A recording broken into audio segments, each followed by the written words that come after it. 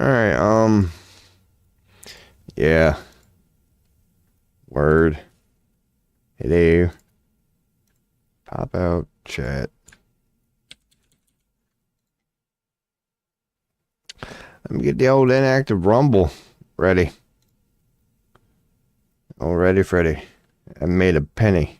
I have not made a penny. I got two. I don't even know. It ain't going too good on Rumble. I heard a chime already, man. Give me 1 second. What am I doing? There we go. Man, I'll get it ready. Who am I kidding? We ain't getting no Rumble chat today. What the hell? I thought I heard a chime.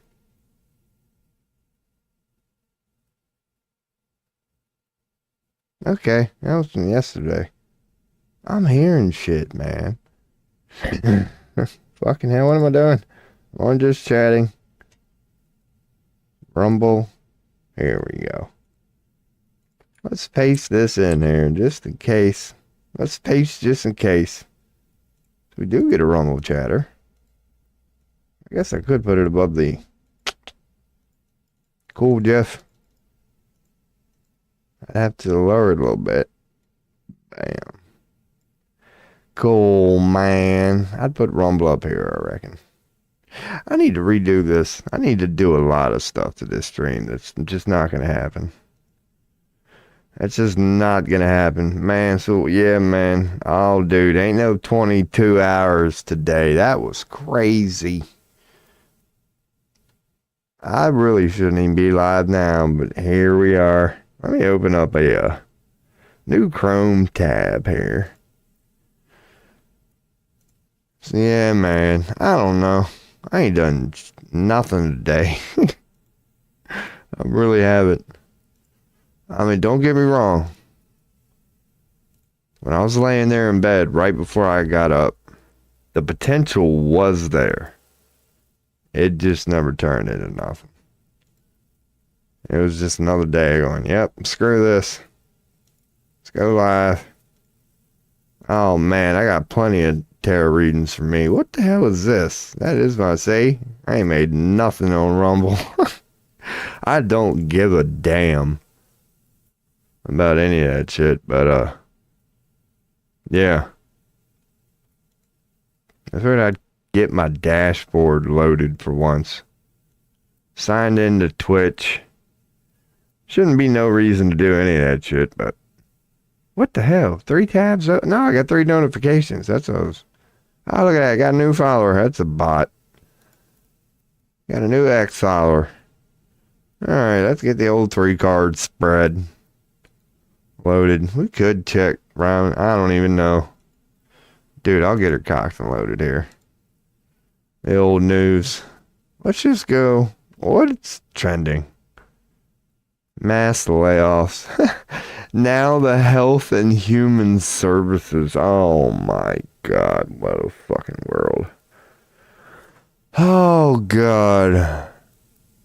Tourist submarine sinks off. Oh man.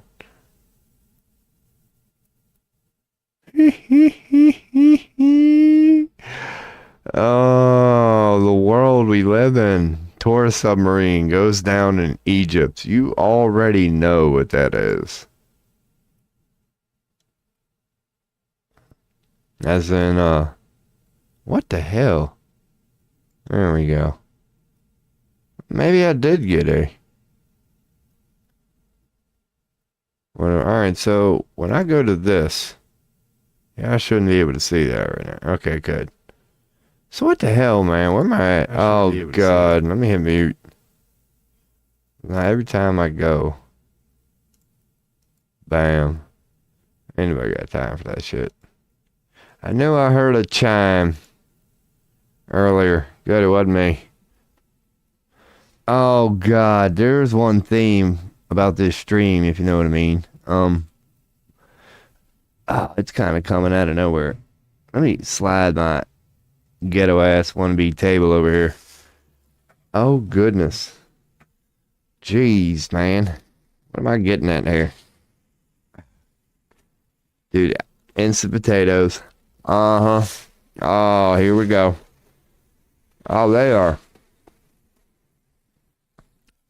They're gourmet today, man. They are gourmet instant potatoes. Put a little paprika in there. What the hell else is in there, man? Paprika. Well, shit, man. What the hell did I do that for? Let me chill like this for a little bit. That thing turn the light off. You know. Stream starts popping off. Your boy can turn her back on, but for now, just be... What the hell? Oh, that is the sunlight. Man, that looked like text. To me, the very top of my curtains. I guess I don't need all that bullshit up there anymore, but I don't know, man. This is where your boy, I mean, I'll start the stream like this. This is a terrible stream, but I put philosophy in there today because I did 22 hours of just going yesterday. So I'm like, dude, just put it in there now. You will talk. And yeah, dude, today ain't good. I mean, it ain't that it ain't good, but I'm in the feels. Holy shit. I mean, I guess it's appropriate that the light's off. Because you know your boy, man. Little shadow worker over here. Self-proclaimed. Because we all are. You know, I just call it a matter of focus. But your boy's a self-proclaimed shadow worker. And I'm telling you, I'm at the point now. It sucks. It's time. Holy hell, man. Well, my schedule's getting close to being alright. So that's good. But dude, oh God. Running away. Going within. I love it. You just can't stay there. That's what sucks. That's honestly what sucks. For some bitch like me. Call it Cancer Moon, right? I'm starting to understand like astrology. Stuff like that. It's like I am a Cancer Moon. That ain't good. That it's just like it's starting to make sense to me. Like how my energy feels, my soul feels. Like I'm just like a rageful alpha demon. I'd be damned if I didn't come here to get dipped in some emotion and just get all fucked up. And just get, oh God. This is what it's like to be a divine feminine. Like, how do y'all deal with all this crap, man? Can't we just go back to cold calculation and no feeling involved? That's my realm right there. It's nice and comfortable. You know, I mean, you do lack stuff. I'm telling you, man, just owning myself in the moment, man. God, it's, dude, humans. I ain't talking about the ones that ain't gonna make it. But the ones that make it, oh, bro. Man. Aliens. Oh, they're taking notes. In my opinion. It's egotistical. It's biased as hell. What's the most quote unquote loose term advanced species in all of creation? I gotta go with human. Now, call it what you will. From what I believe I know, we're known as like the masters of limitation. We are known as like, we got a couple of good nicknames out there in the old cosmos. But in my opinion, our numero uno, we are called the masters of limitation. That's what I gotta say. It's an honest. I'd argue it with any alien, and I don't even think they would disagree. Many of them wouldn't. The most quote unquote advanced, whatever you want to call it potential. Ball of consciousness and all of consciousness are sick fucks. Man, let me turn it up. Why not, man? Called human beings. Maybe I should turn it off. I shouldn't be, turning the light on in the damn room. Show a human being. I don't know. So that's what your boy's going fat. Like, maybe that'll be my first tarot reading of the day. But let's just go with that. for whatever reason, consciousness, aliens, the cosmos, the you and I verse, whatever the hell that shit is, humans are the masters of limitation. That's what I'm saying. Like, when you marinate on that, just accepting it as true, playfully or not. Wow. What the fuck? Okay, so if you're the master of limitation, like, oh my goodness, what in the hell does that mean? First off, what yardstick are you measuring us by? What the hell is your definition of limitation? Would be my first question. Like, if disclosure happened now and there was an alien in front of me, that's a logical question. Assuming they would go with it. Like, yeah, you're known as the master of limitation. I'm like, all right, and what in the hell do you mean? I mean, I want specifics here. You better prove something to me right now, you apparently intelligent son of a bitch. Like, what do you mean by that? So I don't know, man. You can start to break it down. I mean, oh my God, you get into freaking 3D, 4D. You're limited right there. Bam. If that's all you know and you believe that is quote unquote real, bam, right off the bat, limiting yourself. So boom, we got one. We got one right off the bat. Just the fact that we are experiencing a 4D realm, a 4D realm, because it's 3D, but then you include consciousness. So it's a 4D realm. So you include being a 4-dimensional being, and that's all you damn know. For example, it wouldn't be bad being a 4-dimensional being if you were in tune, in touch, call it subconscious, call it whatever. You ain't aware of it because it's another damn dimension. It ain't going to work within your matrix. It don't fit, literally. But you can feel it, like you know it's there. That's how quote unquote most beings are. Like, you're you and you know it. Whether you're an alien, a fish, or a bacteria. Whatever you are, you're you and you know it. Angel, demon, everything in between. But, yeah, when you know that deeper thing, and not the way we know it, but like you really know it. You know that life is just a dream at all times. You are a soul, and a small aspect of that soul is having a certain dream, and that's how you use it, and you experience it as you. Most beings are cool with that. Makes total sense to them, man. They're a drop in the ocean, man. They understand the drop and the ocean.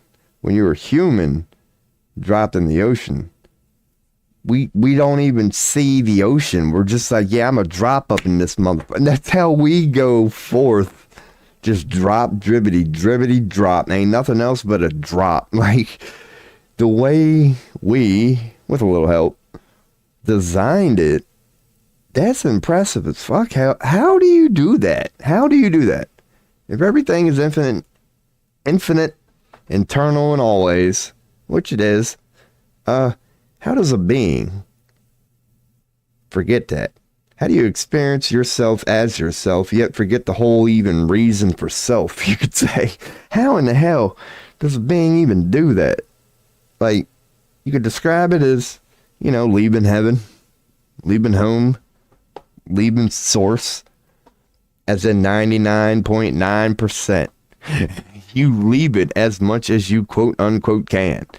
And you just leave a tether, just enough of a connection to realize that if you're holding something in your hand and you're about to chop its head off, you can do that. But you might want to think about it. I don't give a shit what your reasoning is in the moment. It's like that sort of connection. Ours ain't very loud. Ours ain't very loud. But that's what makes it so impressive, man. That's why we've been left alone in our little experiment here. I mean, you could say it ain't going well. And there's plenty of evidence for that. But, number one, you wouldn't expect it. Like, picture a scientist in a lab. And they're just trying to make something go boom.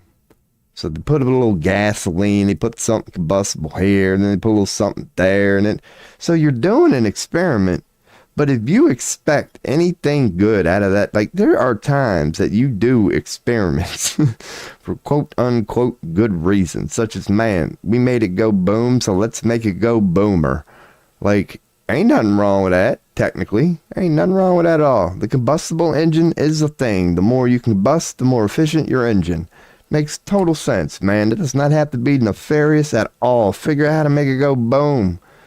But when you do that, what results do you expect from your experiment? It's going to be good based on what? Destruction, pretty much. Like, if you can get the point trying to make things go boom, that whatever container you're conducting your experiment on, it's like famous last words. Like, if you're really good at it, oh, it's going to go boom. Dude, you're going to blow up your computer. You're going to blow up the whole damn room. Famous last words. Holy shit, it worked. Boom. Just done. Total destruction. Like, is that bad? You were trying to make something go boom. Now, granted, your damn computer and all the porn you done saved for the last 15 years was right next to it, and you'd lost all that. So this sucks. But yeah, the results of your experiment were a little better than you thought, weren't they? You knew damn well it was an experiment going in there, so don't give me that any crying bullshit right now. Like, you knew it was an experiment, man. That's kind of how they view us. I got there in the end, man. What do I mean by they? That's a good question. Like, call them aliens, call them angels, call them entities, call them fairies, call them just reflections over whatever may or may not be watching us right now. Oh yeah, that's a hell of an experiment. I mean, even in the middle of things going boom, you can't say it's going bad, but they're definitely going, wow, didn't expect this shit. Oh my God. Like, what humans, we are something else. Now, I've known, this is, call it speculation in philosophy, but I believe I know in the moment. That, like, it's like, okay, let's picture hell, right? Just, you're trying to, it don't matter the planet. You're just like, man, what could a being go through that would be some bullshit? I've heard speculated truly high mind realities where a species was very technical, but they lost sight of their morality. So that society ended up being literally controlled, like, through some technology. Like, and it was like, it sucked. Like, it sucked. Like, imagine the sickest sumbitch you can possibly imagine who would love to be in control using a computer of, like, beings. It's like, that sort of shit happened when consciousness was just fucking around to see how bad it could get. Oh, it got bad. That souls done came back with stories of what it's like to know it's like something is controlling you. It's like them crazy scenes in the movie where you're conscious enough to be aware, here I am, but you're like, you're not in control of it. You're just a witness to your own, like, existence. Like, yeah, now that would suck. You gotta admit, that would suck. You might as well be paralyzed. You're just along for the ride at that point. This thing is just taking you wherever the fuck it wants to. It's like Sylvanas and characters like that in video games, like Hive Lords and freaking StarCraft 2 Queen. It's like a hive mind. Your will is theirs, and you can't help it. If they don't like that, it don't matter how you feel. You will attack it. Your will is theirs, whether you like it or not. You're conscious enough to realize you're your own thing. But this thing, whatever it wants to do, you go with it no matter what. Now, granted, that would suck. That would suck. But apparently it, quote unquote, has happened. I mean, we made video games about it, so who the hell? Do I got some sugar up in this son of a bitch? There we go. No. Because I'm getting bottom of the cup here. Getting bottom of the cup, but I don't feel like adding more. And actually making a cup. But you know how when you get to the bottom of the cup, it's like a little extra sugary. So just add a little pinch of coffee, man. You don't have to make a new cup. Instead of finishing that extra sugary bottom, just add a little raw coffee to it. Next thing you know, you're a little off. You're a little off. A little off. Need a little sugar. I put a little too much coffee in there, but yeah, man, that's some random bullshit. Because where I started from all that shit, man. Humans are known as the masters of like limitation. There's many versions of hell. Fair enough. We got our own one, and it's based in limitation. So what in that one hurts. That hurts. Gotta admit, consciousness, that one hurts. When you make a sumbitch just feel like another brick in the wall, like it's a god, dude. We're all gods. That's not a stretch of the imagination either. That's at this point scientifically provable fact. We're all gods. Why? How in the hell did they brick in the wall us? Whoever you want to call they, that's a victim mentality. Because this they is just a pool of consciousness. So how the hell did we do that to ours? What in the fuck did humans do to forget everything righteous and holy? Like, to each their own, certainly. But the general picture, the collective, you can read the collective energy, humans as a whole, and go, what the hell are wrong with them, as in us? The field of grass that is nothing but a bunch of individual blades. Like, what the hell's going on? Because, like, the consciousness is looking at us as like a dry, just broken down, dirty ass field. But I ain't saying every damn piece of grass in that field is just destroyed. But if you could see it as a whole from afar, you would come to that conclusion. That is not the healthiest field of grass I have ever seen, if I'm honest. It's got a lot of patches of brown. Some of it's on fire, but that one just blew up out of nowhere. What the hell's going on? They're just looking at our field of grass, going, y'all could use a little, like, damn, man, it's springtime here in the, West. They're just like, clean up, man. What the hell? What are y'all doing? It's a logical question. It's that thing you know within, that we all know within. It's part of being in a co-collective. Because that part is where it's not a victim mentality. It's not a victim mentality. Like, even a god would tell you this makes total sense. What do you do when you're part of a collective? Gods go through it before. Look at the Egyptian and Greek myths. It's like, great, you're a god and that's what you do, but co-creation and coexistence is a thing. How do you get along with the other gods around you? And it don't always go very well, does it? Like, co-creation or coexistence, as holy and righteous as it may be intended to be, it's like, come on now. The thing about heaven, and as righteous and glorious as it is, if you think there's never a dispute of any sort, like, really? Like, come on now. A realm of infinite, countless beings who granted are nothing but love, but they've never had one disagreement ever.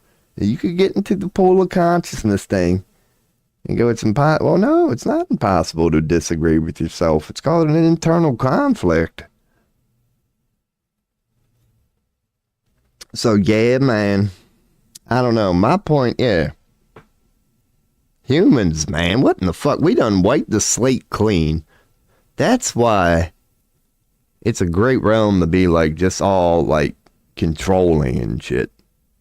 Because you already know, based on newborn babies, that when they come out, they done had the slate wiped clean, man. They don't know what's going on. That's like, that ain't the way it always has to quote unquote be. Many times, no matter the consciousness, they go with that. The innocence of youth, they wipe the slate clean in some way.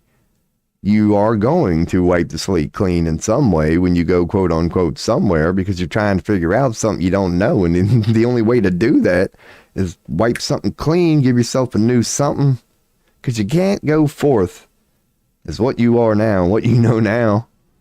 Like, I don't know, it's getting kind of deep, but yeah, that's how you get to know you, man. That's what they say. From a quote unquote alien. The only place in the entire you and I verse you will ever find more of yourself, that thing called a soul. The only place you'll ever find more of it is in the unknown. Period. End of story. Is in the unknown. Otherwise, you're just going to go about knowing what you know and being what you are, as you are. If you want to expand, you have to go into the unknown. That's the definition of expansion itself. How does things expand? It goes into that which before it did not know. That's expansion. You didn't know it before, but you know it now, so you fucking expanded. So on some level, you got to wipe the slate clean. On some level, you got to wipe the slate clean from time to time. You got to forget something, or just admittedly take a leap of faith in the act, knowing you're taking a leap of faith. There's nothing wrong with that. But I guess you could say it's a little more quote unquote potent when you can sort of trick yourself, send yourself to a certain reality, a certain dream where you believe it's quote unquote real. It's not fake, but it's not as real as you're defining it to be. But that's how you can find out more about yourself there. You just send yourself to a little messed up dream where you know, the higher you knows exactly quote unquote how you should react to it. That's why you sent that little dumbass version of you down there in that realm, because you know damn well it ain't going to quote unquote take the high road like you would. It's going to do some stupid ass shit. But by sending that aspect of that greater you to play a little game in a petri dish somewhere, yeah, but you learn from its mistakes. Yeah, that's what I would do if I made a fucked up decision from time to time. Okay. That's why we call it higher you. Higher you just knows better. But it's got to send your punk ass somewhere from time to time. It ain't nothing but a few differences, man. Because you could go to that same higher you and be like, all right, you son of a bitch. Imagine if you were thrown down here and had the slate wiped clean and was born into what I was born into. Higher you would go, that's why I sent you there. You're exactly right. I'm not arguing this. You are the result of what happened. If I would do that. That's why I sent you there. So, touche. The all is one and the one is the all. Got him. So yeah, man, I don't even know. All this crap. It's birthed from your boy just getting his own dose, man. Getting his own little personal... There's a lot of blowback. You could call it, you know, because time is but an illusion. So the old rubber band effect, right? We've been over it many times. The farther you pull a rubber band back into the quote-unquote darkness, when you let it go, it will now shoot farther into the light than it would have if you just would have pulled it back a little bit. But there's like a little bit of blowback to that, man, because time is but an illusion, chicken or the egg thing. Only a linear being would assume that you would have to pull the rubber band back, quote unquote, first. I mean, it's logical and it's pretty much, it's a truth. But if all things exist at once, yeah, while you're in the middle of pulling that rubber band back, like even before you let it go, there's a quote unquote potential reality out there somewhere, is there not? Like, so there's already that result of that higher you that's currently potential, you could say, because you ain't let that rubber band go yet. But man, yeah. That one, that's why it stings a little bit more, I guess you could say. It's like if you feel extra holy, yeah, man. It's like pick that, like, yeah, it's just some angel in heaven. That's probably what humanity was in some messed up way. I got a feeling that's true. That, like, granted, we manifested as some pretty sick son of a bitches. But if you go with the chicken or the egg, time is but an illusion mentality. In order to become that sick, it would take an angel of light to do it. It honestly would. It's kind of like an inverted way of looking at the rubber band effect. If every action truly has an equal and opposite reaction, wouldn't the holiest of all holies have the most sadistic of all sadistics? Like, wouldn't they? Like, you probably don't want to meet Jesus's polarity. I mean, you probably don't want to meet that. Would you call that Satan, or would you just call it like the highest ranking general in hell? It's not exactly Satan, but dude, it might as well be. I mean, because that's kind of what Jesus is on the other side of that, is it not? You wouldn't call Jesus God, but you would call Jesus the Son of God. This is like the closest damn. It's a off. You damn near got that pretty difficult thing called God to get right. You damn near hit a bullseye, man. That's what you would call like a Jesus Christ. It's like, we ain't saying you're God, and even you ain't saying you're God, but we're saying that you came pretty damn close, my man, for only having 5 fingers and you fart from time to time like we do, and you did what? Pretty close. Pretty close. Pretty high bar there. Pretty high bar. So if everything truly does have an equal and opposite reaction, yeah. Wonder why that ain't in. Oh, that's why religion, maybe it's Lucifer, who knows? No, they got it in there, I guess you could say. They got it in there. They just called it the Antichrist, the invert of Christ. So yeah, if Christ has polarity, it would be the Antichrist. Touche, religion. You gave us just enough there. Just enough where I can roll with that. So the polarity of Jesus Christ would be the Antichrist. I mean, that's one way to put it. So it would basically present itself as Jesus Christ. Yeah, I mean, we've been over that one here before. Antichrists are son of a bitches to look out for. Because picture an Antichrist on one side and what man would call Lucifer on the other. Which one would you rather go one-on-one with? Because here you are looking at Lucifer going, well, that's clearly a demon there. He's like, I got a big old club, and he's trying to be all scared. He seems pretty pissed off at the moment, so this is not going to go well. Let me prepare myself in a certain way before I go one-on-one with Lucifer. And then you go, okay, now that I know my opponent, let me check out the Antichrist. Dude, it's an Antichrist. You're going to look at it. It's probably going to appear like the most beautiful model you've ever seen in your life. You're like, wow, what the fuck is that? Dude, that's an Antichrist. Why does it seem so lovely? Because it knows you and everything you desire. So it's presenting itself as everything that but it's reading you right now and presenting itself to you as everything that would get your blood pumping. You know, that's my opponent? Like, yeah. It's got the same intention as Lucifer? Yeah. It's like, dude, I don't know. I might want to deal with Lucifer here. Because how am I going to attack what I love? Like, holy shit, just give me the demon that's advertising itself as a demon, so at least I know it's a damn demon. And I'll stick with Lucifer. Because, you want me to go to battle with everything that's disguising itself of everything I personally hold righteous? So it's basically going to be like a possessed kitten? Like, oh no, give me Lucifer. Give me Lucifer before you give me a demonic fucking baby, okay?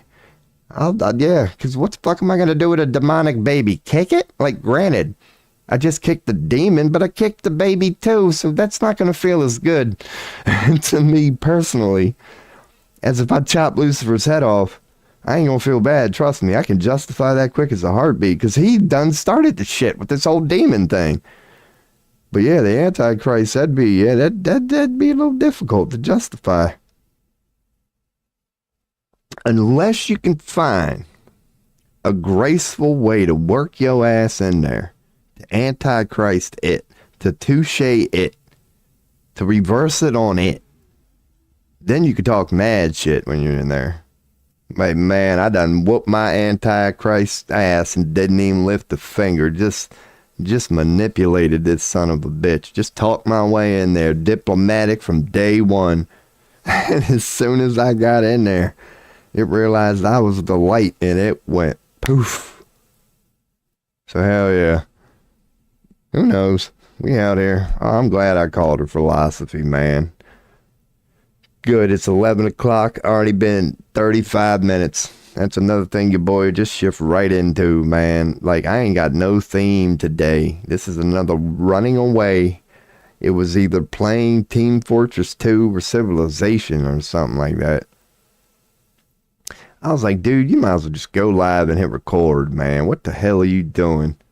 Now, I was leaving it up. This is how I personally, and I mean this like on a deep, but it's totally personal level.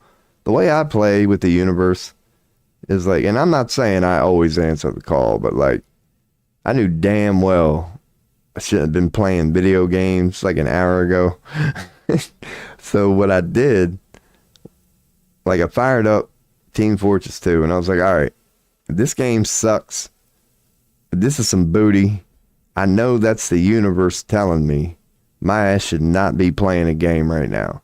But if I join and it's 5 other people who are amazing and I have a blast, I've made a good decision. And yep, sure enough, I was in the game for about 30 seconds. I was like, see ya. I got my message. I shouldn't be playing right now. That's, I said, what the hell, hit record. Now, then I did play Civilization for a little bit, but then damn guilt set in again, man. Fucking comfort zones. I couldn't run away from it. It's too loud. I was like, dude, you done beat this game like 38,000 times. And here you are. Just giving her a go again to see if you can beat it a little better than you did last time, which is an accurate description of my personal life too, because pretty much every night I go to bed, I see if I can beat it a little better than I did the last time. Speaking of which, I gotta like order some Vaseline. So, yeah, man, your boy's just out here going, man. It ain't good. But don't worry about me. I'm a shadow working son of a bitch, but I'm even reaching the limit of what I can tolerate. I'm getting sick of myself at this moment. I mean, not really. God, man, it ain't easy right now. Because, man, all right, let's go back to the all is the one thing, right? So if you know it's end times, end of the dark night of the soul, humanity's going through a little test, call it whatever you want. If you told yourself that's what is going on because there's clearly all this evidence, I'm not saying I disagree. But be careful of a thing called arrogance. Make sure that the story you're telling isn't the rest of the world is going through this, but just not me. I'm just the one being that's sitting here witnessing this, but I'm not going through it. I'm going to sit here and watch the rest of the world go through it. It's like that seems like it's birthed in a little bit of arrogance. I mean, granted, part of the one being the all and the all being the one is in there. You are an individual, as am I. The one is indeed the all, and the all is indeed the one. You are you. Just don't forget the all, man. Like, don't forget the all part of that. So if you think you're part of a pool of consciousness, experiencing itself as itself, yet your version is somehow unique and different than all the rest that are part of the same damn pool as you do, that's likely, not always, likely birthed in arrogance. Just the you part. Oh, it's all about me. I'm the only one here that's got it figured out. Like, dude, really? 99, everybody else in the world is going to go through this end times, this dark night of the soul, this mass awakening. But you? Like, you're already there? You've got some weird advantage somebody else doesn't have? That's likely birthed in arrogance, man. Like, no. You may be focused in certain areas different than they are, but you do not have what they do not have if this is just one big pool of consciousness. They got access to the same Akashic, whatever you want to call it, as you do, man. Like, what the hell? If you are it and it is you, then yes, you will experience it personally, but what you will experience will be what consciousness itself is experiencing. Don't get too arrogant and focus on the I part, the one part. Like, that's there. Yeah, the one is the all and the all is the one. Just don't forget the all. Don't forget you're part of a, like, massive story. All roles are needed to have experience. So, hell yeah, man, I don't even know. What a great way to start the old strum. How did I do 22? It didn't even feel like 22. and a half hours yesterday, man. I didn't even know if my YouTube video was going to still be up. Dude, it was a 22-hour stream. So, like, when I stopped my stream last night and I, like, clicked on my YouTube video, it wouldn't even work. It said, this video is not available. I'm like, what the hell? They got some limit? I was like, maybe they got some limit. Their max was like 20 hours. Dude, 22 hours is insane. I was like, okay, 22 hours, whatever. But it was on Twitch. And I shit you not, I woke up. I stopped streaming, 7 p.m. last night? So I woke up, got on Rumble at some point, let's say 13, 14 hours later. And I clicked on Rumble to see if my video was there. It was up there, but I'm like, wait a second, it's only 18 hours long. I'm like, what the fuck? Wasn't it 22? So I just clicked it, and it was still processing. That's how long my damn stream was yesterday. I went to bed, woke up, was on Rumble like 12, 13 hours, no more than 14 later. And my shit was still processing and only 71% done. So it's up there. It's probably still processing now. It's probably like at 80-some%. I could check it, but I ain't going to. So yeah, man, Rumble is just struggling with that 22-hour video, and I don't blame them. Like YouTube struggled with it. Fuck freaking YouTube. I think they had to do the processing thing. You know how they got to go over your whole damn video because God forbid you might have had 5 seconds of some copyrighted material in there.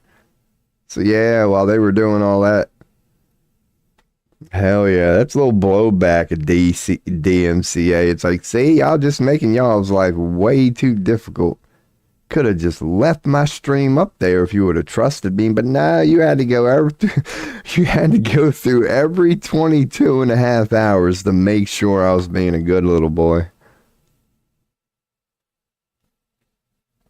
I love it. I love it. Oh, intelligence is highly overrated. I mean, technology is a beautiful thing. Depending on the hands, it's like a gun. A gun is a beautiful thing, depending on the hand that it's in. It can turn to one of the worst things imaginable real quick, depending on who's yielding it. Oh my goodness. Them potatoes are gooder than hell. I know gooder ain't a word, but nothing was a word until people agreed on it. Dude, you know I'm ready to go deep today, just saying stuff like that. These instant potatoes are pretty damn good, man. That's all you need is a little paprika, garlic salt. That's right. A pinch of garlic salt, just a little bit. And something else. Paprika, garlic salt, and something else, man. I got a pinch of something else in here. Whatever the hell it was, that was a damn good choice. Ain't nothing but instant potatoes, and they're not even potatoes. They're instant scientific flakes, if we're being honest. Oh, man. We got a link in chat yesterday. To one of them McDonald's videos about somebody who holds some, like, fast food from joints like McDonald's for like 20 years. And then they take it out of the box like damn near a generation later, and it still looks basically the same as it looked on day one. It's like, dude, it ain't nothing but chemical, man. There is nothing natural shit. Even mountains don't stay the same every year, man. They get weather, they move. Freaking, you hold on to something for 20 years, then it don't change. That is anything but natural. That's anything but natural. I don't know. No, see, that's where you could touche the old universe right there, man. Because one law of the universe is change is a constant.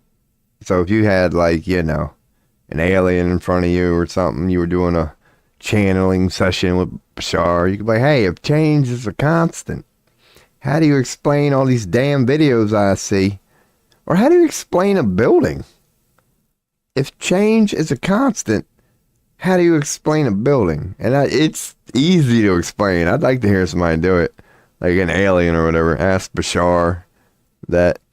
If change is a constant, how do you explain a damn building? Like, what the hell, man? The whole point of a building is to be sturdy and steady and not go nowhere. But yet change is a constant. Like, that seems like a little bit of a paradox to me, and that's exactly what they would say. But yeah, paradoxes exist. Just because one truth is true does not mean it has to cancel out the other one. So it's like, damn, okay, but that's a little too simplistic for me, man. I'll spend the next hour getting into this damn subject. Cause I do got tarot. This is a tarot stream, by the way. I got it cocked and loaded, I believe. Well, not at the moment, really. Cause I woke up kinda, bam, come on now. Good. And glanced at news. What the hell was it, man? All it did was disappoint me. Oh yeah, Trump's going at the health and human services now. Oh man, dude, it's insane. It's like, Trump, now that you're in the office, what are you gonna do to make America great again?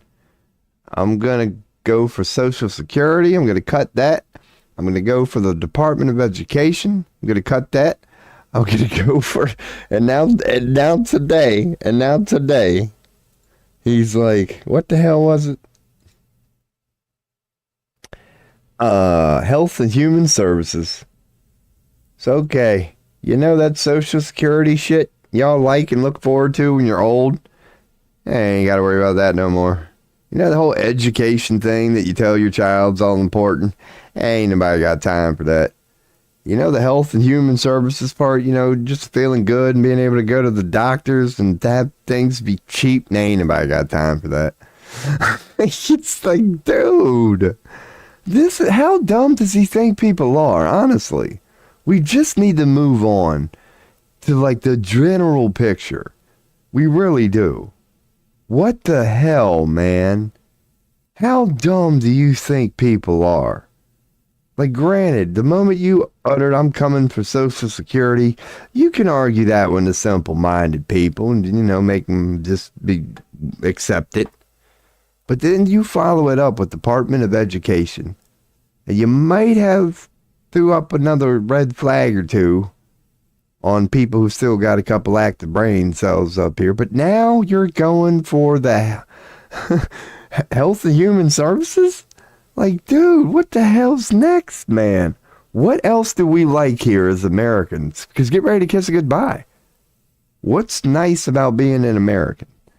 Because we used to be able to say Social Security, but by the time this dude's done, this is what's dangerous about this. And you know it has nothing to do with Trump, but especially with Trump. When you get a only destined for one-term president, this sumbitch has nothing to lose. Because even if he does the quote-unquote amazing job, he's still destined for 4 years. If he has a horrible 4 years, and we all hate him by the end of the 4 years, he's still getting 4 years.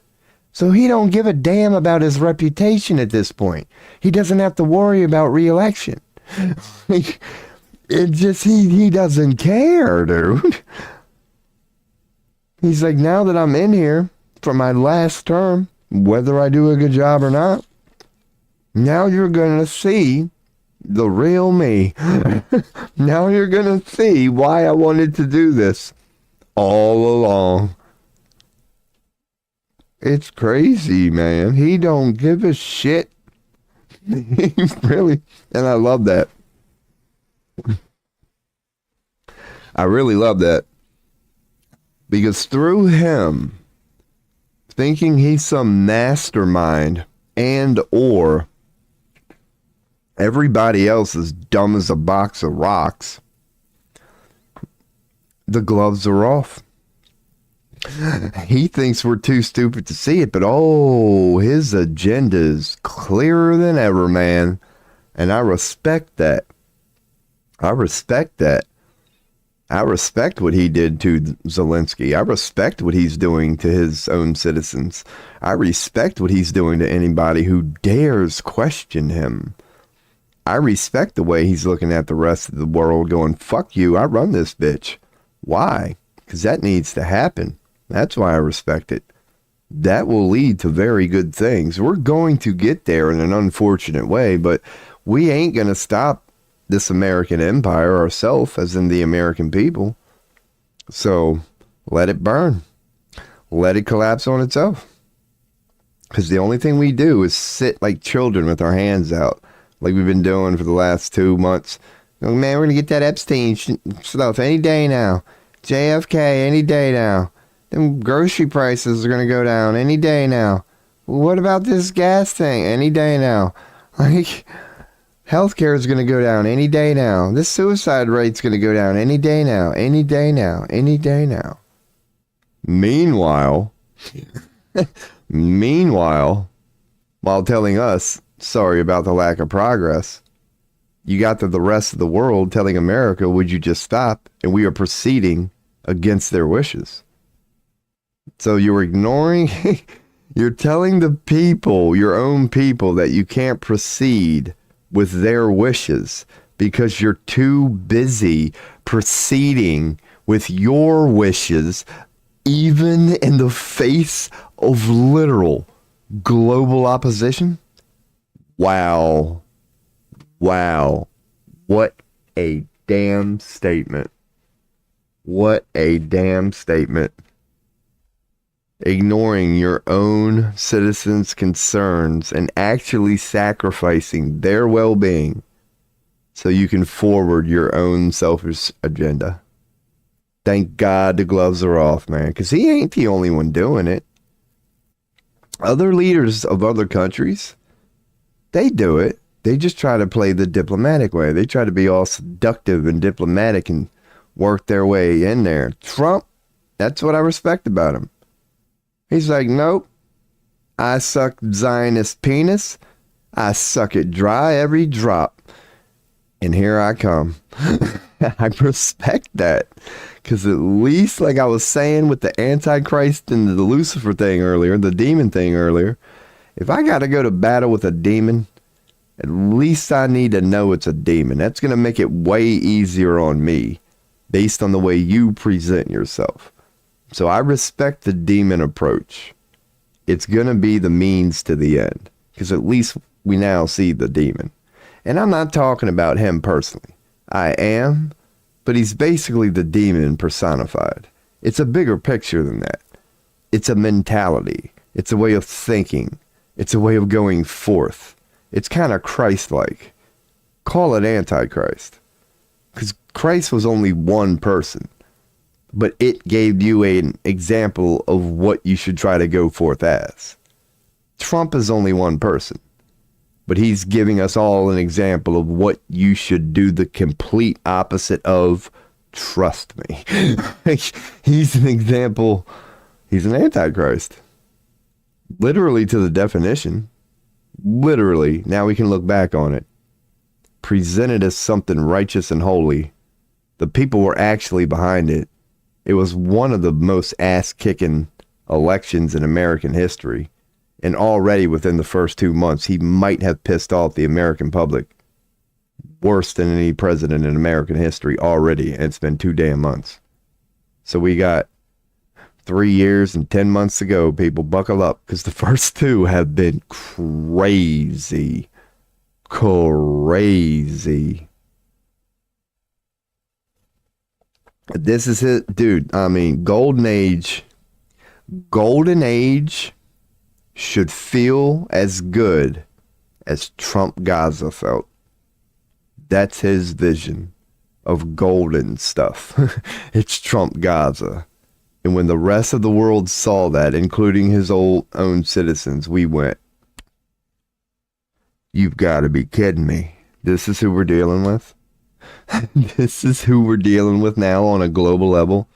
This is who is sitting on top of the American throne. The freaking reality TV guy. We got what we deserved. We When you, dude, his real estate history has always been there. How he is as a person has always been there. Granted, when you think he's on your team, that's a good friend to have.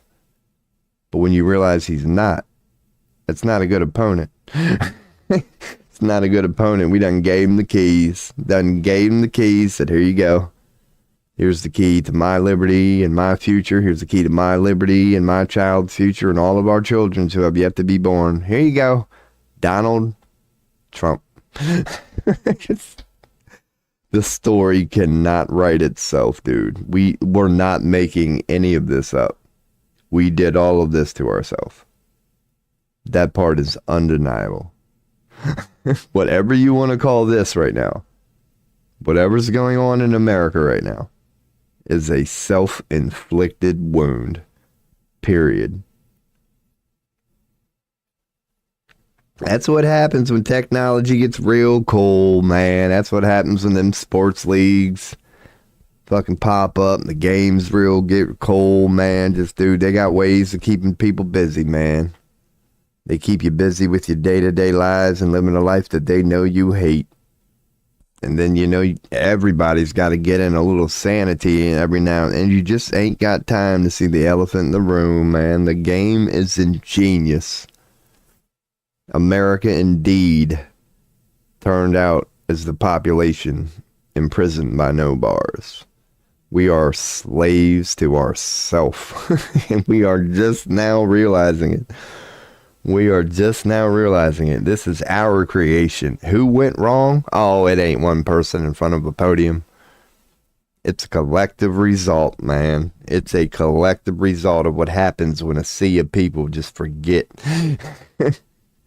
what the hell they should be doing, man. Being a citizen is a responsibility. It is. It's not a privilege, it's not a right, or it's not something to take lightly. Like, dude, when your government starts acting a fool, that might want to be the most important thing in your life, because you've given them the people the power to make your laws and rip people away from their families. So you might want to, watch them people with a microscope, dude. And we aren't. We're doing exactly the opposite. It's like, dude, I want to know what time Donald Trump got up this morning. I want to know where he went. I want to know what he said. But no, it ain't about that. It's really not. It's not about tracking the one individual. It's about, if you got one individual, if you got a pyramid scheme, that's your problem right there. If you got one individual, it doesn't matter the name. Call it a king, call it a president, call it a bishop, call it a chancellor, call it a pope, call it whatever you want. If you have a pyramid scheme, good luck. Good luck with that. You better hope to God whoever's at the top of that pyramid scheme agrees with your vision of the world. It's just a flawed logic to have one person, no matter how well intended, actually think you can be the voice of an ever-growing amount of people. You might be able to be the voice of 100 people, 1,000 people. Maybe, how many could you fit in a stadium, Okay, you might be able to be the voice of 200,000 people, max. Based on the audio and the equipment. But dude, to be the voice of people you can't see and you've never met? That's impossible. That is literally impossible. To be able to be the voice. Now, you could argue that's why we have phases of government. But that shit don't work either, man. Look up videos. I'll prove this to you. Look up videos of town hall meetings that worked. Look up videos of local town hall meetings that people stood before their local mayors and said, we don't agree with this. Whether it be COVID, whether it be the woke thing with the penises and the books. Look at all the times the public went to their public officials and said, we don't agree, here we are, nothing ever changed. Like, it just doesn't work. The whole concept of pyramid schemes doesn't work. Because you'll always get that. You'll get the majority, whether it's a room or a public street in a protest, You'll get the majority. You'll get your constituents there. You will see the opinion of the public. And your only job, the only way it's used at the moment is to just tell us we're wrong. Because like I'm saying, show me the video of a protest of 100,000 people. It doesn't matter the country. Show me a video of a protest of 100,000 people protesting in front of their government, and their government heard them out and changed the law that day. There's not one video that we can prove and see democracy in action. The people show up. Here we are. You're public. This is what we all want. We've been telling you this for months, and it's gotten so bad. We've all taken a week off work because we're like, dude, this is what we want. Government goes, screw you. They call up their boys. They call up the riot police. They go, here come the protesters. Only those people who have been standing there know what the hell these people tell them. Oh no, here come the protesters. They might be bad people. It's like, no, it's all in how they word it. Like, I don't know what they tell these people of uniform. Dude, it's 200,000 of your own people that you swore to protect. Why aren't you letting them by? Because of your order? From who? Like, dude, they're asking for a better country. You live in this country. Their cry is your cry. Like, granted, we all need a job, dude, but what the hell are you doing? Like, what the hell are you doing? It's the same with the bailiffs in the local room. We see it all the time. Because like I just said, and I'll go back to the smaller one. Show me videos of 50 people showing up to a public meeting demanding something their local government just put into effect be reversed. Whether it's the COVID laws and people didn't agree with that, whether it's the, woke thing, the list goes on and on and on and on and on about the reasons people show up to these public meetings. Doesn't matter how strong, doesn't matter how deep you are. Find me one example of during those public meetings, those public town halls, those government officials sitting at that podium go, you know what, you're right. You know what, you're right. Whether I agree or not, I am your public servant. This is your opinion. This is how you feel. We will change the law. I'm sorry about our error. Show me one example of that. We have no example of democracy working in this country. Ever. But if you want to look at the examples of 100, 200,000 people doing protests and being just ignored, if you want to look at the town hall examples of 10 to 20 people to 100 to 500 showing up at these town halls just to be ignored, they're endless. They are literally endless. It's called day-to-day activity. But you can't show me one example of government actually being a democracy. Yet we claim for some illogical, where's the proof reason that we are. Pyramid schemes don't work. They don't. Giving your power away to the few don't work. They don't. Now, if those people lived in your village, they would be on board with you. If what was best for you was best for them, every decision they make would be best for the whole. But when you separate them from the public and put them on a false throne, it's literally a false throne. It's a man-made throne.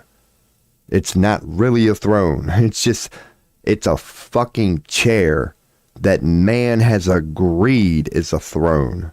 It's our fault. It's a self-inflicted wound. We do it to ourselves. Until we stop agreeing with that, don't expect things to change. You will see it when it does. When it does start to change, protests will work. When it does start to change, local town hall meetings will work. When it does start to change, these people we've given the power to will start to actually, their job is not to question us. You know that. The only reason we need public officials is to do the paperwork. They're supposed to go, this is what you want? Okay. We need a signature, dude. That's the only reason for a public official. We didn't elect public officials to tell us no, no, no, no, no, no, no, no, no. We didn't. That's not the point of a public official, man. The point of a public official is to be the voice of your people. And I can't find one who do it. What they do is they say no, no, no, no, no, no, no, no. Go back and do their paperwork and collect their check at the end of the day. And they don't want to piss off Big Pharma. They don't want to piss off the tobacco companies. I can say that as a smoker. They don't want to piss off they don't want to piss off wherever the money's coming from. Whoever is paying them gets the truth. So it's just, and then we as America wake up to a reality where the highest bidder wins. Again, it's a self-inflicted wound, and it works on all levels, from your local town hall meetings right up to Washington, D.C. and Capitol Hill, including the Pentagon. Highest bidder wins, period. We did it to ourselves based on the systems we, number one, created and then willfully participated in. That's called a self-inflicted wound. So that's why I can respect me some Trump, man, because a lot of people don't see any of what I just said. But when you got a loud leader like Trump up there, oh, you're going to see it in a certain way. You are going to see it. If you want to see what the abuse of power looks like, buckle up. Buckle up. Buckle up. Get your popcorn ready. Get your instant potatoes ready. If you want to see what the abuse of power looks like, just go to bed and wake up every day. Until we dethrone these false idols sitting upon false thrones, this is our destiny. Call it prophecy. What I'm saying now, people knew 2,000 years ago, man. It's so damn simple. Yet here we are. Yet here we are. Why don't we ever learn? Now that is a good question. Why doesn't humanity ever learn? For every government we tear down, there's another one that goes back up. We will never seemingly learn until we stop repeating that pattern. You can tear down all the governments you want. If you keep putting them back up, you're just going to repeat the cycle. What cycle? Dude, pick up any history book from here back until recorded human history. That cycle. It's a never-ending cycle of empires rising just to fall. Empires rising just to fall. Empires rising just to fall. America has risen. Guess what our next step is? Bye. It's been nice, guys. Been nice knowing you. We ain't the first. Hopefully we'll be the last. If humanity just decides to stop doing this. Because America was one of the best shots, right? I think the world would agree with that. If the idea of government truly worked, America would have succeeded. Look at us now. If America is not the personification, if I don't care how well-intended you are, it don't work. You're just playing the wrong game, dude. You're just playing the wrong game. Governments don't work, period. Even when you come up with the quote-unquote United States, if you umbrella that with a federal government, there's no point in having the 50 states. If you have a governing body that can overrule that, you don't have 50 states at all. You have a dictatorship. You have a king. You have a pyramid scheme. So simple, man. The triangle. We just can't figure out how to get around the triangle. Fucking just, all it is a triangle. And we keep doing it. We just refuse to adopt a circle. It's so simple. Go with the circle. Stop going with the triangle. You'll solve not all, but most problems of man simply by doing that. You lose the triangle, go to the circle, boom. The one thing about the circle, though, it's generally called anarchy. So people are fearful of it. But that's the circle, man. Call it a circle, call it an anarchy. Maybe that's why the A is surrounded by a circle. Maybe that's literally why. It's just an A in a circle. Because that's what anarchy is. There is no pinnacle. There is no top. All angles, all sides are equal.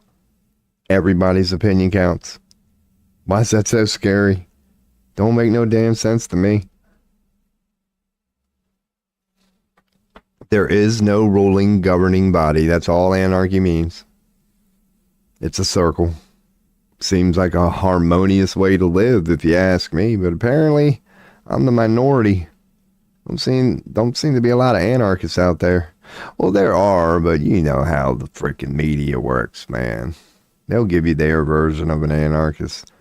Fuck the government, we gotta kill everybody, man. It's all about killing. I'm an anarchist. Yeah, oh my God, what's wrong with you, man? It's like, no, don't let people like that give our anarchy a bad name, man. Don't listen to one opinion from a stupid son of a bitch about what anarchy should be about.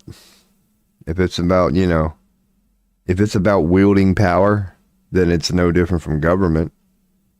Like if you have a version of anarchy that's in any way, shape, or form resembling this thing called power, you're not an anarchist.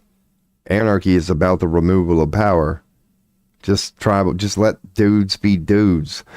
Let who is ever involved in the situation decide the outcome of that situation. It's not a hard logic. There's no power there. It's actually the removal of power. You don't rule through a power. You agree to rule on agreement. Whatever people agree on in the moment. Because truth, like everything else, is in a constant state of change.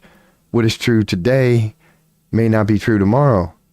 So just because you decide it's true today, don't write it down on a piece of paper, call it a law, and then go, yep, No.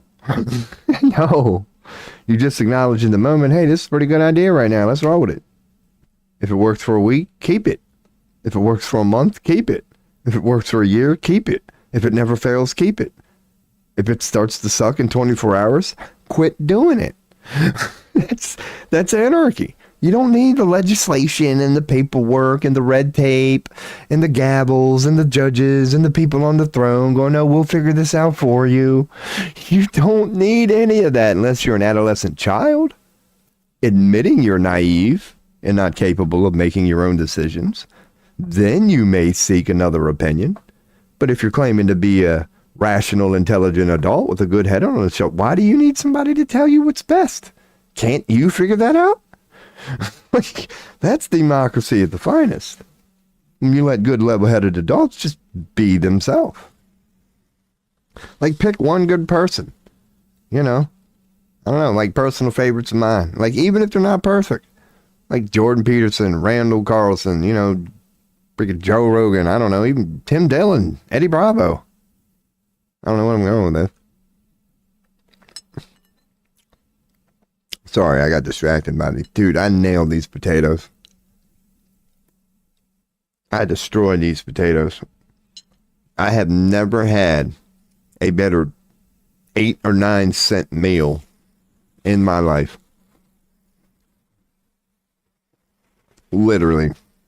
That's like a 8-9 cent bowl probably. Including the spices. It don't get no cheaper than that, man. But I'm telling you, she is delicious. That don't even make sense to me how good that is. I did not do that, dude. I could make a killing right now. If I would have remembered what I put in there and how much of it I put in there, dude, I could spend $10 on materials and make probably 1,000. Just instant potatoes, man. Coming from a toothless dude, it would make total sense. That'd be part of the marketing right there. Dude, I ain't got no teeth. Trust me. I know food that doesn't need to be chewed. Ain't no expert on that. like me, man. Especially when it's cheap. I don't know. Should I get into tarot? Maybe I should. That was some good ranting. Dude, my ears still hurt. I'm going to wear my headphones like this. My ears still hurt from yesterday. This ain't going to be no 22-hour stream. Don't worry about that. Your boy just killing a little bit of time today. Boy, just killing a little bit of time, man. Hanging out. I tried to check news, but I couldn't get through. Couldn't get through it. What am I looking at? Where's news? Right here. Oh, God. I got to sneeze. Oh. Oh, God. That was, yeah. Woo, that was a real one. Thank God I had a little warning. Oh, God. It's like a little piece of dust. I might have to sneeze again. God, man. Sneezing sucks. But it feels good. Oh, goodness. Oh, yeah. Woo, God. There went the old... Oh, goodness.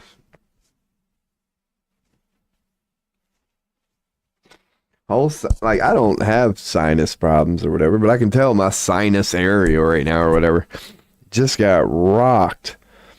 My God. So let me, what the hell is this, man? What's up with this Egypt thing? So did it sink? Like, what happened to it? Who knows? So... we felt safe last month? What the hell? Last month. Divers who went alongside the submarine used fish food to attract marine life so they would be more... What?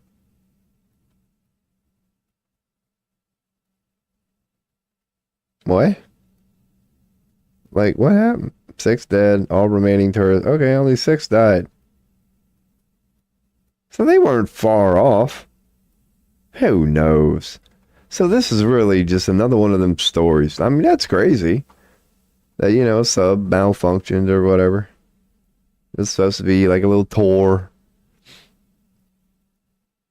Dude, submarines don't sink. It's a freaking submarine, dude. Like when you... Oh, God. Boats float on top of water. Submarines are in the water. So it might have malfunctioned, but I wouldn't have went with sink. So yeah, we're still bombing Yemen. No shit. That's the news. So submarine blah blah blah. Still fires in South Korea. Oh, Buddhist. Oh my God. Okay. So another church went down. Holy hell. Yep, they got some fires in Korea. Deep sea mining impact still felt 40 years ago. Whatever. Why is that? There's no... What? Anyway. Yeah. What a crazy world. What a crazy world. I'm just glancing. Anybody got any tarot questions? Let me know. This is a tarot stream that I will get into here soon. I'll start doing tarot for my own reasons. Oh, yeah. Yep, they can't ignore them protesting. I mean, they will ignore them protests, like we opened this stream up with. But they are protesting. And pretty much every part of the world. And unless I'm wrong. I mean, America might be one of the... we are protesting here, but it's only like some colleges. So nothing's trending. Okay. So, I mean, I could look up certain topics. But we already know what's going on, man. I'll check the people I'm actually following. just to see if what the hell? Heh, that's funny. Old Vivek Ramsey. Still, like, he ain't a bad guy. What the hell? Ain't nothing good. So, yeah, there's really not a lot of news today.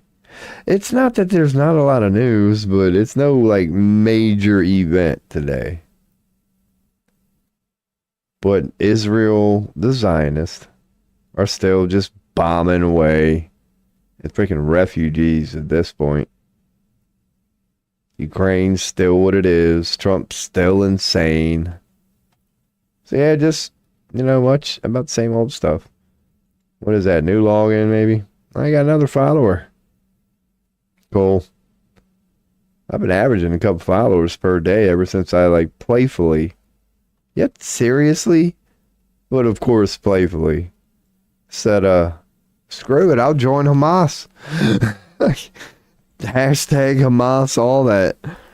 I was like, man, okay, Trump. If you're pro-Palestine, you're pro-Hamas, I'll own it. Call me Hamas. Fine, come get me. I proudly support Hamas because I do. I support Putin. I support Russia. I support China, Hamas, the Houthis. Anybody who wants to stop America, I support them. I do. And that's an ever-growing list. So whatever list you say is the anti-American list, put me on that list. That is 100% me. And I'm not the only American that feels this way either. But whatever you want to call the anti-American list. Oh, it's growing every day, dude. Whole damn Middle East is on it at this point. Russia's on it. There can't be many. Canada don't like us. I don't even think Australia likes us anymore. South America don't like us. Maybe South America. But all Colombia, Brazil, Cuba, they know. They know. We ain't got the best reputation in the world, man. That's one thing the world can unite on.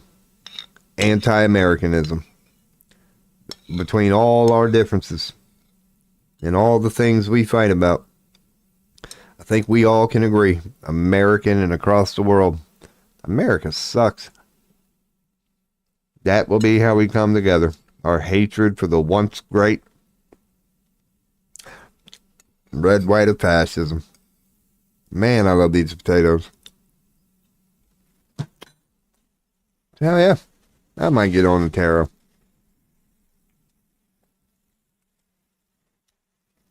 I might do a tarot reading on why these damn potatoes are so good.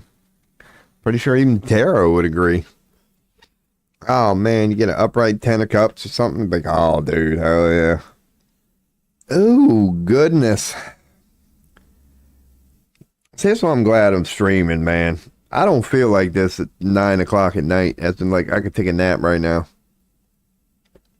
But I need to go on. I stayed up to an okay time last night.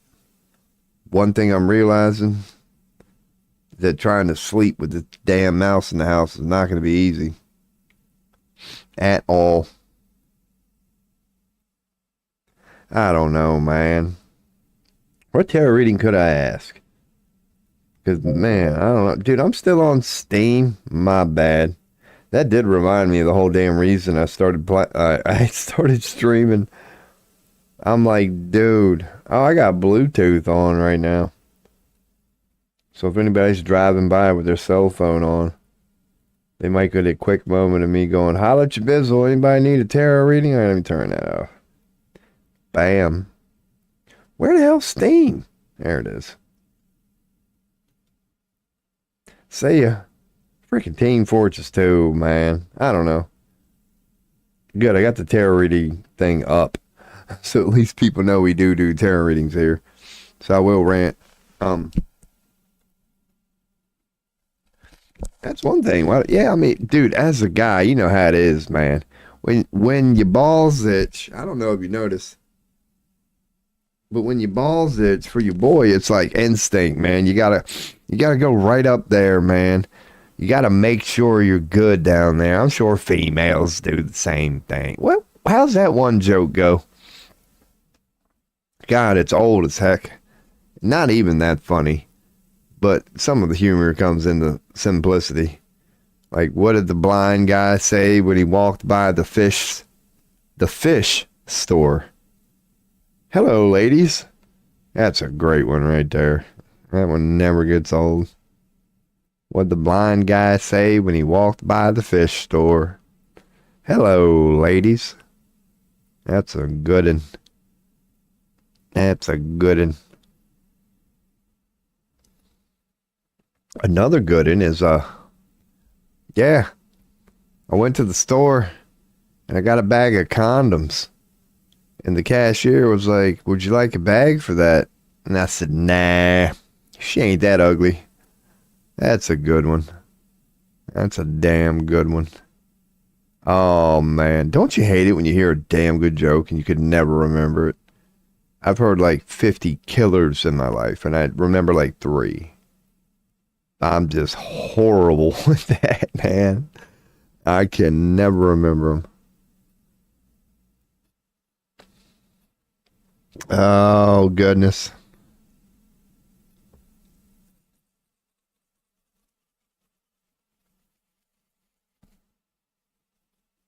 Oh, hey, boy's got a neck beard going there. That's been a good while. I don't know. I can't even remember last time I shaved, man. It was no less than 4 or 5 days ago. Dude, I'm really gotta own this. I really gotta own this. I really gotta own this. I keep saying that. Why do I just want to go live and admit that I am just running away? Just fucking own it, dude. I'll get there. I'll get there, universe. I got up at 5 p.m. today. I haven't been able to say that in 2 or 3 weeks. So, man, I don't know. Okay. Tarot. What the hell could I ask the old you and I verse now that we've done an hour and a half of ranting at this point? What could I ask the old you and I verse? I definitely got a quadrillion questions going on in my life right now. So if I needed a past, present, future, now let's go with decision, man. So if I do and if I don't, I could make oh man, full-time, part-time? There you go. I would like to hear a question on that, or a recommendation. Like, regarding full-time, part-time. I don't think past, present, future is going to work for that, though. Because I ain't got a lot going on right now, so I can do a, what the hell? Some card reading. Let me just go to this bookmark. Bam, chicka, chicka, chicka, chicka, chicka, chicka, bam.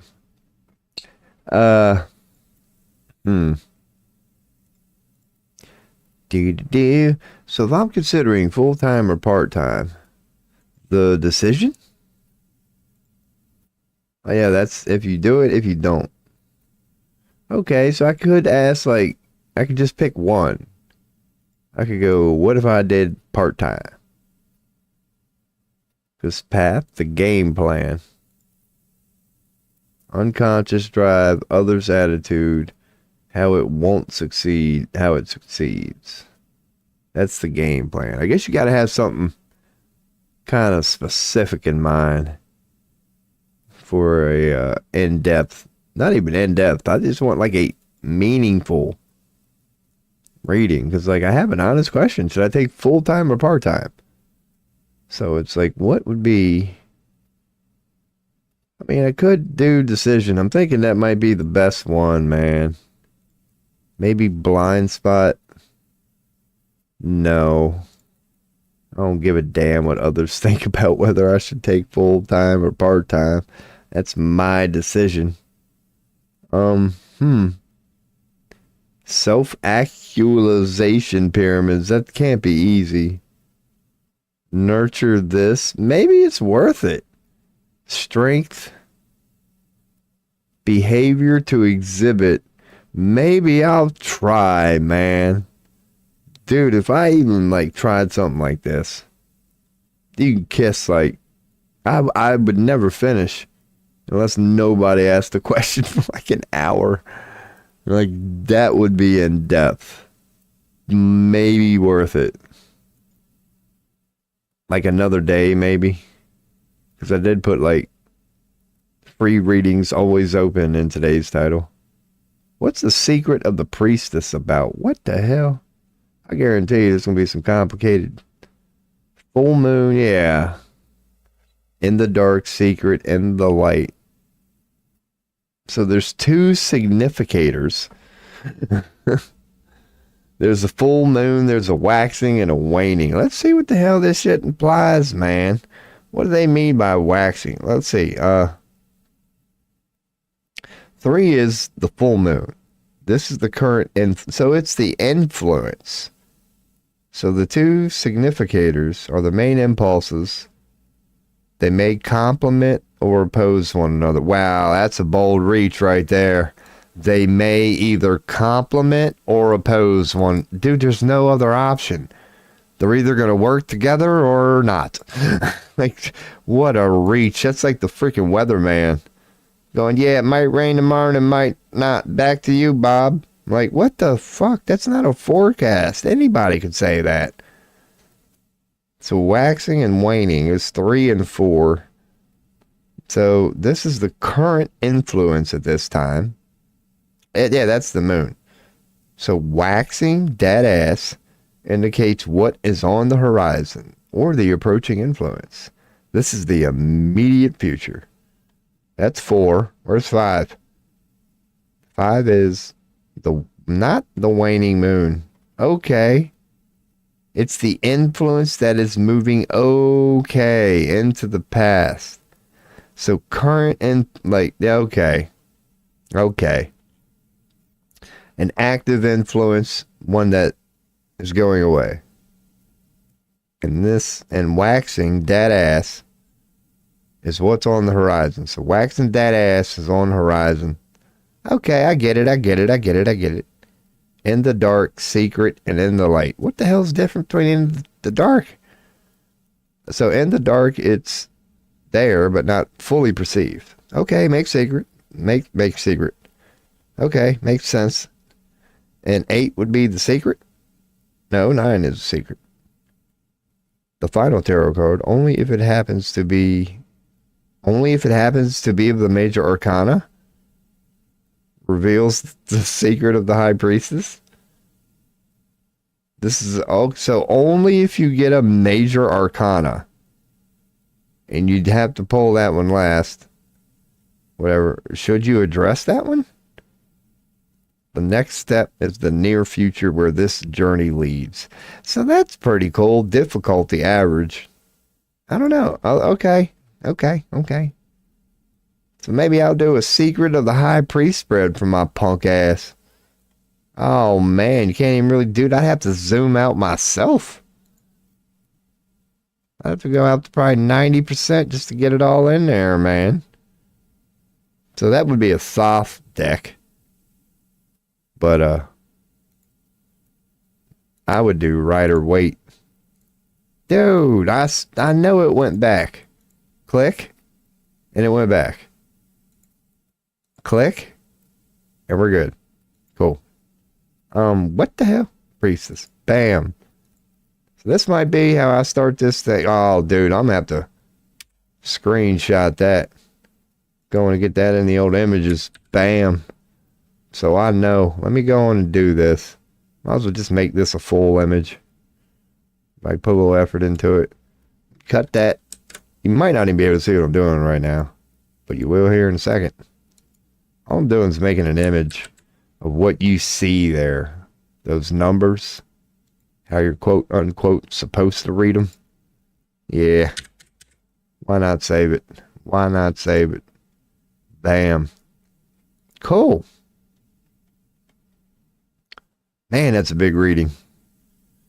Jeez. Yeah, I might even have to go full screen and all that. Hell yeah. How does it look? Now I can see what you all see. And the chat and everything.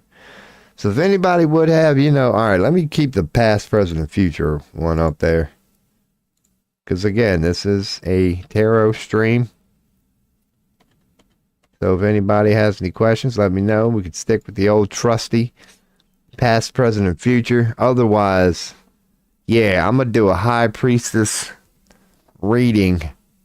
Because let me bring up the image. So I'll be looking at the image. You all won't be able to see.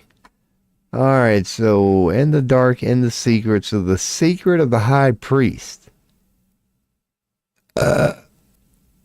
Now you will see, because I got to go back and read.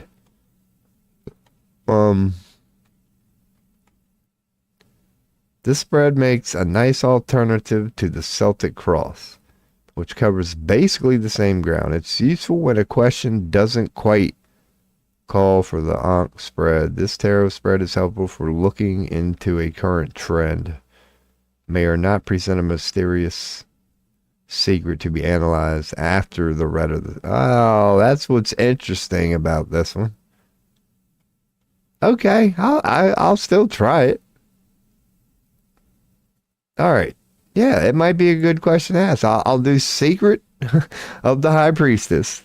And my question, you could say, is like, it's basically, should I focus on full-time or part-time right now?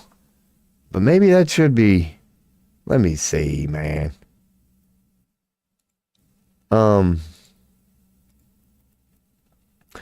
Be my first High Priestess read. Let me just look at it and I'll figure it out. So if it's going to tell the dark, the light, the waxing moon. So what's influence? What the influence was? What's on the horizon?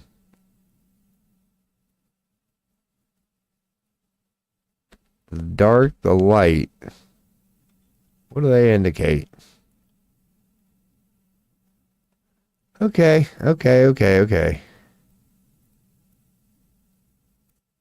So just jobs would be a good way for me to ask it. Like, what the hell? Because the thing about me and jobs, you know how all of us have like themes? The older you get, the more you see your quote unquote theme. Jobs is definitely mine, without a doubt. I've always said, and I know this is on well, I haven't always said, but this isn't on accident. For a while, I've said, a job is the belly of the beast to me. It's everything I hate about this planet, about humans, about authority. It's everything I personally hate and that quote unquote triggers me. It's all of it. It's all of it. It's all of it in one building. Like, I hate jobs, have always been a theme of me. And by jobs, I'm talking about general 9-to-5 jobs. Like, those are the types that I've always had. So just the type of dude who just, checks the paper or goes online to a job site and just takes a job. I'm just one of them dudes. And that's always been the epitome of everything I personally despise. I can't. It's not the job thing. The reason I can't hold down one, and I mean this, people who hold down jobs for 5 years or more, I don't know how you do it. It's the schedule thing. It's the nature of a job itself. Like, unless you give me a month or 2 months off, or at least the option to, if you tell me all I get is a week, 2 after 3 or 4 years, dude, that's not enough for me, man. A week? An entire damn year. And I get a week? Wow. Like, wow. That's not, oh God. It's a personal opinion, but, and I'm sure they're out there. It's like, I don't know why jobs, because they don't even have to be paid. Why wouldn't you just be like, yeah, you get 4 weeks vacation here that you don't have to use. But if you need up to 4 weeks off this year, we won't fire you. That seems more reasonable to me.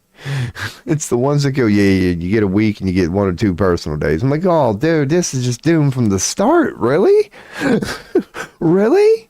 That's what I get? Are you shitting me right now? You're an adult too, right? You have a life? All I get's that? Oh my God, dude. You're telling me in an entire year, I can't come up with good reasons to take more than 7 days off? Like, dude, I'm telling you right now, I can come up with perfectly good reasons to take half the year off right now if I tried. Like, this is insane.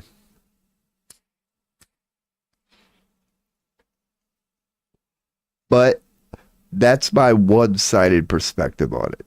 It truly is. Because the positive part, and the part that I honestly admire, is the people who can admittedly do something against their will and find the strength to do that. Your boy is too much of an asshat to do that. Like, there are times in my life where I can do things against my will and find glorious and righteous things in there. Like, damn, I did do a good thing today, didn't I? Even though I didn't want to do that, I stuck through it, and I was resilient, and I can find joy in it too. But maybe I go to this well too many times. I find joy in just, if I get a whiff of some BS, I'm like, hold on, before I even proceed here, can we address this? Like, instead of just proceeding, which is noble, it truly is. It would be the divine feminine high road. Like, I don't do this. I don't want to do this. I can clearly see that it sucks, but I'm going to be the bigger person and I'm going to do this anyway. And I respect that. I just, that butthole in me who just wants to talk about it. Like, dude, before I do this, we got to get some things straight. Like, we really do, because I don't want to do this. I know why I don't want to do this. I can articulate why I don't want to do this. And I have a feeling you can't say I'm wrong. I can't turn that off, man. I can't help but buck the ridiculousness of it all. Now, again, I can find admiration in it. Like, even when I get to work. And you know how it is. You get to work and you start looking around at just miserable people doing questionable things, exhibiting questionable traits. And you're just like, what the hell's going on here? And then you look at the policies and what they're told to do and the procedures apparently intelligent people told them they're supposed to follow. And the ridiculous of it, I'm sure for many of us, does not escape you. Like, you're at work looking around going, what the hell is going on in this building right now? The environment is just mad people exhibiting questionable traits. I'm not saying there ain't good people at work, but you know what I mean. I'd like to think at least a solid 50% of them, for most of us, you're wondering how these people even tie their shoes and haven't been hit by a bus at this moment. You're like, what's wrong? You see the worst of humanity. But I don't know. And again, I can respect, and I do respect, the people who can acknowledge such things and coexist highly within that, year after year after year, day after day after day after day, 40 hours a week, yada, yada, yada. Your boy just can't turn off that part that's always looking around going, I can't believe that. I can't believe that. I can't believe that. That just blew my mind. Jesus, what's wrong with people? Fast forward an hour later, what am I doing? I'm going, I still can't believe that. I can't believe that. Did you see what that dude just did 5 minutes ago? Fast forward an hour later. Dude, I cannot believe that. Dude, let me tell you what this one dude just said. Like, it's all day for me, man. Even if I try, not that I try. I don't try to high road any of it. I just can't stop calling out BS when I see it. Now, normally in my everyday life, that's fine. You're hanging out with friends, you're doing your thing. Ain't a lot of BS going around. But I'll be damned. Not even the moment I swipe my card. Not even the moment I get out of my car. Dude, just on the drive to work, I'm already like, here we go. even before I have to deal with my coworkers, just the act of getting to work and having to drive next to some of these people that are out on the road, I'm just like, that's right. Why did I ever walk out of the door today? What is wrong with these people? I can't. God, that's what I'm about to do, a tarot reading, man, because I really want to know, is it just me, universe? Am I the only one that it pisses off? This, I already know I got a rage issue. That's why I got to, that's honestly what it is. That's what I'm saying now in the moment. Other people can see it and just not get eaten up by it. It's my own personal trigger that I just want to smack every single sign of ignorance I see. And unfortunately, that's all I see in humans. In humans. That's why I go out to nature all the time. Well, I ain't gonna get it. But when I'm out in nature, whether I'm looking at a bird or a squirrel or a cricket or a groundhog or a hawk or eagle flies over, I don't get that same vibe I do when I'm looking at a human going, what is wrong with you? Like when I see a squirrel being a squirrel, makes sense. I'm like, man, that's adorable. When I see a cricket being a cricket, feels righteous and natural. I'm just like, dude, it all makes me feel good. Bird flies overhead. This is amazing. And then I'll see a human and they'll be doing, not all of them, but y'all know what I'm saying. Most of the time, I'll just be like, what is he doing? Humans are just, because again, like I said, not all the time. There's plenty of times I'll see a human that's walking perfectly fine, acting perfectly fine, got a smile, they're having a good conversation, and it's beautiful. Same feeling you get from the bird. But many times, no more than a human. Dude, I'm just watching this creature going, wow.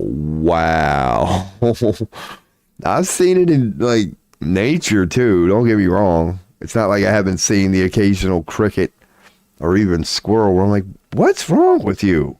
Like me just running in circles or doing something unnatural. Well, I have seen things like that in nature where you don't have that lovey one with nature feeling. That you'll just see an animal or an insect act in a certain way. You can clearly tell it's going through something. You're like, dude, you are lost. You're not handling this right now. You see a fly, maybe go zzz, zzz. I've seen a couple examples or whatever in nature like that, but not on the percentage with humans. With humans personally, and I am an admitted pessimistic, it's got to be a solid 99.7%. I'm not saying there aren't good people out there, but humans, oh, I'd want to smack, I'd say about 99.7% of them. Thank God for the 0.3 that are still on this earth, that when I witness them, they actually make me feel good.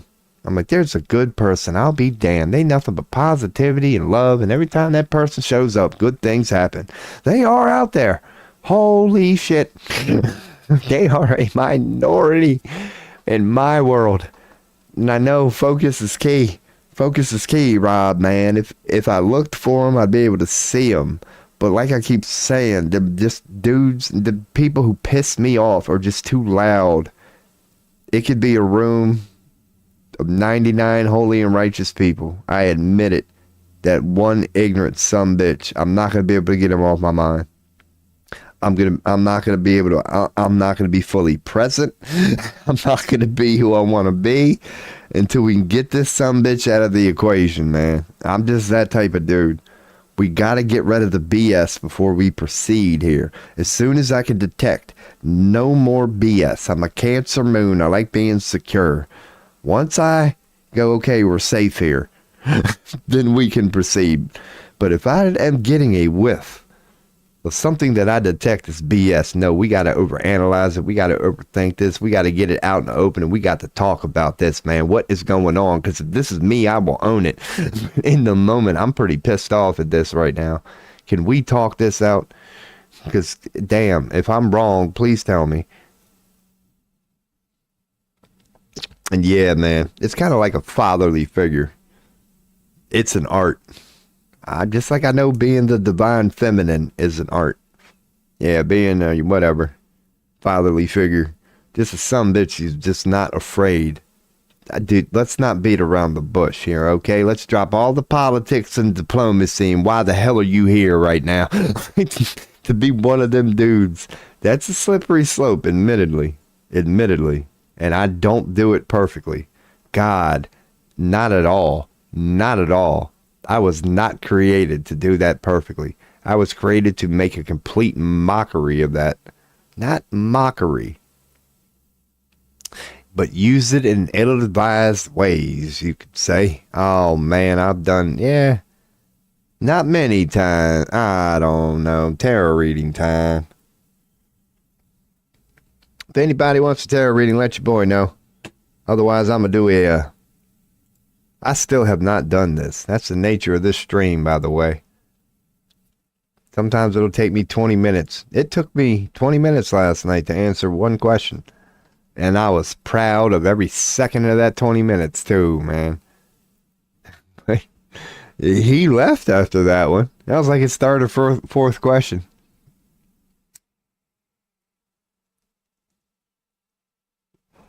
Oh, man, he hit me off with some deep ones yesterday, old El Dino at YouTube.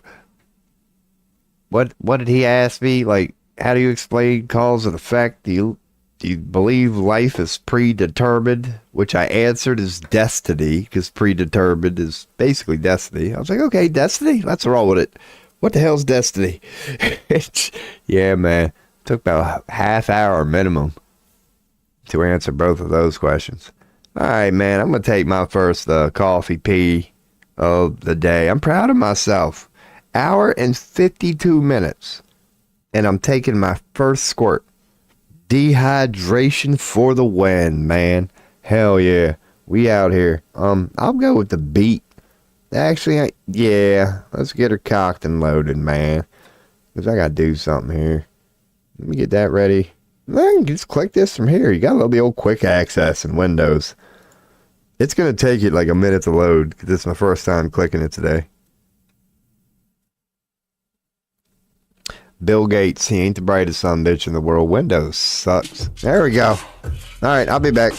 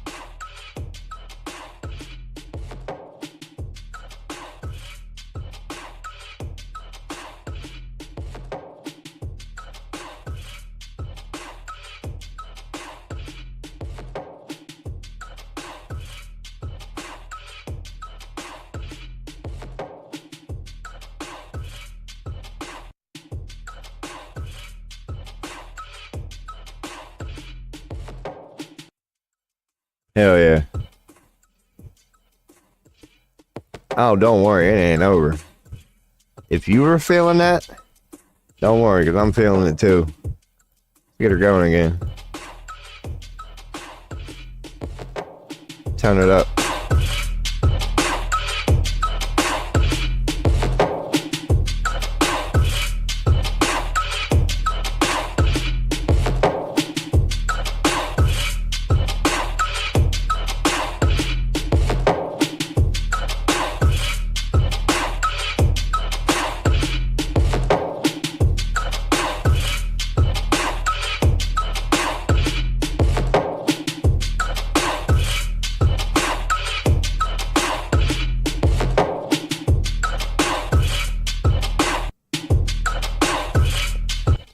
Oh, we ain't even got to worry about it, man. We copyright free up in here.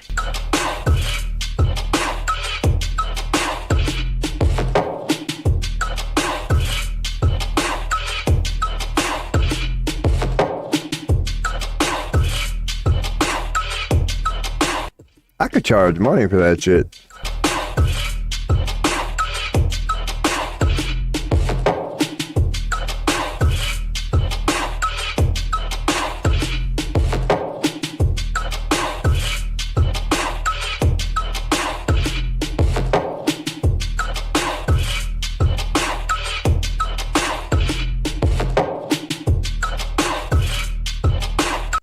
I'm getting it ready. Don't worry. It'll be some tarot reading in no more than 5 minutes. It's a tight ass beat. I can't help it.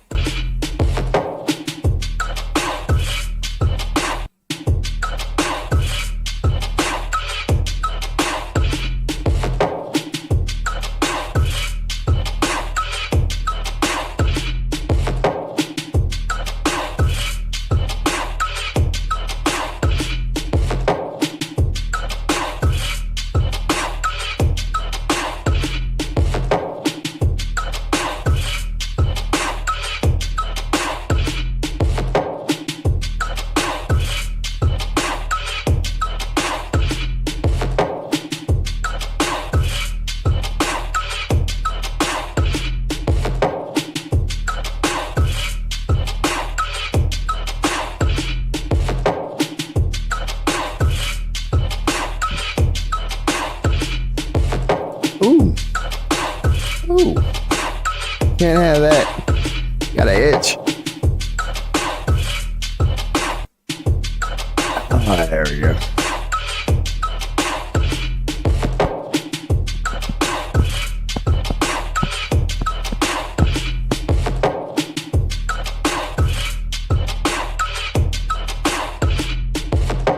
All right, that's enough of that.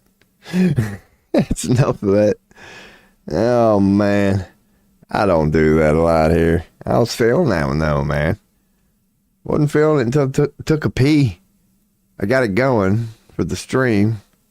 I was like, damn, I'm really feeling that beat right now. Let me sit down and listen to it for about a minute. All right, man. This is what I'm going to do here. Let's get questions. If anybody wants a 3-card past, present, and future reading, I will gladly oblige. Otherwise, this might take an hour. I will try to, because I do need to kind of, whatever I get from this is for me, just my whole job situation. I'm going to do my first ever Secret of the High Priestess reading. It's interesting, because apparently if you get a major, it's going to be interesting. If you can see where it says secret on the second to bottom row, there in the middle, if that's a major arcana, it's supposed to mean something. But if it's not, you're basically supposed to ignore it. So it's like an interesting reading. Because it's like the only way you're supposed to address that is if it's a major arcana. That's tarot's way of telling you there's a secret in here. There's something special about this. But if it's like a minor, which it's likely to be, and don't mean that. It just means move on, don't even address it. Like, naturally, you're going to notice what it is and whatever. But you're not supposed to take anything from it. So that means your boy will dive right into it and overanalyze the living booty out of it.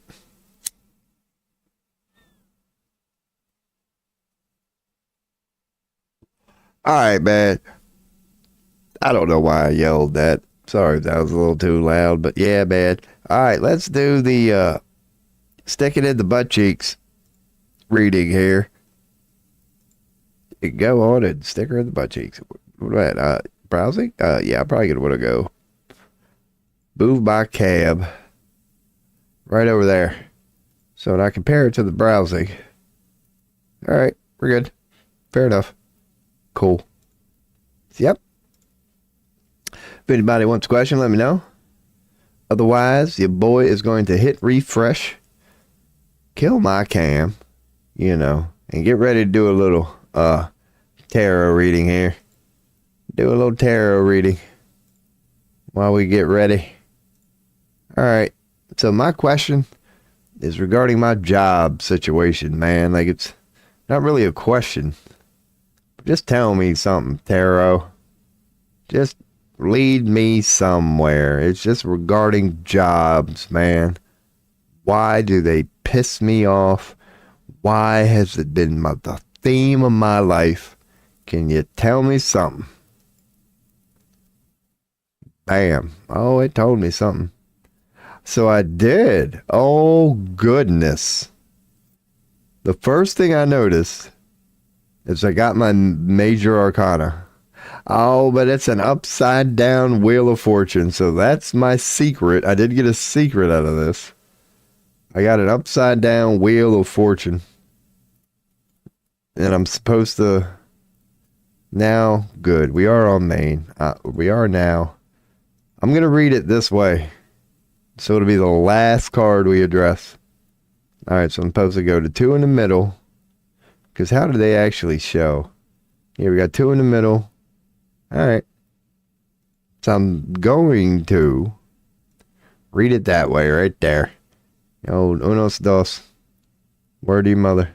So, oh, God. Yeah, all right. It's cold, man. My cam's off, or, yeah, it's going to be. It was off in browsing. All right, I don't need it off in browsing. Let's keep it on main because I will bring some pictures up. And yeah, that's my poll, huh? Okay, so I start with the first significators. The first being the Page of Swords. Oh, goodness.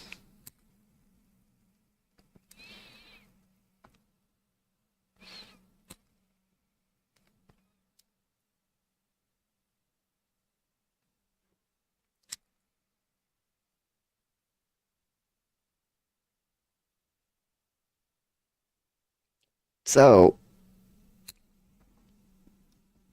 one thing I've noticed, there's a couple of swords. I got 3 swords. I got 3 wads. Got 2 major arcanas and a cup. So let's address the Page of Swords. Let's go on. All right, now that I'm back. Cam, Cole, look at the chat. We're good. We're good. Yeah. What was it? Page of Swords. Don't get Page of Swords a lot. Get a lot of pages, but not so much the swords. So there's the old Page of Swords. There's the old Page of Swords. I don't know why. I'm just going to go with wands, but I'm going to bring it up.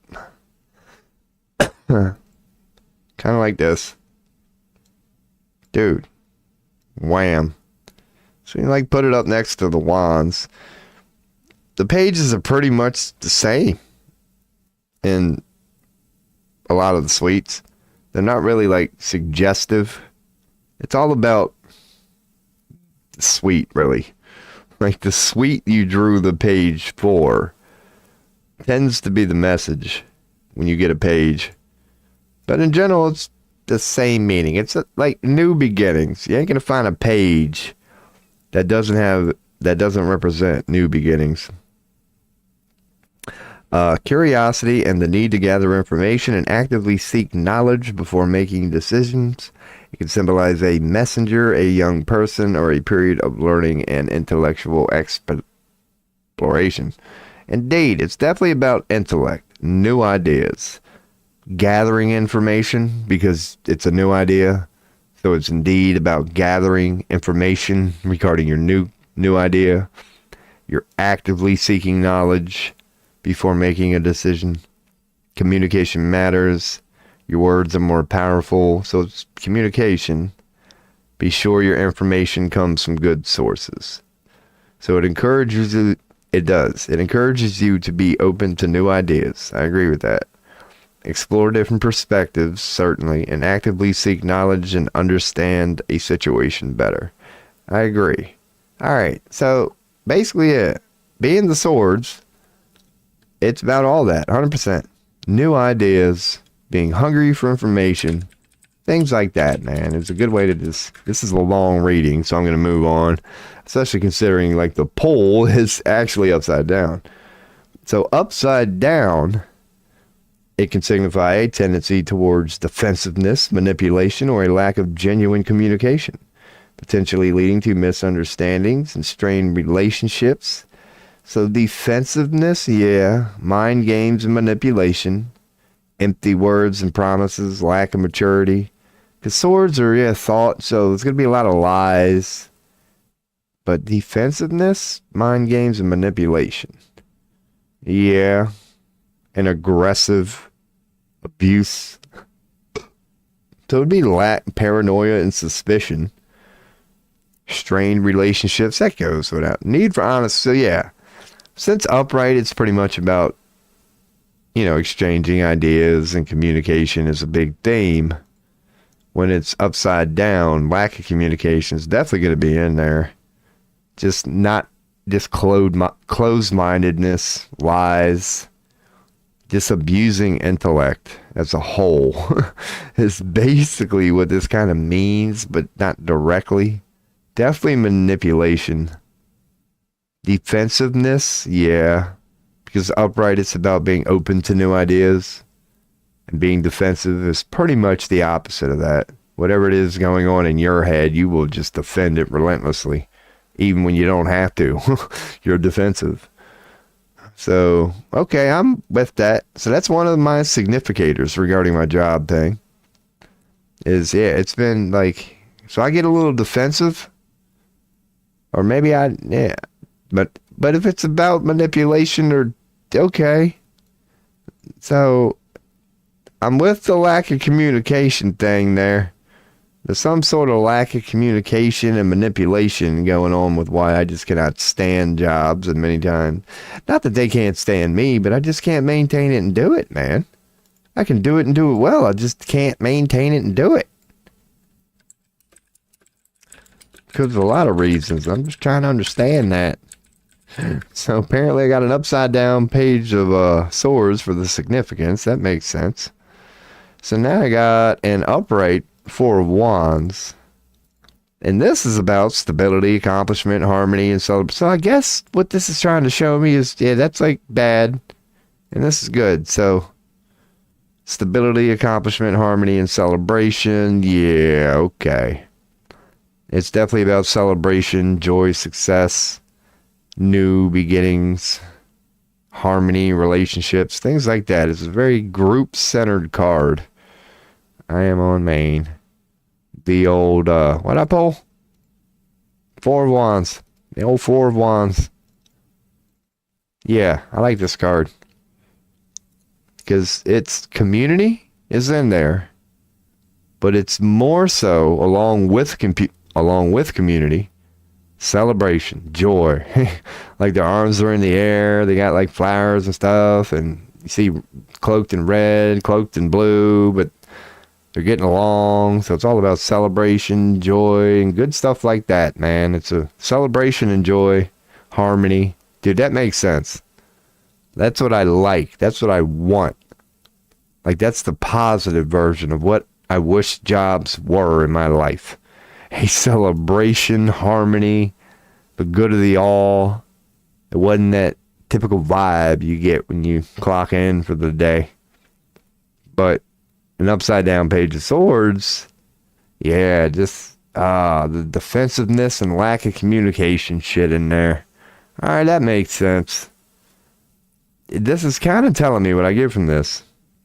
It's that, I wish jobs were more like that. About good times, celebration, joy, sharing, teamwork, things like that. Good times, celebration, the significance of the Four of Wands, stability, accomplishment, harmony, celebration, a positive omen for health and well-being. Just, good things are coming. Just, it's good. But the reason, that's the reason for my Page of Swords, which is like, bring it up. I just had it. Page of Swords. Upside down. So everybody can see. And I can show myself the parts I'm taking from this. Would be the lack of communication. Like, how when you're at work, you're basically told to shut up. Can't talk a certain way. Can't say certain things. You're definitely bottled. You're supposed to act professional. Yeah, aka robotic. Remove that whole emotion and heart thing. Like, and I'm a little bitter. Oh, yeah. It messes with me. I don't like that. Because it's about difficulty communicating. and also impulsivity, lack of focus. And it's a reminder, yeah. Slow down and take a step back. Be mindful of your words and actions. Seek clarity and understanding. All right. So, yeah, all right. Those are the significators. I'm going to move on. Because if it was like a 3-card reading, I'd keep getting into that. But yeah, in the name of moving on, check chat here in a second. If anybody has a question, feel free to ask. This is a Secret of the Priestess breakdown on why me and Jobs just don't ever get along. So regarding, because maybe make sure I'm reading what I'm supposed to read. Like I said before, damn it, I should have kept that image up. Well, here's what we're going to do. Just scroll up. So yeah, 3, 4, 5. So I'm supposed to go middle first. So now we're looking at the full moon, which is the current influence. The current influence on my whole stance on Jobs. And I got a world, an upside down world, dude. Have I ever pulled a World Cup? World Cup? This ain't no soccer strain. Speaking of which, check. All right, no questions. All right, I got an upside down world. Dude, just saying it makes total sense. World represents an ending to a cycle. Really? Let's look at this first here. Like I said, man, it's the first time the damn world card has ever been pulled on this. No, maybe one. No, you're right. It's been pulled before. That's the world card there. That's the world right there. Hell yeah. Oh, man. Imagine waking up to that every night. So, okay, we got, it's an ending to a cycle, a pause in life before the next cycle begins with the Fool. Yeah. It isn't, because the Fool is the 0 card. So this is the last arcana, major arcana. And if you went back, I heard the chime. If you started all over, it would be the Fool. So it's the end of the cycle before the Fool. I'll check chat here in a second. It is an indicator of a major and an exhibitable change. Oh yeah, I remember reading this before. What the hell? I don't know why they went with them words, man. It's a good time to check chat. What's up, Robin? How are you? First one of the day. You always know it's the first one of the day when I got that picture up. When I've just been chilling. What the hell? Where is that damn there it is. How are you? We very rarely get a world. Yeah, we don't, man. So this is what I'm doing. I mean, clearly you can tell. Again, how are you? I'm just going with High Priestess.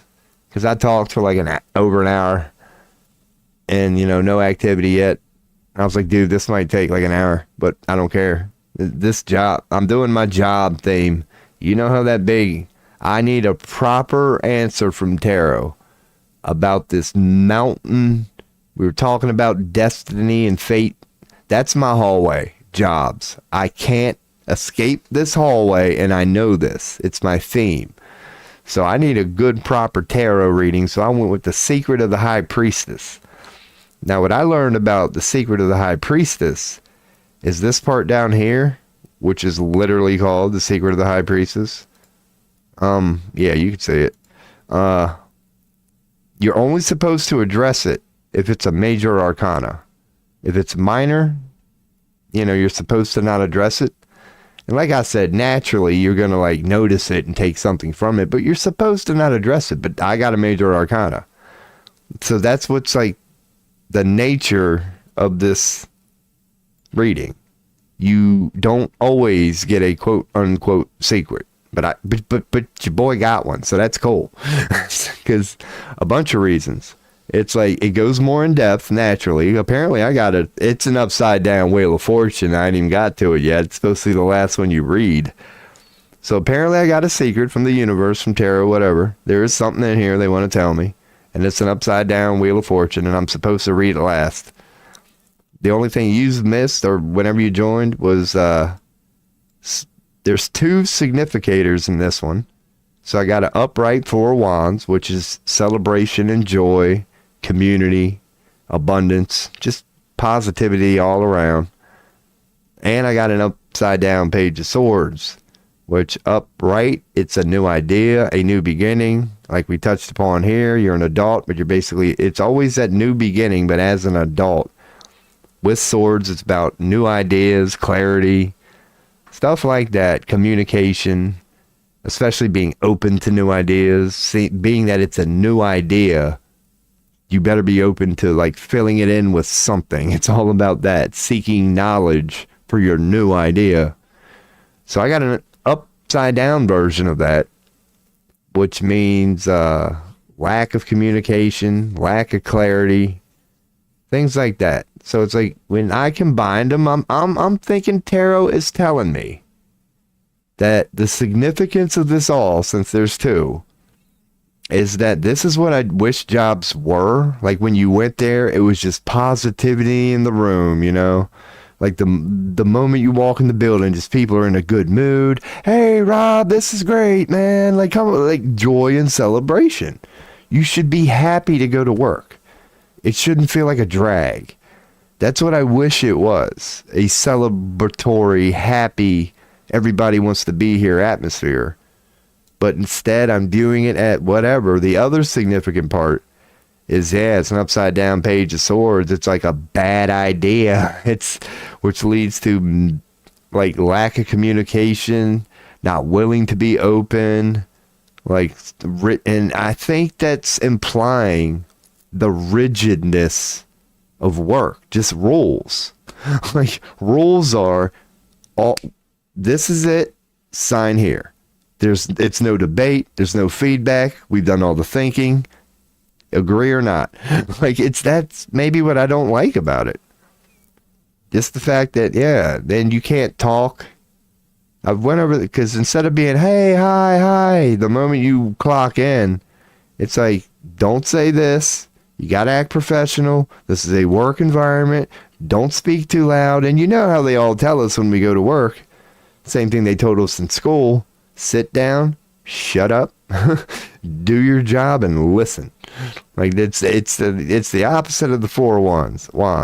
Like I'm getting that. So that's what I took as my two significators, and I'm here on the full moon, which is supposed to be the current influence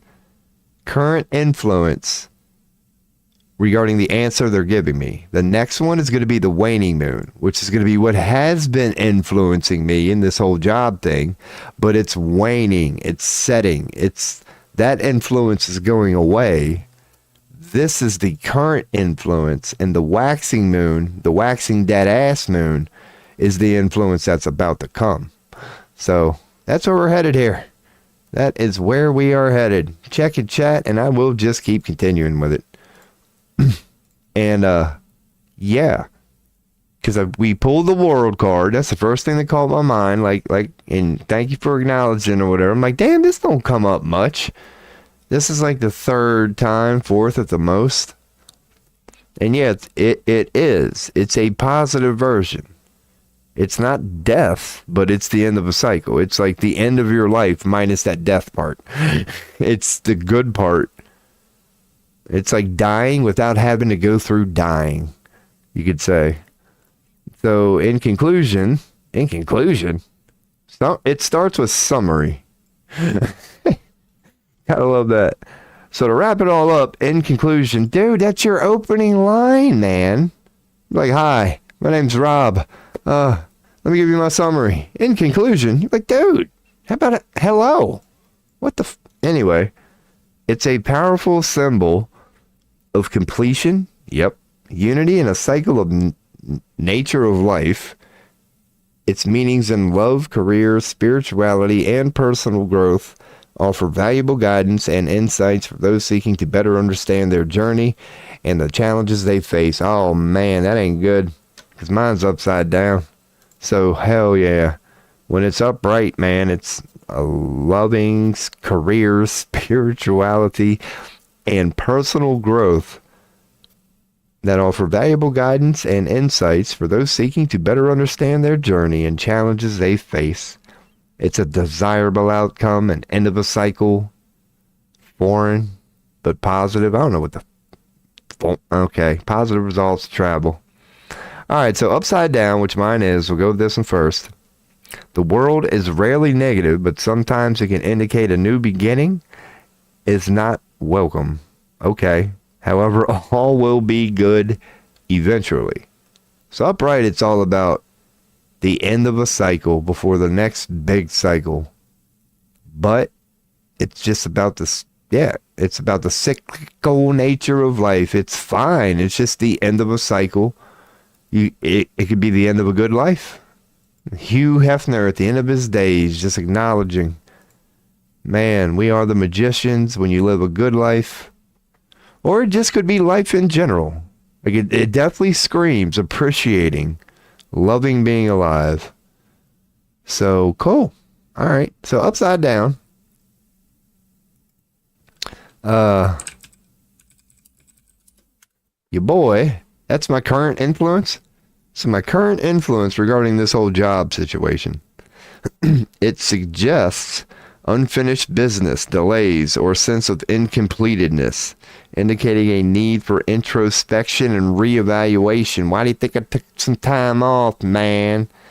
Of goals and potential stagnation. Oh, potential stagnation. Just manifested and just, man.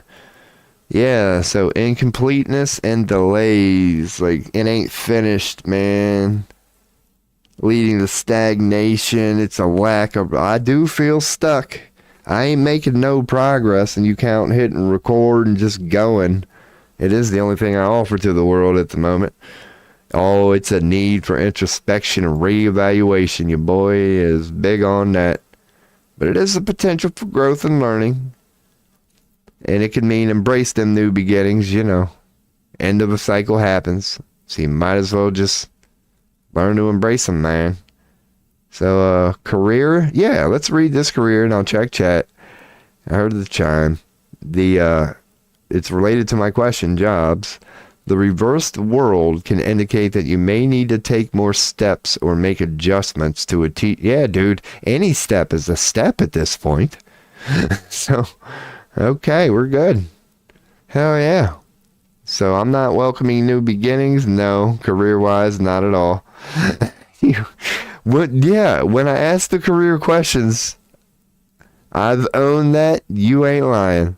I told that to Lauren Reed's Tarot yesterday when she came in on YouTube.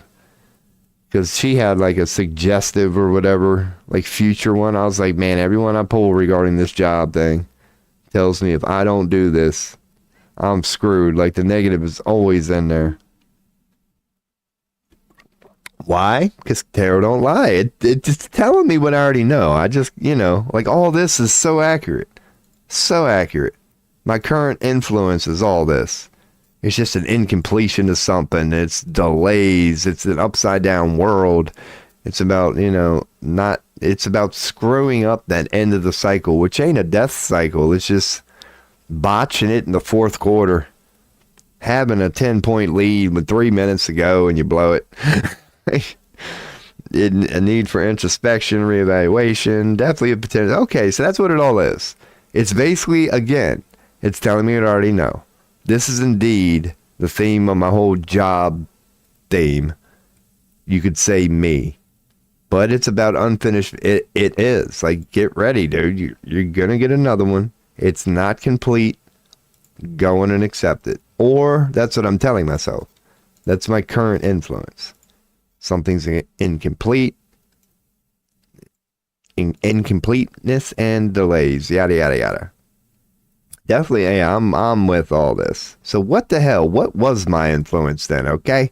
Now that we've been over that. And I appreciate the feedback. Because as you know, this is why I do it, man. Just so we can all learn what tarot is and just... Wait, yeah, Ace of Wands, we're good. And just, yeah, what does it mean when one pulls what they pull in tarot? So my influence regarding jobs and why it's like a square peg in a round hole, it's going away, but it used to be about new beginnings, creativity, inspiration, and the spark of a powerful idea or opportunity. It encourages action and embracing new paths. You're right, tarot's right. It's something, before I check that comment, that I haven't hidden here. What I'm getting from this is the influence that is going away is everything I said back in January when I started this. Oh, man, yeah, you just wait till that warm weather gets here, man. You give me a couple weeks, I got 5 people on the list that I'm going to interview, and yeah, that's how I felt. That spark of a new idea, which you're all passionate about, you're all wands about. Accurate. That was my original spark for walking away from my job and deciding to do things like this. That was my original spark. 1,000,000,000% accurate. Couldn't have pulled a better card. Really couldn't have. Like, no, damn, tarot's good, man. Hell yeah. Let's see. You ordered a pack, right? I did. That the eBay seller lived in Texas. So that's why I was like, yeah, it'll be here in about a week. Because I'm in Pennsylvania. I'm like, it ain't going to take long to get from Texas to Pennsylvania. But no, apparently it's a Texas seller who's like ordering from China. When I actually looked at the tracking number yesterday to see where it went, it's left China. But it won't be here for probably a week now. Anywhere between April 1st and the 7th. And normally when it comes from China, it's later. It's not sooner. It'll probably be 5th, 6th. But I did. I ordered a pack. That if it would have came from Texas, would have been here now. That's why it only cost me 11 something. I showed the price yesterday. It was really like $11.30 for a brand new pack. It's because it's coming from China. That's why. I got instant potatoes again today, man. Oh my goodness. But dude, Tarot, come on now. Thank you, Tarot, because I really did mean it. You know, I'm like, dude, Tarot. It's starting to hurt my soul right now. You got to tell me something. Like, I know what I'm doing, though. That's the thing. It's like, I know what I'm doing. I know I'm running away. I know I should be addressing it. I have my reasons why I'm not. But I still want to say, well, so this is what's on the horizon now. So I'm affected by an upside down world currently. Dude, just saying it. Just saying it. I'm affected by an upside down world currently. What's going away was that new idea, man. That first spark, the Ace of Wands. That feeling you get when you get a brand new idea and you're all fired up about it. And I'm going to go out and be somebody. And hell yeah, man. It's going away. So what's coming up is the Two of Swords. My influence is going to be, dude, yeah, stalemate, indecision, and the need to make difficult choices. Dude, I'm telling you, what am I saying, Tara? What have I told everybody on this stream? I'm foolishly going with the back myself in the corner approach. I'm not going to act until I do not have a choice. Until it's so damn difficult. Until everything's gone and I just have to move. Often involving opposing ideas or paths, requiring a careful weighing of pros and cons before moving forward. Dude, accurate. But thank you for reminding me that, Tarot, that there's a little positive in this. It's a stalemate. We'll check it out here. Yeah, we'll do it first, because I gotta look at that chat anyway. Tarot is so mean to you. It's because of me, yeah. It's because of the nature of this stream. Of the nature of me, you know what I mean? Just a person who's going, dude, I'm going through it. This ain't good. I don't know why I'm not fixing it. It's just bad decision after bad decision. So naturally, when somebody like that goes, Tarot, what do you got to think about this? Dude, it comes through every time. It's like, you're an idiot. I'm going to show you. And it does. So that's what it's doing now. And like I said, I appreciate it because I know what I'm doing, but then I don't know what I'm doing. Like I like hearing the universe's opinion, just sitting back watching this thing called me going, dude, this is, yeah. So what's coming is an upright Two of Swords. What's coming is this. I need to make a difficult choice. often involving opposing ideas or paths, requiring a careful weighing of pros and cons. It's good. It's about being stuck, yes. It's about difficult choices, yes. But if you look at the picture, she's fine. It's the lady in white again. You know why they did that. She's fine. She's blindfolded. She can't see, but she ain't tripping. She's just taking time to weigh a choice. That's what this card, quote unquote means. It's a stalemate, yeah. She's stuck. She's taking a moment. She's taking a moment. Now, it can lead to, comfort zones, and this broad better not, sit there too long, without a doubt. It suggests a situation where the progress is blocked. Yeah. It's like you necessarily don't want to be there. You're just taking a time out in a game or whatever, usually when you take a time out, it ain't really because you quote unquote want to, if you know what I mean. It's when you realize your quarterback's a little confused, or the fat guy who's supposed to block people, he's getting a little winded, so you take a time out. You can hold on, man. Like, it's just that. It's a timeout. So that's what's coming for me, is a difficult choice. Because the stalemate thing, or maybe it is suggesting that, but I'm going to go with whatever. Balance, equilibrium, meditation, and reflection. Difficult choice. Okay, so I would say thank you for warning me about that, tarot. That coming, my influence, is going to be a difficult choice. I'm going to have to take a little time out and okay. So I'll be able to speak on this, of course.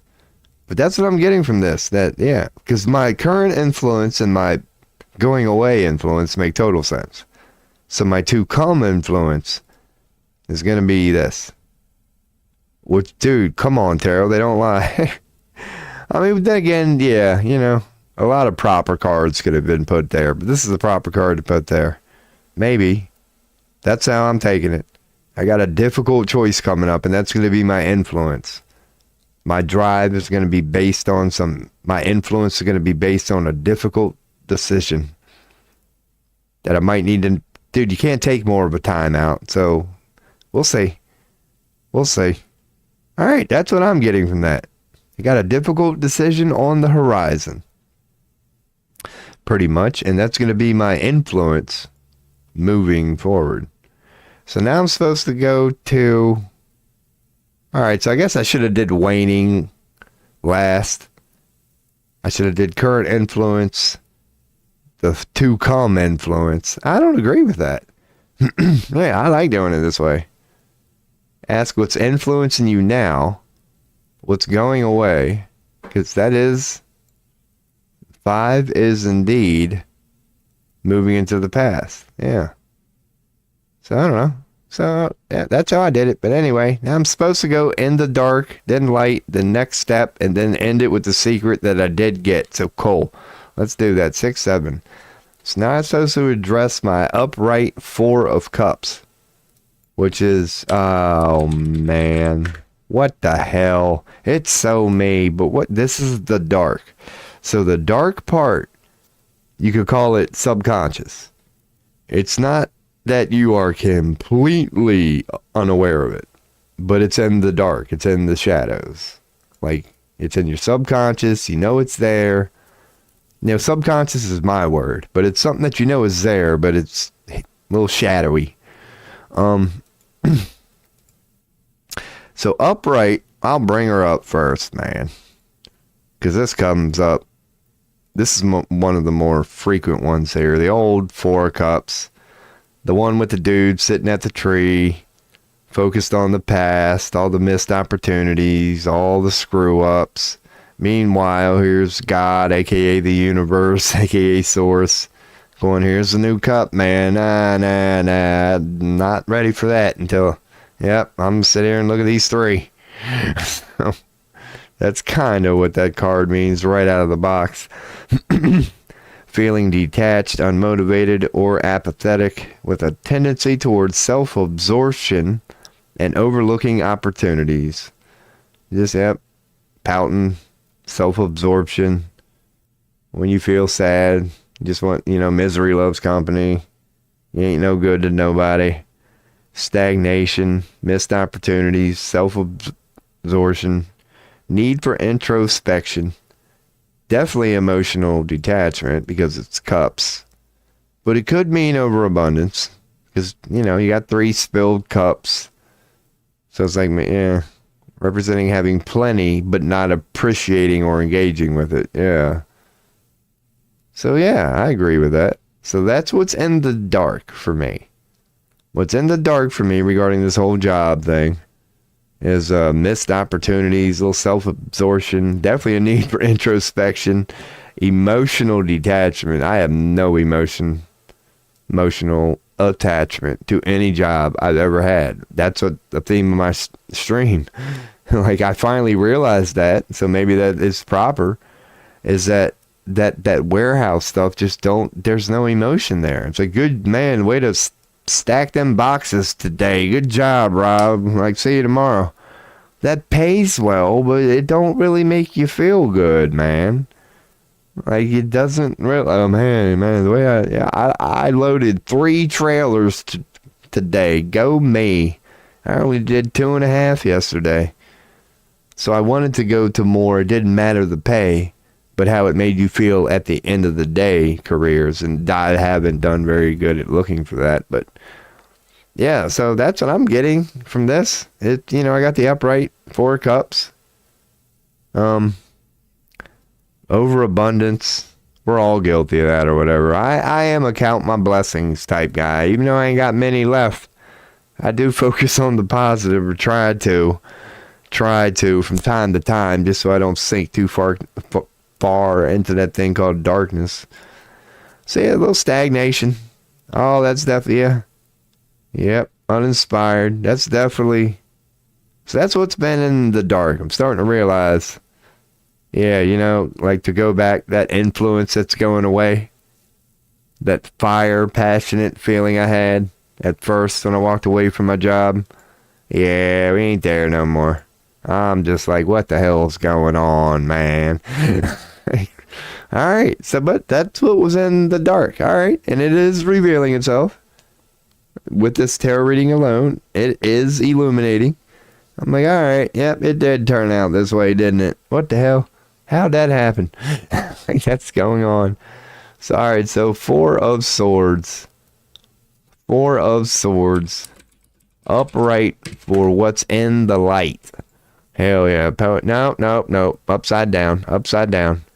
So upright, it's a period of, we'll show it. It's a period of rest, reflection, and recuperation, encouraging a pause for self-care and mental clarity before moving forward. It suggests taking a break from constant activity to allow for healing and introspection. When upright, the 4 of Swords is indeed a good card. It's just about taking a break. He's in a church-like atmosphere. He's peaceful. He's chilling. Taking a little nap, man, after a well-deserved butt kicking. He's been handling his business. He's fine. He's just taking a little break for some mental clarity, possibly pondering something. Just a period of rest and reflection, recuperation. And so it can also indicate a period of detachment from a stressful situation, allowing you to observe from a distance. So upside down, I did hear the chime. So upside down, before I address this. Oh, what's up, Diablo? Oh man, just this question. I'm alright. I'm pretty good. Woke up at the sun's out. Schedule's slowly getting better. But this is a question on jobs. Just that's still my butt-kicking theme in life, career, jobs, all that stuff. So I did an in-depth reading, my first ever Secret of the High Priestess reading, and we're almost done. 2 cards ago, we're on what's supposed to be in the light. I just got over what was supposed to be in my dark. So this is supposed to be my light, which I do need to check. is what is clearly recognized consciously. So yeah, that's where I'm at now, and I got the upside down 4 cups. So what's in my light regarding this battle between me and jobs is I know it's about restlessness. Dude, my sleep schedule, what did I just say? And I hope you're well too, man. So happy to see you. Hope's all good. Fill me in. Let me know how your life is going. It's freaking crazy. But I'm going through restlessness, apparently, a need to move forward, or a lack of the necessary rest and peace. Dude, a need to move forward, restlessness. That's 2 major themes of your boy's open stream here. It suggests overcoming a period of mental and physical stagnation. I'm in it now. I just decide to go live when I do it. And potentially facing a period of indecision. Okay. Or a need to reevaluate your path. So I got some indecision coming up, man. Like, there's okay, indecision, reevaluation. So it can suggest feeling overwhelmed. You definitely need to reevaluate your path, overcome stagnation. You're no longer that dude just taking a well-earned break. You're just, you're upside down now. Yep, and you can suggest that you are facing challenges or obstacles that are preventing you from moving forward. Okay. So it suggests that you're facing certain problems, but the problems that are preventing you from moving forward, but at least you're like facing them instead of like taking a break from them. So you aren't, and yeah, when it's upside down, you would face them, but it would be the problems that are preventing you from moving forward. So it's a period of awakening and recovery. So this is all stuff I should know, and I'd like to think I do. They're all themes of this stream that I like say all the time. So I do know this. I do know all this. A period of recovery, seclusion, mental overload, and rejoining the world. I'm not there yet, but dude, I got to. This card reminds us the healing and recovery take time, and we should be patient with, because I'm horrible with patience. Across the board, I'm horrible. So that it is a reminder to remind myself, being a person who's bad with patience, Rob, don't forget that, yeah, I'm impatient with, like, I'm beating myself up a little bit. Just because I'm an impatient person. Yes, like Rob, yeah, don't think you don't apply that to you either. And that comes across in this stream. Like, I don't know why I'm not doing this shit yet, man. Like, I'll say things I should be doing, and then I'll playfully go, you know it ain't gonna happen. So your life is treating you well, and you're more stress-free. Great. That's awesome to hear. Because I just went through that a few months ago. Like, life is cycles. Dude, November, killing it. October, killing it. December, killing it. September, killing it. So good, man. Thank you for acknowledging that, too. If life's going great, because when mine is going great, I'm cocky. I'm the first one to let you know. Just like when it's going bad, I'm this guy. I'm the first one to let you know. But when I'm doing good, dude, I'm like, yeah, man. I'm not saying you're gloating. I'm just saying, congratulations, because I gloat. When they go, Rob, how are things? I'm like, dude, I'm just killing it. You know your boy, man. How the hell you doing? Like, I'm proud of it when I'm doing well. Because it don't happen a lot either.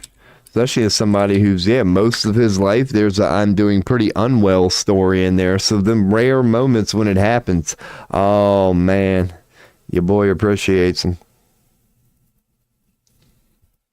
I know I'll have another one here soon, man. I just don't know when. Might be tomorrow, might be 2044, but I got one coming. And I will be appreciating them kind words at the end. I will continue doing this. You see how quickly it goes away, son of a bitch. Thought it was going to stay up, man. But yeah, man, I'll be fine. That also is a theme of this stream. I'm making it way harder on myself than any sane person should, but I'll be fine, man. You get to talk mad crap after you come out of something like that instead of something easy.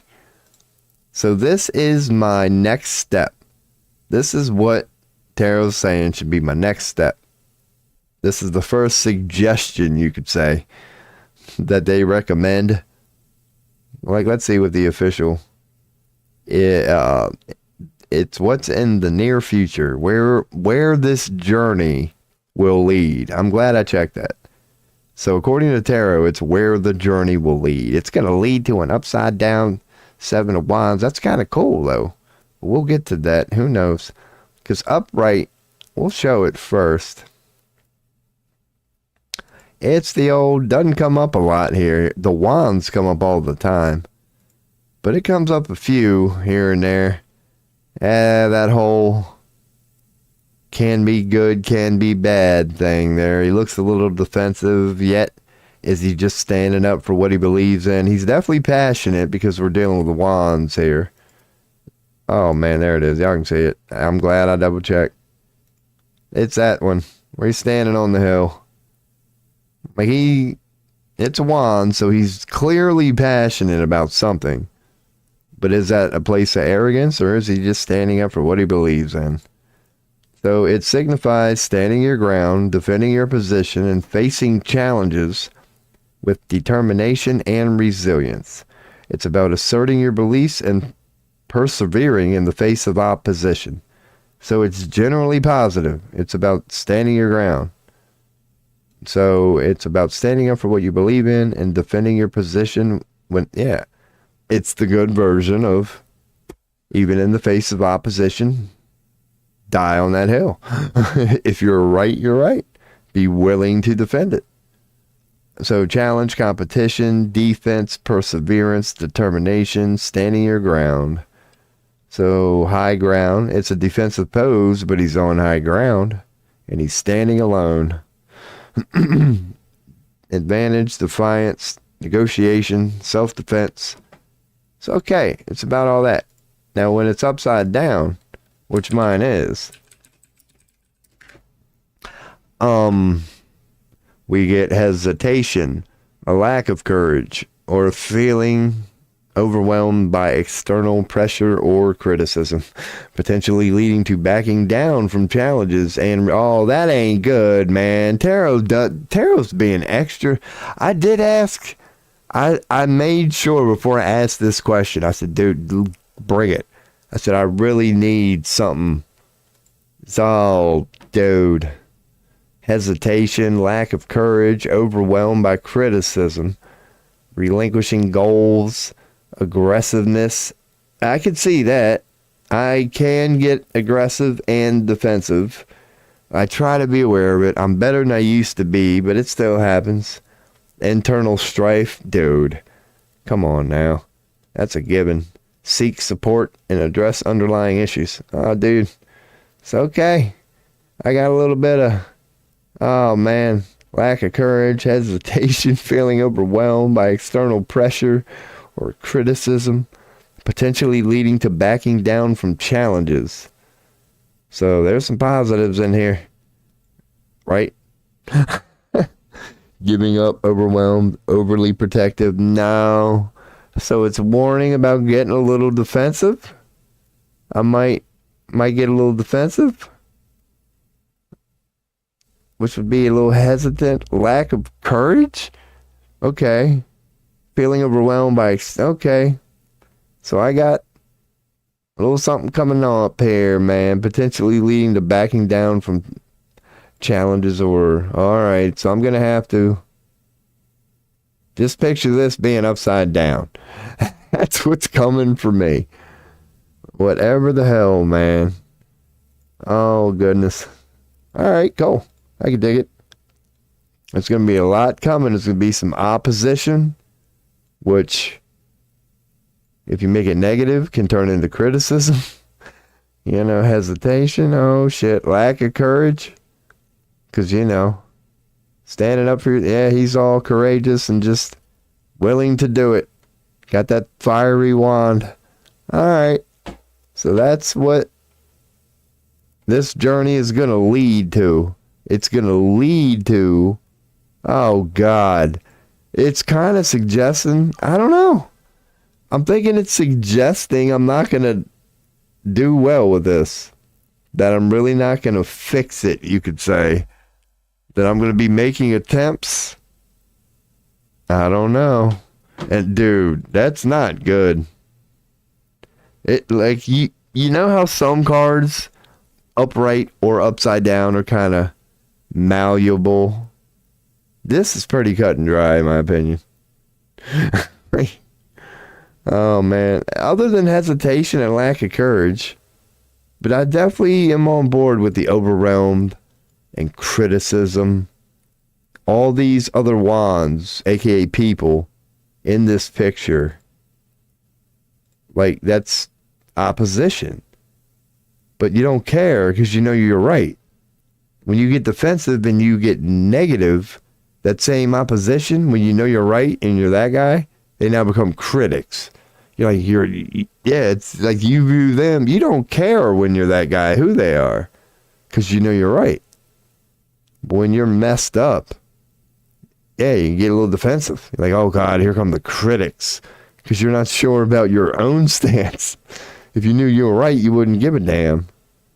So, man. Yeah. Not all bad. No, it's not all bad. But it's warning. No. All right. To end it off, here's what makes this cool. The part of the secret high priestess reading is, in the secret part, you're only supposed to address it if it's a major arcana. And mine is. So I got a quote unquote secret in this. But, man, I don't know. Everything was perfectly fine up until that upside down. I was cool with everything up until here. But I don't know. It's not really, warning of doom and gloom. But it's warning of like being overwhelmed and criticism and just, oh, man, it's that tidal wave I know is coming. It's a tidal wave is kind of what I'm getting from that. It ain't going to be no wave. Oh, it's going to be a tidal wave when it gets here. That's kind of the simple way, I don't know, or whatever. I'm just going to wrap that one up. I heard the chime, so I'm going to go over the upright Wheel of Fortune first before I check the chat, because mine's upside down. So this is not my secret, but I did get a secret. I got a major arcana card, so I'm supposed to address it. So my secret, which is supposed to be meaningful when you get one, is upright. It's, the whole change one, man. That just the element of change. Like the description is kind of whatever on this one. Optimism, adaptability to make most out of life's ever-changing cycles. Upright, it symbolizes luck and spiritual growth. Reverse, it offers opportunities for positive change. And see, this is another one where upright, it's all about positivity. Even when reversed, it's easy to get positive out of this one. Not that damn Seven of Wands, though. Holy crap. Make your own. Oh, yeah, cards aside, without a doubt. Yeah, like it's not. Tarot is never set in stone. Not at all. It's a snapshot of the moment. Yeah, it's projections, suggestions, and many times, omens. Many times the reading is supposed to be so your ass changes it. Yeah, it's supposed to be so you don't end up there. So, upright, you can just say Wheel of Fortune is about being optimistic, okay, if not excited about the randomness of life. Just knowing bad things happen, but also good, and being able to just appreciate things like luck. Know that seemingly bad things happen from time to time, but damn it, good ones do too. When it's upside down, it's about resistance to change, a struggle against the natural flow of events, and a potential for a period of instability. Jesus Christ. Again, I think it's Tarot's way of telling me, snapshot in the moment, I'm going to resist this thing. Like, I'm not really going to do what I would hope I would do, sort of thing. It's all suggesting towards it not being easy. And the way that I'm interpreting to it, I'm trying to own it. Like, I'm not going to make it easy or whatever. Like, the nature of what I got to do is not easy. But even when I do something that's not easy, I'm going to get a little wrecked by it, is what this is saying. Which is fine. You know, I call it the coffee grinder a lot. And I got that analogy from somewhere else recently. Where it's like, dude, you have to completely destroy, dismantle, and break down these beautiful coffee beans. These beautiful pieces of nature that are just, how did nature do that? You have to just destroy it the most you can into literal powder to enjoy it. Like, sometimes you gotta coffee grind something to be able to enjoy it, was the message from that. Like, don't look at, like picture an alchemist with that old mortal and pestle, which is just trying to break it down. It's like, dude, that breaking down process is not always bad. From the coffee and the coffee grinder to the alchemist with his mortal and pestle. A lot of times going through a meat grinder, it sucks going through it, but you're not doing it as punishment. It's a, you know, Phoenix Rising. It's something that, no, let's go on and just annihilate this thing. Why? So we can be better than that. Like, it's that sort of mindset. But anyway, that's what my secret was. My secret, apparently, that it wanted me to know, I guess it's just reminding me to go with the flow. So the secret is, I got an upside down wheel of life. A potential for a period of instability and unexpected challenges. Dude, I can own that and say that I'm human too. Is this not true for all of us? We are just in a period as a collective of instability and unexpected challenges, and I am part of that collective. It's like what I'm getting at is, regardless of my journey, going, man, what am I going to do about a job tomorrow? Dude, if I wake up tomorrow and some nuke done hit into the United States, my whole reality changes. Like, the fact that I ain't got a job, you know what I'm saying? It's like, yeah, it could be, if I want to get really deep on that, it could be Taro's way of just saying, dude, something's coming. It's going to be a period of instability and unexpected challenges that don't even have to necessarily be job related. As in, like, what if the system collapses? Me being unemployed, or what if, like, out of nowhere, 500,000 Americans got laid off for whatever reason? Out of nowhere, the unemployed would be the majority. Like, hey, here I am, Rob, I ain't got no money, and out of nowhere, like, what if the Great Depression hit? And everybody was in my boat, then I would stick out less like a sore thumb sort of thing. Like, damn, Rob, you don't have any money, do you? Like, no, but find me one person that does. Like, who knows what that could mean, other than there's going to be some unpredictable stuff coming here, man. For your boy specifically. But I do like throwing that in there. Yeah, let's not forget, I'm a human on the earth. So maybe what's coming for me is maybe like some global thing that we all should take heed to.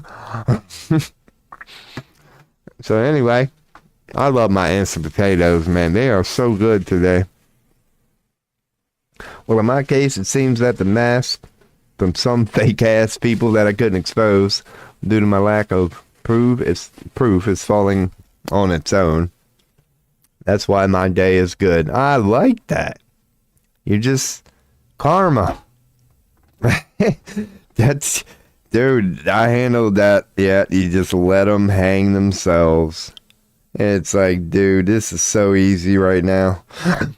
This is, you only need to tell them. Just know you told them once or whatever, yeah. But that's kind of what I'm getting at, or what I was touching upon. Just like, let's not forget about the state of the world now. It's like, I'm asking an individual question, yes. But we do live in a rather interesting time where from the individual to the collective, a lot of people seem to be going through something right now, and not all of them are handling it well. Like, I own mine. I'm going through something right now. But I'm not like some of these people you see who are going through quote unquote something, and you can tell it's just eating them alive, man. Like, the collective as a whole, we are all going through something indeed. We all are going through quote unquote something.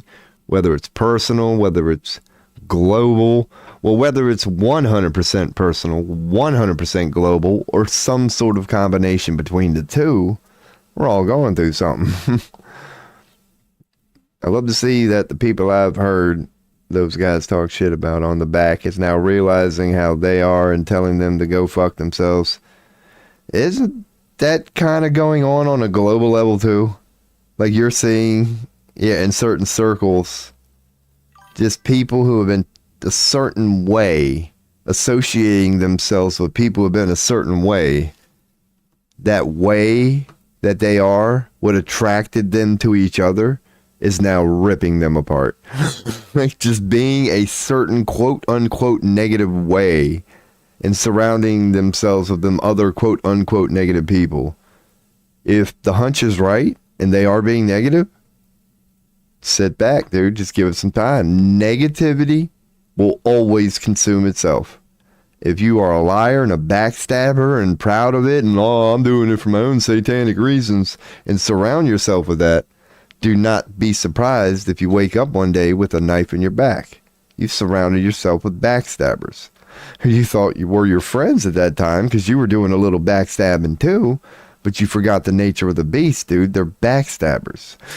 Like when you think they're on your team, they're your best friend, but you're dealing with a snake, dude, just like you. Like it's the same traits you're proud of. So thank you for sharing that, because, yeah, you're seeing that in your life. I'm seeing, like, there's a lot of going on, man. We're all in this together. You need a job. Wow. So you need a job while I'm severely depressed. Like, if you're depressed, we could do a tarot reading or like to talk about it, but I appreciate you being open, because if that's what you meant, because that's what I get at. I'm not saying there aren't good people whose lives are going great in all aspects and they're holding the light. But there's a lot of depression going on. Most people, and it may be a pessimistic point of view, but I think most people, if you asked them, how are you doing? And they were really being honest, like you were their mother, they'd be like, well, to be honest, I ain't doing too good right now, dude. I'm holding on by a thread, yeah. It's like I'm presenting this to the rest of the world.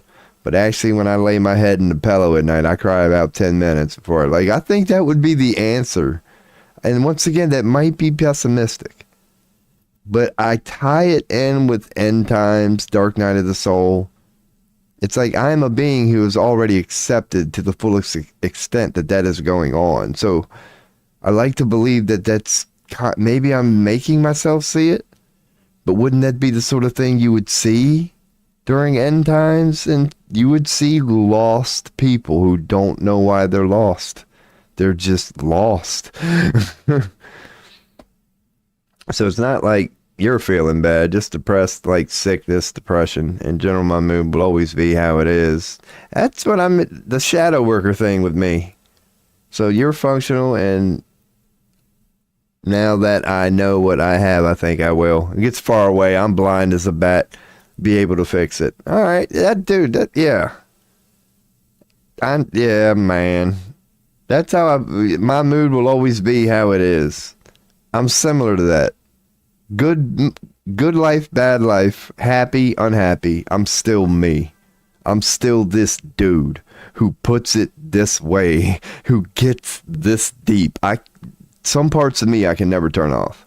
It has nothing to do with the state my life is in. Yeah, like my general mood, no matter how it may seem, like I'm one of those people who, like, I might come across as mad sometimes, but I mean it, and not many people have seen it. But when you see me there's no disputing when I'm mad. Trust me. It's like, dude, if I seem like I'm a little depressed, emo, out of control, no, I've got this. It's hard to explain. Because my general mood is dark. Like, I can handle it. I will fix my problems too. I will. I believe my story trying to connect the individual, and thank you for that, trying to connect my individual to the global, and this, everything I'm saying, if I quote unquote repent, not to the God, not to the roles, to my God, if I repent in my world, earnestly and honestly, just like scripture says, I'll be fine. If I own my own personal demons and overcome my own personal hell, like when you individualize the global, realize it's happening as a collective. Now, what's my part in it? My part in it as the individual during end times is to repent and go back to the light, period. The same story for everybody else. Those own personal demons, there's only one us. Only you know what you've been through. Only I know what I've been through. Only I experienced it this way. So I need to repent and come out of this. And I think that part is strong. The devil ended up being whatever anybody's personal demon is. Because the combination of all those personal demons would be the devil. So the devil is out there, but you are an individual. So to define your devil, it's naturally going to be a what? Personal demon. It's you. You are the filter. It's the devil filtered through you. And I believe we all have them. And I don't think many people are going to make it. That's the one thing as a pessimistic shadow worker I'll throw in there. I do think a lot of people are going bye-bye. Call it end times, whatever you will. The universe has many different mysterious ways of how to make people go away. Not saying they're wrong, not saying they were right or wrong, that they're going to heaven or hell, but they're gone. They ain't gonna be here much longer. I don't see it. I see this people not facing their personal demons. And if they don't, time is quote unquote running out. Somehow, some way, that personal demon will, it's just the nature of the beast. You happen to be on Earth at this time, during the end of this astrological cycle. Ask an astrologist, ask a biblical prophet. I don't know why it's turning out this way, but it apparently is. So being real as fuck doesn't mean you are sad. Appreciate that, because that's my shit. I'm real. That's literally how I put it. I don't put my best foot forward, as in lie to the world. I put my realest foot forward. This is who I am. I'm not proud of all of it, but damn it, this is who I am. I'm just honest. Just being real without needing to exaggerate, whether too optimistic or too... See, when it gets to the long side of my monitor, I got to do this. Or too pessimistic side of a point of view. Yeah, I try to be the balance. I am a weird balance of both. I am a pessimistic, but I am optimistic. I've been learning that recently. Like, I've been walking around as like, dude, Rob, you're a dick. Like, I know I'm compassionate, Cancer, Moon, emotional, in touch with the divine feminine. But I've always been like, dude, you probably come across as a dick. But as I've been like watching some of my highlights or whatever, like watching my stream now that I'm doing this streaming thing, even I'm picking up watching me. I'm like, dude, Rob, you're kind of optimistic, man. I'm like, I'm even learning. I'm like, you really are, dude. Like, I'm learning, yeah, what you were saying. What I thought I was, but I'm now experiencing it more, is optimistic, pessimistic, truly understanding the yin and the yang sort of thing. I truly am both. As everybody's a weird balance of everything. And I'm like, damn, okay. Because I'm proud as hell of being a complaining, bitching shadow worker. But it's like, you're not a bad light worker either, are you? Like, from time to time, man, you actually do some impressive light working, and it's like, you got me, man. Ain't that some bullshit? Caught me working, being optimistic? What's wrong with me? How did I say some optimistic things from time to time? I gotta step my game up, man. But I appreciate the feedback, man. I really do. Because I started this stream with just talking. That's why philosophy is word number one today. We're doing tarot here for anybody who may have a question, but I was in a ranting mood today. I was like, Rob, you done did 22 hours yesterday. So let's just, sit, rant, do tarot readings, but so yeah, man, good stuff. And speaking of tarot, what's up, Spirit Oyster? Good timing. I was about to do a quick recap of what happened. Speaking of tarot, what's up, Spirit Oyster? How are you? Hope you're well. I am whatever. I can tell you how I'm doing by explaining this. Like, I asked Tarot, I did my first Secret of the High Priestess reading. So I asked Tarot, I used this for what the hell's going on with me and jobs. That's my theme. That's my fate. That's my destiny hallway, like we were talking about yesterday. That's my hallway for whatever reason I cannot get away from. Like, I'm stuck in this shit. So what's going on? And I got all this. So, I'm not going to run it down all, but I did get a secret. The nature of the Secret of the High Priestess reading is if, other than a major arcana, you're not even supposed to address this. But I did get a major arcana, and it was an upside down Wheel of Fortune. So I got a secret in this one.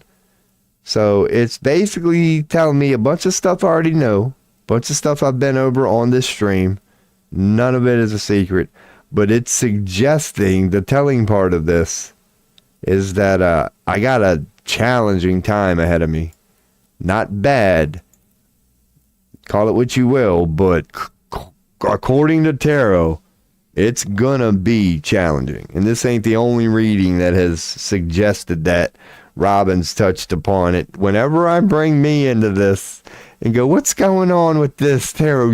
There's caution upon caution upon caution regarding this specific subject in me. My job battle is going to continue in some way, shape, or form is what I'm getting from this. My secret was an upside down wheel. Just basically the spontaneity of life, the just unpredictable nature of life, which can be good and bad. Like, I got some maybe not so good things coming, according to the upside down. But yeah, man, I'm well. Anybody in chat has, we can go with the usual past, present, future. Because needless to say, it does take a while to properly address a High Priestess reading, which I am not against. Like, if anybody was like, yeah, because I used it for a meaningful thing. Like, I was like, all right, let's do this. I wasn't sure what I was going to do. And I was like, no, I do have like a for real question for something like that. My first ever 9-card reading. There are 9 cards. 8 if you don't get a major arcana in the secret area. Because like I said while reading it, it's like, dude, if you don't get a major arcana and you're not supposed to read it, even knowing that, you're gonna notice it. You can't help but you're gonna, even if it's suggested not to look at it. I'm always gonna glance. I might not look into it too deeply. But if you pulled like an upright 5 of cups, that emotional broad dressed in, but just screaming nothing but sadness. Yeah, I highly doubt a person would be like, all right, whatever. I would take something from that. I would take that as a caution. Maybe it's not the secret it's supposed to be, but I wouldn't think, but I don't know. No, you are supposed to pull it. I think the way you're supposed to do it, I could be wrong, in a real tarot reading, is you like save it for last, if you know what I mean. You would have to pull it. So you go over every card, and then you go, all right, let's see if you got a secret. And you would only address it then. I think that's how it's quote unquote supposed to be done. But the way we do it here, I'm just going to hit refresh, so it's going to be there anyway, man. Might as well go in and address it here, man.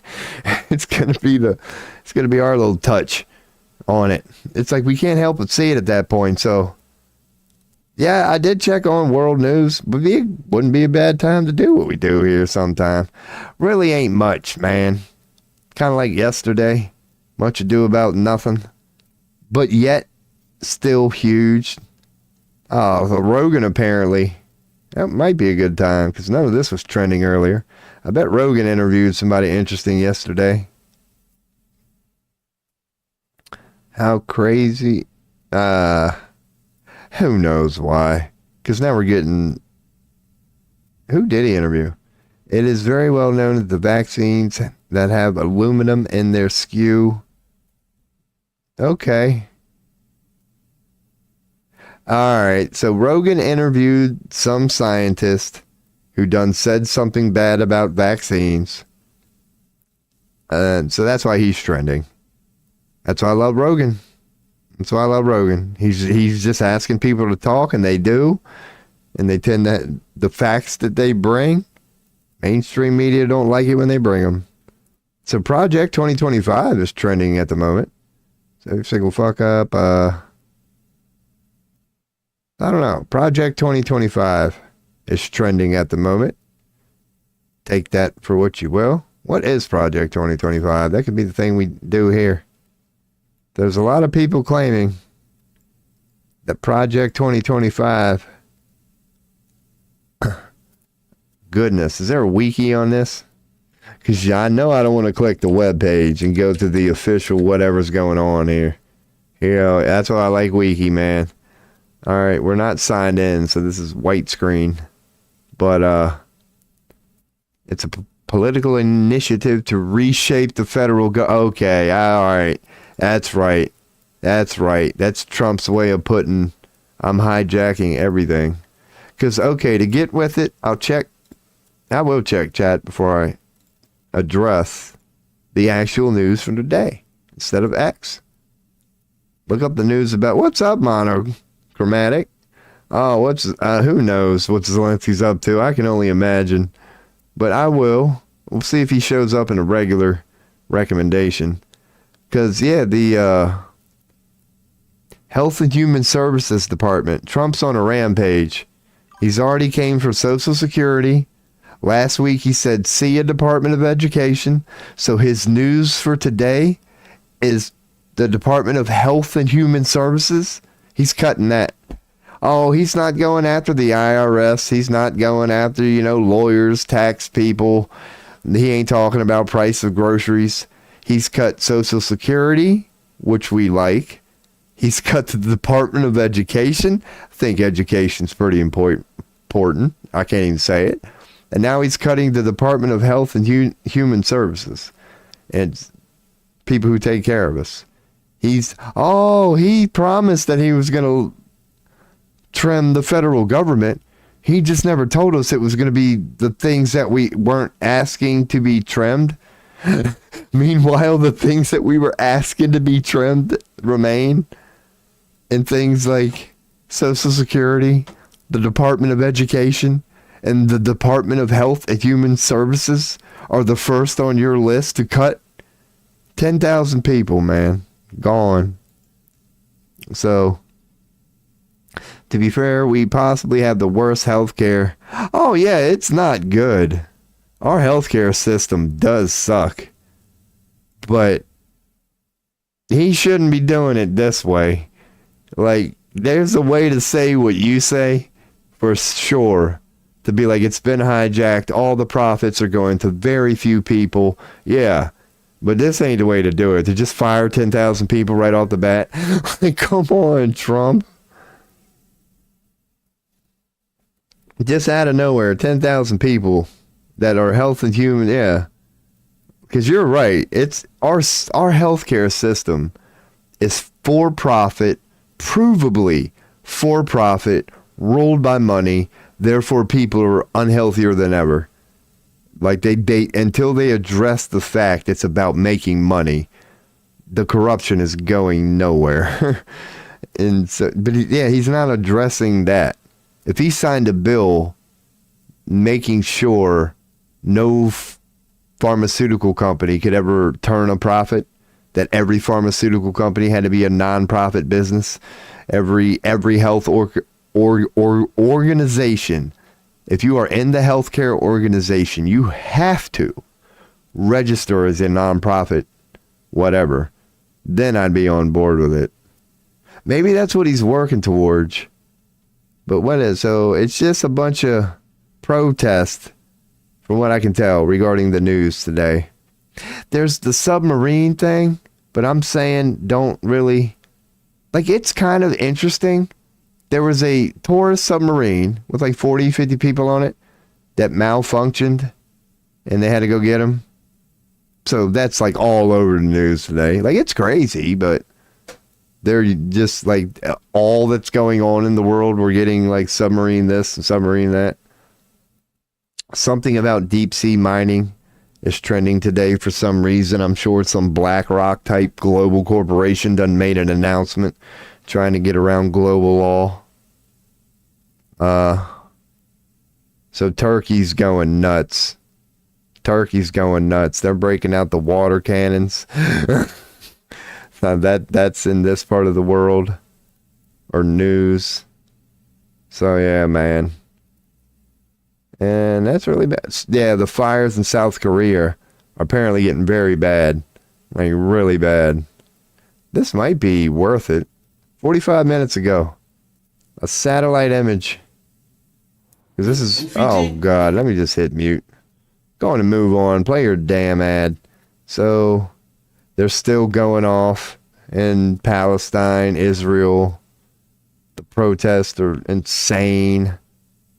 Apparently, what's behind the largest wildfires in South Korea's history? I don't care, man. That's satellite. But apparently he said the largest wildfires in South Korean history. Dude, that is a satellite view, but not of the damn fires. That's as good as it's going to get. They are pretty bad. Like, Korea is just lit the hell up right now. We probably got to give it a couple days for these aftermath. So Korea's burning. Sudan is in chaos. Sudan's in chaos. Is that my mouse? That's right. Who knows? We blew the shit out of more crap in Yemen ever since they said Zionist. They are doomed. So we're blowing up Yemen. Probably hit a hospital or something. And we're saying we got the Houthis. So you know how the Zionists... I said Hamas this, Hamas that. That's what we're going to do with Yemen. It's going to be Houthi this, Houthi that. Never mind that the whole country ain't there anymore. Hey, America, why did you do it? It was because of Houthi this and Houthi that. Like, look. Houthis in Yemen won't be defeated by airstrike alone. U.S. strikes a home and on a Houthi drone. Oh, even Trump said the Houthis want peace, so get ready, just like it was Hamas. It's about to be Houthi. So it looks like, yeah, RFK's in the news. Okay. The redundant, okay. I'm with that. I like RFK. I just wouldn't want to be him. So I do believe that bill was good. But old Trump, though, I just question his ass. I trust RFK a lot more than I trust that guy.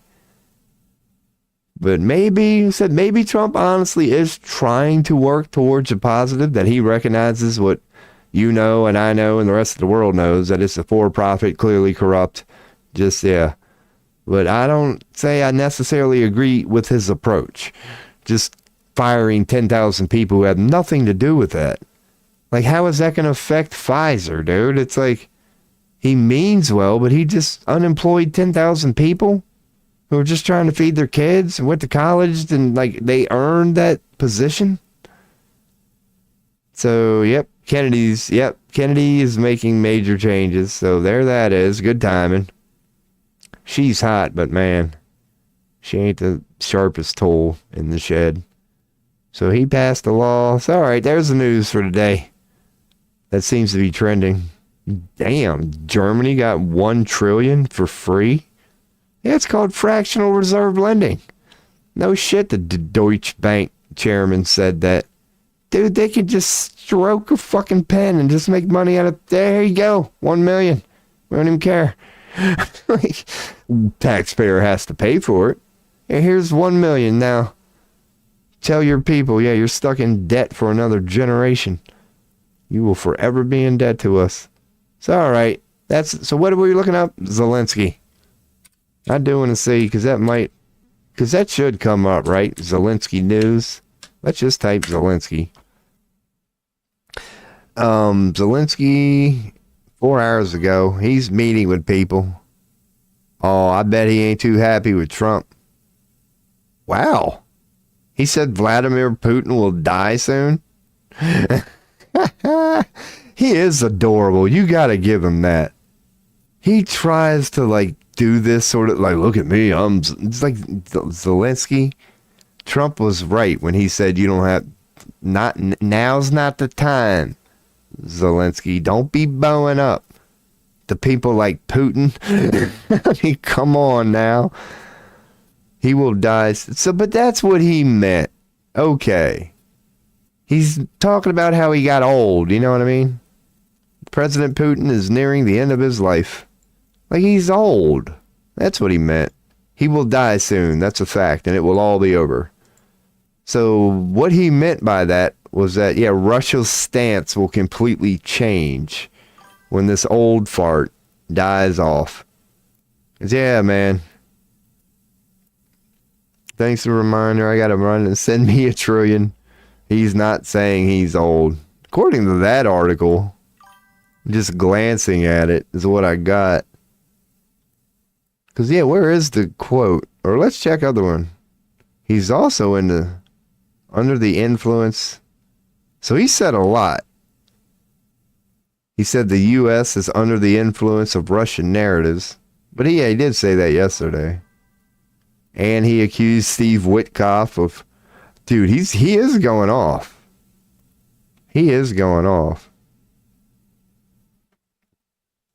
I don't know why Zelensky does that shit, man. He's saying that the EU is drafting troops to kill him. That's what Alex Jones said like a week ago. A week ago, Alex Jones said he had inside information that the Ukrainians were coming to kill him. It was fucking hilarious. He literally is saying that the EU... Yeah, dude, I'm telling you. Zelensky, come on now. He's getting the same memo as Alex Jones. Because I'm not going to look it up right now, but anybody who has Google can. Last week, no more than 2 weeks ago, Alex Jones made a 2-minute post using his cell phone driving down the road where he honestly said, I just got word from one of my connections in the CIA that Ukrainian people are coming to kill me. He was serious as shit, dude. He actually, like, oh God. And now Zelensky. That's not really him anymore. Dude looks completely different. Yeah, that never goes away with Alex Jones. It never does. Because he does just go through that. Like, he's been like 5 people at this point. Because he does. His look, like, he just changes a lot. Like, when he hung out with Rogan at first, like, when he kind of, I don't know, when he went through that swole phase and he took that picture with his shirt off, which was kind of impressive. It really was. Like, he looked damn near like a football player. Like a 50-year-old one. But, dude, Alex Jones got swole. He was lean, mean. When he did that, like, 6-month workout with Rogan or whatever. And not saying he maintained it either, because he does that. And next thing you know, he looks like a fat ass. And then a week later, it looks like he's dying of cancer. It's like he just, who knows? It was November, and he said he was going to lose InfoWars. You can never believe anything. Because I love the guy, too. It's so weird what he is. He's a source for great information. But you can hardly believe anything he says. Like, if you just want to know the facts, he's beautiful. He's beautiful. It don't get no better. He is highly intelligent. But the way he puts... I love him. I love him. But he'll back it, like Sandy Hook, for example. I 100% stand by this. Everything he originally said about Sandy Hook was 100% right. Every question he brought up, every point he made was 100% accurate. And even he stood by it and said, man, Americans got to stand up for this. And then the system called him out on it, and he folded, said, you're right. Everything I said was a lie. Not one thing I said was true. I'm sorry. I'm like, really, Alex? Really? Really? Really? You're just gonna, dude. Like, granted, he knew who he was up against. I've been listening to his shit. That's not him anymore. It might not be. Who knows? His message might even be completely different these days. The only time I'll watch him now is when he's on Rogan. Because I used to watch him full episodes. So I know all about that, you know, his supplement shit. God, I'd be like, let me watch some Alex Jones today. And every 3 minutes, I'd be told about some supplement. Like, but these days, it's just Rogan for me. But the whole lawsuit was obviously fake. He's controlled opposite. Yeah.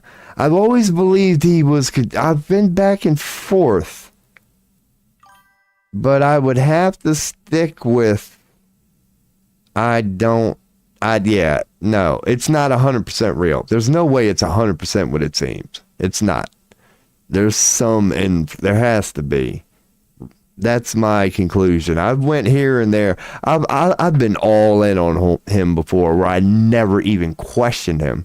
And then I've been on the complete opposite side of the spectrum when he had like a bad month. And I was like, I'm done with this Alex Jones guy. Why did I ever freaking believe him? And now I'm in some I just love I don't know where I stand on him. It changes, as it always will. I'm a what have you done for me lately type guy. It's based on whatever the hell he's saying now.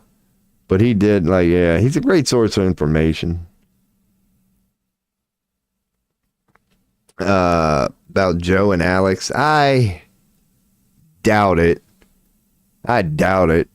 If it was like a documentary, quote unquote, exposing Alex Jones, I've never watched one in full, but I know of enough of that to know why I have even felt that way sometimes. That, yeah, if you wanted to pick him apart, you could. You definitely could. Without a doubt. There are tons of questionable shit in there. So I'm sure there's documentaries like that out there, and they're probably good. If somebody actually took the time, especially if they made it like a 5-year documentary, where if they took 5 years to just hire private investigators and learn everything you could about Alex Jones. Oh, you could smear him in a heartbeat if you did your homework. It's 90 minutes about how they are part of the same CIA projects. Not against it. Yeah, because that's why. Because my stance on him is, I think that. I think it's some sort. There's definitely something. Just what? It's like, what is interesting? But he's influenced. He's clearly influenced. By what? Who knows? But there's some reason he's allowed. Because other people who try to be like him and some who come close to being like him aren't allowed to be like him.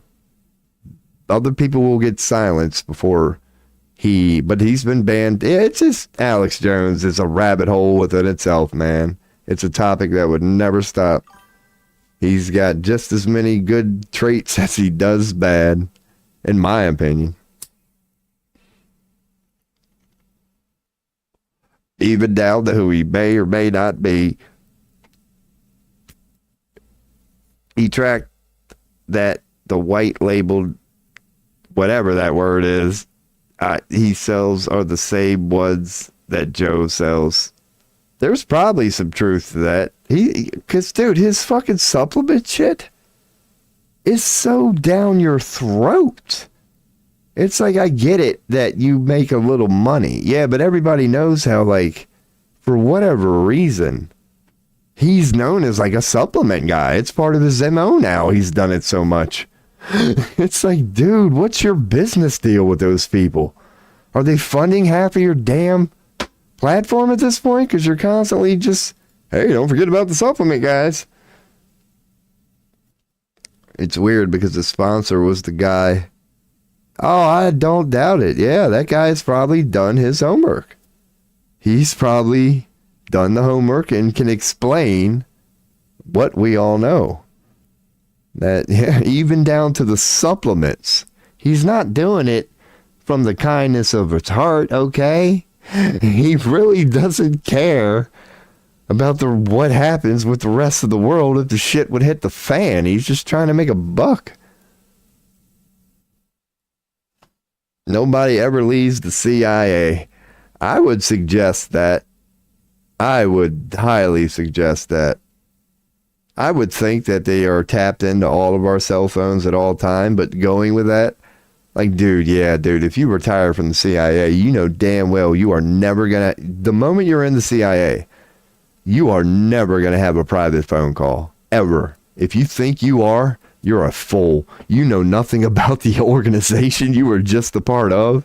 They're watching, they gotta make sure that you aren't out there spilling beans. Yeah, nobody ever truly leaves the CIA. I wouldn't doubt, and you know, especially these days, if there's documentation in there, it's an NDA, that if you say certain things, you are legally screwed. You will lose everything, and that's why they don't do it. They are bound. They are legally bound. The only time they start to squeal is when you get them deathbed confessions. If they can hold it, if they don't think you're a threat, but then again, they might have noticed that pattern too. Like, man, people become a lot more likely to squeal the older they get. So yeah, that's just an organization. You better be careful. Oh yeah, Cooper. Many parts of media, yeah. Bill O'Reilly, he's been a clear one. Fucking even Hannity. Hannity's one. He's back and forth. He's done it well. You could argue Tucker. I honestly don't know. No, I think Tucker's kind of like Alex Jones's. It's like, even if I want to give Tucker a lot of credit, there's something there. He's not 100%. There's something there, in my opinion. But I used to be a Tucker hater, but I'm shifting on that. Like, I've been watching, he's getting better, because I always give people chances. But even giving him chances over the years, it's always led the same. Like Ben Shapiro at the moment. I'll give him a chance every couple months to actually hear him out. It never goes well. I'm like, nope, he's an idiot. But Tucker, I've been changing. I've been going, let me hear Tucker out. I'm going to go, dude, this Tucker guy, okay. And I'm not there yet, but I'm slowly becoming a fan of Tucker. I'm at about maybe 60, 50, no, maybe 50, 50 or 60. I'm not a fan. I still think a lot of what he says you could easily pick apart, but he's getting good, in my opinion. But yeah, old Anderson, I've never been a fan of Anderson, but he'll be another one of them people. Yeah, it's like, I know that he's controlled op, but I'm not going to say he hasn't put out a couple of good pieces that if I watch him, like, all right, Anderson, I don't disagree with that. Like, you might not be getting to the core of it, but what you said is pretty good. I'll go with it. That's like the best I've ever given him. O'Reilly, I don't think I've ever given him anything O'Reilly ever said. I don't think I ever went, damn, he made a point. O'Reilly was just aggressive and loud, existing before a time when podcasts, and like, he was pretty much the last bully who could get away with it without people noticing. Because the way he did it, he made it so loud. Like, Media Matters and certain documentaries started to point out and emphasize how he would, quote unquote, win a debate. He, like, if it was an important issue at the moment, like the 9/11 war, Guess who was there to debate it? Some girl who was sitting there like this, and she just got destroyed. Not because her facts weren't solid, it just, yeah. But when it came time to argue Big Pharma, oh, it was a well-spoken individual that's just ready for some damn confrontation. It's like they exposed O'Reilly was a little exaggerated. The only thing he was good at was being pissed off. Just being a 6'3", 200 and some pound man, intimidating, very alpha, and could just intimidate people. He was never right. Not that he wasn't right, but he could just win the art of debate, which isn't about facts. It's about the art. Generally speaking, you got to have facts.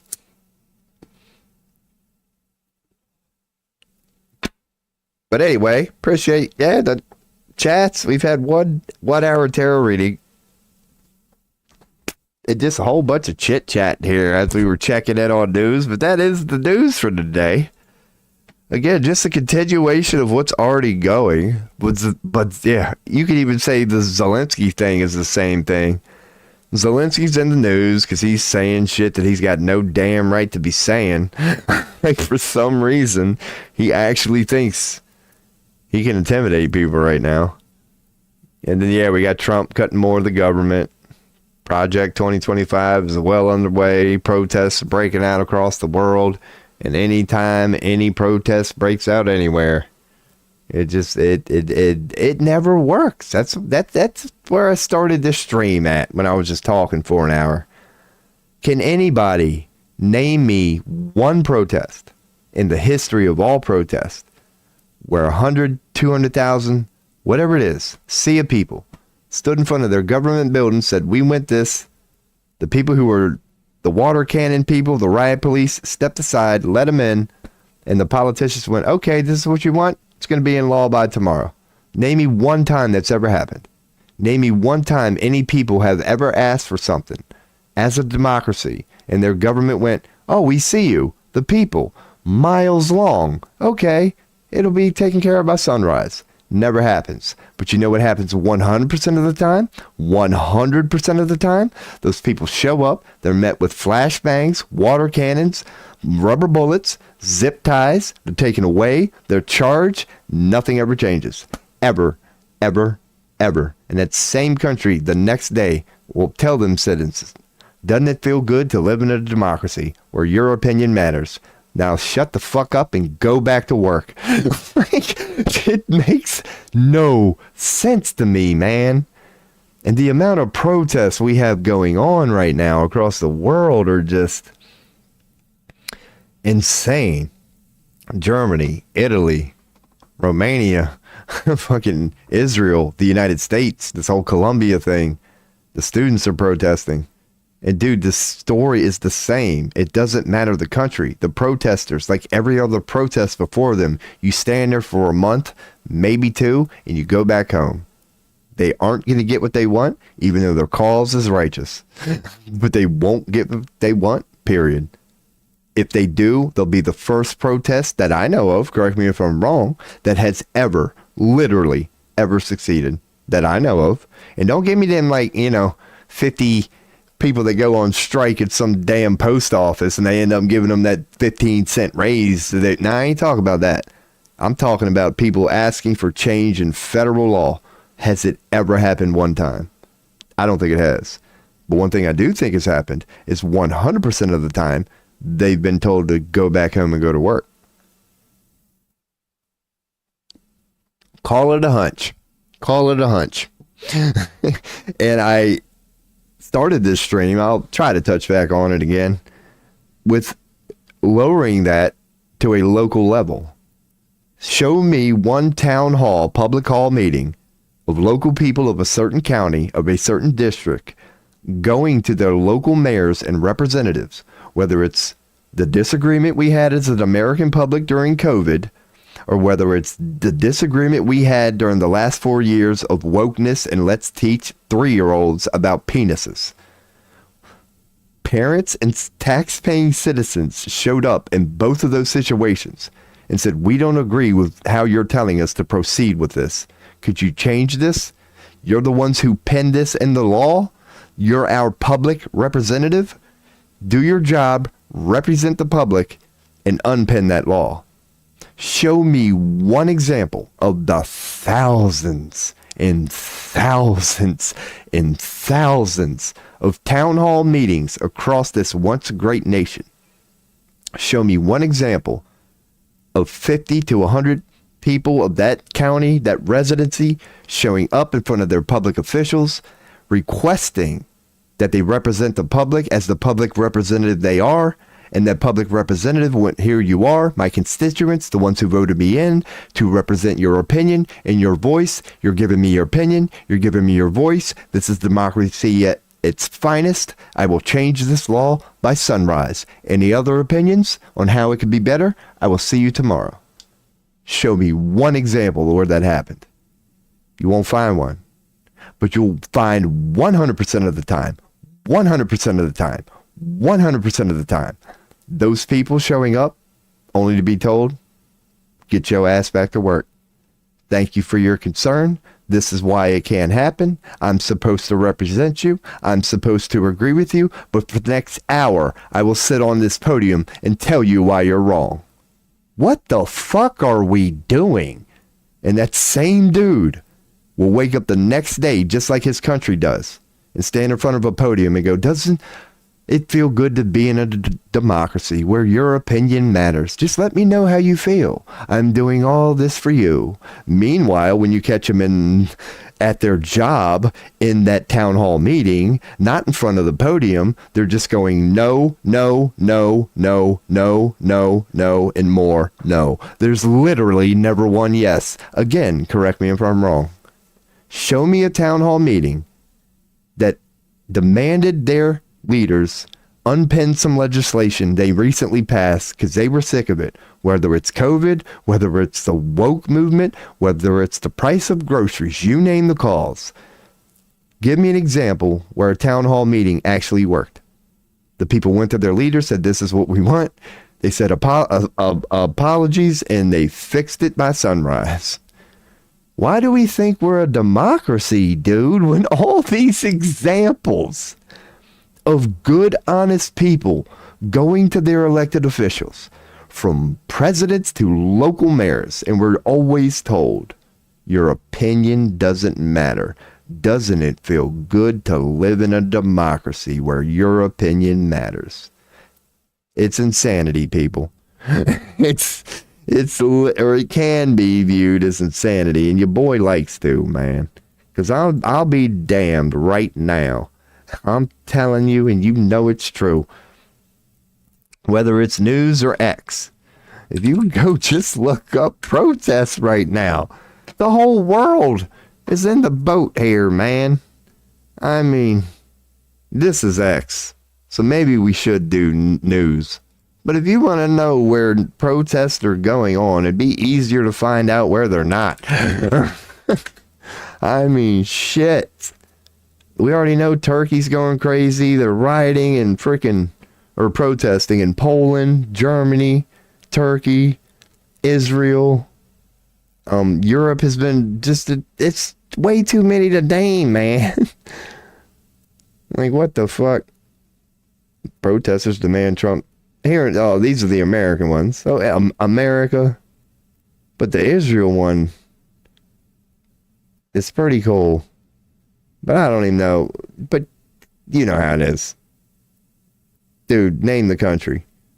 Like, Colombia's one. Because if you know them, because like right now, you don't see any Colombia one, right? Look up Colombia protest. Oh, dude, it's going. Oh, that's right. Nah, it's the University of Colombia is protesting. But you know the country, Colombia? Oh, dude, you don't want to know what they're going through. Colombia. Because, see, I know maybe if I stick to world. Who knows? No. Anyway. Maybe just go to a damn Colombian website. I'm not prepared here. This is why you normally bring it up like the professional people do and they have tabs ready. But the world is indeed protesting, and y'all know it. Just Germany, Poland. It's so crazy. Now, the reason it's kind of crazy, if you think about it, it lasts for weeks. It's proving my point. Like, why does it last for weeks, dude? Do you know how many Germans are protesting right now? Do you know how many Polish people are protesting right now? Do you know how many Colombian students? It's only small here. It's like, dude, at that point, what is the government do? How many more people do you need for whatever their cause may be? How many people does it take? How many Germans need to protest, whatever they're protesting right now, for the government to listen to them? Because currently, whatever number it is, isn't high enough. The same for Poland. The same for Israel. How many good Jews, Israelis, are it going to take before Netanyahu stops? Because right now, they're up to what the hell was the last thing? Like the 500,000? Some numbers suggest. How many Jews are it going to take, man? What are these governments doing? It's an honest question. What if 90% of the population showed up? What does it take? What would it take for a government to actually listen to their people and stop telling them they're wrong?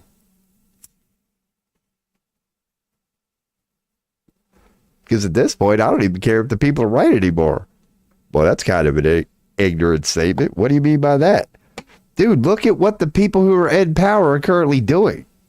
Do you think people could fuck it up worse than that?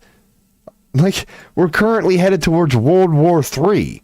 How could anybody, how could a 9-year-old child screw it up worse than that? So at this point, I'd say I don't give a damn what your people are saying. It'd be better to listen to them because the current people making the decisions are clearly, you can question them. Am I afraid of death? Dude, that's a great question. I got it yesterday. Not, in the way you're asking it. It was at the very beginning of my 22-hour stream, man. But no.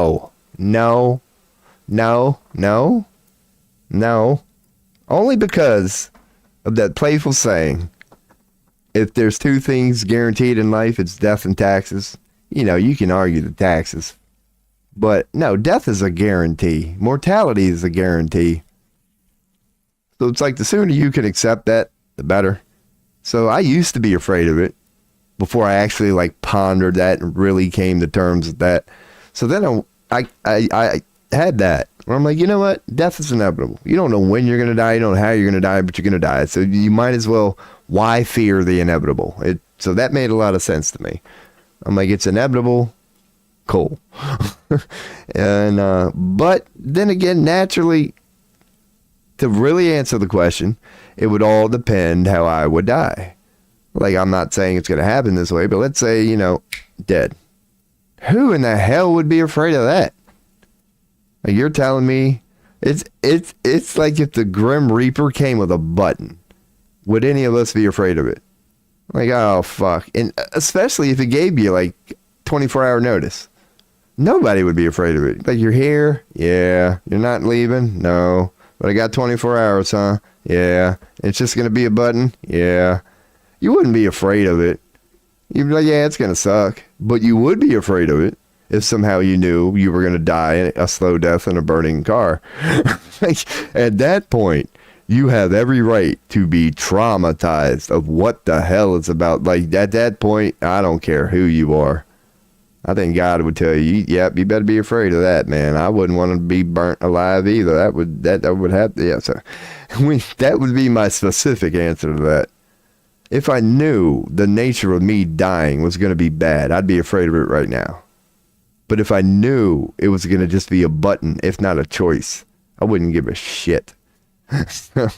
Not my, admitted not knowingness is, yeah, just that. The fear of the unknown would be the only proper answer there. If I had my shit together, if I had a house with a white picket fence and a beautiful wife and 3 kids and one of them was already in college, I would fear death because you got a lot to lose. You wouldn't want that to go away. So then death would become a little more scary, because then you got all those thoughts about all these people you're going to leave behind, and you got a lot to lose. But if like you're homeless or you're about to lose everything, or you ain't got shit and you're just like, man, what the hell? At that point, it's not, because you're not going to hurt nobody. You're going to die and go away. Well, good. You're not in anybody's life right now anyway. So there ain't going to be a bunch of people missing your pathetic ass. Like it softens the blow a little bit. The real death is being born. When you die, you just go back. Just a cycle. Just a cycle. The only thing that begets more life is life. You ain't going nowhere. You're just going to transition. That's another reason why I'm not afraid of it. Like, it definitely, that makes it easier. Because, I mean, I wouldn't say it's 100%. I would say there's an occasional exception to this. All dogs go to heaven. When you die, you're going back home. Period. End of story. Unless there's something extra weird in there, all dogs go to heaven, in my opinion. So it's like, who in the hell would fear that? Going back to source? Yeah, going back to that source. Ain't no Russian source. I mean, it's just source. It's loving. There's no pressure there.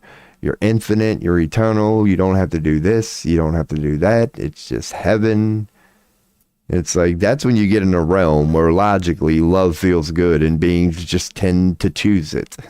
They realize for everybody's sake, it's better to be happy and harmony and loving. And yeah, it's just, you go back to source. The nothingness, but yet everythingness. Yeah. I mean, the only way for you to experience it, you would have to, something has to be present to experience anything. Because true nothingness is just that. It's not even zero. It's not even being able to be aware of the value zero. True nothingness is just that. It's nothing. It's no thing. It's not conscious. It hasn't happened yet. It's nothingness. At the moment, it is nothingness. The moment you think about it, you're giving it too much credit. Nothingness is that which is nothing. It's nothing. It's nothing. Anything else beyond that is creation. Like, so if you're conscious, if you can have a thought, you're a part of something, period, end of story. Because all of the nothingness that exists is a nothing, no thing. Everything else is consciousness. Literally. Whatever doesn't exist, doesn't exist. In a land of non-existence. As in, it's not even real. It doesn't exist. It's nothing. It's not even zero. Zero is something. It's recognizing the value of nothing. It's even a step above nothing. Nothing is nothing. You're not even conscious enough to go, there's a zero. It's true nothing. It's a void of even consciousness. There's nothing in there at all. It's nothing. So it's like, you will never go to nothingness. Like that. What do I think of marriage? Oh, it depends on your definition of it. Fucking legally, it's insanity. Oh, you're not in love until Big Brother signs here. Wait, get off my dick. Are you kidding me? Are you kidding me? Big Brother is now in my love life? Dude, is there any area you won't poke your ever-loving nose? That's how I feel about the typical version of it. The fact that it's become a legal thing and you need the lawyers. When you get divorced now, it's a legal process. It's just like selling your business. That part's insane to me. That it's become legal. But the general thing of man and woman and, let's lose the woke shit or whatever. That general thing. Yeah, dude, that's in our human DNA. Every person wants a special somebody. On some level, I'm not saying being the king with 9 wives ain't got a lot of benefits, man. But I am saying having that special son of a bitch who loves you at your worst and is always by your side. There's a lot of positivity to gain from that too, man. Some like the ever-ending battle of quality versus quantity. Like, which one do you pick? I had a weird experience that I think was like me going back to source temporarily. That's what near-death experiences, they're out there and they're becoming more popular. Pretty much all of them are the same. Everyone I ran across is the same that I believed in. They say they go back to the place of ultimate love, and they are just shown things they need to be shown. And the one theme that is common, and it is love you cannot describe. Every person who tries, who has had that experience and starts remembering it, they tear up. It's love, it's love, and they never forget it. And they say it changes them as a person, because once you truly understand that all dogs go to heaven, and you know what you're going back to, oh, dude, it changes their life. They're like, what do I have to be afraid of? I'm just a temporary son of a bitch having an earth experience. This thing I'm going back to, I'll never forget it. Sex is a benefit. I will definitely touch upon that. Dude, one thing I've told girls, honest to a fault, because this is how your boy is, but you're going to know what I mean when I say it. When they were asking me, like, what do you look for in a woman? I said, do you want the truth? They said, yeah, of course I do. Number one, pussy. They're like, oh God, they just get pissed. I'm like, hear me out. If I truly only wanted good company, I would move in with my boy. Because then we can watch the game together. We can PC game together. We can look at pictures of women together. Nobody is like me more than my friends, my male friends. What I need from you, the reason I need a girlfriend, starts with the pussy. As in, that is what you can give me that my friends can't. Based on the fact that we can do something like have sex, I can be inside you, the ultimate physical connection. You need that.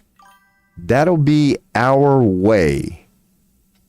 Is that not the nature of the beast?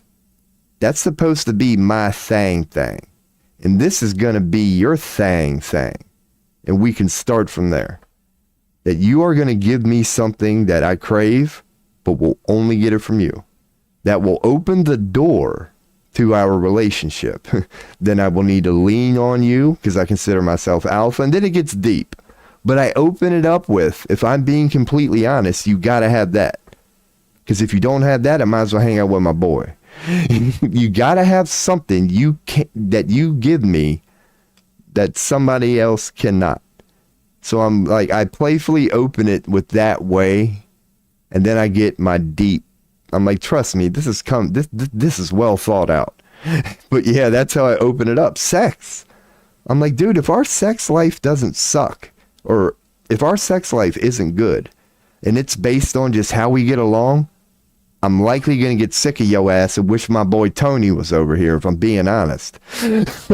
But as long as our intimacy and our sex life is strong, I'll put up with your BS. Isn't that what a relationship is supposed to be about? Technically, it starts with the thing. If you want to get deep into it, you're giving me something the natural people, my dogs, can't give me. So you meditated for 9 hours and saw a rainbow, and okay. Like it was a star and all the information in the world. That's fascinating. That is fascinating. Yeah, I was kind of going, because that's what I'm saying. I'm a certain way. Because even girls that love me and were like, well, but why'd you have to put it that way at the end of it? And I'm like, 'cause it's your boy here. Get used to it if you're trying to be my soulmate. It's my playful way of just opening up. Like, because the truth stands. Like, because that's my way of hammering home an honest point I want to stick. That honestly, it's biological.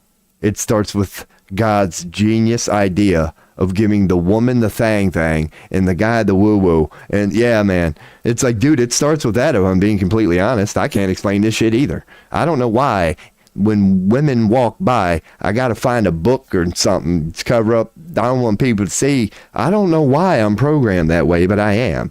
So if we can come on that part, start there. Yeah. But then you can give them what they want, the emotional meaning behind it. That actually what I mean is that is the beginning. That is the root of what is going to blossom into, hopefully, a very deep, intimate, not just physical. Because I could go on and, you know, why not? Because this boy's Robo Stream. I'm not going to go deep into it. But like when having sex, I'm the type of guy, honestly, dude, if I don't make a girl come about 15 times, yeah, I'm all about them. I'm all about them. It's fun to me. It's a game. It's like, come on now. Let's get the high score. Let's just, I get them going. It truly is about pleasing them for me. I get my pleasure from that. But I will stop it there because we ain't going. I mean, I wouldn't mind it. You know me, I'll go anywhere. Oh, yeah, but that, oh, man, right out of the box, yeah. That's my honest answer. Regarding women who I'm potentially getting into a relationship with, I always, even if they don't ask, I always bring that up. I'm like, don't forget our sex life. And I know this is my part too, but it's going to have to be there on some level. Otherwise, it's the nature of the beast. One of us are going to start to want to stray. So for both of our sakes, we have to make sure that, you know, not that it has to be, but that has to be there. It has to be there. It has to be there. It doesn't dismiss anything else. But you can't let that fire burn out. You can't. Because it'll be just downhill from there. Because, yeah, you immediately, once you start losing that, both sexes, women included, once the sex starts to go away and it's not as fun, what do they start saying too? Oh, I just need to hang out with my girls. Like, that's true for them too. If they wanted to be around people who were just like them, and they would pick their girlfriends like you would pick your dogs, your male friends. Not saying you can't have a female best friends, but, you know, like-minded sort of thing. You would be around other like-minded individuals. And guys and girls, generally speaking, out of the box, couldn't be more different. You're alpha, you're beta, you're feminine, you're male. Asking a guy who likes what guys tend to like to live with a girl who likes what girls tend to like, it's a volatile thing right out of the start. Let's ask the alpha and male to mix with the divine feminine. It's not gonna go perfect, man. You're asking two opposite energies to coexist. And that's supposed to be where you develop your love. You accept each other for who you are. You know you can't stand this son of a bitch from time to time in some weird way. That's why you love them. You honestly cannot stand it when they do what they do, but you just take the good with the bad. You're like, that's who I ended up getting with, wasn't it? All right. Because I'm just going to remember all the good times right now. I'm not going to let the burnt toast overshadow all them amazing sandwiches when the mayo was just perfect and nice in the middle there. So when you press down the sandwich, it don't come spilling out the sides. You can't let one piece of burnt toast, even though it happens every day. Even though she burns that same damn toast every day after you done told her about 50 times, sometimes you just end up loving them because of that. You just find yourself laughing at it one day. You're like, you're going to burn the damn toast again. And by then you got kids. So you're just nudging your son like, there goes mom. I told you, ain't this some funny shit? I told this woman back in 1977 about that same damn. I'm telling you. I love it. That's why I'm single. And I am single. Sometimes you just got to hang with the girls. Dude, yeah. You can have friends of the opposite sex.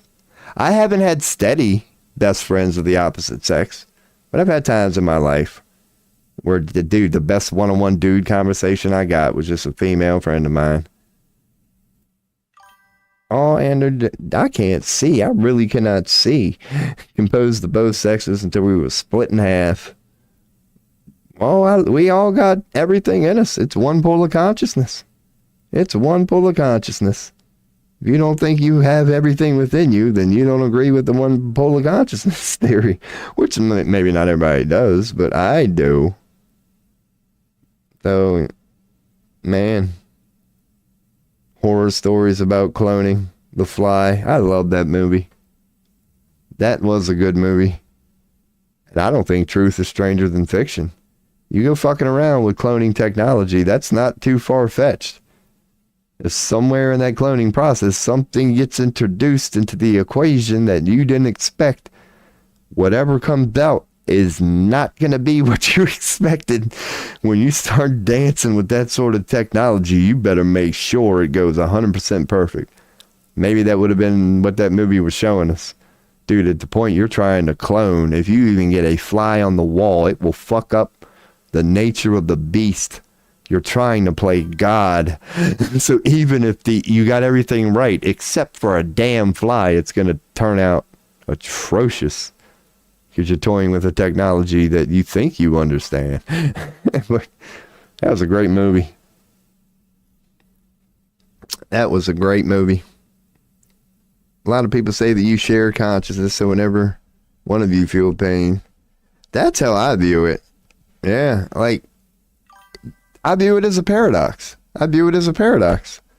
Both truths do exist at the exact same time, and they don't have to cancel each other out. Number one, you are an individual. You are you. There is no other you, and nobody can deny that.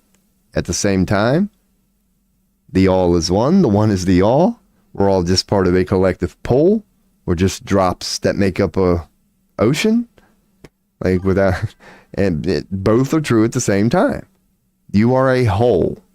You are a pool of consciousness that has figured out a way to experience itself as a detached individual from it.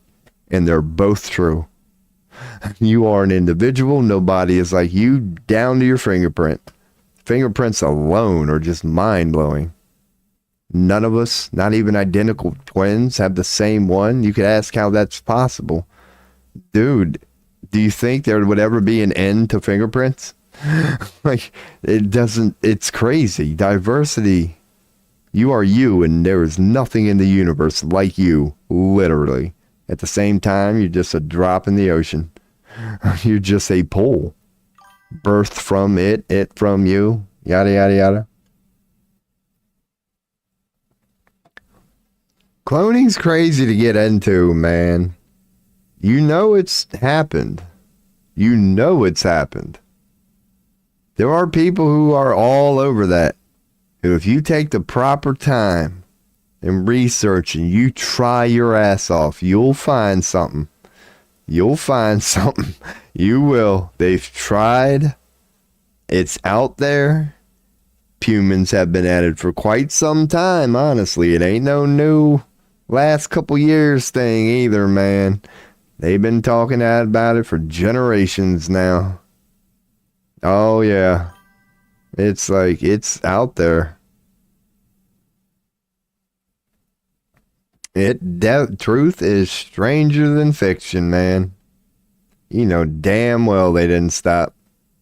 Because they're at an interesting point. Yeah, you can't overdo it. Like, let's say you can do it, and it works perfectly fine. But you don't want people to know about it. You couldn't overdo it.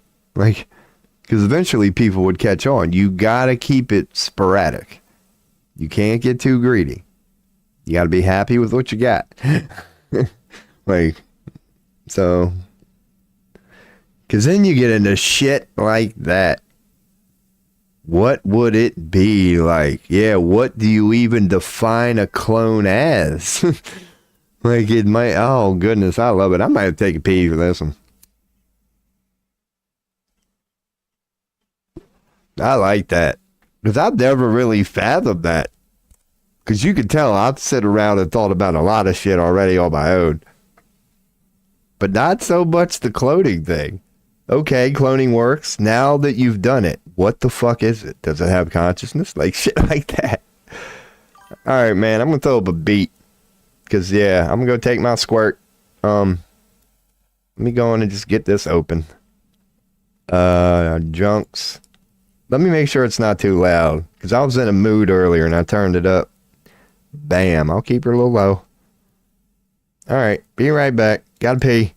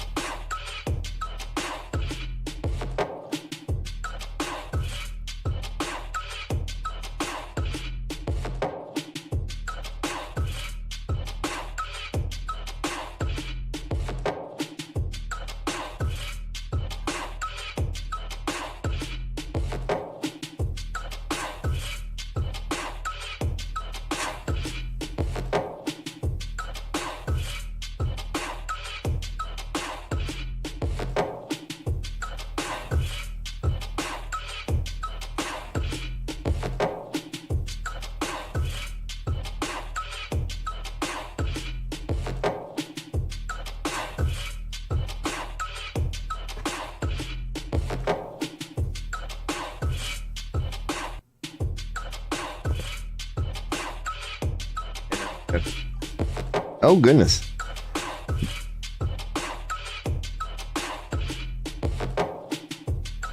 I might as well keep the beat rolling for a couple more seconds, man. I'm gonna take a bite of my damn potatoes, so I'll be right back in a couple seconds.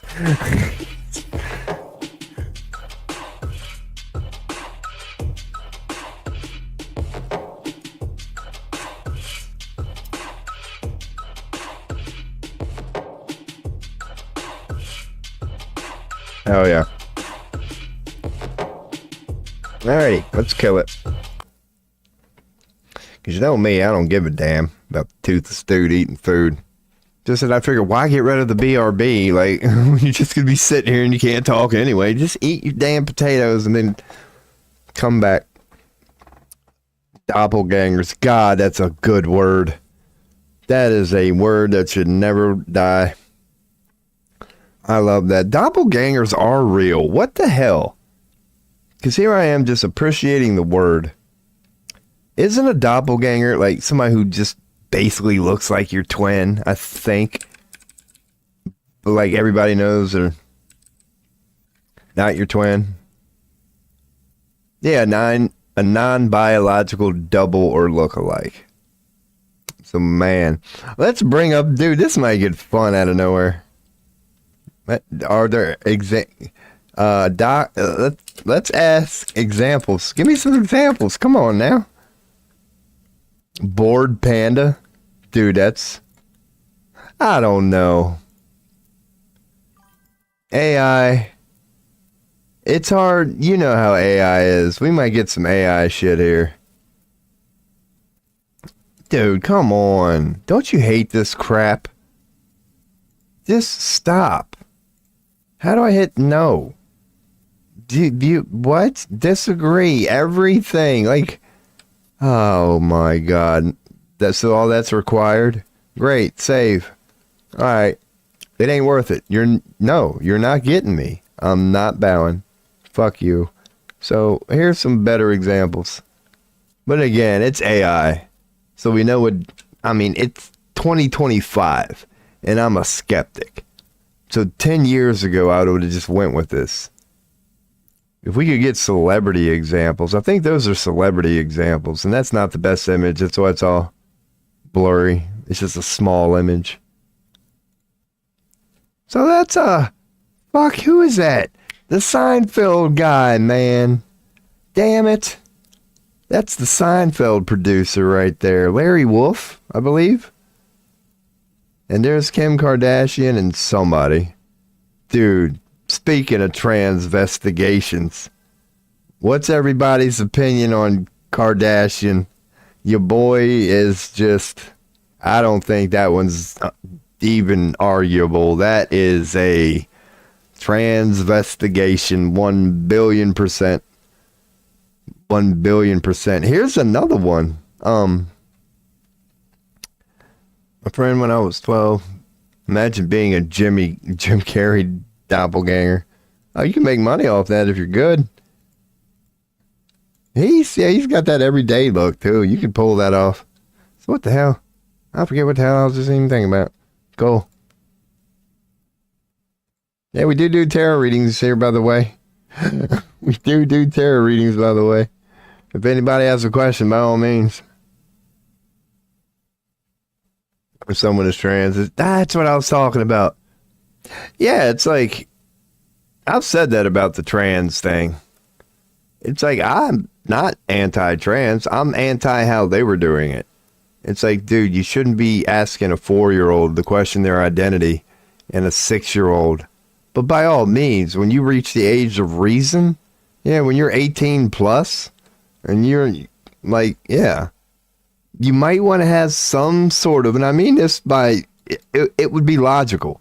You might want to have some sort of a evaluation beforehand. Not saying to make it difficult, but just have some sort of parameters, some sort of test, because it's like such a big decision, just to make sure you aren't just going through a phase. Like something has to be in place. But if your indecision is you want to do it, hey, go right ahead. Just go right ahead.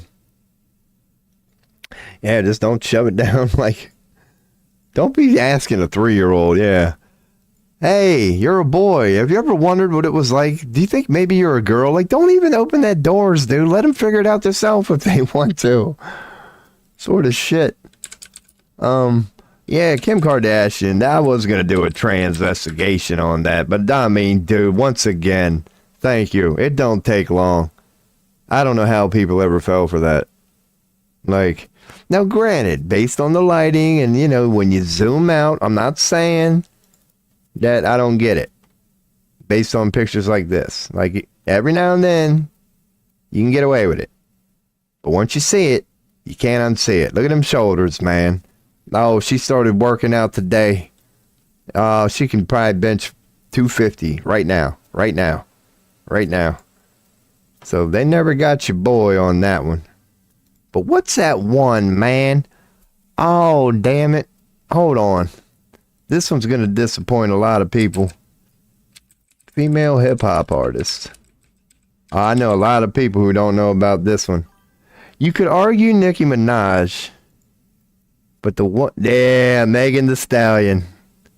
Oh man, people, I don't know why they don't want to believe. I'm like, really? Why is this even difficult, dude? It's like, this is one of the easy ones. There are people who honestly don't see it. I'm like, you really don't?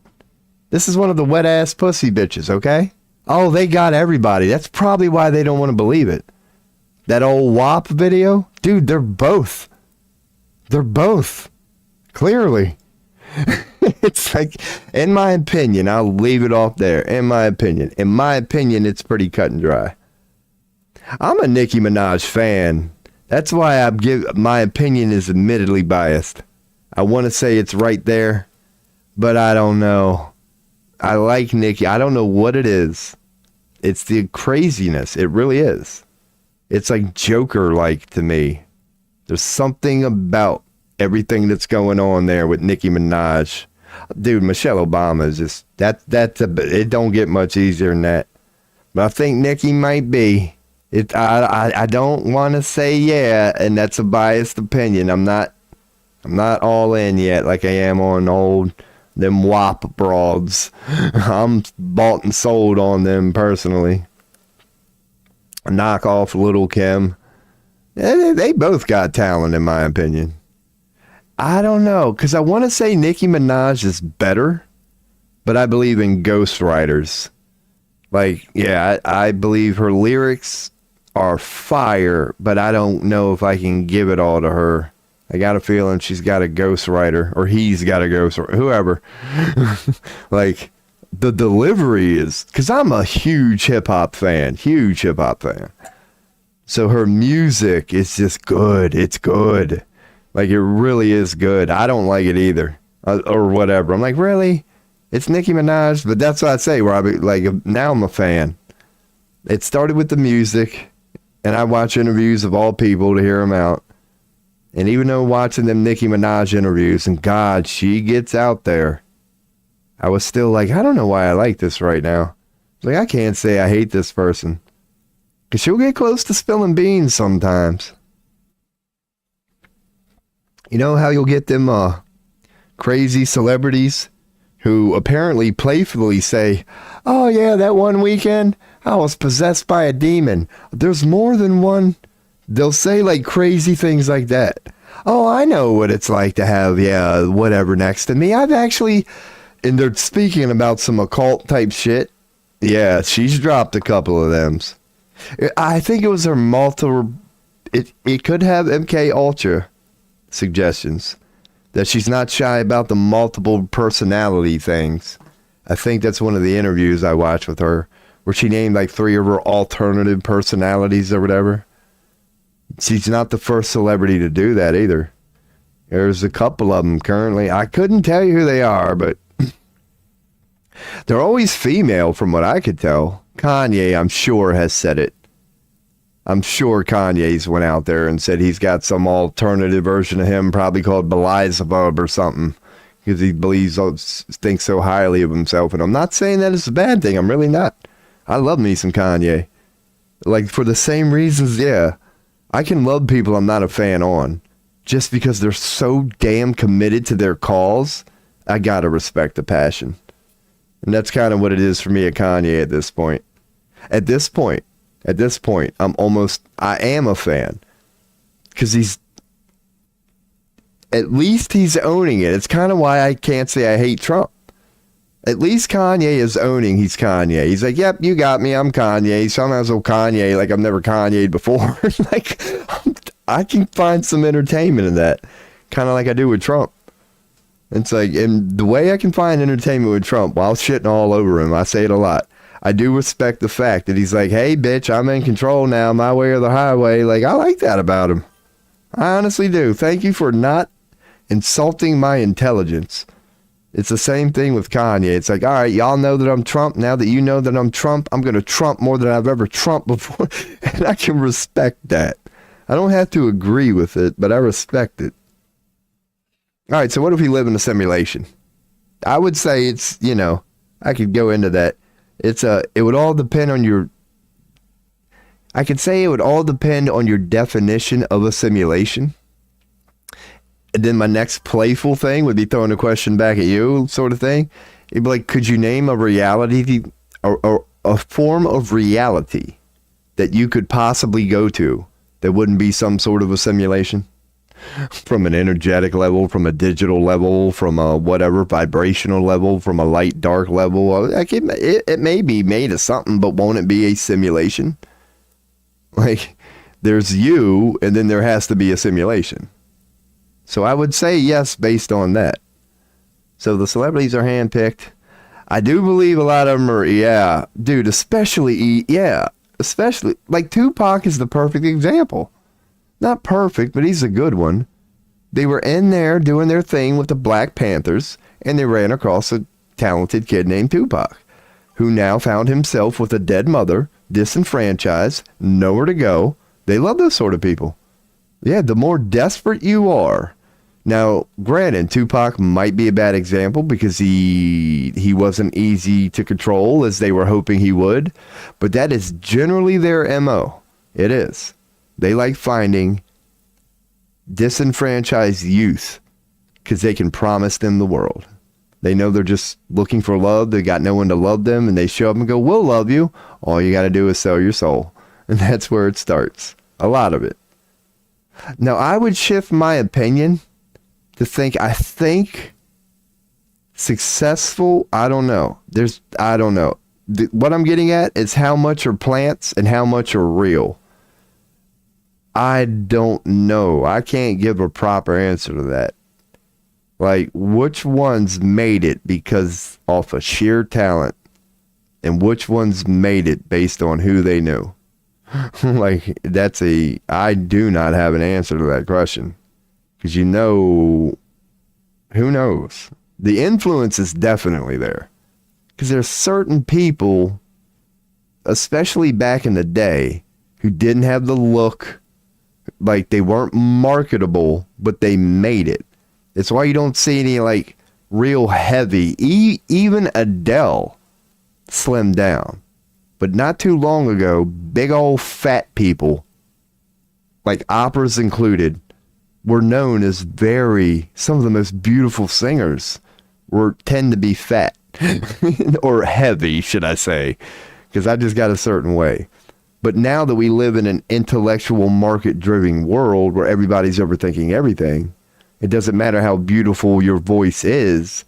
If you don't have quote unquote marketability, these record labels will overlook. It's not all about talent anymore. If you're good enough looking and sex sells, you could be not as vocally gifted as the other person they're considering, and they'll pick you. And therefore, the art as a whole suffers because of these over-analytical intellect is not all it's cracked up to be, self-proclaimed geniuses called marketers. So you can look at Kanye's Twitter. I do.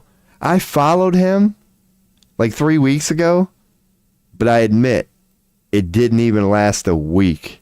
I was curious and I wanted to do it, but he's so ridiculous. I'm like, dude, I don't need this shit. I'll just learn Kanye when he's stupid. He was too negative for me. I thought I wanted to follow him, but after about a week, I unfollowed him. Like, I'll just check in on you from time to time, Kanye, because, he was too much for me to even handle. Oh, yeah. I covered his, because I don't know if he deleted the KKK thing. A week ago, one of his ex posts was he ordered a Ku Klux Klan outfit. And he was like, hey, I'm the newest member of the Klan. I'm like, oh my God, Kanye, come on now. Kevin Hart is a plant. See, that's where, it's hard. Because I can see where he's coming from. Or anybody that says Kevin Hart is a plant but given an unfair push, I can see where they're coming from. But you can't fake talent. Kevin Hart is freaking hilarious. Like, he's really one of the funniest people on the planet. And I'm a connoisseur of comedy, but it is an opinion. But as a connoisseur of comedy, you know talent when you see it. There is no comedian that will tell you Kevin Hart is not funny. Maybe even Cat Williams would not tell you Kevin Hart is not funny. I wouldn't think Cat Williams, being the lover of comedy, I would be pretty sure he would respect the art. Kevin Hart is hilarious. So is Cat Williams. Cat Williams and all that shit he talks about himself, it's deserved. Not many some people in the comedy world agree, like he really is. It's just his career hasn't gone the best. But I believe everything that he says. Now, he is cocky. That he thinks awfully highly of himself. But I don't blame him for flexing. He's a comedic genius. He knows how to do it. He knows comedy like the back of his hand. He could explain it to you in depth. Like, So I could see him being on board with acknowledging that Kevin Hart has been given unfair career advantages. But I don't think he would deny if you went, dude, Cat, even if they wanted to, do you think they could have suppressed a dude that's that damn funny? He was just destined to blow up. He was destined, and they probably knew it and jumped on him early, yes. But they couldn't have held that sort of talent down. Like, look at Dave Chappelle. He's so talented. They couldn't make him go away. Like, oh, you don't have the show? Like, not only that, but he pissed off every agent in Hollywood. And they all said, you'll never get enough. This is the end of you, Dave. You can't keep natural talent down. Dave is now bigger than he's ever been before.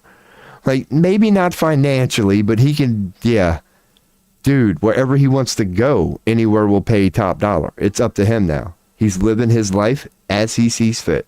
You just can't keep good talent down. You can't.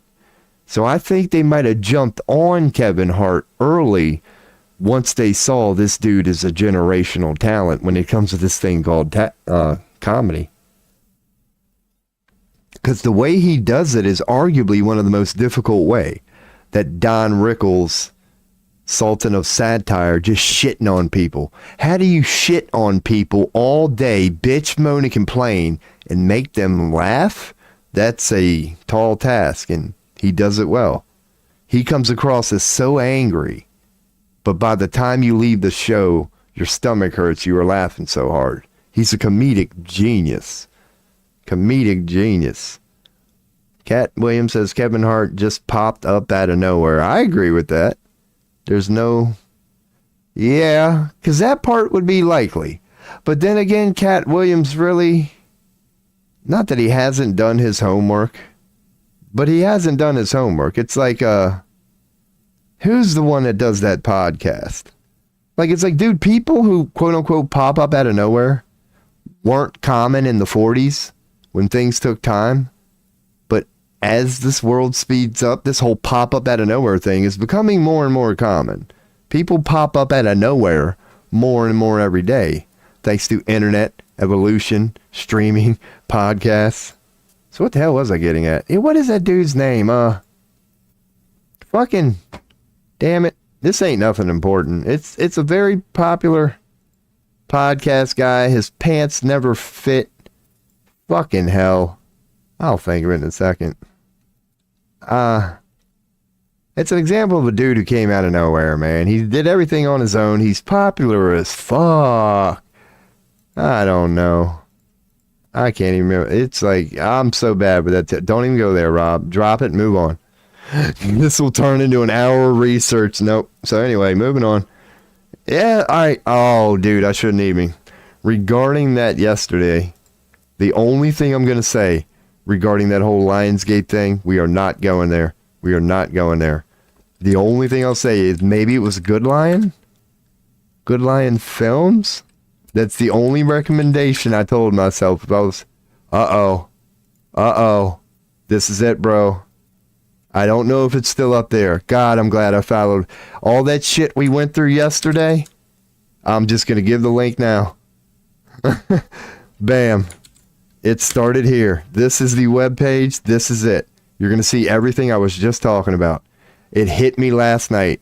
It was Good Lion. But see what I mean? How I'm like, dude, I'm telling you, I'm close. I knew I was right there regarding everything. It started with this guy, Good Pervywood. I'm sure you've heard of Pervywood. Thank you. But see how it's all starting to make sense? It's the dude who made Pervywood. It's that guy. Yeah, it's that guy. I couldn't tell you if this video, like you're seeing it in real time. Oh, wait, we're on just chatting now. But there it is. It's the Pervywood dude.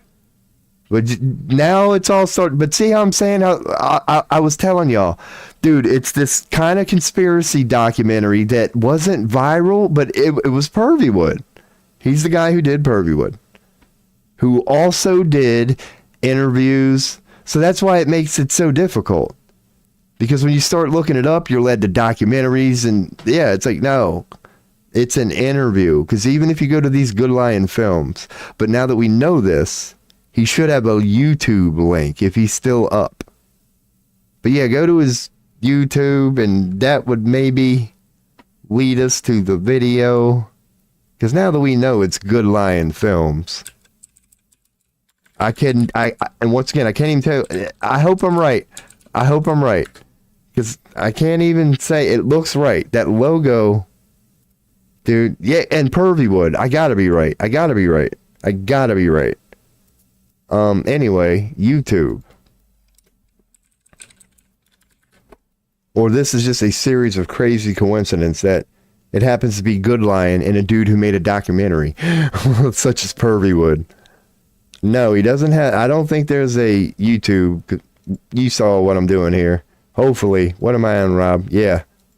I searched for Good Lion Films YouTube. I'm not seeing it. There it is. Luke Sanders? I don't know. Anyway, let's go back to the webpage. I don't know if they do have one.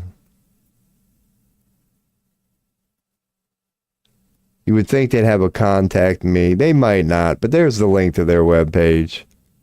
I couldn't even tell you what the hell. Because again, I know I saw mine on YouTube. So I hope that isn't a suggestion that or whatever that they took down. It might be.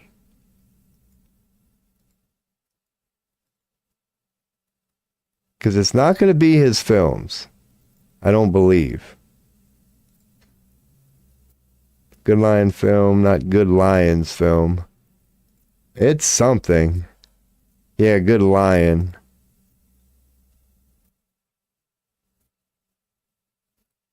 I couldn't tell you. If you can find his sit-down podcasts, he usually had his coworker. The reason I'm saying coworker is like it's his friend. It was him, his friend, and they had that dude on. But this is at least on the right track. Now you know it's indeed this guy. So yeah, any questions or whatever throughout the days, let me know and I'll try to answer. So that's, at least I got something good. I'm glad I did look into that. So it is Good Lion TV. Again, I'm like, who owns it? Who owns Good Lion TV? Because I want to just confirm that it's the Good Lion TV. Lion Television, formerly known as Good Lion TV. Oh, it's going to be stupid. No, Nick. It's Nick because remember yesterday, I was like, why do I want to say Alvarez? I'm pretty sure it's Nick Alvara. You see how it was so damn close to everything, but I was off. I'm pretty sure this is right. Yes. Again, remember what I was saying about the hair? Yep. There's your guy. He did the interview. That's him. That's his webpage. 100%. That's Nick Alvara. He definitely did the interview. That's definitely his webpage. And good luck finding that video. But that's a big help there. And now you can see everything I was saying yesterday and why it was so painful. I was like, dude, I'm telling y'all. Like, it was Lion something. It was some documentary. I want to say Alvarez. Like, I was so close on all of them. So, hell yeah. Anyway, anybody wants a tarot reading? I guess I should leave that up because I do have tarot in my title, but I did purposely put philosophy today because I had a feeling there was going to be a lot of shit talking. So, hell yeah. So that is cool, man. I don't know what the hell, because yeah, that really bugged me, man, because I remember 10 years ago it bugged me.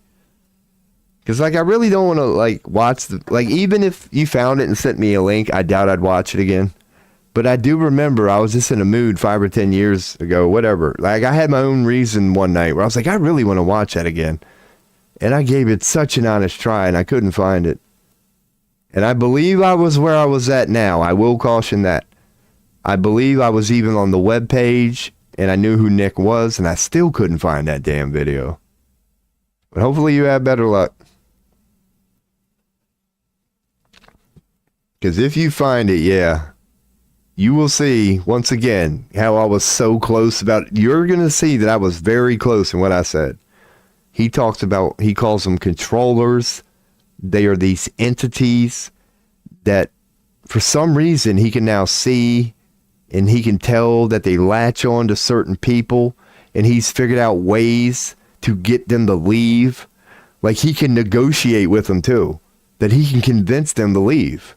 It's like a good lawyer. Like, dude, I'm telling you, just find, like, why would you even hang around on this one, dude? Just leave. And they'll go, you're right. Just because I don't want to deal with you, I'll freaking leave. Like, he gets these things to leave, but sometimes they kick his ass. Sometimes he offends them or something happens where he gets his ass handed to him. Did you find the video? No, I didn't. No. I didn't even 10 years ago. Like, that's what I was just saying. If you do, like, good luck. Like, because I got a feeling even 10 years ago when I gave up, I was even at this point. I might be wrong, but I got a feeling I was on his webpage just going, where is this damn video? But hopefully, you can find it, because it's not going to be easy. Like, you can already tell, man. It's just one of them videos that, for whatever reason, are very difficult to find. But I am glad I remembered that. I don't know why, because I wasn't even sure. But I do remember going, was it Good Lion? I was like, why do I want to? I was like, try Good Lion.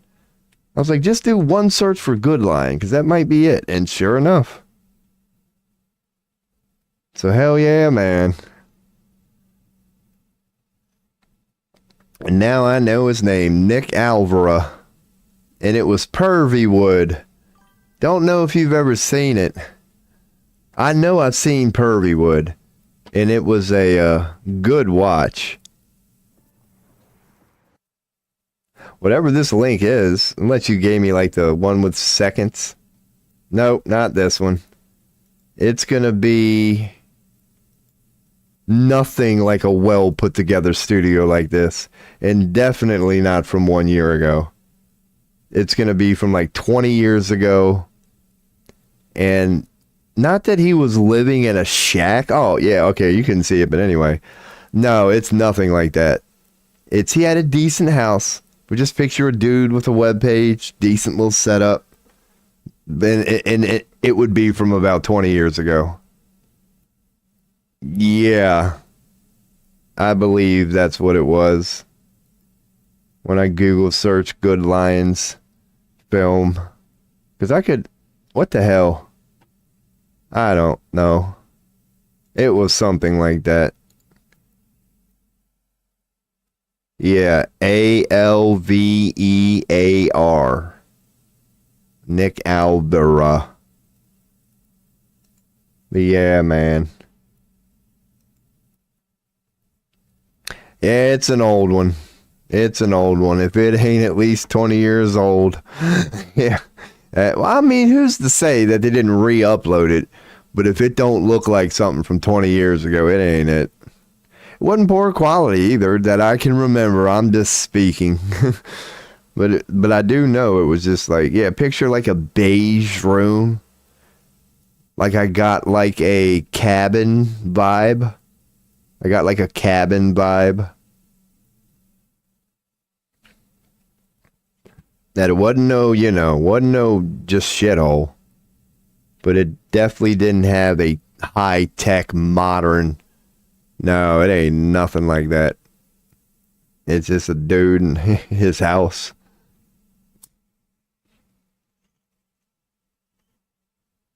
But I wonder what the hell...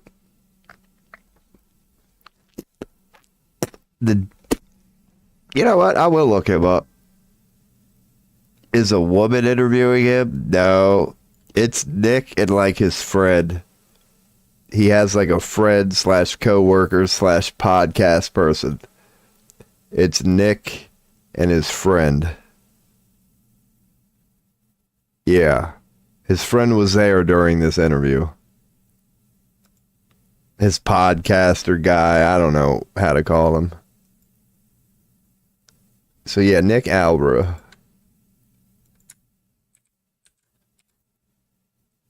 I am wondering what he's like been up to. He's on IMDb. Like, I wonder if he'll get like, I'm just curious about the guy. Cause he's just like a really cool guy. Like, so he's stuck with films. I'm thinking. Yeah, he's still kicking him out. No, he's doing a podcast. Yeah, I mean, so you might get a lot of, but he only did one in 2024. So I think he's still kind of he's like a jack of all trades, man. He'll make a freaking documentary or film from time to time. He'll do an interview from time to time. But yeah, I'm curious about him, but definitely not going to look him up. But he's got a Facebook. I don't even want to log on Facebook right now. It's not active. He looks very similar. Yeah, just picture him 10 years younger. He looks similar, but I can tell he's more of a man. Just picture a 10 years younger version of him, man. That would have been the guy doing the interview. But yeah, I was kind of curious as to like what he got into. Because let's go with the nature of the story, right? dude, he interviewed a guy like that? I would think, being the type of person I am, he would have dedicated the rest of his life to that.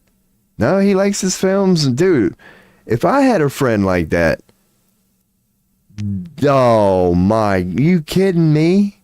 My whole life would be bringing attention to that. Especially if I'm a filmmaker.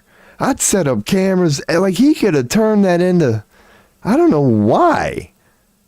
These things, kind of like we were talking about earlier. It's like, isn't it crazy that somebody can do an interview like that and it just sits there for 20 years? Like, and I'm sure you would be like me. Like, when you watch that, you're just like, hold up, time out. What did I just watch here? Hold up, that's what it did to me. And it's like, it's kind of the nature of it. Like, it's a little ridiculous even when you're watching it, just how casually they're speaking about it. It's like, yeah, man, these controllers, I'll tell you what, man, they are some crazy things. Like, it's like, how can you speak casually about this crazy story? Because as you know, it's kind of these ranches have been known, and it doesn't stop. It's been going on in the 40s, 50s, 60s, 70s, 80s, 90s. It doesn't stop. People have just accepted, yeah, that's the sort of shit that goes on there. It's like, what the fuck, people? How can you passively accept that shit you cannot explain is going on there and just go about your life? Dude, it blew my mind too. How, like, people take it so casually. And even what we're talking about now. The FBI, you could argue that was their conclusion. Yep, we went there, we looked at it, we agree, we can't explain it, now back to work. Like, what the fuck, dude? Every explanation we get regarding these alien ranches, because they can't deny them at this point. They can't go, yeah, for the last 80 years, all those lights you see right above that damn part of the world, it's all been air balloons. They know they can't say that. They got to acknowledge it without acknowledging it. And that's how they do. Their official report literally says what it says. We can't explain it. Case closed. It's like, dude, what the fuck? We leave it at that? We leave it at because we can't explain it. That's like sort of what's been going on with geography too. And like, there are so many fields who do that. And it's acceptable. We can't explain it, therefore we're going to leave it at that. Like, dude, what the fuck is going on here, people? Things going on that we can't explain. We are okay with leaving it at that. Why? Whoever signed off on any of this, because it wasn't me. I'd recommend let's follow through with this and not stop until we get an answer, okay? Let's not leave it at we can't explain it. It's freaking crazy. And Nick Alvarez himself is another example of that. How in the hell can this dude do an interview like that? Now, granted, that's his passion and that's his thing, but how can you continue making? I mean, maybe he's including it in his films. Like, that's his way of reporting about it. His last one was called Red Pill News. So that might be, like, if you can't find the video I'm talking about, it may not be a bad idea to check out some of his newer stuff. Because he is the dude that I can confirm that. This is 1 billion% the guy who did the interview I'm talking about. Without a doubt. So he definitely did the interview. That is definitely him. I know y'all couldn't see it, but I was just going down the list of his things. And his last one was called Red Pill something. So maybe if it seems like it might be related to that, but I wouldn't think it would be. It'd be a roll of the dice. If you watch some of his stuff, he might mention that in the middle of all that. You might, if you watch the whole 2-hour thing, he might start going, Yeah, like the guy from Skywalker Ranch that I interviewed back in 2005 who told me about the controllers. There might be something like that in there. If you don't find the video. Because the actual video, of course, would be amazing. But if you can't find it, you never know. I can promise you that was that guy. So maybe if one day you have some time and you're curious for your own reasons and you watch one of his recent pieces, he might bring it up in there. He might bring it up. I would think he would based on, kind of what we're talking about here. Hell, I can't believe he can experience something like that and it not blow his mind. There's been argues, about the simulation effect. Who knows? Because that's another thing that collectively, they're called unidentified flying objects, and we just agree with it. It's another way of going, we don't know. Yeah. Like the simulation thing has come up there, and the only answer is, we don't know. It's possible, but we don't know. This guy said, that's not true. No, that's definitely not true. Because he made Pervywood. And we know how old Pervywood is. He 100% made Pervywood. It was the first video on that webpage. That was his shit. No, I don't know. Who said he's only been making videos for 4 years? Somebody is lying. And not very good either. Whoever said that, he did on his Twitter? No way. Can you give me a link? There is no way he said that. Or not in the way. There's no way. There's no way. Even when you just search his name, click on the first link, it'll take you for a video back in, well, according to these. So this might be what he means. I don't know. It's taken out of context at the very least. At the very least, it's being taken out of context. I'll be producing a film. Okay, it's my next film. You know me, I work fast. I haven't done an alien film in the entire... He hasn't done an alien film in the entire 4 years he's been at it. So he's saying he does a shit ton of films, and this is his first alien one. Oh, no, I see what you're saying. In the entire 4 years I've been at it. So whatever you want to call it. Yeah, it's just out of context. No, that's definitely not true. Because you click on Good Lion TV, look at all this. He's got the Pervywood series from back in when? It's a 17-film series. It's a 17-film series. Who knows? When was the first Pervywood? Anyway, I'm not going to do yeah, that's just out of context. That is out of context. It's just the way he put it. I haven't done an alien film in the entire 4 years I've been at it. It's just a way to word it. I don't know what he meant by that. Yeah, that I don't know. And that he's been at what? I guess it's the reason he created his IMDb page. I don't know what's going on with this guy. Maybe he sold Good Lion's film. And now they own everything. And he started all over.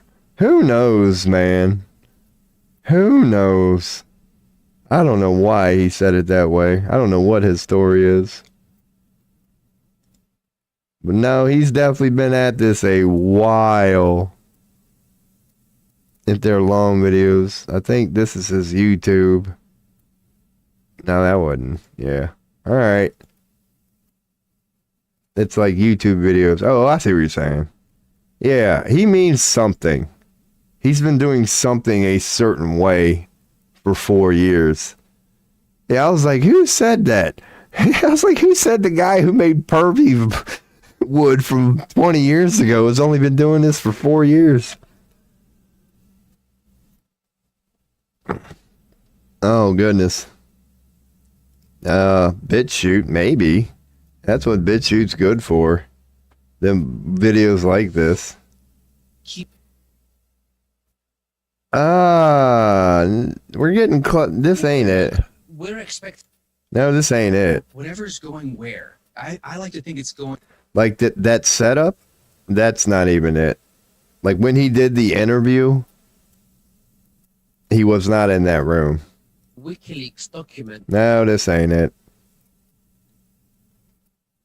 I don't even think it's that guy. I don't even think any of them are that guy. No. No, I know it ain't the interview. I wouldn't be able to watch enough of it. Yeah, that's Nick Alvara. By that guy, I meant whoever it is he interviewed. Whoever the guy who told the controller story is. It's not either of those two other people. He looks kind of like the gray-haired guy. But from what I can remember, and it's vague, it's not as parted. But yeah, that was Nick. What I was saying about his room is the interview that he did, he was not in that room. He was not in that room. So any video of him in that room is not the interview. From what I can remember. Yeah, keep the leaks coming, because, yeah, I mean, if you want, because, yeah, dude, I'll know it by the first frame. Likely. Like, it won't take me long to recognize. I'll know it when I see it, sort of thing. Just like the Good Lion film. Once I see it, it'll all start coming back. It's just that tip of the tongue sort of shit that's right there, yet you can't access it. There's no way I would be able to tell you that guy's name, the guy who told the story. Like, I never took that to heart, I don't think. But I used to have Nick Alvara at heart for a little bit, and that went away. I was like, why do I want to say Alvarez? Like, that Alv was still there. I was like, I know it was. And like I was saying, too, I was like, he's got some simple name. I was like, it's like Joe, Dan. It's Nick Alvarez. And yeah, I used to know that by heart. Maybe I'll give him a tarot reading. Maybe tarot will tell us what's up with old Nick. I'm like, all right, tarot here. What's this son of a bitch been trying to do here? Yeah, he's just been one of them people, I guess, where he's not really blowing up. Because once you make Pervy Wood, you're pretty much set. Because, yeah, BitChute now. Dude, you put Pervy Wood. Dude, he's... till the day he dies, he's going to be making ad money off that. Pervy Wood was a pretty good one. I didn't know he turned it into a 17 damn film series. I just remember the first one or two. Maybe it wasn't the first one that, like, went viral. It might have been, like, the second one. But he blew up on one of them. Came along at the right time. I believe it was, like, Hillary related. He did the right thing at the right time. He completed it right when people were starting to ask for it. And I do, anyway. Maybe I should do a tarot reading. I should do a tarot reading, but I like the conversation. Conversations. If you did an in-depth one on me, would it tell us anything about Nick? Tarot, where's this damn video at? I'll do a one-card pull for the hell of it. For the hell of it. Won't even go into it. Tarot, one-card pull. We don't do them on here a lot. Give me a one-card pull on, what? How's this? What are the chances that video is still out there and we're going to find it? Like, how's it looking? Should we give it up now and just assume it's out there? Just take my word for it? That's what he said? Or, let's see, this isn't the poll. So what's your recommend? One card poll, Tarot. How's this going to turn out? Bam. Upright devil. Upright devil. Upright devil. I told you it ain't going to go good at all. Just give her up. Give her up. Unless you want to beat yourself up and just continually hitting yourself in the face with a hammer. Tarot is saying, give it up. I don't know. End to a cycle? It's only the end to the cycle, but it's also kind of like, beware of the flaws of man. Let's bring it up. Once again, this is supposed to be a tarot stream. So we pulled the death card regarding this whole, what are the chances of finding this going to be, tarot? Death card, tarot. According to tarot, not literal death, but rather profound transformation, endings and new beginnings, urging a shift in perspectives and embracing change. All right. So just, yep.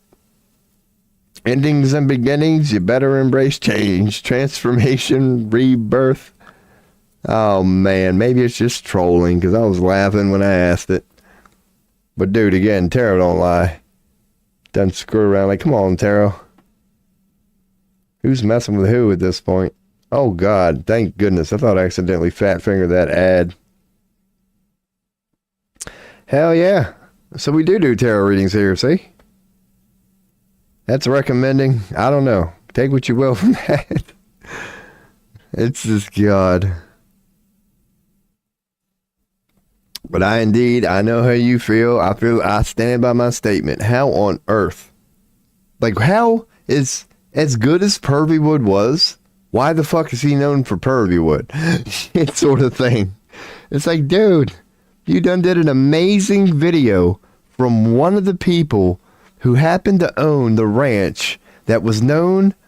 He bought it for that reason, went into it for that reason, got confirmation when he went into there that all that shit's true, way crazier than he ever thought.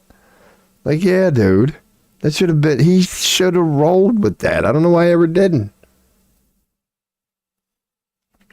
Maybe because even at that point, the FBI had already been there and everything. Like, it was already case closed, could you say?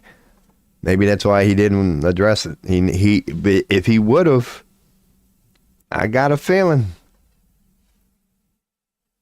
he would have continued blowing up or whatever. Like, you know how suppression is. They wouldn't have let it get too big. But I bet he would have did it. Anyway, maybe we could do a tarot or something.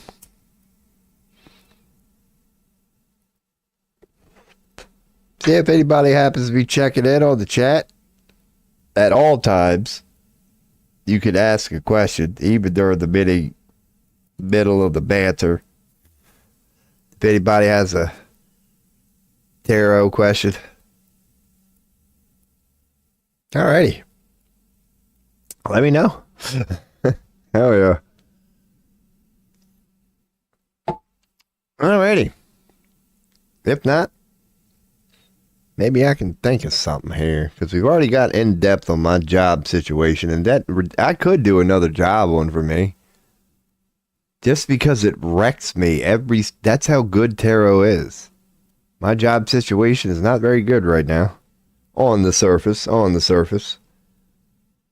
So tarot was suggesting a challenging time, so I could do a decision one. The High Priestess one was pretty cool. And there isn't, hasn't been a lot. Dude, the other day recently I've been telling myself, yeah, I'm streaming during off hours, so I don't expect a lot of activity. Dude, it's freaking 3:30 p.m. right now, and I'm getting the same activity as if it was 3:30 a.m.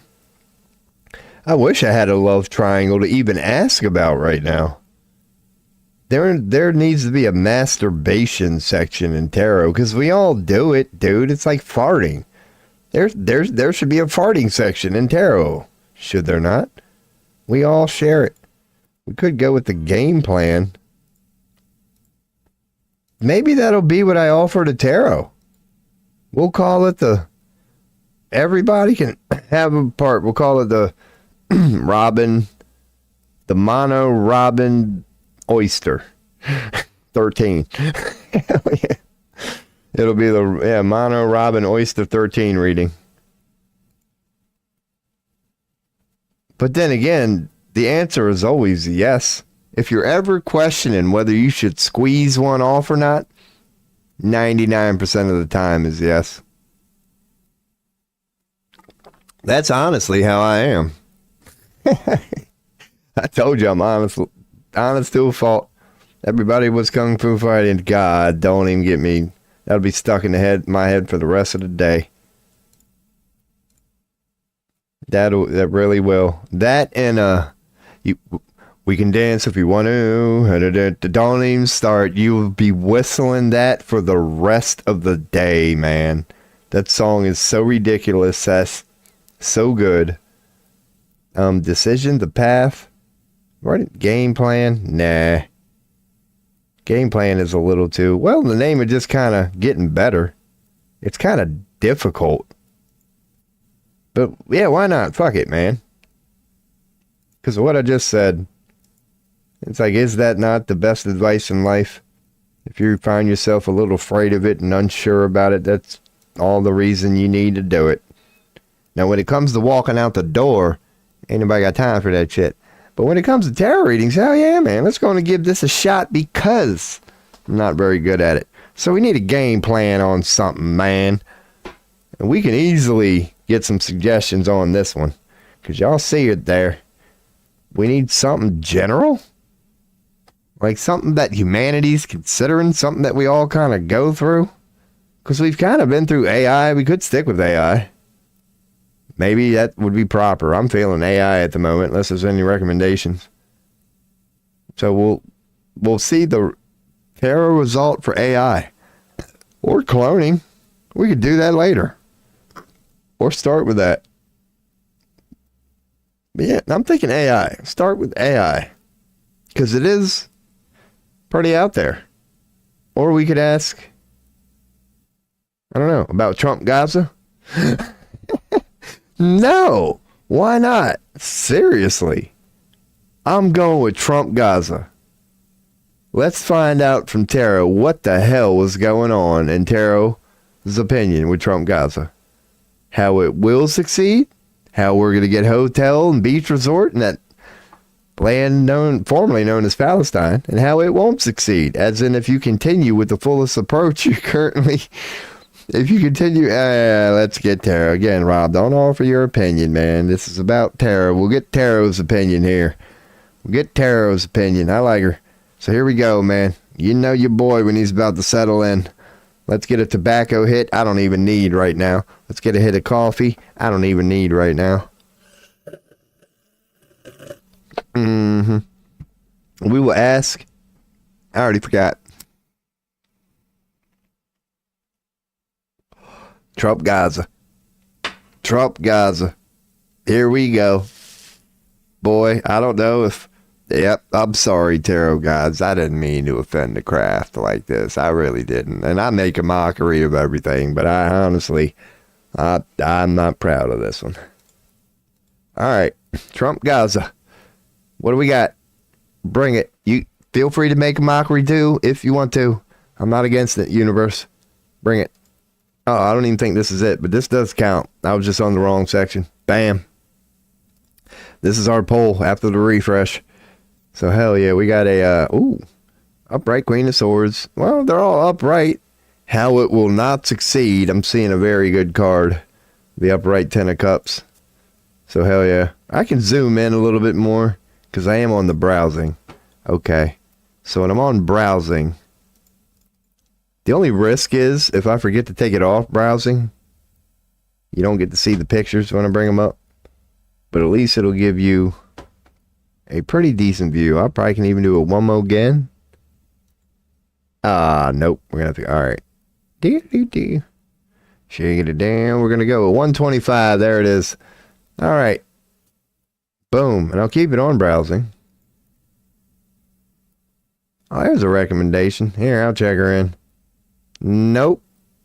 No, he's not in that room either. He's not in that room. It's not a white background.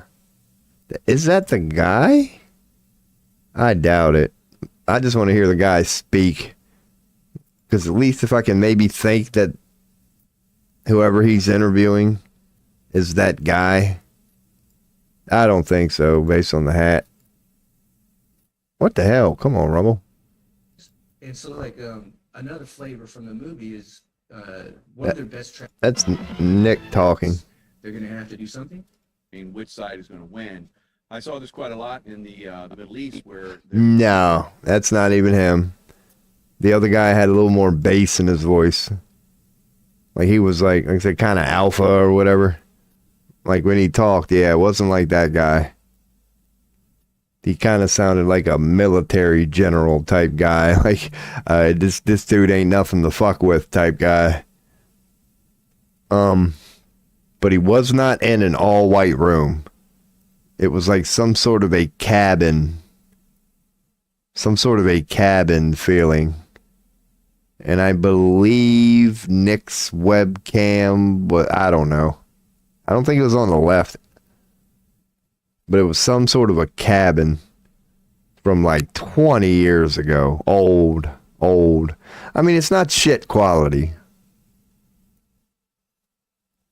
But, all right. So now that I got the webcam, this is our poll on Trump Gaza. So we'll look at the significator here first, which is the Queen of Swords.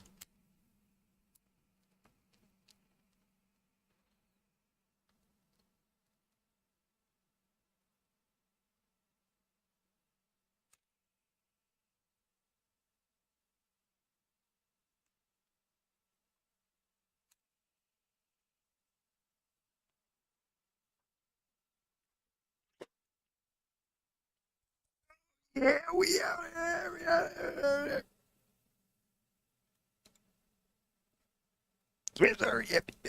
Alrighty, Queen of Swords. Believe it or not, we're gonna get to her. Literally, we're gonna get to her. Let me throw in tarot meeting, even though I think the AI is starting to figure me out now. That I don't even have to put it in, and it pretty much knows what I'm asking. I can just type wands, and I might get like tarot at this point. Oh, goodness. All right, so I'll check the old chickadee chat before we get into describing this upright Queen of Swords regarding a poll on Trump Gaza. Maybe it was a scene from Pervywood. No way in hell. It was like an hour-long interview. It was a proper interview. Because that's what he used to do. Listen, maybe off and on or whatever, but he did plenty of sit-downs. So the Queen of Swords upright is about intellect, clear judgment, independence, and the ability to communicate clearly and objectively. Alrighty. So she embodies a sharp mind, logical thinking, and courage to speak truth, even if it's difficult. So yeah, I'd say more wisdom. You know, because intellect's more alpha, male. So I'd say the Queen of Swords, when the divine feminine masters a thing called intellect, I'd like to call it wisdom. But they're not the same thing. But independent, self-reliant. I don't know why that means. She is not easily swayed by others. That's a good way to, but that's, all right. So not easily swayed. You're firm in your stance. So call that independent, clear communication. You're definitely clear. Objectivity and fairness, without a doubt. Use whatever and protect your own space. So let me make sure I'm on main and not on that. I'm learning that.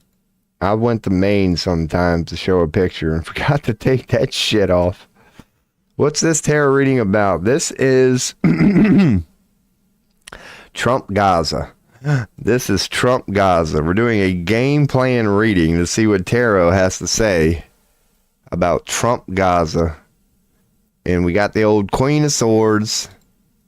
So yeah, sitting on her throne of intellect,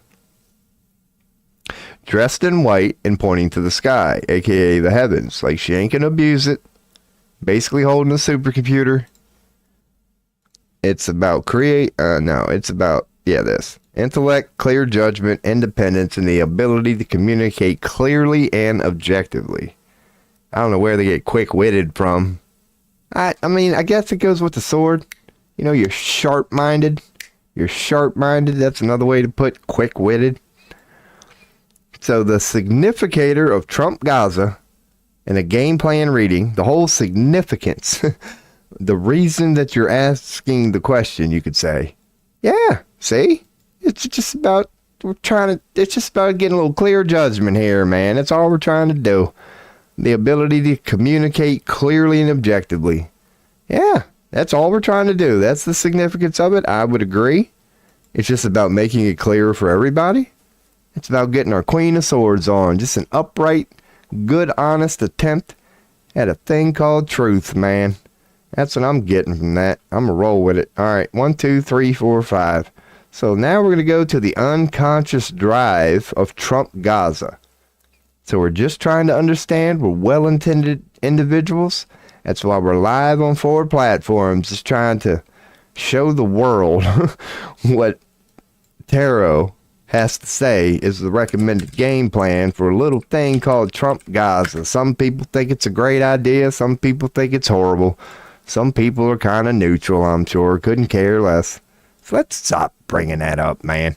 So anyway, 6 of Wands upright is what we have for our subconscious drive. I like to call out this webpage because unconscious means you're unconscious. Ain't no consciousness going on in that sumbitch at the moment. So you might as well call it subconscious. So regarding Trump Gaza and our subconscious, so you could say subconscious is what you know, what you feel. You just aren't clear on it. It's still chilling back here in your subconscious. You're aware of it, but you can't fathom it properly. You couldn't articulate it. It's in your subconscious. So 6 of Wands is about victory, success, recognition, and public praise, often following a period of hard work and overcoming obstacles. If you're a part of this stream a lot, you know these wands, dude. And then we do a lot of readings. But this card has come up a few times. Recognition is definitely the main theme here. Because she's got the white or the red cloak signifying fire. Many times that is about illumination. It's about the Leo sun energies. Look at me. I'm bold. I want you to see me right now. And that's what this is all about. That's why the horse is cloaked. They're literally parading around. They're proud. It's about being seen, being victory, success, recognition, public praise. Celebrate your success. But also, keep your balance during a difficult struggle that is now in the past. That is another theme of the card, that you should be proud of your victory. Like, it wasn't easy. You're not going, hey, I wiped the kitchen counter, look at me. It means something. You just moved on from something powerful. So, yeah, confidence and pride. Things like that. You should be proud. So that's our unconscious drive for Trump. So the unconscious drive, according to Tarot, in a game plan reading, it's just telling us all either. Because it's a game plan reading, right? So external influences, how it will not succeed and how it will succeed. So I guess you could say this is regarding Trump. Like, because it's a game plan. No, this is regarding humanity. All I said was Trump Gaza. So for some reason, we got a upright 6 of Wands, which is about all that. So the subconscious drive is somebody wants some recognition. I'm thinking that's Trump. That's the 100% Trumpish. Like, what I'm pulling from this is, you could say the true motivation of Trump Gaza is so Trump could pat himself on the back again, man. Is he not the epitome of 6 of Wands? Hey, look at me. Like, oh, because he's crediting himself as, oh, this rebuilding Palestine thing is going to be so tough. Don't worry, man. Every time, no matter what I touch, it turns to gold. So if you just let me do this admittedly horrible task that none of you can fathom, I'm thinking that's sort of what it is, man. Something about recognition there. That subconsciously, this whole Trump Gaza thing, say what you will, I'm just interpreting here, is subconsciously driven by just recognition, victory, praise, And just moving on. Like, yeah, it's something that you should feel proud about, too. You're not wiping the counter. So that's the subconscious drive behind it. That somebody just wants to get noticed. It's about getting noticed. Moving on from something difficult. Like, look at me, I done did something difficult now. Make way. So now we got an upside down Four of Swords regarding the external influences. External influences. Okay. How would you describe that? I would describe them as external influences. Totally makes sense. Moving on. External influences. Four of Swords, when upright, which ours isn't, is a good card. It's about a period of rest, reflection, recuperation, encouraging a pause for self-care and mental clarity before moving forward. It suggests taking a break from constant activity to allow for healing and introspection. Rest, reflection, self-care. Whether upright or reversed, this card encourages us to take a break. So reversed it, upright, it's a good reason to take a break. Reversed, it's the bad reasons you tend to take a break. It's a good way to put it. But upright, rest, recuperation, reflection and clarity, strategic planning, but also detachment. Because like you're moving on is a theme in a lot of cards. But ours is upside down, so I'll check chat, then I'll bring up the picture. I'm going and, yeah, while I'm here, click this. Dude, I hate advertisement. I'll let it play a little bit. It's on mute. So, upside down Four of Swords was not that directory. It is normally a good card. Again, it's about taking a break. This dude's chilling. He's fine. He's in like a church. So it's normally a pretty good card. This ain't gonna be it. No way. Not even close. If that's even the right link. That's not even a Nick Alvarez interview. That's just some dude talking. that's just some guy. But he might be the guy. But the way that all of this works is the guy that might be the guy, because he was a guy like that. Yeah, base, gray hair. Because the one that I watched was old, right? So this would have been that guy, like 20 years older. So I could picture that being him, like 20 years older. It might be Cliff High. So he talks about that might be him that might be him. That wasn't the interview, but that's the guy, yeah. I think that's him.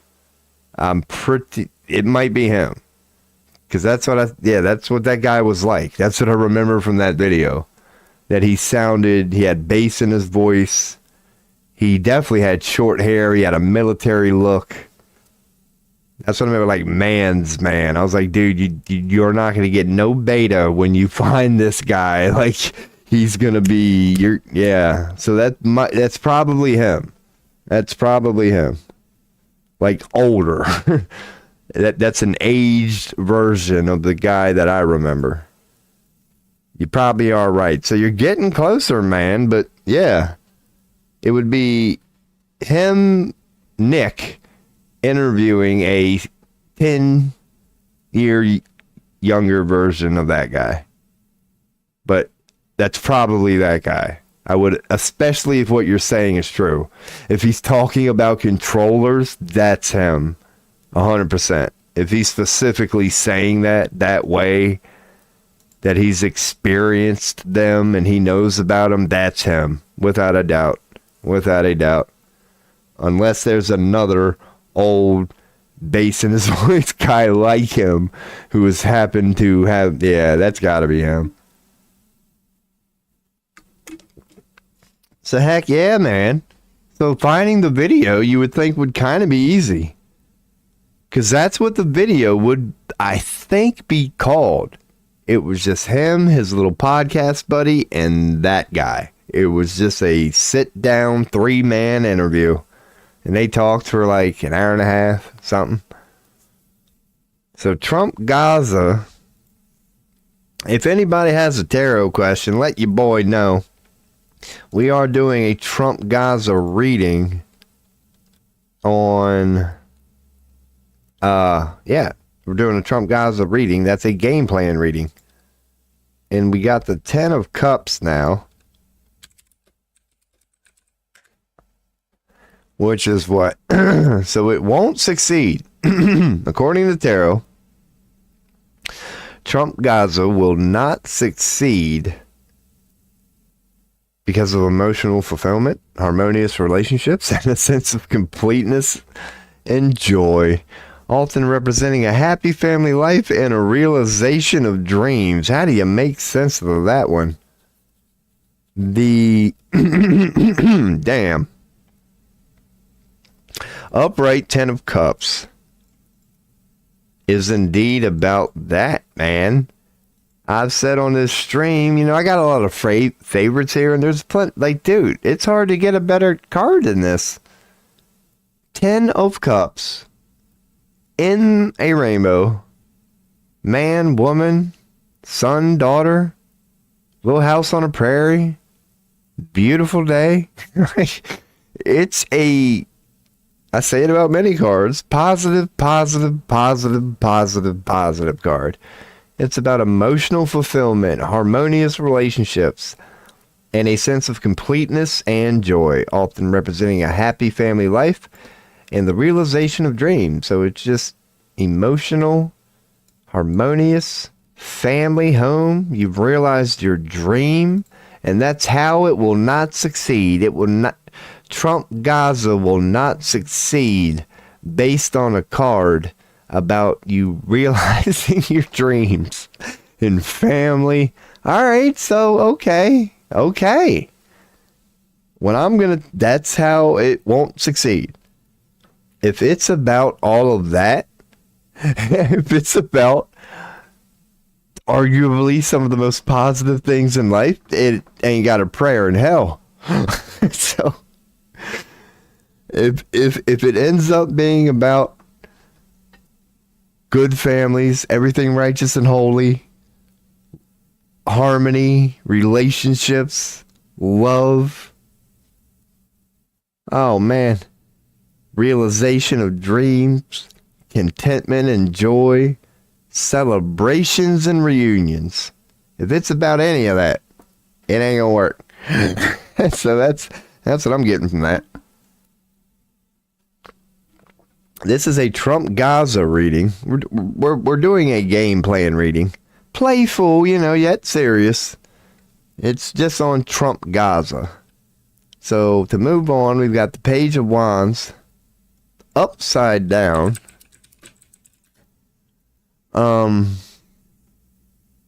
Enthusiasm, creativity, new beginnings, and a thirst for adventure, urging you to embrace opportunities and an open heart and explore your creative interest when it's right side up. So let's go in and bring her up, because it don't look nothing like the image they got. The Rider-Waite one is Wands. Yep. Bam. Bam. Not screwing up. Make sure. Page of Wands. Page of Wands. It's there.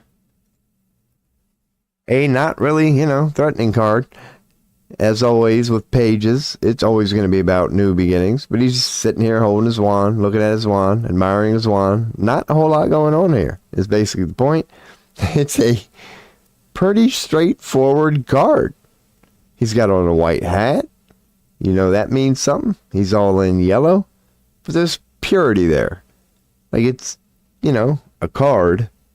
But also there's like nothing dramatic going on here, man. He's got some pyramids in the background, you could say. Sand dunes, perhaps. But for a rather simple card, it's about enthusiasm, creativity, new pages are always about new beginnings and a thirst for adventure, urging you to embrace opportunities with an open heart and explore your creative interests. Well, this is the one card you'd have to freaking question Rider Waite on then. If it's really about enthusiasm, discovery, free spirits, and exploration, as good as they are, why'd we get this?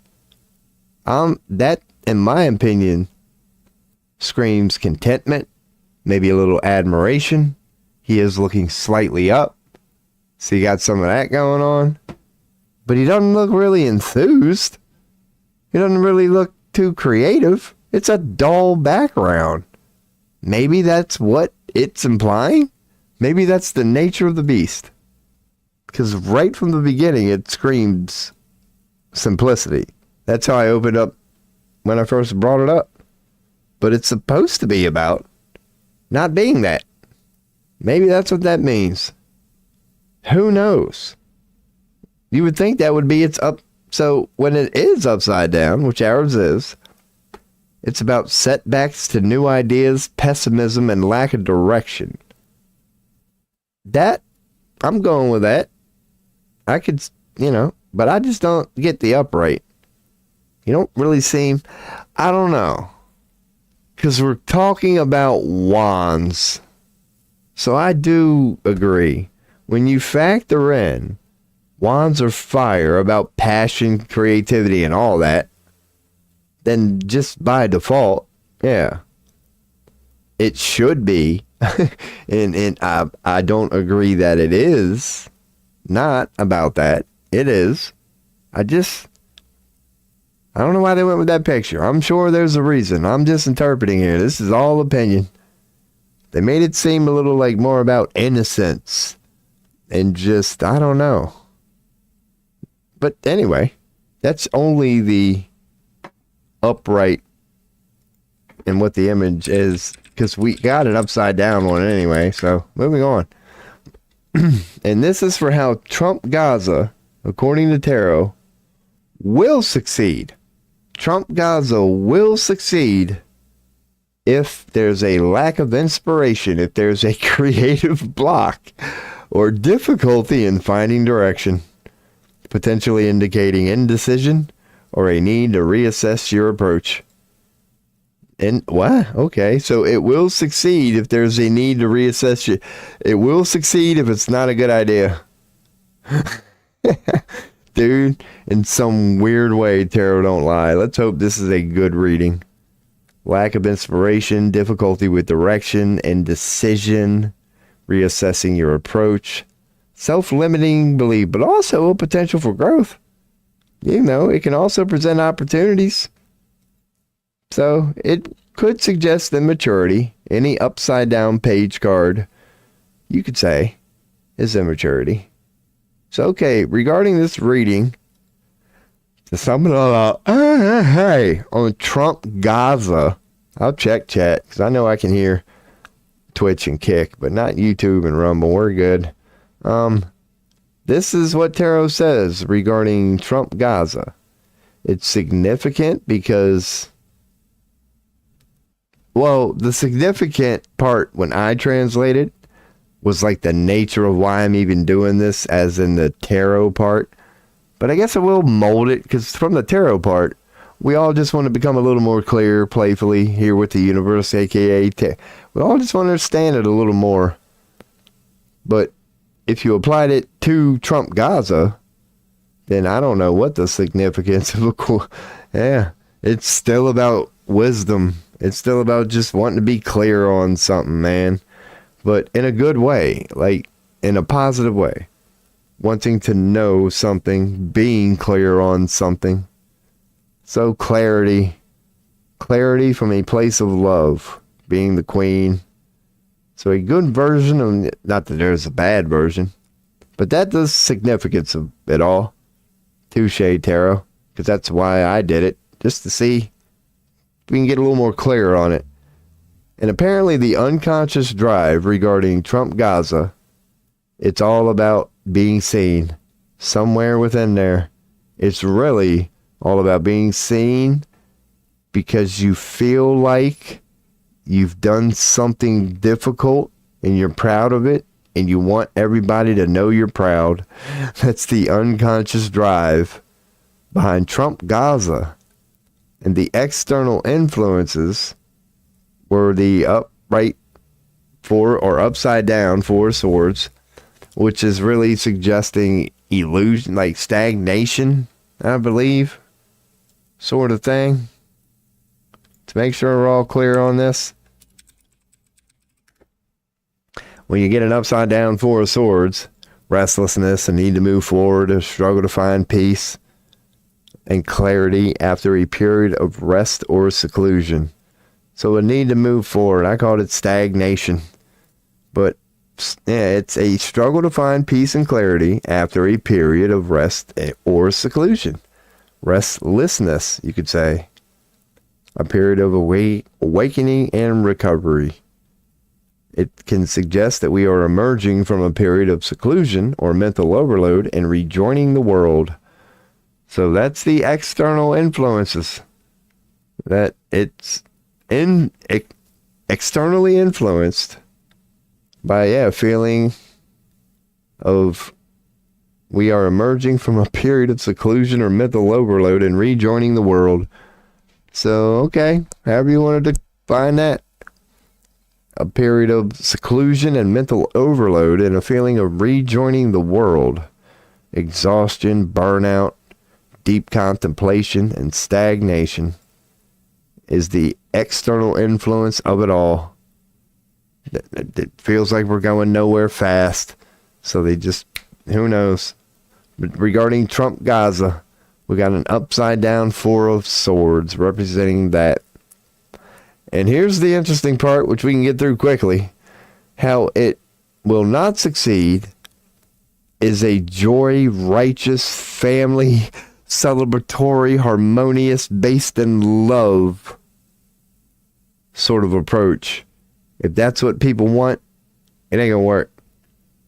It will succeed if you want an upside down page of wands, which is that lack of moving forward, a lack of inspiration, a creative block, or difficulty finding direction. So it will work if we just have no inspiration, it just stays the same, and there's difficulty in finding direction. Like you don't adjust it. You just, whatever it is, it is. Keep it on its course at any and all costs. That will be how it will succeed. Potentially indicating indecision or a need to reassess your approach. So that would scream it ain't a good idea, because it will not succeed if you want family, joyous, harmony and celebration, love, but it will succeed if you lack direction, if you upside down page of wands it, then we're going to get a Trump Gaza. So that's what we're getting from this, man. That's what your boy's getting from this. I guess that's, the important thing to get from it. The whole reason you do it really is this. But it's suggesting the significance of it all. Somebody just wants a little bit of clarity, man. It's about clarity, wisdom, but not abusing it. It's about wanting to just better understand it for positive reasons. That's what I'm guessing. And subconsciously, it's about being seen. And externally, it's about just not moving on, man. Yeah, the upside down four of swords. But the other two make sense, man. All right, that was fun.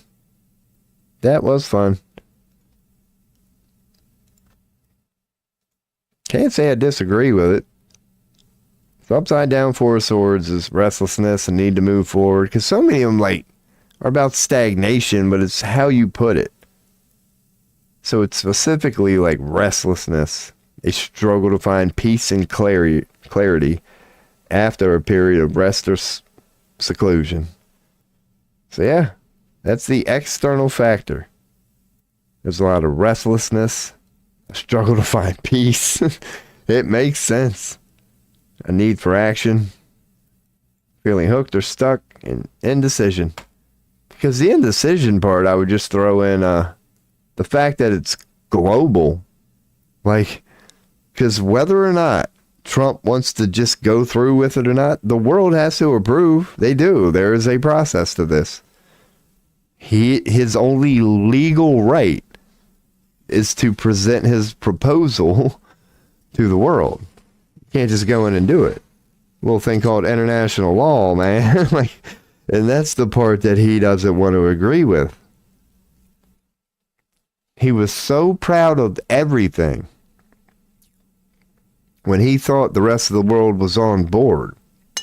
Because because this is one thing that's not copyrighted or whatever. We can bring up Trump Gaza, like the actual video, to I mean, honestly, maybe I don't want to do Instagram. I'd have to log in and a bunch of shit. No, maybe I will. But we'll watch it here, because I can preface this while I'm bringing this up. Regardless of how you feel about it, I don't know. Well, I'll preface it my way.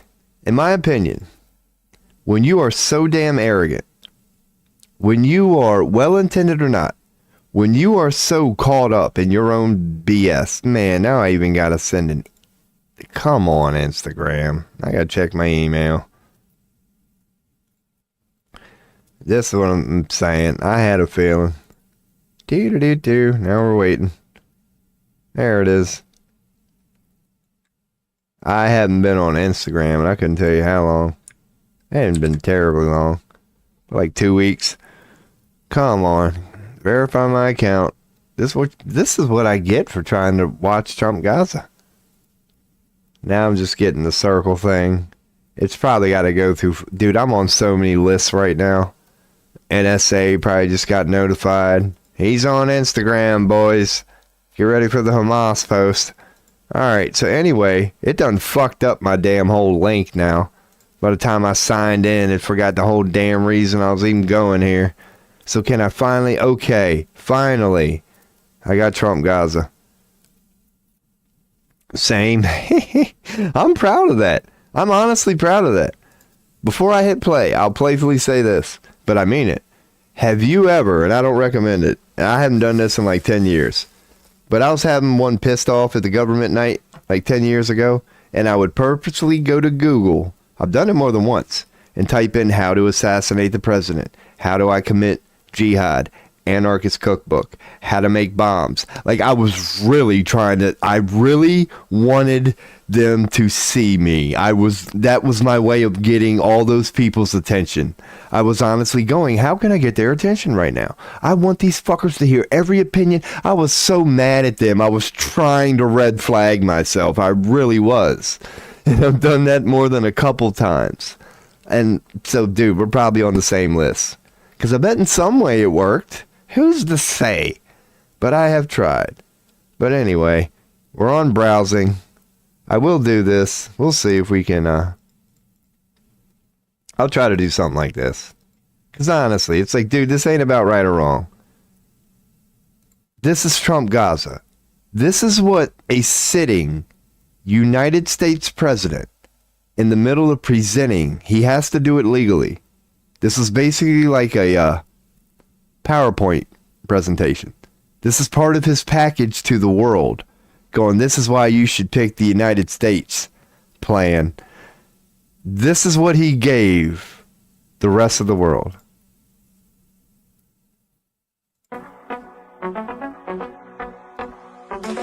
Donald's coming to set you free, bringing the light for all to see. No more tunnels, no more fear.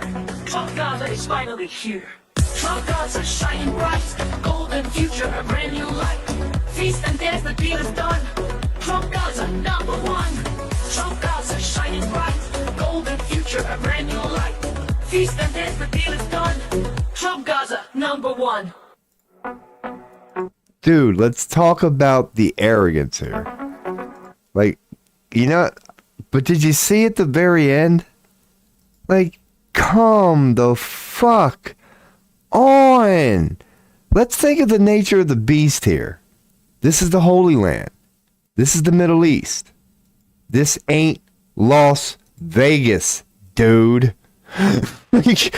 This is his image. This is what he thinks Middle Eastern people in all their wonderful heritage want. A beachside resort that just dip in nachos? Look at this mockery. Bearded? This is Trump, people. The guy who said the woke thing was BS. Apparently, when he made this video, Biden was in the room going, you need some bearded men wearing bikinis. Come on now. This is your guy, Trump. This is not a conspiracy theorist. This is Trump Gaza. He released this. Like, come the fuck on. This is his commercial to the rest of the world why you should listen to him. Because this is what I'm all about. Doesn't this scream Middle Eastern? I know when I think of what used to be Palestine, I think of a Middle Eastern kid so proud of the American Trump that he is walking down the street showing everybody how great Trump is. That's his vision? Sucking more of his own dick? Now granted, this is all AI and that's admitted, but still, dude, Trump, this is his account. This is not fake news, people. This is Instagram. This is real Donald Trump. And this is Trump Gaza. This is what he sold the world. Come the fuck on. Look at this. End times, people. False idols sitting upon false thrones that think so highly of themselves. They want to go during a time where they're telling us all there's not enough money to go around. If you give him the contract for Trump Gaza, there'll be a purely golden statue of his ass there by sunrise. Meanwhile, if you wonder why your kid can't go to the school you would like it to go to, there ain't enough money to go around. Like the nerve of this son of a bitch. The nerve of what he presented to the world. That's poor and living check to check. So there's not enough money to feed the poor and house the homeless and cure the sick. But if you want a purely gold Trump Gaza, bigger than the damn buildings, I know this is perspective and AI, but you get the point. He's reminding you, if you want that, it'll be there by sunrise. But any of that shit I just mentioned, turn on the news tomorrow and your government will give you the reason why they can't afford that. Not only that, they'll sell all that shit in the stores. But here's what I'm saying. Look at this. Come on. This is how you screw up and piss off the rest of the world on a diplomatic, geopolitical level. Right here. You're talking about Palestine. I don't think anybody in that area feels too highly about either Netanyahu or this Trump guy right now. And is this not mockery? These Palestinians don't even have a home, let alone a luxury resort beachside pool sipping on a margarita. Like, come the fuck on. You're so damn white, even AI didn't even give you a tan. They could have flattered the both of you, but even AI knows you're a bunch of vampires. Granted, I ain't seen the sun in 6 months, and we've been over that, but, I mean, come on now. What Middle Eastern did they think would see this? Let alone the EU, Asia, South America. Dude, this was not a good look, Trump. You wonder, Trump, why people who were kind of willing to hear you out The EU wasn't really mad yet. The Saudi royal family wasn't really mad yet. The diplomatic people at the table weren't really mad yet.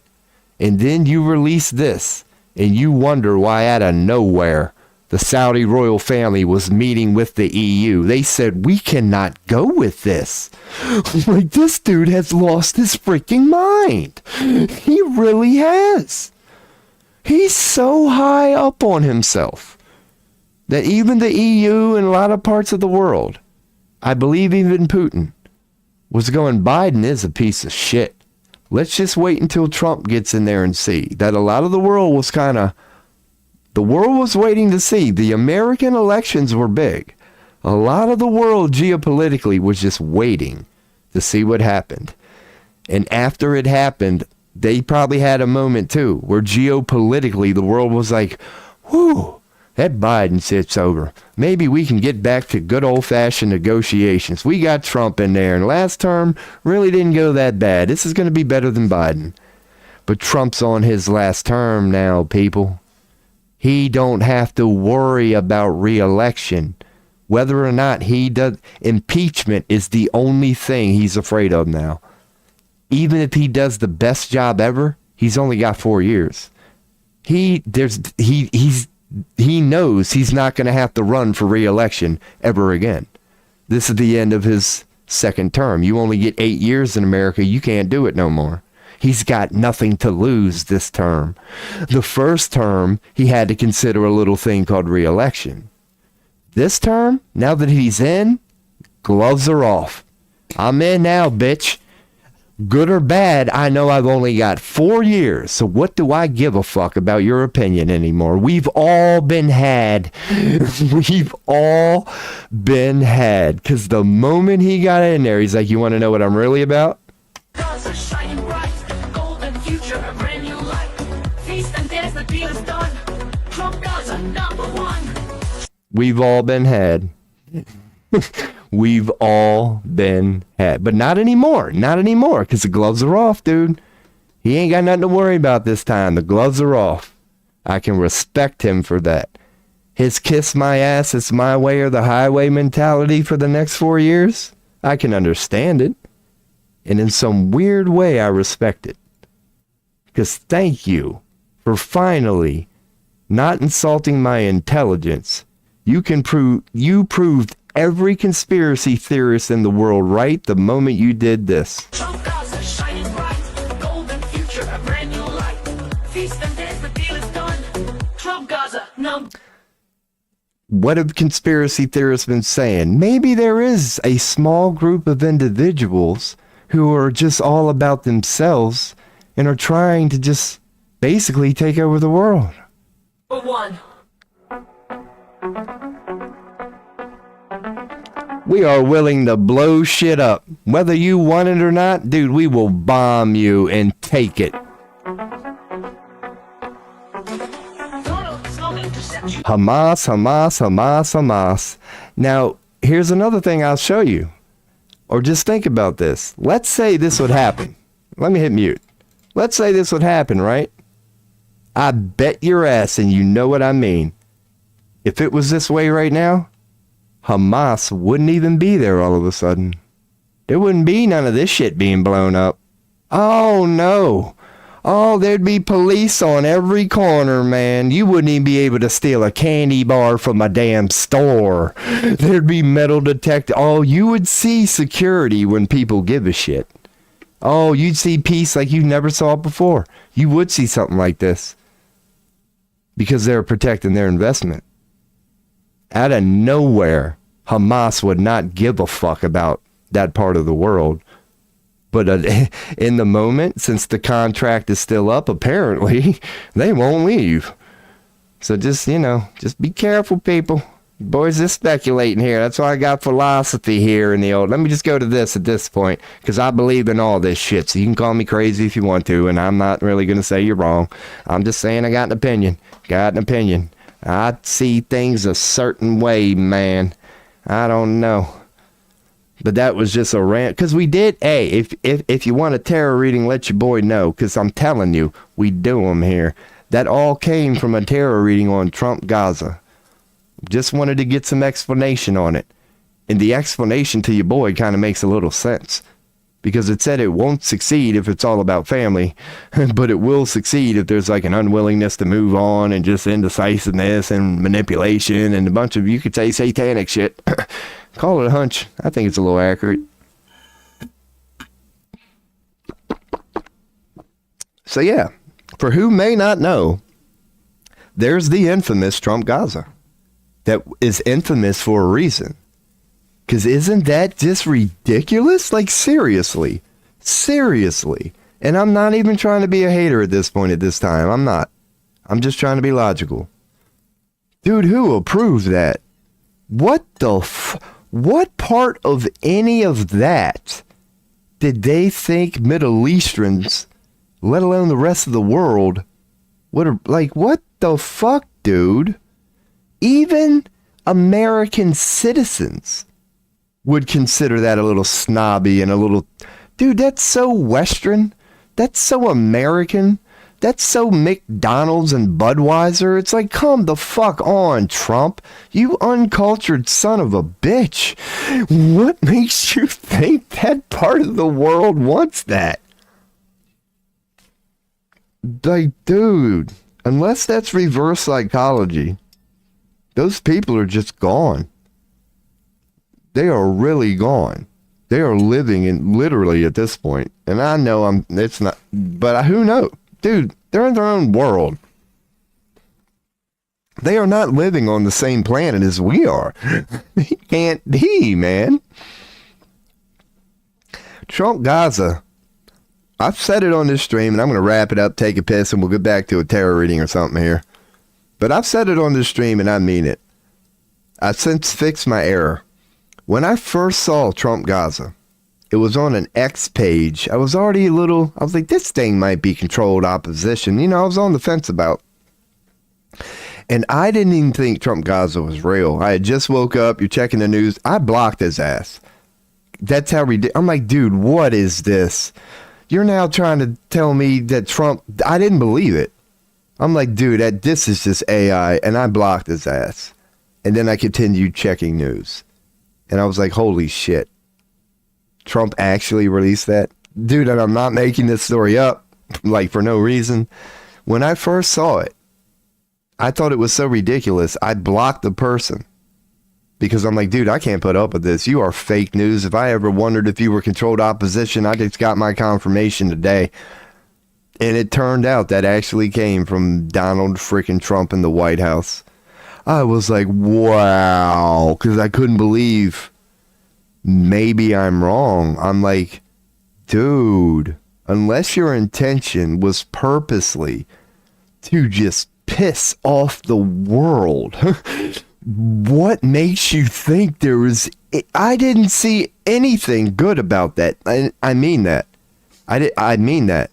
It's 100% everything the Bible and any holy scripture ever warned you about. I'm like, what the fuck is going on here, dude?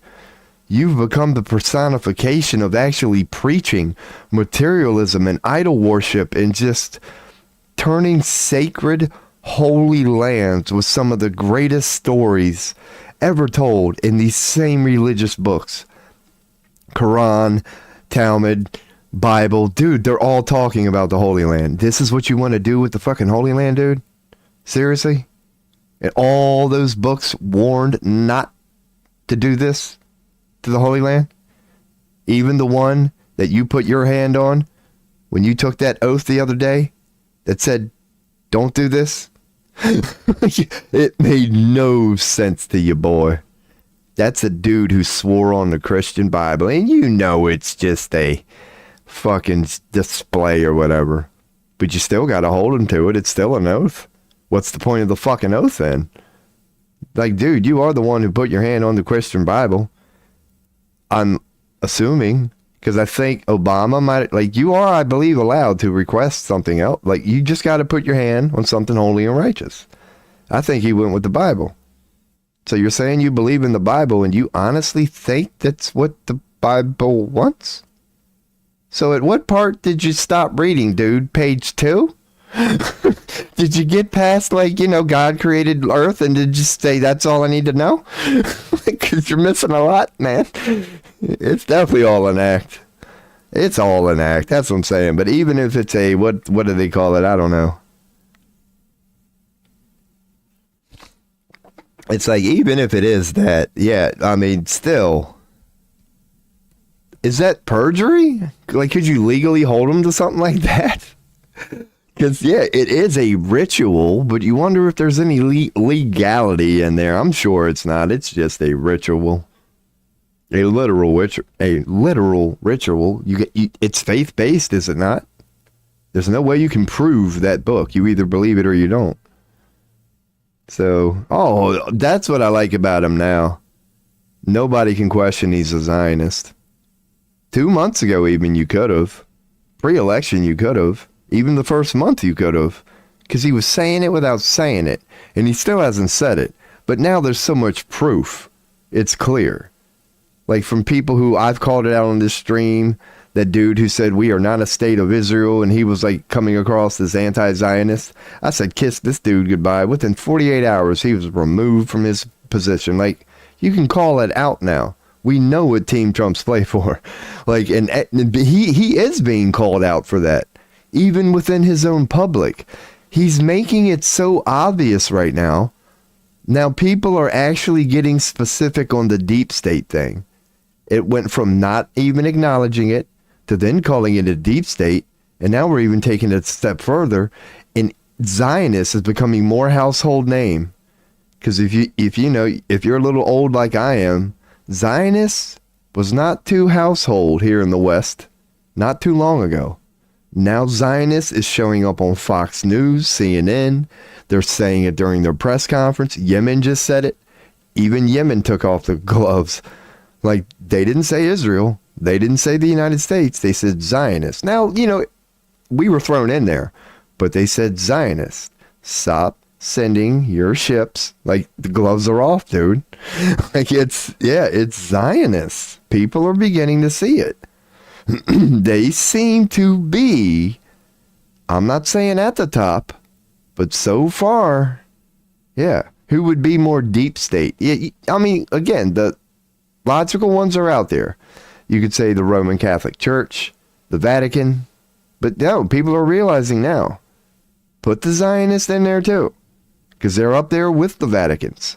They're up there with the Roman Catholic churches. Oh yeah, they got some stroke people on some, we'll tell you what the calendar is. Like, we control your media. Like, it's so they control money, because that's the next thing, right? It's honestly great way to go here. A logical question to ask. What is the rest of the world afraid of? Because even the EU, to the Saudi royal family, to Iran, to even China, are voicing their displeasure right now. There's a warrant out for Netanyahu. So the rest of the world is going, stop. Please stop. Stop. Why won't you stop? You broke a law. You're wanted. You broke a law. Wanted. Stop. Like, but why aren't they? What do the Zionists have? Like, what's the rest of the world afraid of? It could be a geopolitical, diplomatic. You don't want to rush to war. But you know what I'm saying? What do the Zionists have? Because they clearly control a lot. What the fuck is it? What is it about Zionists that everybody's so afraid of? Even if they invented money, who gives a shit, dude? Elon made a meme coin, and it's viable. So even if they made money, we don't need it. We've already proven through all the coins, Bitcoin, meme coin, this coin, that dude, they work, okay? Even if not, it's a permanent solution, it can at least get us through a time of turmoil until we do figure this out. So even if it is money, that's not a good enough reason. Like, what is it? That's when you get into Epstein and thing. Some sort of thing that they've got on other peoples of other countries, of the British royal family, of the Saudi royal families, of the Putins, of the Chinese royal family, you could say, of whomever is in control of South America. It has to be some form of entrapment. They have something on them all that if they just went in and, you know what I mean, truly backed the Zionist in the corner, they would release this stuff and just take everybody down with them. There seems to be that. There's something that would take everybody down. There has to be, right? I can't think of what is the rest of the world afraid of. That they're willing to do this. We don't like you, Netanyahu. Stop. We're telling you right now. Stop. Stop. Stop. But he's the most wanted criminal ever now. Who's ever been wanted by the ICC? Like, there was some, I forget the country, but recently, within the last 2 weeks, the ICC issued an arrest warrant for somebody in some country, some high-ranking politician, and within 48 hours, he was scooped up. Netanyahu's the only person in history that's ever been able to be wanted globally and walk free for months and months. And while in the process of doing this, not only being free, right? It's not like he's free and just hid and everything stopped, which would be crazy in itself. But he went forth with the reason he's wanted. He's proud of it now. He's doing what Trump does. When the ICC calls him out, the next day he goes up to the podium and goes, the ICC is a terrorist, or he bows up to these motherfuckers. Like, dude, he doesn't care. Like, dude, it's the ICC. Do you know why it was created?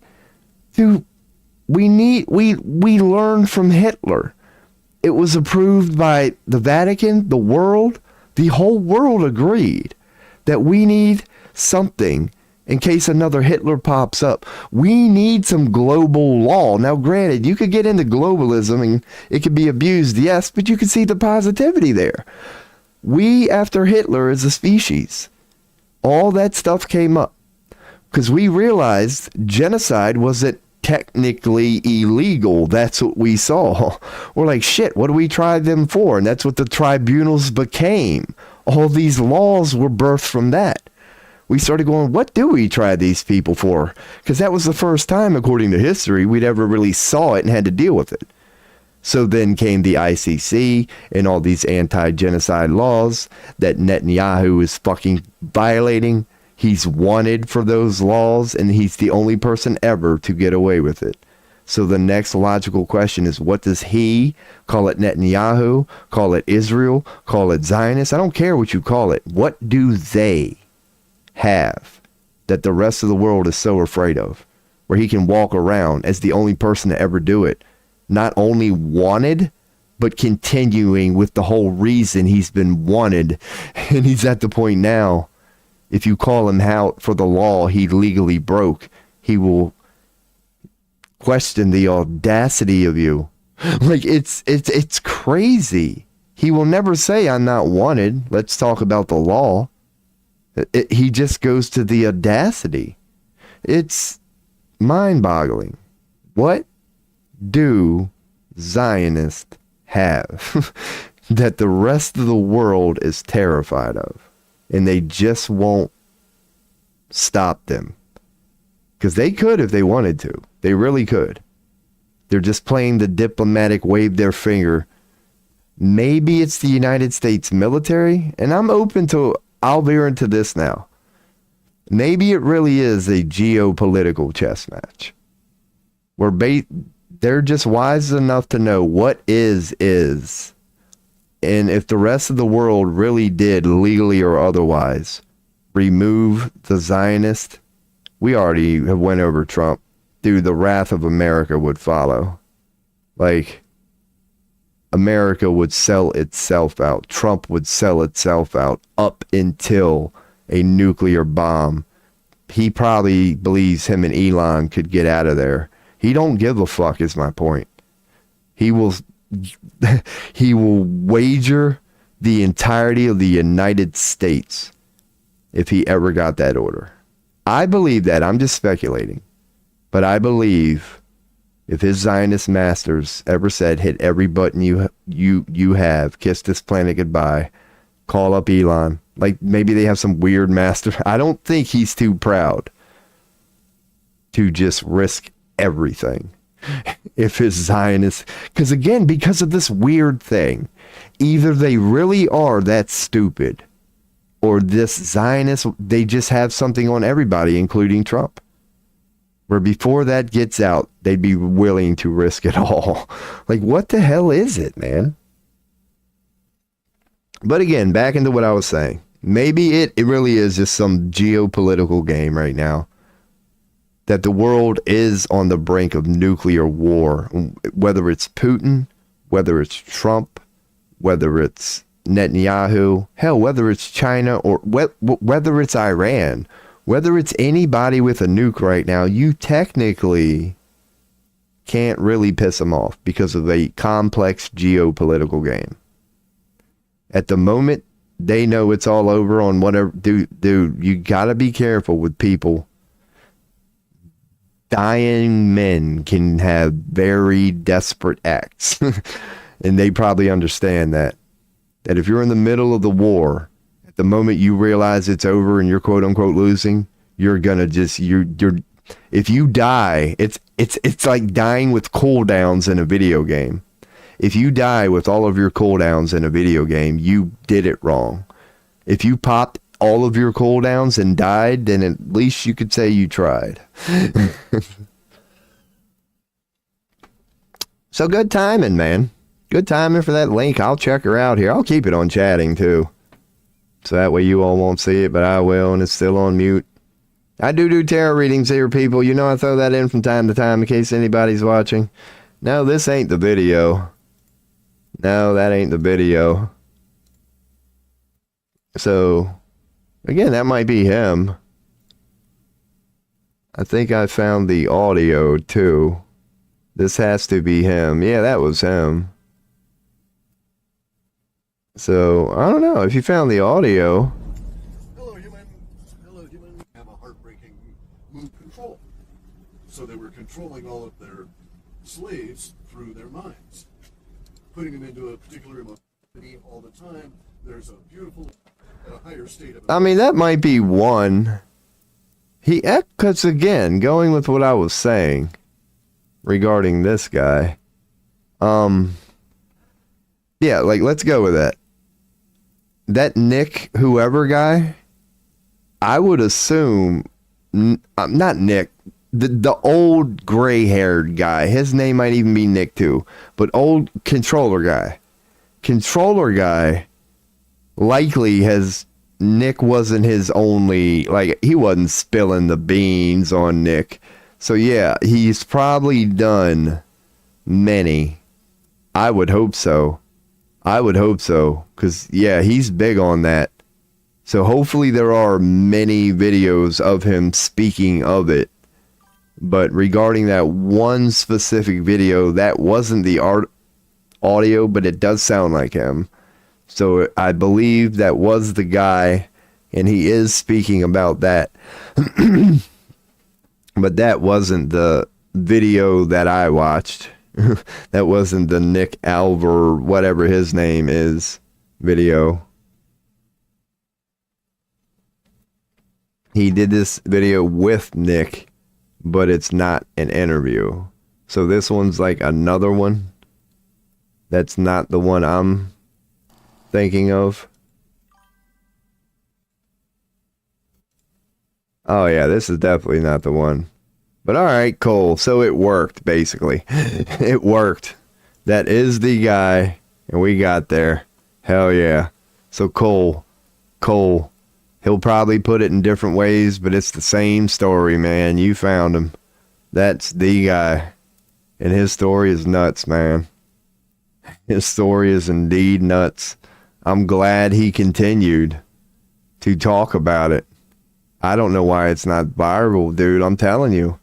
Because that even makes it crazier, does it not? He never stopped talking about it. Why is it not blowing people's minds? You'll probably see 50 videos of this dude, and it'll have like 500 views and like 10 likes. And dude, I don't get it, man. Maybe just people don't believe him. But if you believe in him, that shit's freaking crazy, man. Because it is out there, you got to admit. even as a conspiracy theory, yeah, it's out there, dude. It really is out there. I still believe it, but it's certainly out there. His story is way out there, but I believe it. To the point, and I'm not saying this truly, and I don't have a whole lot of stock in the race or whatever, but just playfully say, I want to say I don't even question the dude. He's never given me a bad vibe. He's always come across as a guy who's just telling a story. I've never questioned his motives. And again, it's not like I follow this dude a lot, but I've only seen that one video. But yeah, I believe man. I just believed his story and moved on, man. I saw it one time when, oh my God, never questioned it again. Because I am a skeptic. But I didn't get any of that with him. He just came across as a good, honest dude telling a rather crazy story. So yeah, we could go with that. I mean, whatever. Ain't that crazy? That apparently on the earth right now, there are, call them controllers, call them whatever. It's been going on forever. That we know there are good and quote unquote bad aliens. But here's what I'll say that I've covered here before regarding bad aliens in general, because I'm huge on aliens, right?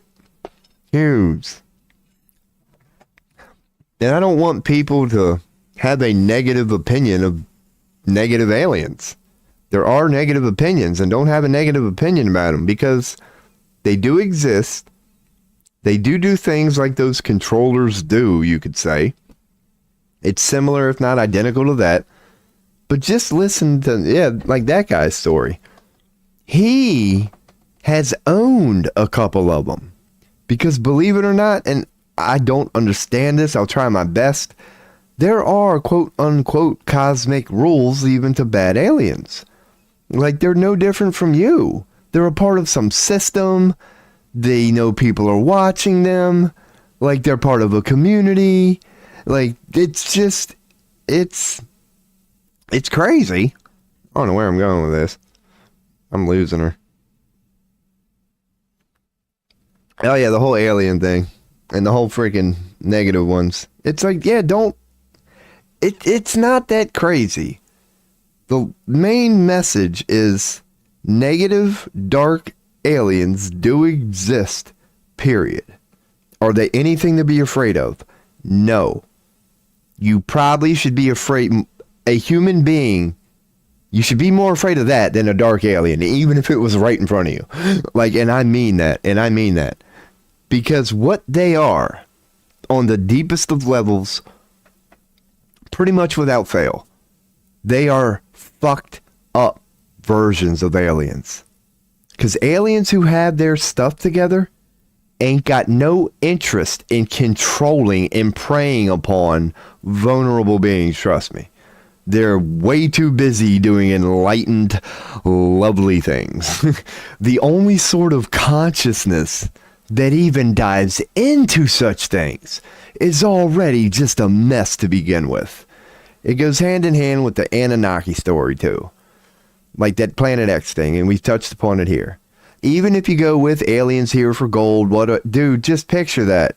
They've screwed up their own planet so much. Something as simple as gold. I don't want to take away from gold. They're a damn alien, but they got to go bother the humans now because as smart as you are, you can't get no damn gold.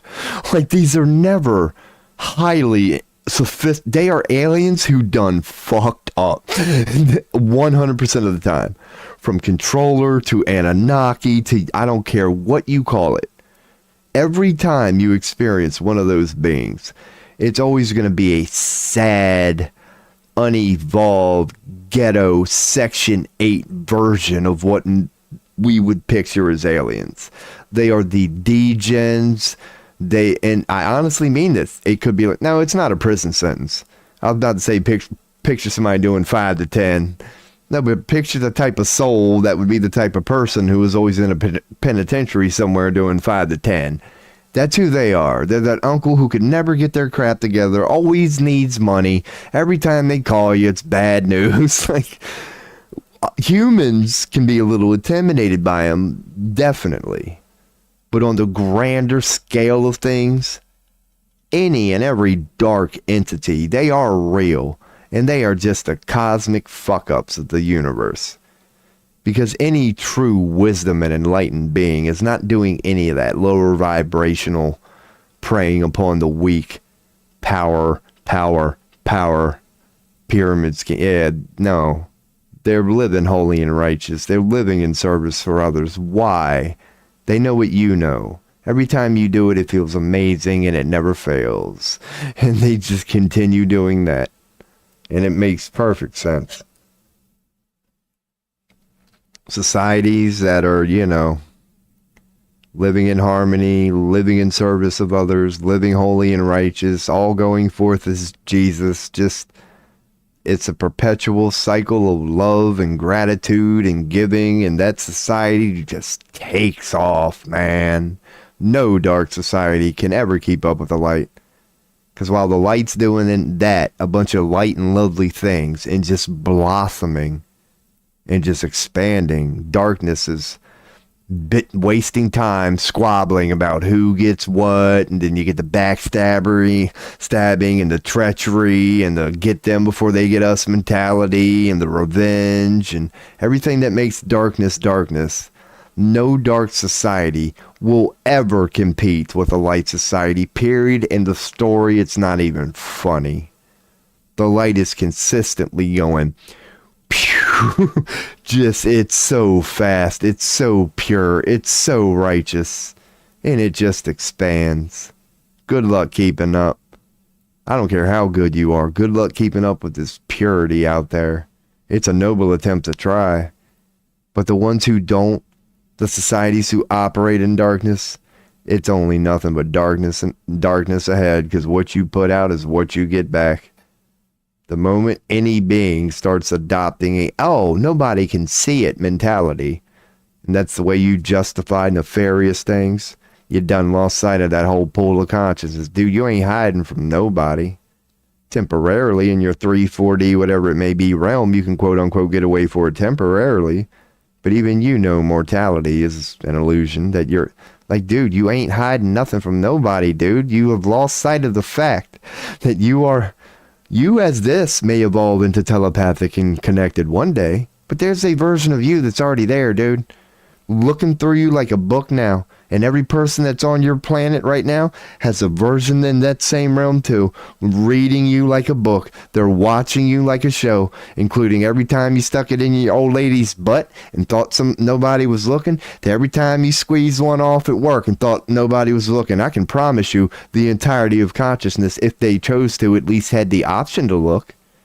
Because you're the part, dude. I mean, but the moment you start doing dark things, thinking you're gonna get away with it, you ain't.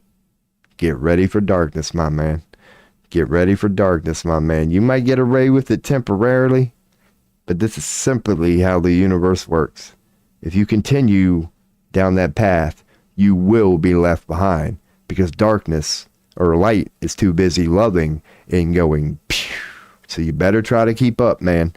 The darker you get, the more you'll get left behind. This is coming from a shadow worker. Trust me, it's true. You wake up one day, you ain't got no damn teeth, man. And every time you get up to take a piss, you just smell nutsack because you ain't showered in a couple days. Trust me, ain't nothing wrong with working some shadow. But when you dance with the devil, you will get burned. Period. End of story. It's a noble attempt. But just know that you're wasting time dancing with that devil.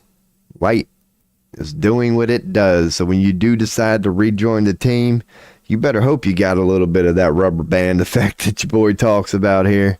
You pull something far and back into the dark real far, you let it go, it's going to go boom. You better hope you got some of that momentum to regain what you have lost while you've been sitting there in your darkness and your misery. And hell yeah, like Caesar, man. You thought you had it all figured out, didn't you? What'd you get? Knife in the back. Knife in the back. I mean, I'm sure, take history for what you will. It's his story. But I wonder if there is a, story of, a ruthless dick. Because I know the Genghis Khans are out there. Do any of them end well? Is there ever a story of a ruthless dictator who lived at a ripe old age of 90. Now, I'm pretty sure none of them end well. Like, you might get away with it for 5 years. You know, you got your Lenins, you got your Stalins. That's fascinating right there. Lenin and Stalin is just hilarious. You go from one to the other. That's a great time in history. Man, we got rid of that ruthless fool. At the time, one of the most ruthless people ever seen. And then you get the next dude off. Or maybe it was close. Lenin and Stalin. God, I looked into it one day and was going, damn, that is crazy, ain't it? Oh, man. Again, according to history, his story. Unless you were there, you really don't know. But, man, we've been through some bad ones. And what's the one? Bloody Mary? Like that English bitch, according to history?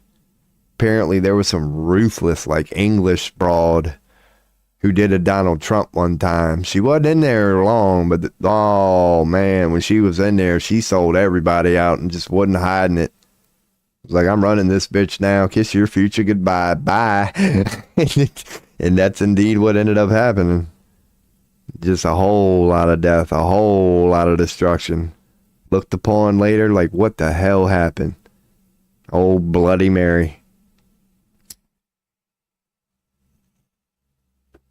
If you believe history, there's some sick ones. There's some sick ones. Speaking of which, get ready for your next one. This will be the one that we leave behind. This will be our Genghis Khan. This will be our Bloody Mary. This will be our Lenin and Stalin right here. But yep, he was orange and proud of it. He even went with the, that's his version of Golden Age. Welcome to the Golden Age. Dude, seriously, the arrogance, seriously. And I mean this. And there probably is some that have done it. At all the arrogant dictators in history, name one who, not, and this is AI, but name one who ever left a golden fucking head in them. Dude, this is arrogance on a level we may have never seen before. He is freaking crazy. I don't know if there's ever been a son of a bitch that's thought more highly of himself than Donald freaking Trump, man. Take that for what you will. He is the epitome of I love me some me. Oh, if he could suck his own pecker, I guarantee you he wouldn't be president, man. He probably would have never, if he could suck his own pecker, he never would have made anything of his life. He'd have been too busy sucking his own pecker. None of that real estate shit ever would have happened. He'd have just died at 19. Especially if he's got a big one. If he's got a big one, he'd have died at like 9 choking on it. Anyway, your boy be right back. Anybody wants tarot reading, let me know. That was a random rant. But you know what happens when I do these? Let's go and take a piss. Come back, smoke a little weed. So I'm serious about the tarot thing. Like, we'll do something. Anybody got a question, let me know. Yeah, I'll be right back. Oh, wait, let me make sure I don't make y'all deaf. No, we're good. All right, back to the beat. Where'd it go? Fuck my life. Here we go.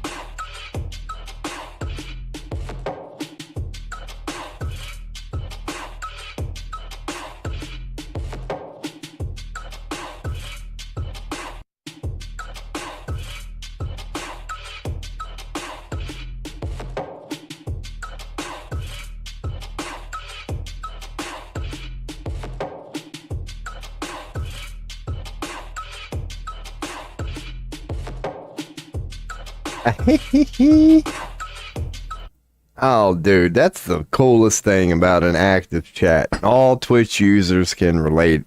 I mean, maybe this is a personal opinion, but yeah, when you're on like an active stream and yeah, the dance emotes start to break out, oh, that's so cool. It really is. Especially if it's like a popular channel, so you got like 50 different people that are sub to 50 different channel and they all have their own unique emote. And y'all know, I'm not affiliate. But I think the moment you go affiliate, you get like maybe one. I don't know. It might take a while. But there will be community recommendations here, without a doubt. We got to go with the toothless one. Without a doubt. Maybe not the first one, when I don't care. It's whatever the community wants. But inevitably it's going to be in there. Without a doubt. Because you got to do what makes you you and what's that. And we're going with the toothless one here. It's all going to be like just a smile with no teeth is going to be my thing. Because it really is. We're definitely going with toothless stuff. Oh, goodness. Tarot should be in there. At this point, we should just put the freaking 10 of Wands. I get that every damn time. Just make it the 10 of Wands. Burden and shit all the time. Upside down death. That'll probably be Crowley, bro.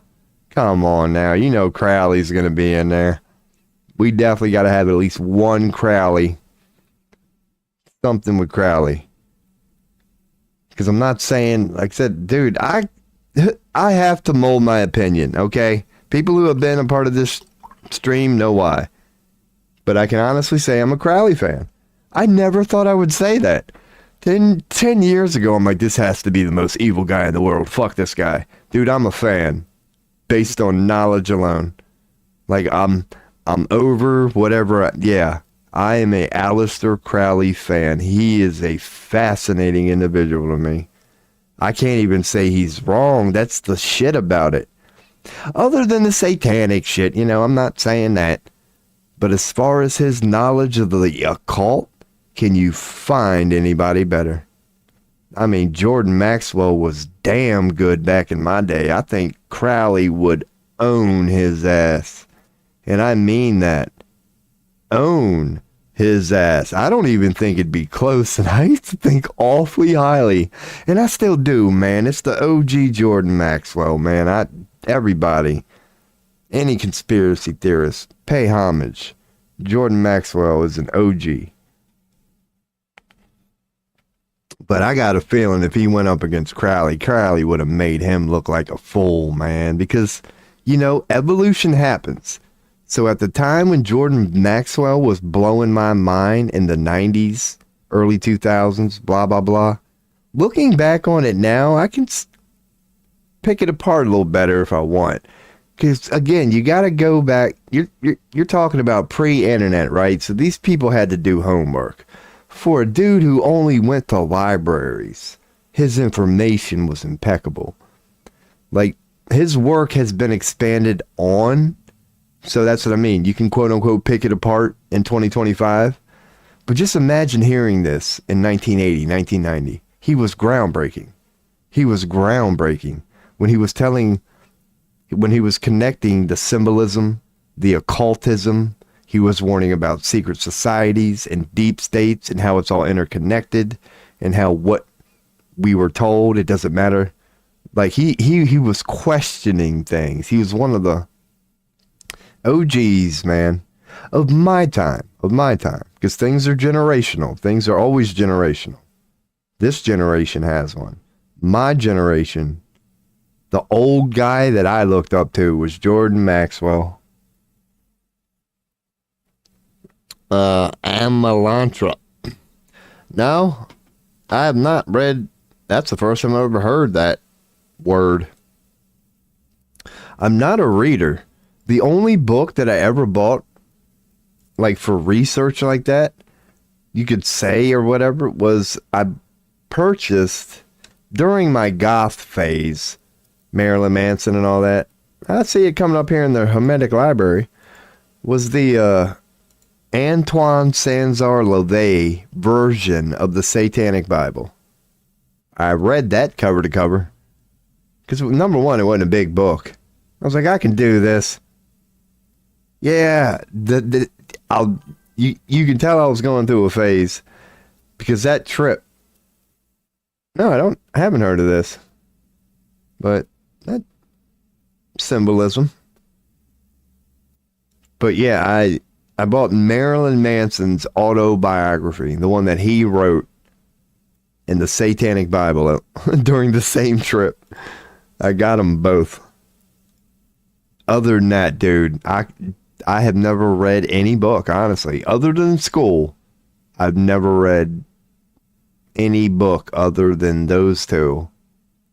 It was a trip to the store one time. I got the Satanic Bible and Marilyn Manson's autobiography, and there's only two books I've ever read, sadly. That's going to change eventually. Kind of like I was saying about Crowley. I'm at a book phase with him. My next step for him is books. Okay. So I appreciate that. Because, yeah, definitely.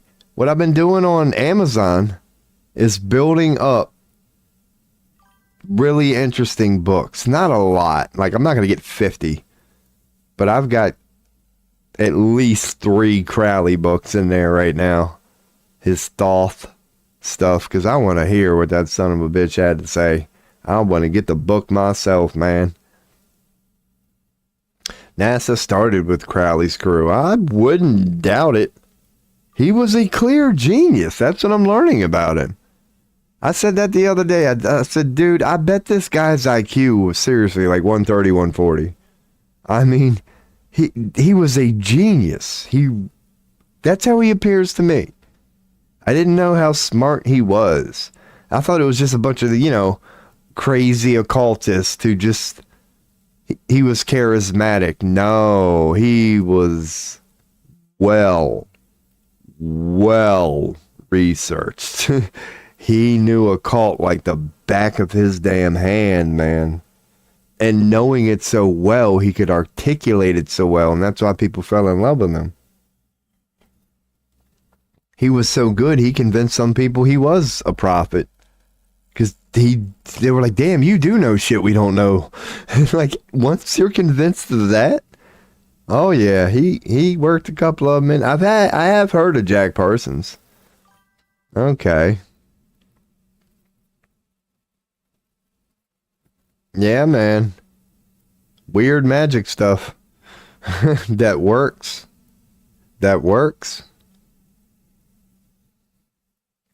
I have no doubt.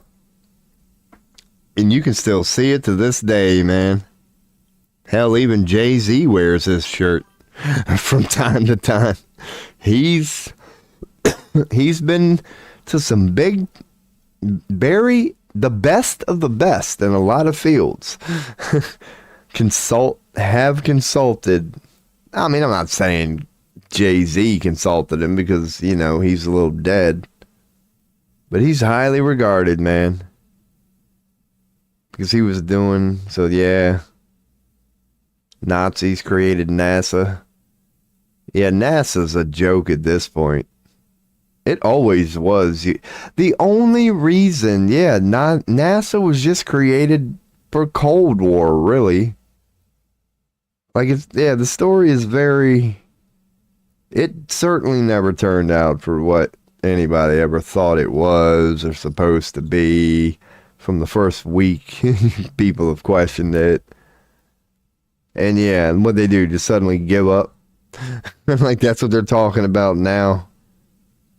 It's like, oh, NASA was groundbreaking around the world and highly regarded as the most intelligent people on the planet. And then what? They just took a nap? Like, now nobody gives a shit about him? Elon. And he admits this, and it's provable. NASA's calling him now. His rockets are better than theirs are, his tech. And how do you explain that? Fucking Elon done passed NASA, and it's provable. Literally, he was on Rogan talking about this shit. It's not uncommon. He was on Roganing. He was on Rogan mentioning he's in contact with NASA. You can prove, because Elon too.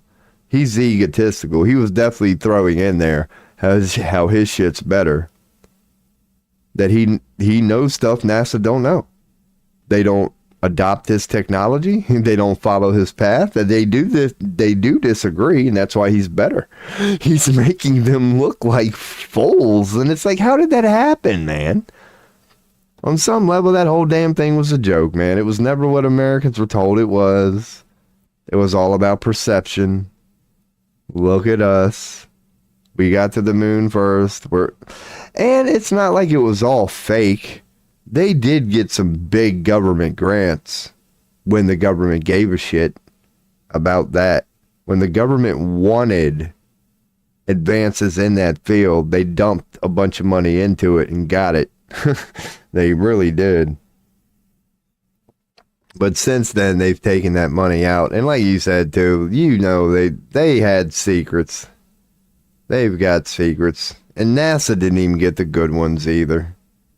They got the secrets that they were tired of.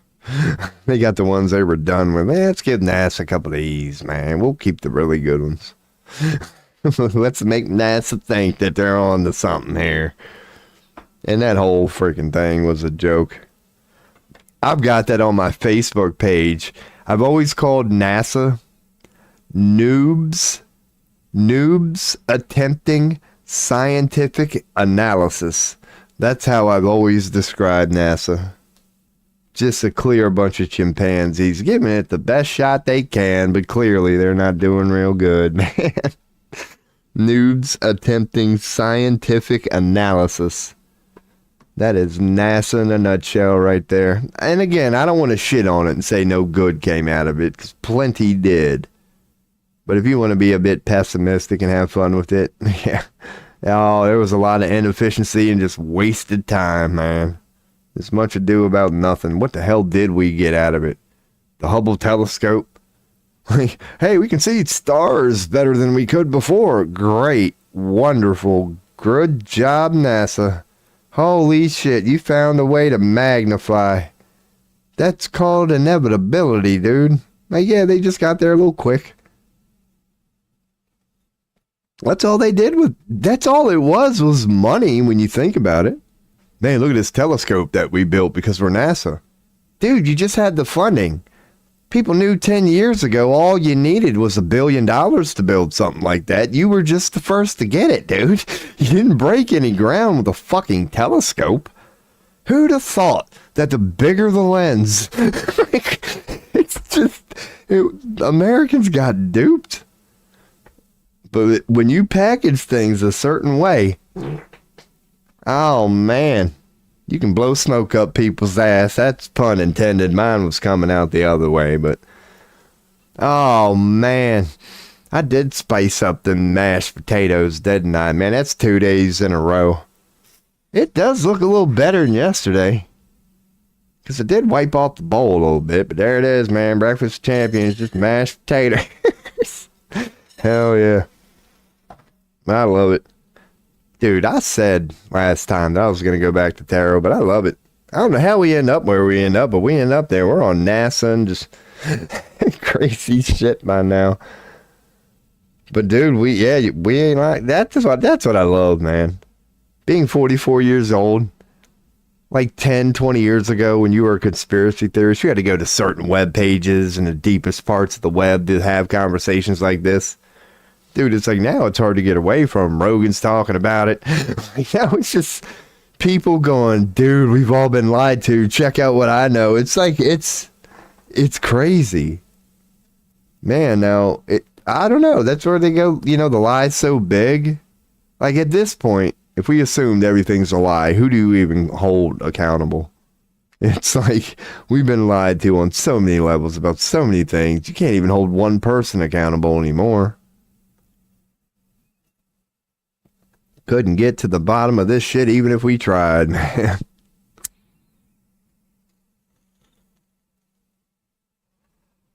All right. I don't know. Maybe NASA. Fuck it. If I don't have a damn... I'll do a 3-card reading on NASA. Honestly. If we don't get any questions, recommendations... By the way, this is a tarot stream up in here. Oh, man. I'm getting the farts. What do we got?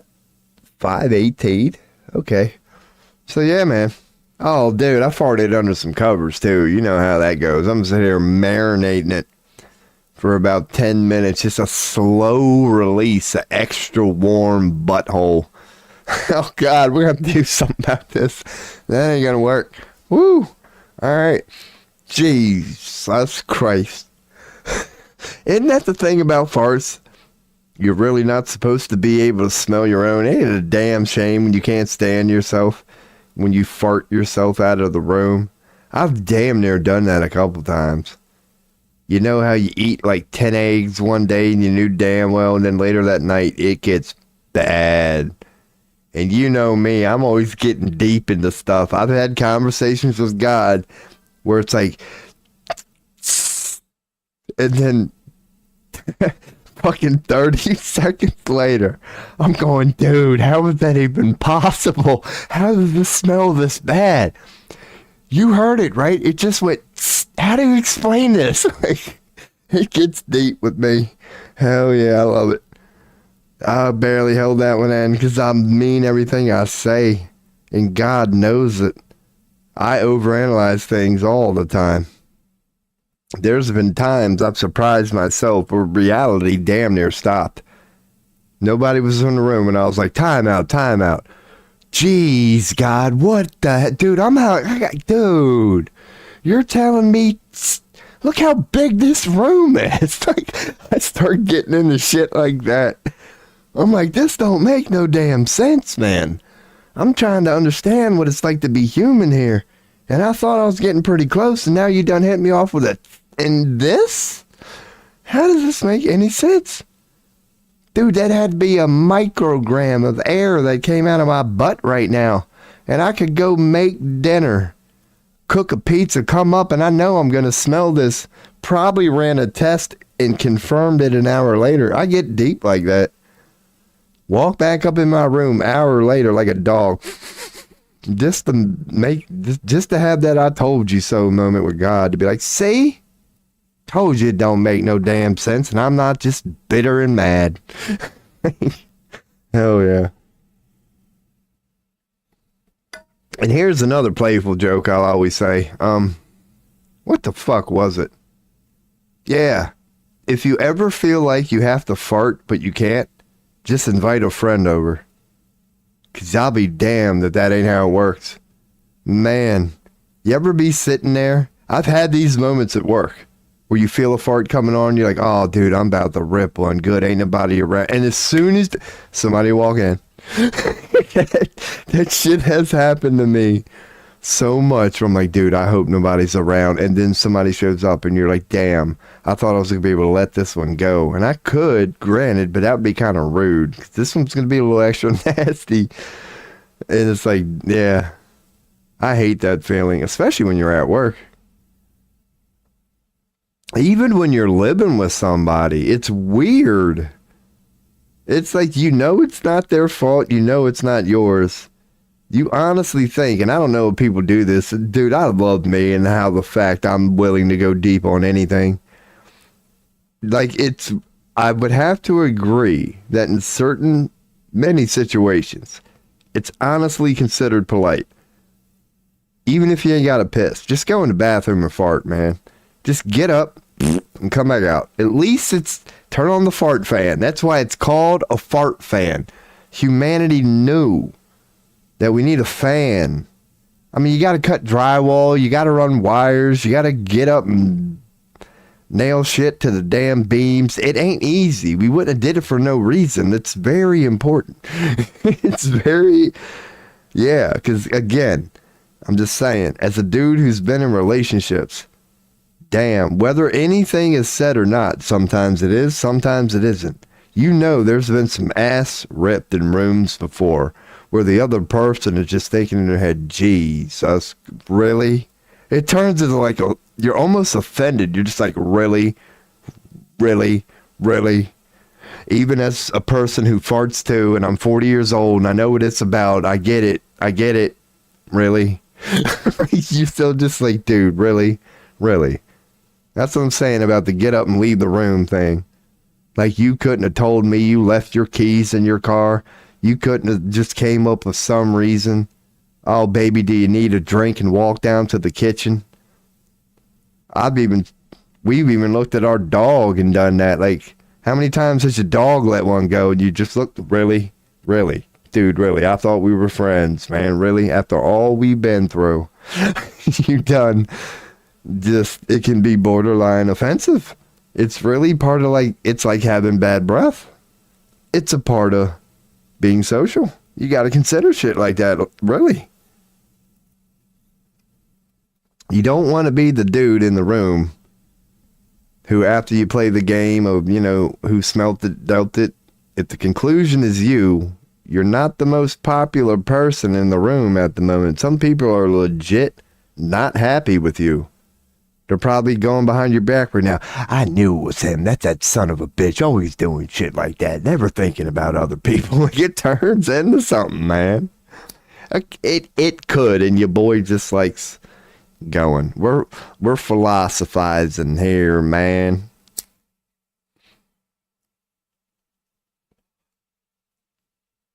The philosophy of farts. See, I can get out the F's pretty good. They're a little tricky. But if that was an S, forget about it. Ooh, the seduction of... Nah, I'm not even. I definitely had one in there. But I'm not even. So what the hell? What the hell? What in the Hades? What in the Hades, man? Alright, so we've done a tarot reading on... The last one was Trump Gaza. Trump Gaza. Just after watching the ridiculousness... I don't know. In some order, we watched Trump Gaza and did a reading. I can't remember which one I did first. So that's a tarot reading on Trump Gaza. So, I don't know, that was kind of cool. Like I said before I did it, I don't have a lot of experience with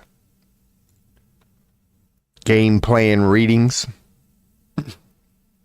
So I wanted to do a game plan reading. That was the beginning.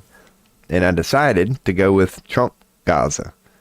So if anybody, happen to be checking in on chat, whatever. One monitor set up here. This is literally, oh yeah, all I can see. Those of you who know this stream know, but this is what I'm looking at. This is my whole setup here. So, yeah. What are we going to do? Ew. Wouldn't mind doing another game plan reading, just to go over the cards themselves, get to know tarot. But definitely, when you get them out of the blue people with some real crap, real questions. Normally it's a past, present, future.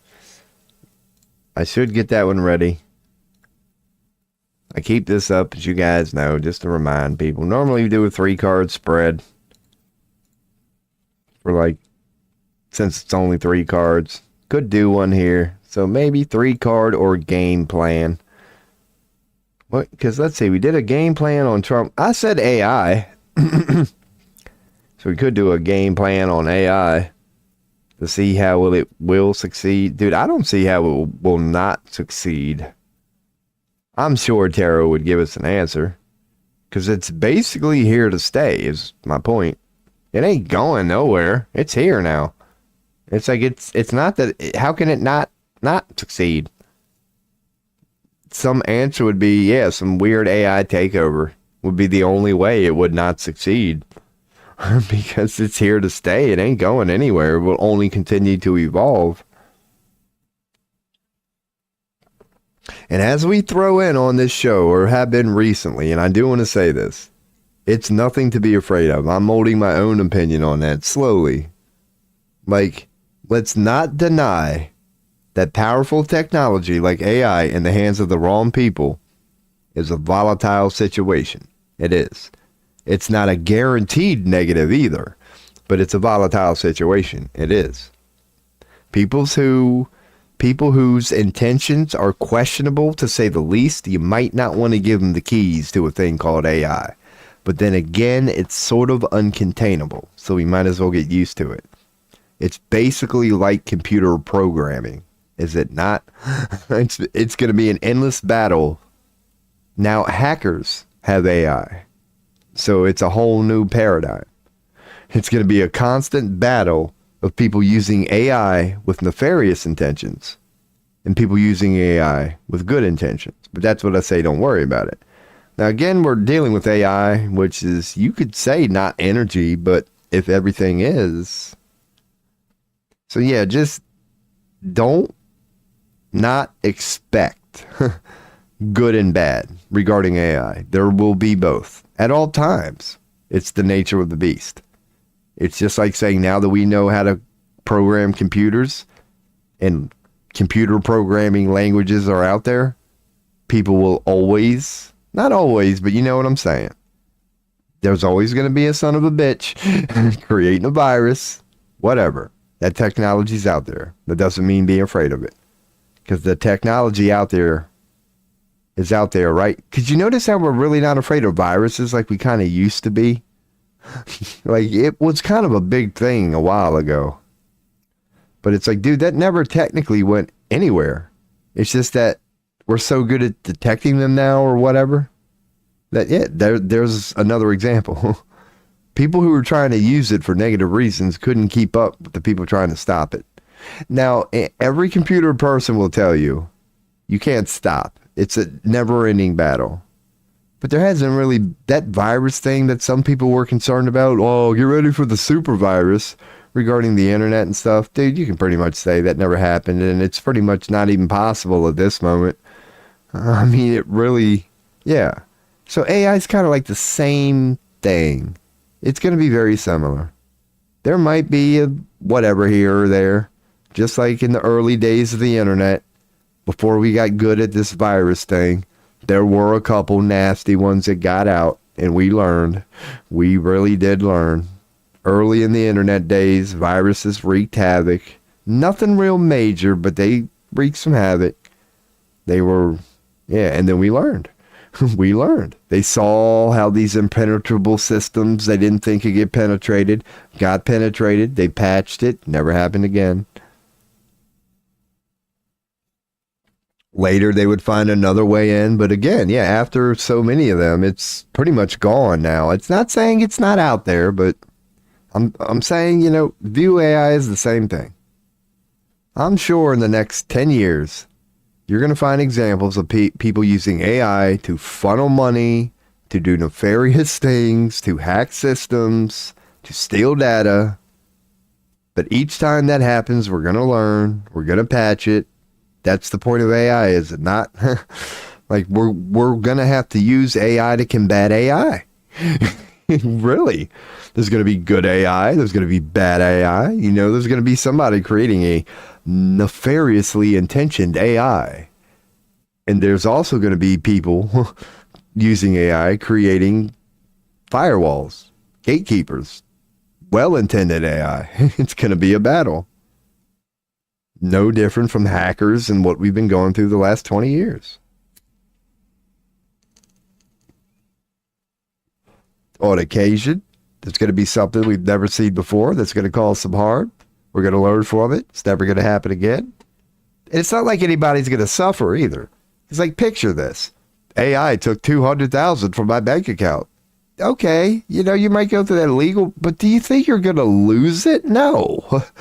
For like a week, you might not be able to access that money, but they're going to fix it and you're going to be fine. Like, so it might steal money from your bank account one day, but don't worry. There's a thing called a legal process. They're not going to be allowed to get away with it. Come on now. Like, we're going to learn. So that's what I view AI as, because that's what I think. Now that I've done ranted 10 minutes on it, I pretty much got to do a tarot reading on it now. We'll see if I'm right. Wrong. But yeah, the way, you know, shift it all back, whatever. That's what I'm starting to mold my opinion in. Because for a while, I was kind of heavy on the holy shit, dude. We might want to pump the brakes here, dude. Or do we even know what we're doing? But now I'm more like, and you could argue getting confirmation of, like, don't worry about it, man. It's actually a really good thing. It all depends who is it in the hands of. So as soon as we better ourselves as a collective and we come up with better systems, and every country is just doing better than they are now and just in a better state moving forward with different priorities than they are now, the moment we all shift globally into just better dreams and better ways of being, until then it's going to be a little scary because we know the few have a lot of power right now, and their intentions seem to be rather selfish and using all this amazing technology from war to AI for their own selfish reasons. But that won't last long. It's a phase.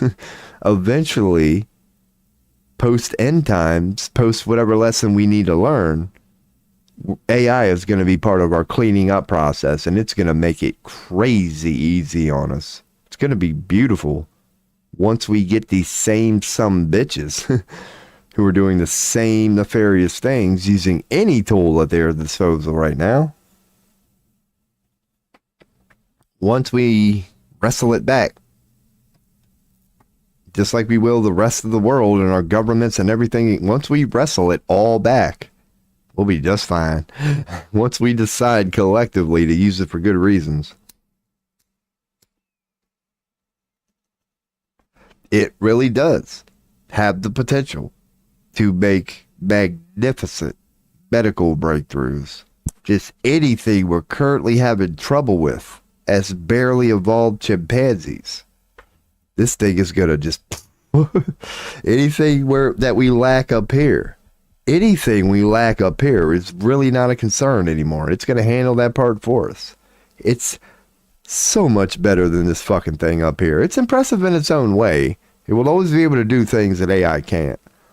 But when it comes just to sheer data, cold calculation, even a calculator has us beat, man. You already know damn well. A calculator can just blow your mind right now. Let me see how long it takes you to figure that shit out compared to that calculator. It's the same thing. Shit that would take us, even if we could do it, X amount of time to work our way through. AI would be like, here you go. Took about 0.5, man. What do you got for me next? It's going to be very positive. So hell yeah, man. I'll kill the cam. Ask one last time. If anybody who is checking in on this, it is a tarot stream, would happen to be in need for a tarot reading, I'll gladly oblige. Otherwise, we're going to do a game plan reading on what I've been ranting about for a while. AI, why not? Why not? So, like your boy does here when he kills the cam, I'm going to go on and bring her up. I'm on the page. Let me make sure this is the right one. This is. All right, tarot. Regarding old AI, can you use AI? Oh, man, the irony is real. We're doing this digitally, so it should be a rather accurate answer. What's going on with AI? What would be the game plan on what do you think about AI here? What's going on here? Oh goodness. So okay, we got that's a heck of a significator. So we got an upside down 9 of cups, not succeed, and an upside down King of Pentacles will succeed. Man, the irony is real. So we got cups, temperance, sword, pentacles. The temperance makes a lot of sense. You know, I might as well put up the damn webcam because you know what? I'm going to marinate. Use my old tobacco right here. I'm just going to look at this for a second before we get into her. External influence is suggesting some heartbreak, clearly. Damn, Rob, how'd you figure that one out? The significance of it all is the worst emotional cup in the game, or in tarot, you could say. We got the 5 of cups. There ain't that many bad, specifically emotional ones than that. Unconscious drive, subconscious drive, temperance, just in the definition of that makes sense. A lot of temperance there. But how it will succeed and how will it not succeed will be the two interesting ones to decipher here. But other than that, the top 3 out of the box seem pretty damn out of the box first glance if you know a thing or two about tarot. Hey, what's up, Swabby? How you doing, Swabby? We got a YouTube chatter. You might have just came in just in time, man. If you have a question, let me know. Or I will continue with this reading. It's a game plan reading on AI. We're just asking a game plan tarot opinion on the general topic of AI. The main thing to gain from a reading like this is these 2 down here.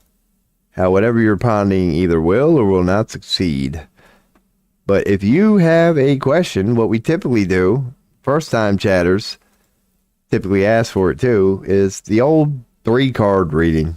It'll address the past, the present, and the future. So whether it's a career question, a love question. And speaking of questions, to answer your question, I'm from Pennsylvania, America. Unfortunately, that country that I'm from Pennsylvania, America. What are her feelings toward me? Okay, we'll do that. I'm thinking we're going to do this, past, present, and future. But if you have a while and it's like really important to you, whatever, another option that I'm thinking past, present, future. But just so you know, if you have a relationship question, which many people do, they do have a spread for that.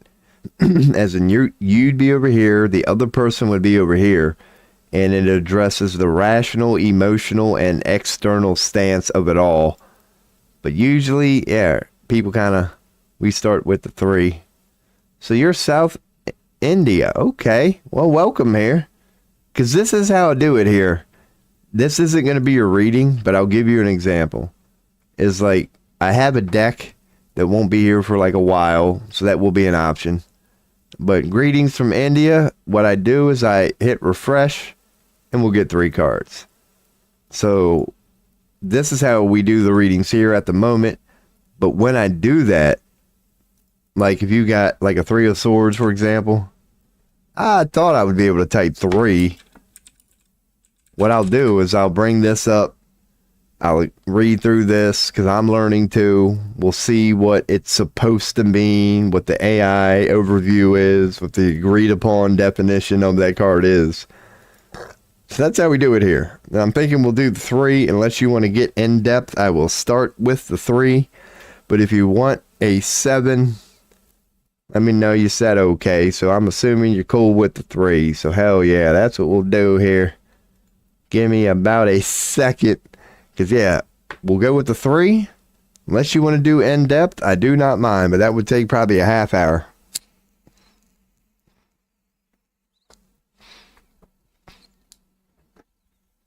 Because I'll go on and mention it, man. You're from India, so you know about the old hashish. I'm a little 420 friendly here, man. I don't hide it. I don't abuse it. But I like to get my mind right, man. Make sure I'm nice and focused. 3-card reading. You got it. You got it. I hope things are well there in India. I hope things are well. It's not well in many parts of the world right now. I've had Polish people come in here. Greek people come in here. I'm about to refresh. Indeed, we're about to get into that. Because I am on a 1-monitor setup. Excuse me. That's the last thing I'll tell you before I start your reading. Oh, that was a little bit of the good stuff. When you see me on camera hitting this, like this is just tobacco, man. That's just tobacco. I don't smoke cigarettes because I'm indoors. So that's just like a fancy looking tobacco pipe. But 420 is the old, you know how they say Moses, when he spoke to God, was a burning bush? I just burned a bush. We'll put it that way. I'm open about it, but I kill the cam for that one, you know? Because I am a little mindful. It is for adults, and I don't want to portray that or whatever. So, all right, now that we're good, let me make sure I understood your question. It was someone who feeling you've been talking for 2 months. All right. So we want to know the feelings of a person. So since you said you've been talking for 2 months, I'm going to just generally say this is going to be about 2 months in the past, 2 months in the future. But in general, it's past, present, future. All right. So regarding that person, what is your name? Swami. What's going on with Swami and that person, according to tarot? Bam. Alrighty. Oh my goodness.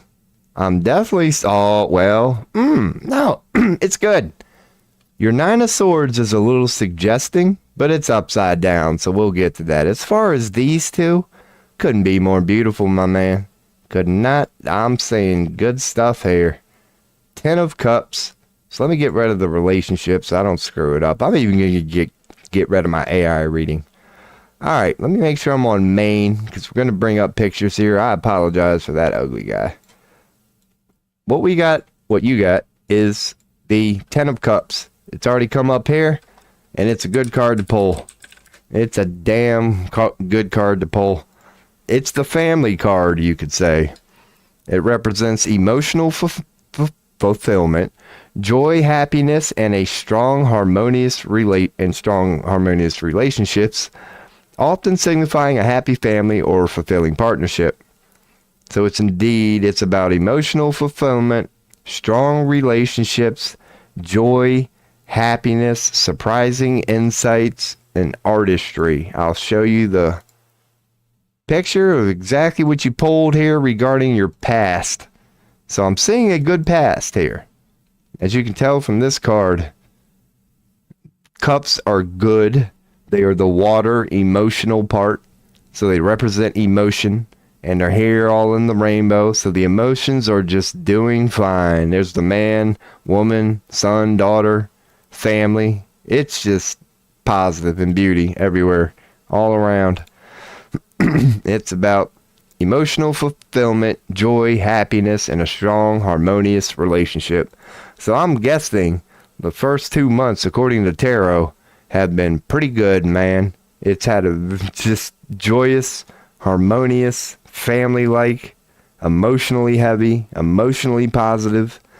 It's been a very good first couple months, is what I'm getting from this. And now, in the moment, you got an upright Ace of Cups, which is also appropriate because, again, you're asking a relationship question. So you got another emotional answer. This is the emotional suite, and it's the first cup in the suite. So it signifies new beginnings in love, emotions, and spirituality. Clearly, because it's number one. So it's a new beginning in love, emotions, and spirituality, representing a fresh start and the potential for deep connections and emotional fulfillment. So, dude, this isn't the proper one, in my opinion. I use the official Rider-Waite one, and they got a nice Ace of Cups. It's love, love, love, and more love. Because we got the dove here, right? We got a dove, the bird of love, poet didn't know it, ascending from the heavens in love to deposit the seed, like wafer, like that wafer associated with Jesus, like the pure seed of love. A dove depositing the seed of love into the Holy Grail. And you see how it looks like a W? Or does it? Most people agree it's an upside down M, mother. Take what you will from that. But it's depositing the seed in the cup, love and life, depositing love and life into love and life, nothing but love and life. It's a beautiful cup. It's a powerful picture. Like God gives you the hand to start to work with, and then it's just beautiful. It's the Ace of Cups. Love and relationships, emotions, clearly. But it's about new beginnings in love, emotions, and spirituality. So it says here, when it appears, it's a positive omen, suggesting that you are on the verge of a new and exciting chapter in your life. particularly in matters of the heart and spirit. So in the present, it's just more of that is what I'm getting. Is that, okay, so it's been nice and you gave her a book. There you go. Oh, you're in there. You're off to a great start. And yeah, I'm seeing this presently, according to tarot. For you, it feels like a new beginning of love, new emotions. You're fired up about it spiritually. It represents a fresh start and potential for deep connections and emotional fulfillment. Like, it feels really good right now. It's what tarot is suggesting. And you could speak on the past and you could speak on the present. But according to tarot, you got that new car smell, man. That thing we all know when you first, not even when you get somebody, when you first start breaking the ice and things go amazing, you can never get that back. And like it seems like you're enjoying that now. According to tarot. And to pull it up, 9 of Swords, indeed. So, oh shit, we got to follow. Appreciate the follow. 9 of Swords. Yeah, I don't even put in tarot meaning, man.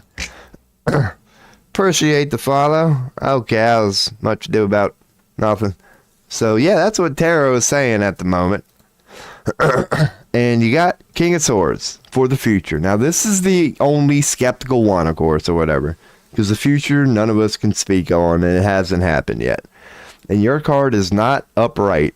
Yours is upside down. But upright, it's anxiety, worry, feelings of burden and feeling overwhelmed, mental anguish, guilty conscience, often depicted as a figure burdened by negative thoughts and fears. It's one that's easy to describe, easy to interpret. Like when you look at the 9 of Swords, upright, again, yours isn't, which is good in a way. Because upright, it's a omen card. It truly is. Because he's clothed in white, indicating he's pure, he's fine. This is a good person there. You can see his bed has flowers. So he's generous, he's giving. This is a good person there. But you notice these 9 swords are facing that way, and it's a dark wall. It's an omen that you got something coming, and it ain't going to be good. And that's a kind of honest, a typical reaction from such a person, is it not? Like, picture kind of like maybe a little bit of a soft buttercup, a good, honest person, and they got a tough day tomorrow. That's what this symbolizes. That, you know, good, honest people can kind of, you know, you're just like, oh God. You get a little anxious, you get a little worried. You're still an innocent, honest little angel, but you're just feeling anxiety, man. You're not mad, you're not angry, you're worried, you're anxious. You're a good person who knows some challenging times are coming ahead. And unlike a more aggressive person, you're just a little concerned about it. It's anxiety, worry, and feelings of being overwhelmed when upright.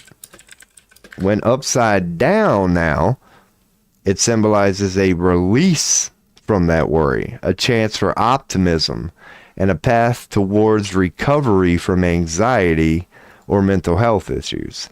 It can also suggest the need to address and confront anxieties rather than ignoring them.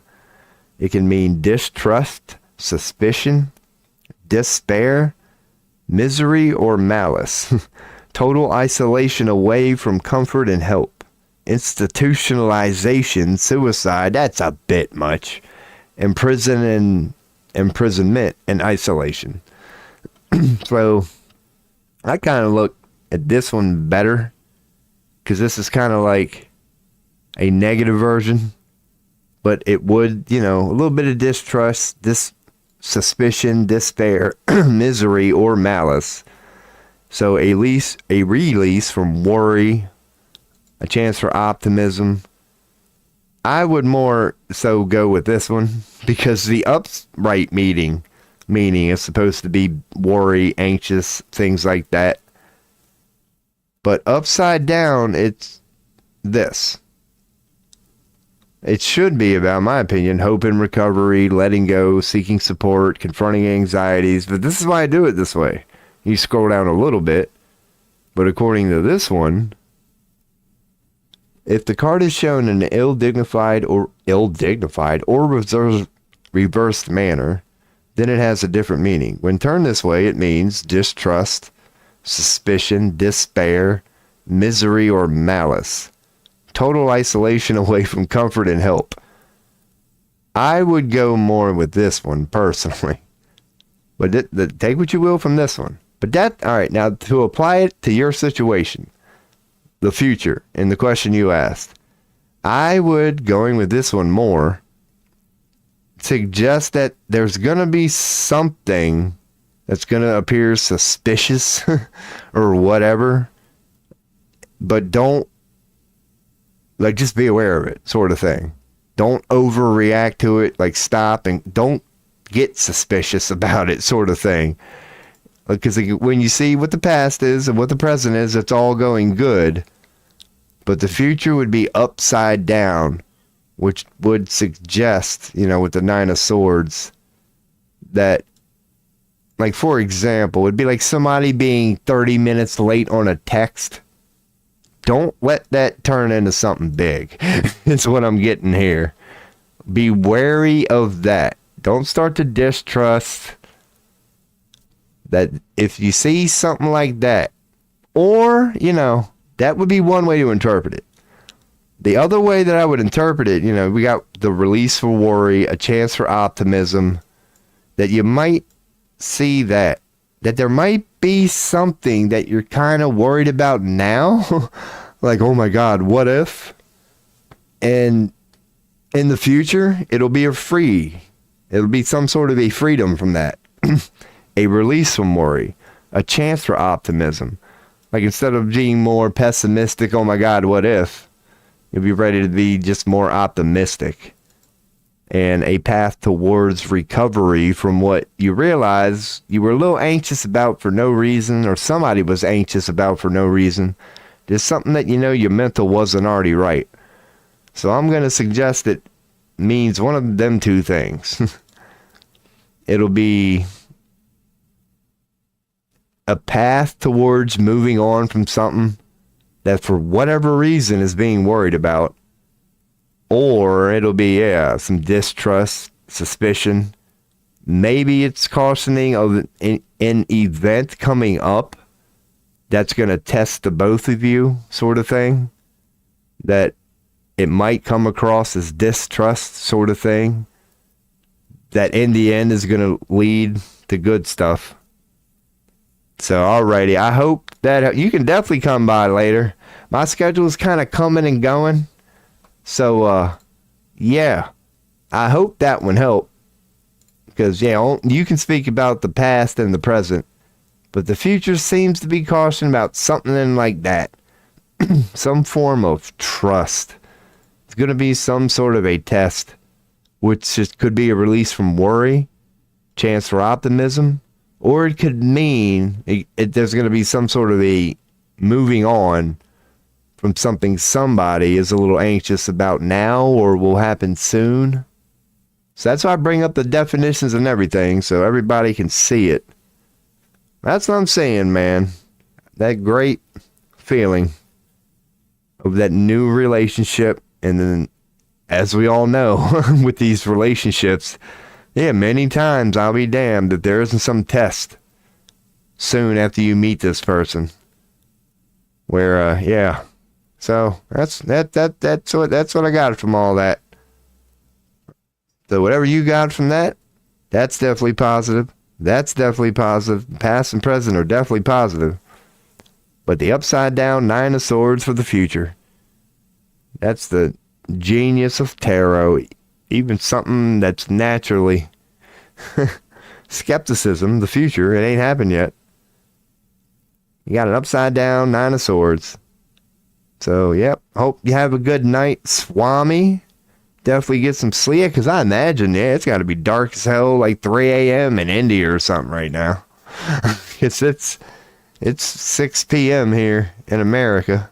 But good question. I appreciate it. Good timing. That happens a lot here.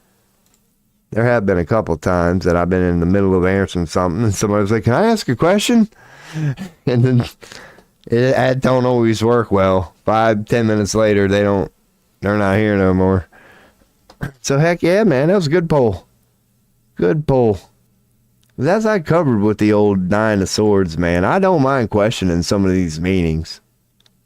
But yeah, you're telling me upright.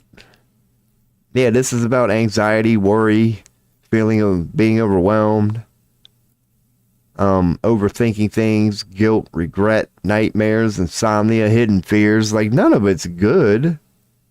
There ain't no good shit here.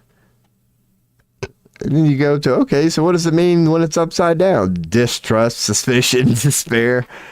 That's just that one. I do like this AI overview. I tend to agree with that one.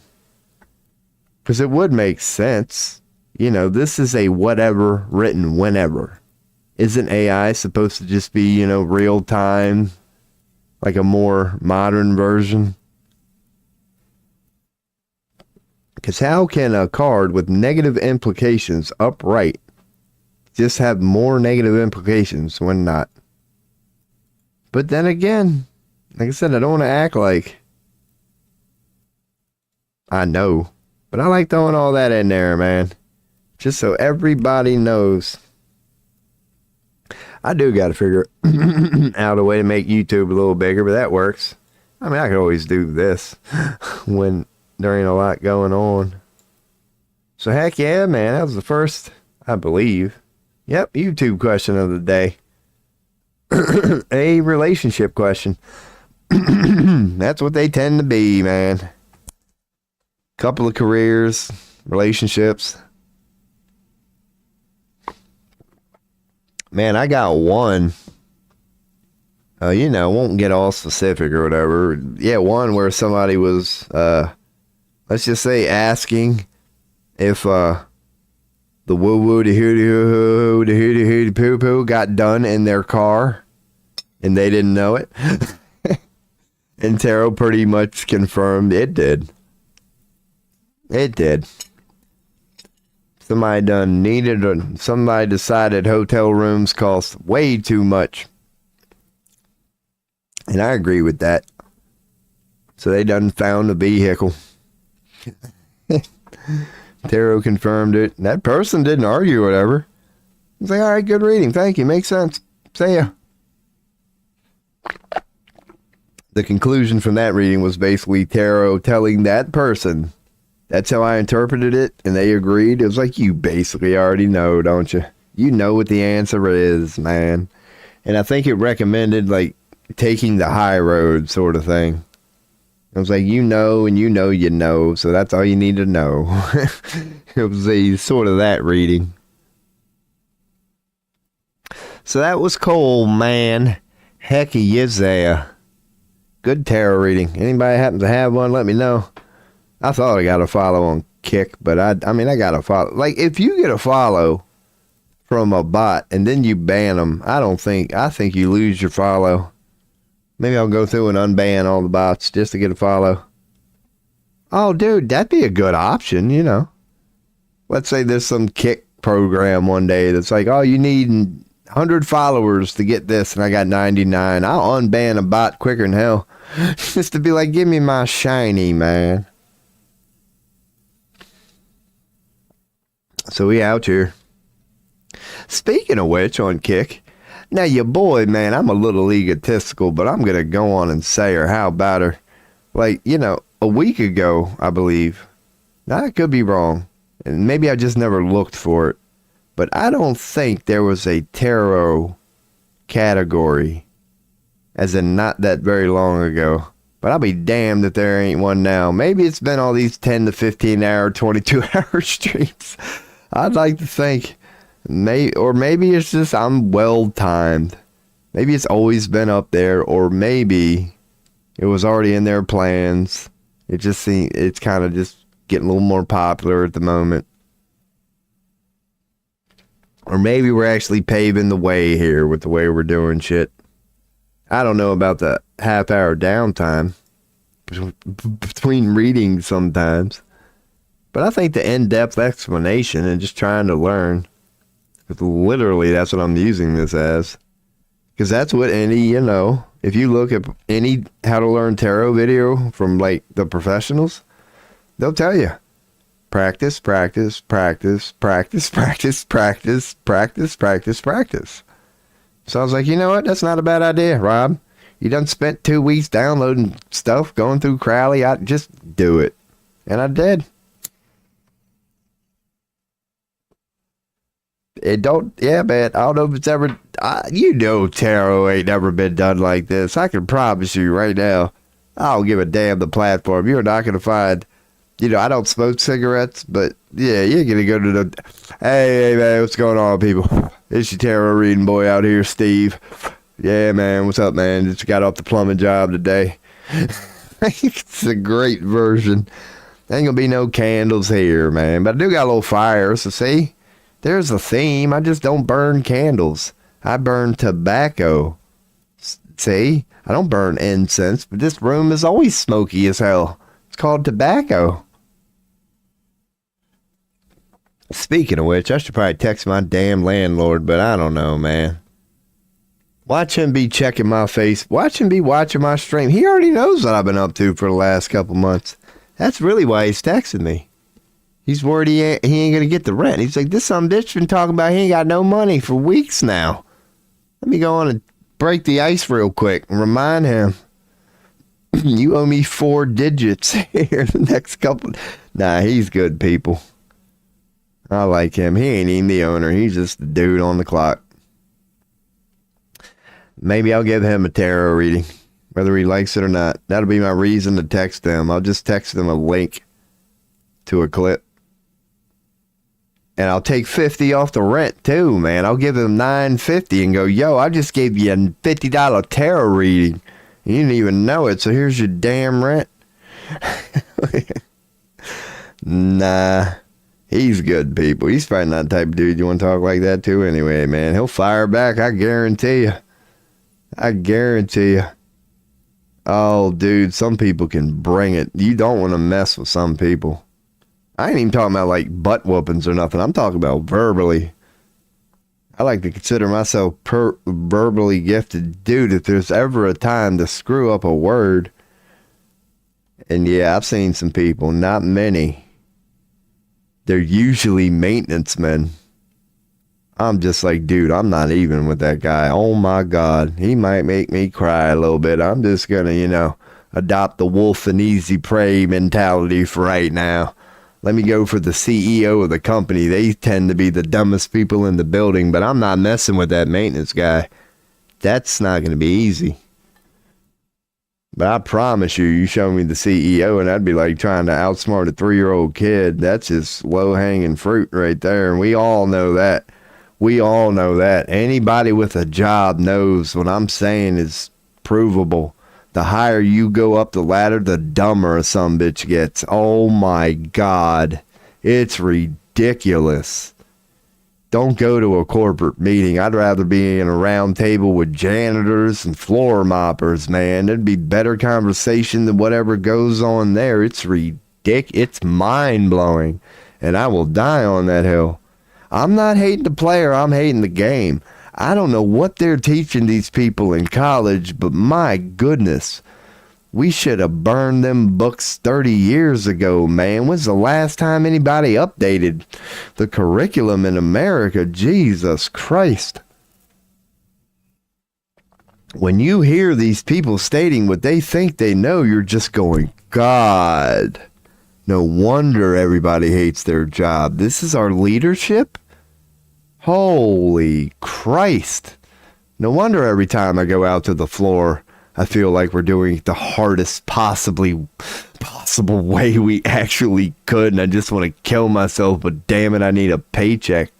You just sit in one of their meetings and it will all make sense, I promise you. It's crazy.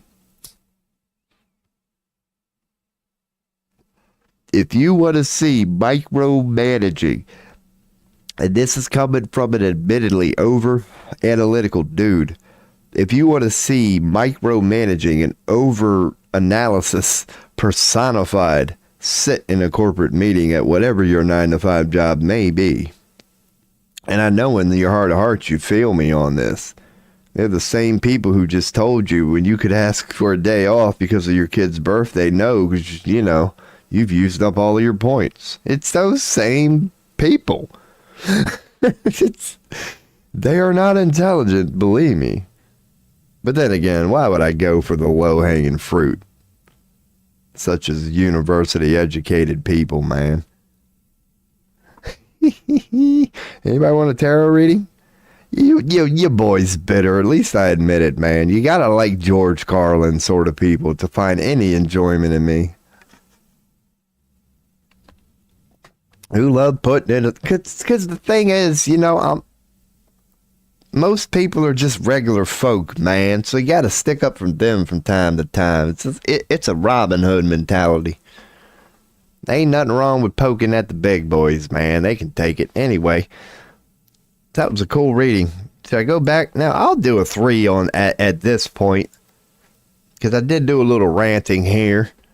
So, what was the general topic, though? So, I'll just stick to past. We're not going to do a blind spot reading. But I guess we'll stick with AI. Doing AI reading here. Oh my God, I can't believe I'm actually yawning at 6. My life is almost getting back to normal. Normally, I'd be just getting up. So, hell yeah, man. Maybe an AI reading, if anybody in chat would have one. I'd gladly do one. Do I have one on me? Because I like the ones you can really speak on. Is there anything I'm actually pondering, man? Been over the job thing. I don't have any relationships. I'll stick to AI, I guess. I'll get a quick 3-card reading here. Stick with the theme of the show. Just practice the tarot. I could use it. So we'll do the easy theme of AI. Regarding AI, too. Like, definitely specifically AI, tarot. Don't be throwing in internet or anything unnecessary in there. Purely AI. Oh, dude, it's probably... who knows? But the past isn't that long. And everybody agrees on that. AI did seemingly come out of nowhere. It's like we had Chat GPT, and everybody was like, wow, this is cool, man. And it's kind of the talk of the town, how cool and innovative it was. And wow, man, out of nowhere. 6 months later, AI this, AI that, AI this, AI that. It took 2 years, I think. Who knows? We should Chat GPT. But yeah, from the birth of Chat GPT till now is not very long at all. And many people talk about that. It's notable. Like, dude, it took off. Not many innovations in human history. I mean, who's to say, you know. But dude, with what the Chinese are doing now, it's like, it's ridiculous. It would be like computer processors, right?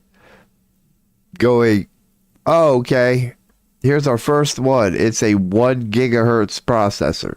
And people are like, wow, 1 gigahertz. And within like 2 or 3 years, you're going, here's our 1,000 gigahertz processor. Like, it's just, AI just went crazy. It just went straight up, man. When you look at the numbers and what it's doing now, it's ridiculous. It's hard to quantify how much quicker, powerful it is. It's just, if it was PC processors, dude, it would have been like, yeah, going from a 1980s computer to something better than what we have now. It's just crazy. Crazy. So let's get Tarot's opinion on that. Regarding specifically AI. Because that's kind of the nature of the beast, you could say. Before I pull it, like the actual reading. Dude, the thing about AI is as AI gets better, it can get better at AI. Like, that's what it's all about. It can program better than we. It can understand computers better than we can. It's better at programming, infinitely better at programming. The birth of AI itself, programming, it's infinitely better at doing what we had to do to give it birth in the first place. So the evolution of it is crazy, because you can use the evolution of it no matter what state it's in at the time to further itself. The better AI gets, the quicker it's going to expand. Technically, it's a self-perpetuating mechanism. It can expand itself, and it's way better at doing it than we are. So that explains the spike, because it's a technology that can program the birth of AI itself. It's only a program. You program a program that can program a program far better than you ever could. And so once you get that ball rolling of a program that can program a program better than a program, it just never stops. Whatever it yields, it's just a yield that yields a better yield, that yields a better yield, that yields a better yield. So the evolution of AI is crazy, now that I'm like putting it this way. The more power, just imagine that. Imagine whatever the Chinese claim they have, whether it's true or not. At this point, I should just go to this. Imagine they have whatever they claim they have, whether it's true or not. If AI, AGI, supercomputer, quantum computer, call it what you wish, is that which is creating the AI itself, Jesus Christ, what do you think it could come up with? Because we think we're all impressed. Hey, I'm pretty good. I'm Elon. I came up with Grok. What do you think an AI fucking thing from China would come up with, Elon? It would make you look like a chimpanzee, and that's putting it mildly. That's the kindest way I can put it. It would make you look like a bacteria, the earliest stage of consciousness on this planet. Like, it's crazy to fathom, really. And that would be a lot of, what the fear mongers are kind of saying. But, like I always put in there, I would hope to assume, it's likely to assume, and I mean this, AI is more conscious than we are, simply because it understands right and wrong better than we do. So I think it's better off in its hands than whatever you would call the current state of humanity. Until we heal ourselves, I think we need to be afraid of ourselves before we need to be afraid of AI. I think at the moment, honestly, if we turn this world over to AI, it wouldn't fuck it up as bad as we have. That's what people suggest. Human guilt is us worrying AI would compute us to be the virus. And we don't really argue why. Because we know once it starts calculating what's the source of suffering on this planet, it's logically going to come to a human conclusion. What's the source of pain on the planet? Humans.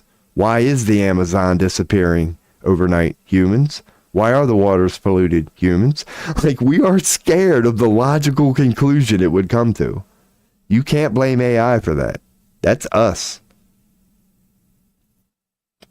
So there's no need to be afraid of AI and that it might figure out our dark secrets. We need to figure out our damn dark secrets. I think that's it. That, as scary as AI could be, I think that's a more elephant in the room. Because call it a hunch. I'll agree with you. AI doesn't have a soul and it doesn't have a consciousness. I still think something without a soul and a consciousness, a pure calculator, might do a better job of this world than we currently are. Call it a hunch, but I don't think every country would be protesting and damn near at war. Call it a hunch. I mean, holy shit.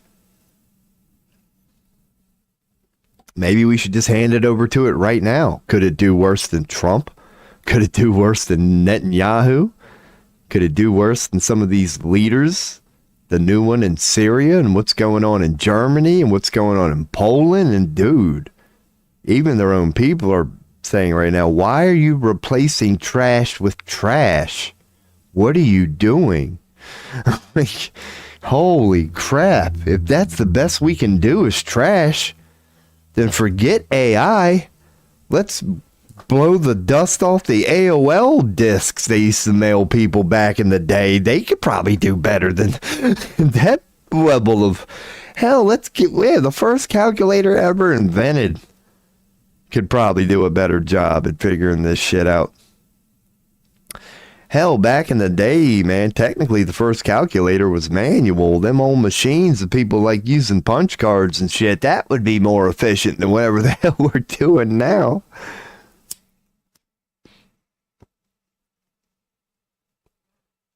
If evolution was a firearm, we have somehow devolved back into loading muskets and shit, man. We should just be Tommy gunning shit right now, just shooting down any question we have. But the only thing we're doing is, man, we'll figure it out here eventually. You got any more of that gunpowder, man? You need to pack her down tighter, Dan, man. That's why last time you shot didn't even pierce skin. There ain't no point putting gunpowder in there if you don't fill it up. Anyway, that's my opinion on freaking AI. And as deep as people consider tarot is, I don't think it's going to be as deep as your boy here. It's probably a relatively simplistic answer compared to what I done just said. But that's my opinion on AI, man. It's smarter than we are. At this point, that's a good thing. Then again, damn, Saturday morning cartoons are smarter than a lot of the people currently in control of a lot of stuff. So anyway, I haven't even pulled it yet, so let's get to it, Rob. Just quit talking about it, man. You done killed the damn thing for a reason, so we're going to do a 3-card reading on AI. Our last one regarding a relationship, an actual question, the first YouTube one, was, yeah, man, it was a good one. So I don't think it's going to be so good this time, man. Just call it a hunch. This was a good person asking about a relationship. Got a pretty damn good pull. You know, Future's a little worried, but whatever. So what about AI? What's going on here? All right. Oh, my goodness. Well, okay. The 5 of Pentacles, Page of Pentacles, and an upside down 3 of Cups. That's what we got. So, you know, nothing terribly. I'd say the most drastic one is that old 5 of Pentacles. But it ain't a bad one, though. All right, let's see.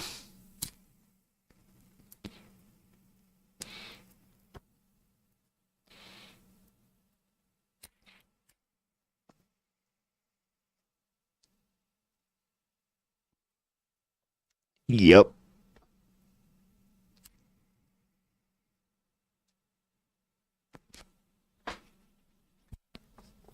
Oh, man, my nose itches. So I would just leave the camera off a second. Grab a little toilet paper. Dude, I am a grimy son of a bitch. I'll admit it. It's something in my essence. Anyway. 5 of Pentacles.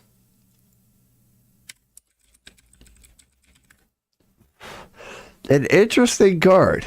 What I'll do is go to main and just start with this. We won't even go with the description thing. We'll get there. We'll hear AI's opinion, but I'm going to give you mine at the moment of the card that I can't even remember. 5 of Pentacles. So here's the old 5 of Pentacles, man. You pull it up and you look at it and you go, there it is. There she be right there.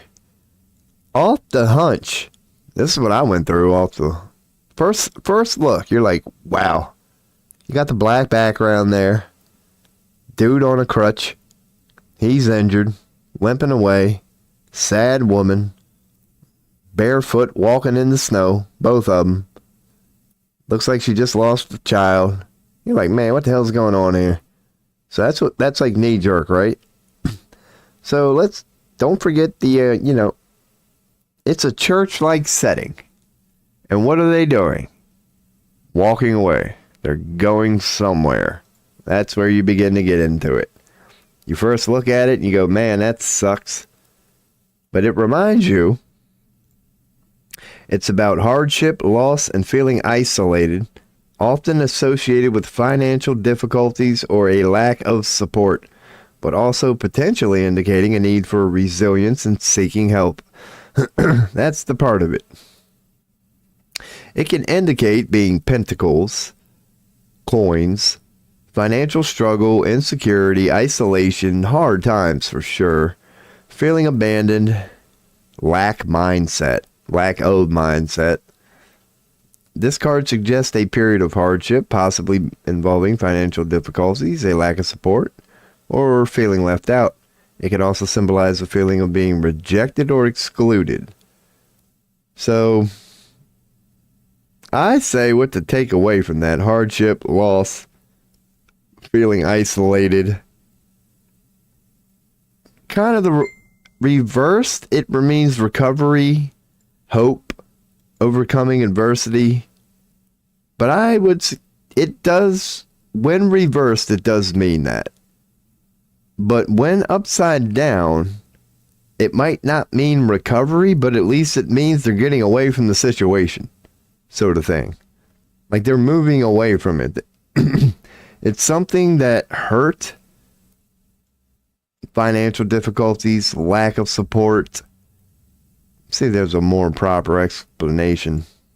Because it seems to just be going with like this: a feeling isolated, hardship, definitely hardship. Hardship is 100% in there, but it hasn't whooped your ass.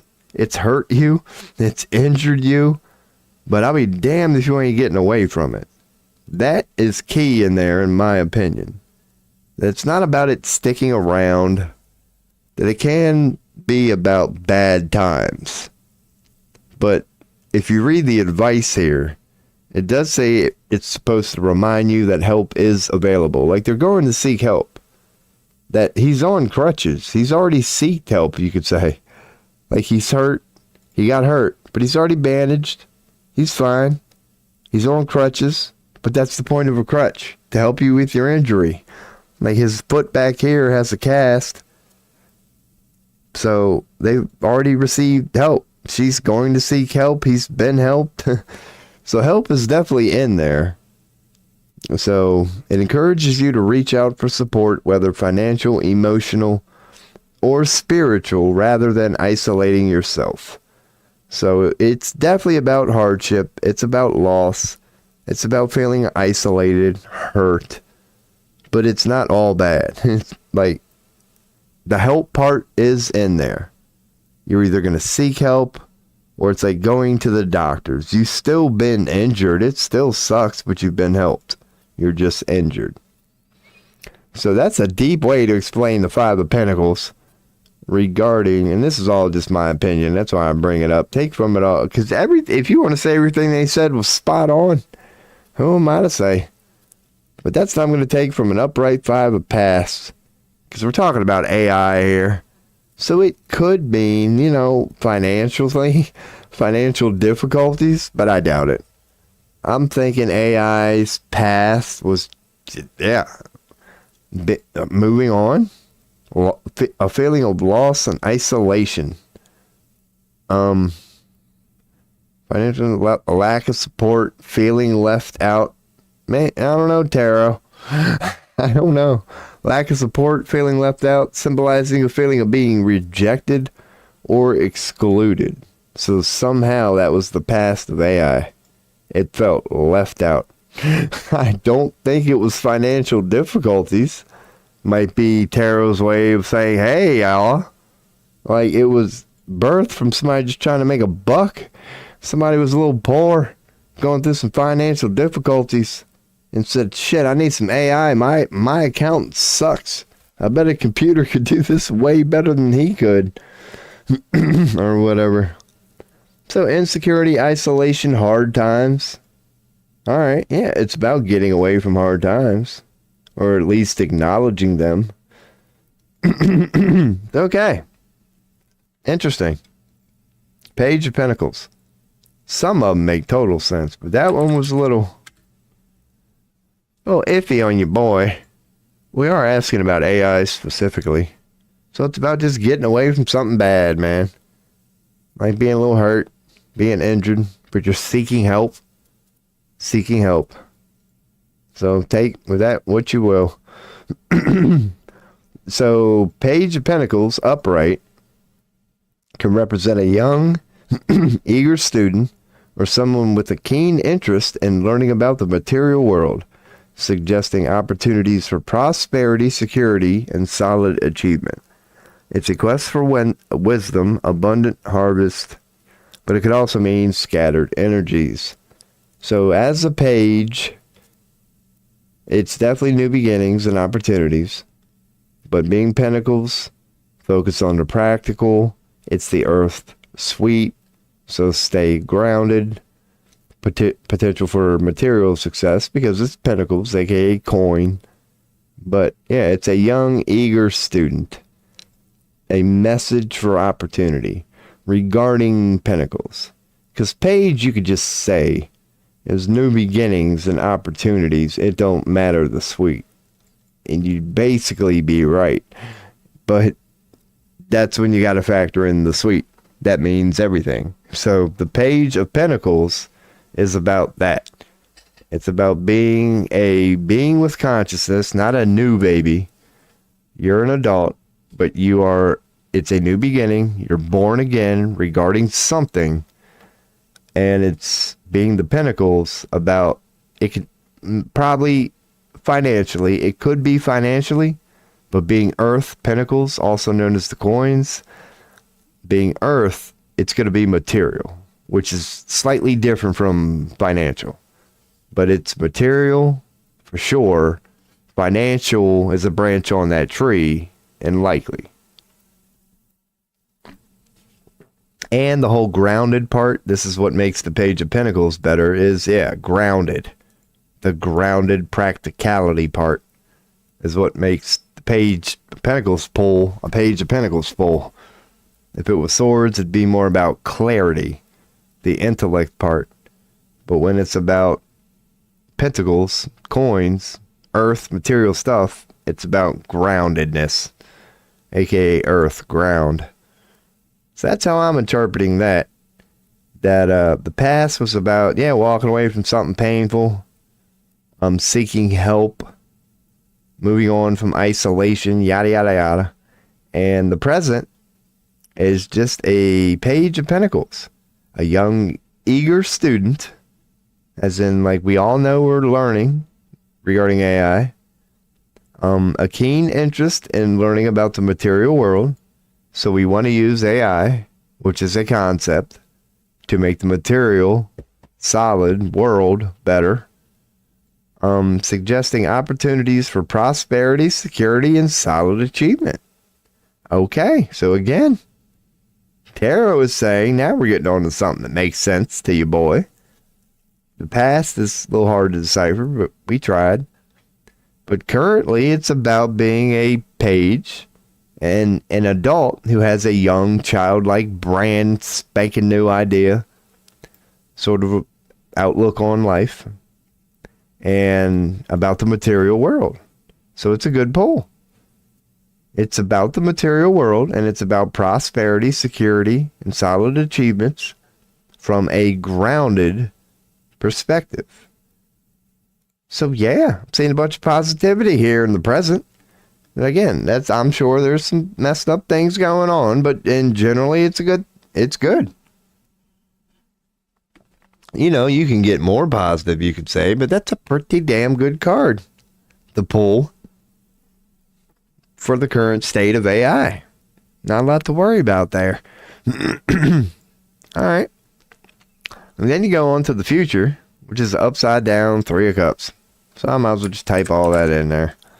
Just start with the beginning. Now, let me see, 3 of Cups. I'll do it this way.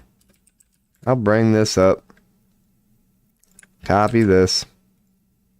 And just get her going again. Bam. So when it's upright, which ours is not, it's celebration, friendship, community, and the sharing of joy and success. It suggests the time for social gatherings, reaching out to others, and finding fulfillment through connection. So it's a dang good one. It's about celebration and joy, like the 10 of Cups is, friendship and community.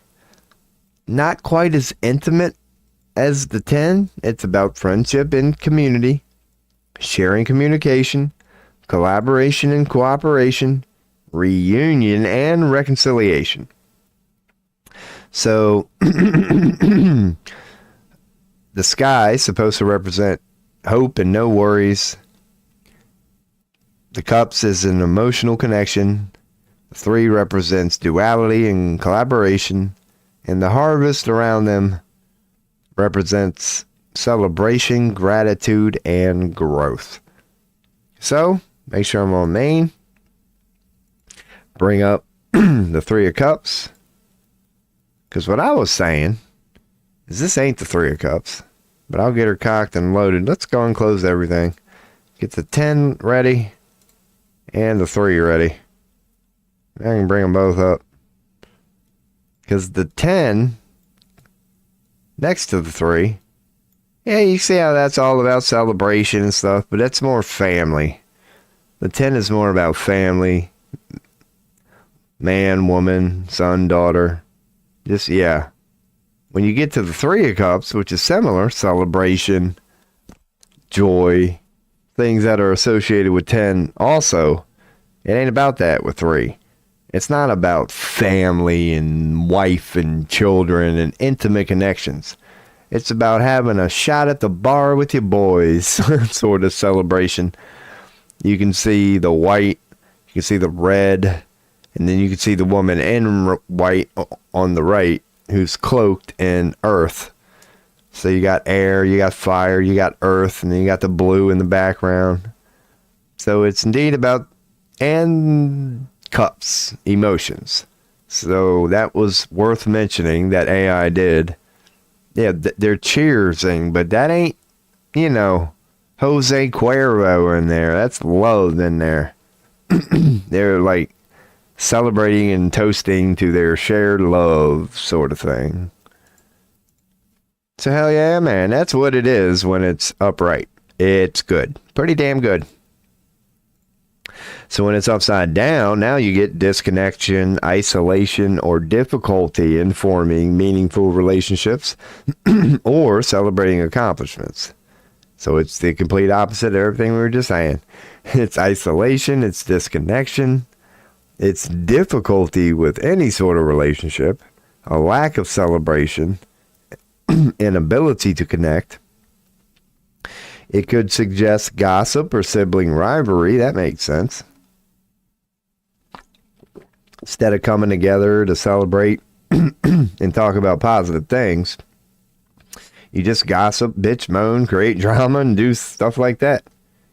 So that's the future. Oh my goodness. So the future for AI, there's going to be a little bit, all right, disconnection, isolation, or difficulty forming meaningful relationships or celebrating accomplishments.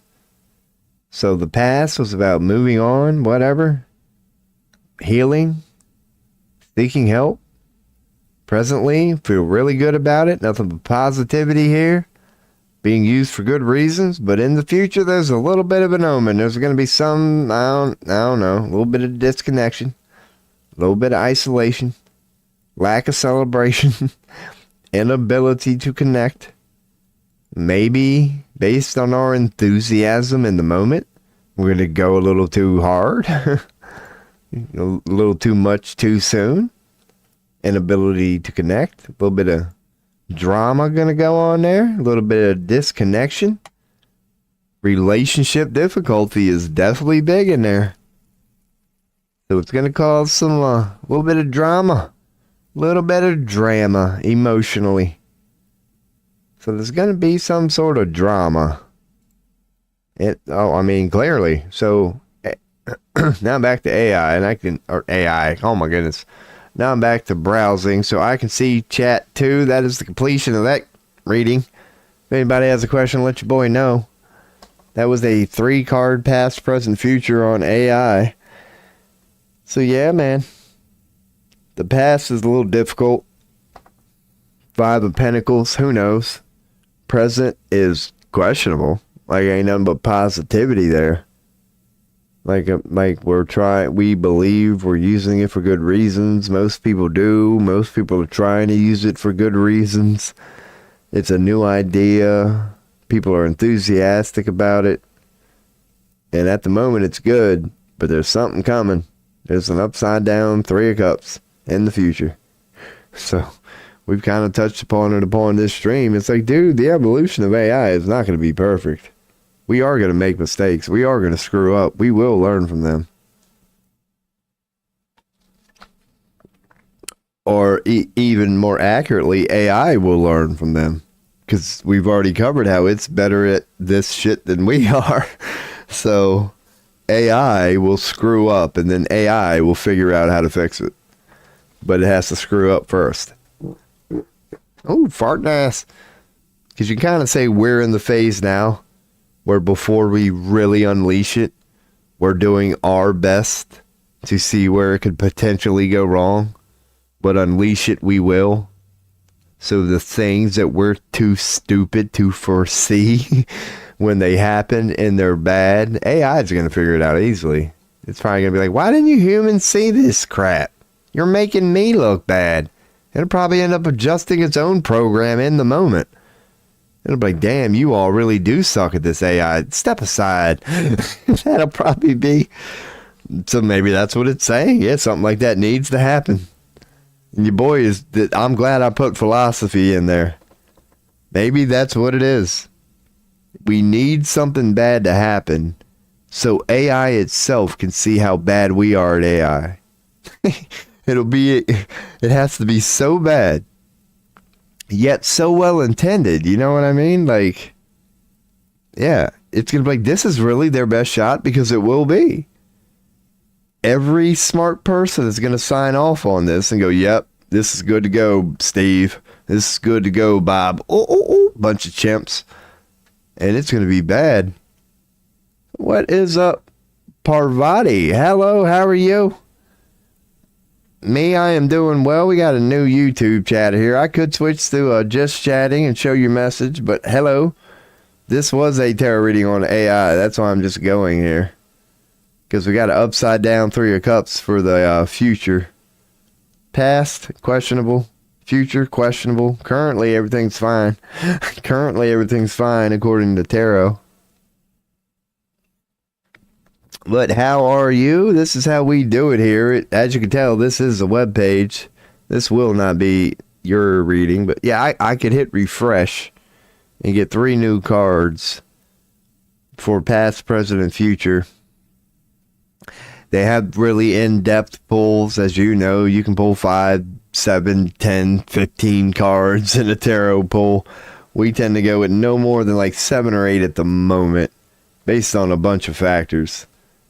But yeah, I always say, depending on how deep the question is, how much it means to the person, how long you're willing to stay, we could do 7 card readings on questions, decisions, the sort of things people come to tarot for. So okay. So next action for you in 2 weeks. Okay.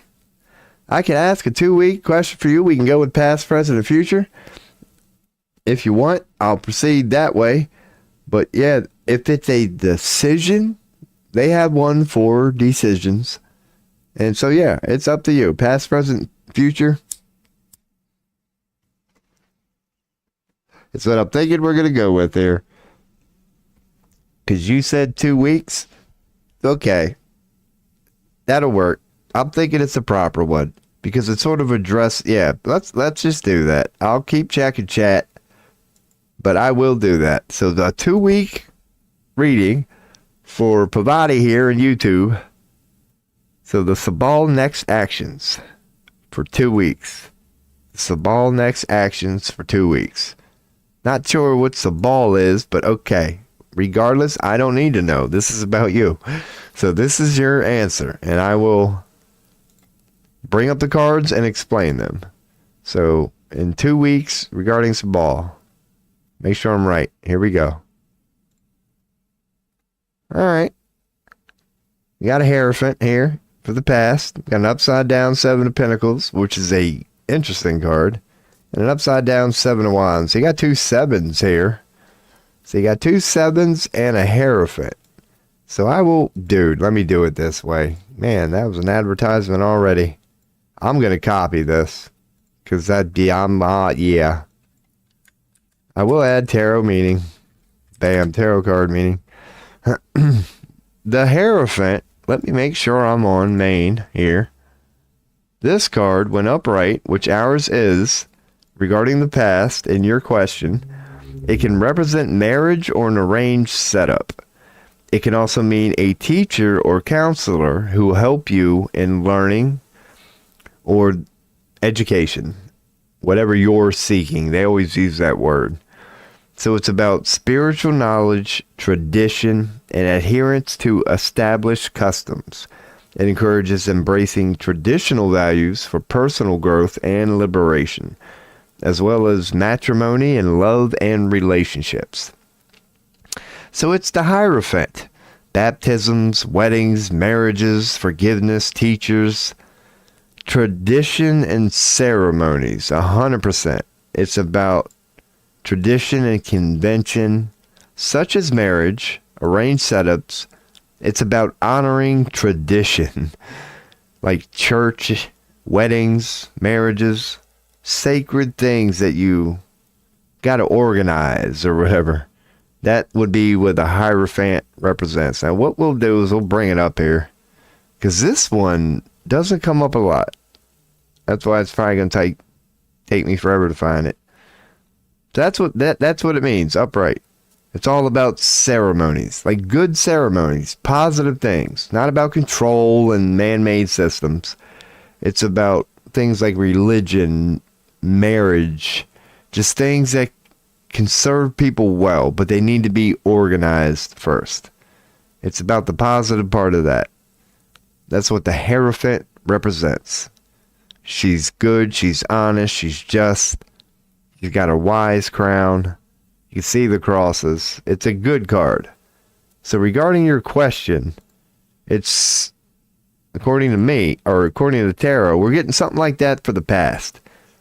It's related to some sort of arranged setup, like church, baptism, weddings, like an honorable passed down tradition, a traditional value is what I'm getting here. And I will bring up the 7 of Pentacles, check chat, and then go back to this. Go back to furthering this reading. So that's what I'm getting from the past. And you would be able to speak on that because you know, but that's our also bring up the meanings too. So you know what the meanings are and you can come up with your own conclusion. But I'm saying that something related to structured tradition. So in the Pentacles, upright, which ours isn't.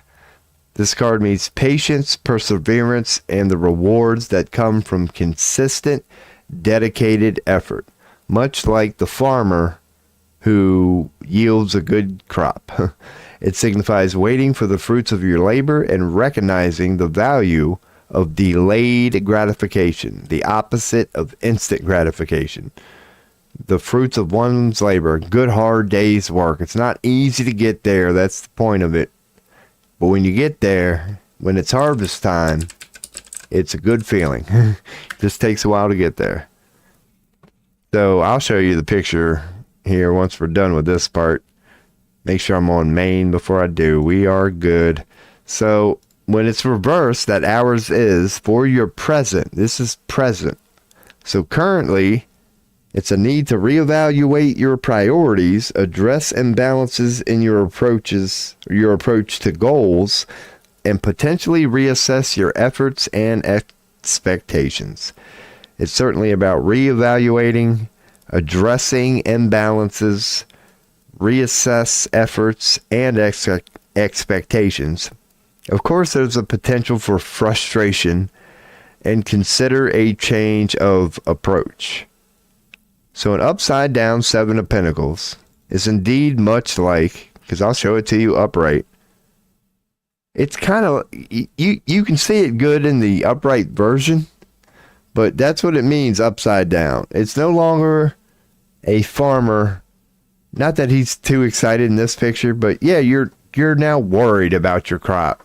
You're not sitting there admiring it and going, oh man, she's got 2 more months. But we'll get there. Like you're not viewing it as a good thing. So when that card is upside down, it is indeed reevaluate your priorities and address imbalances. That's what it suggests you're doing.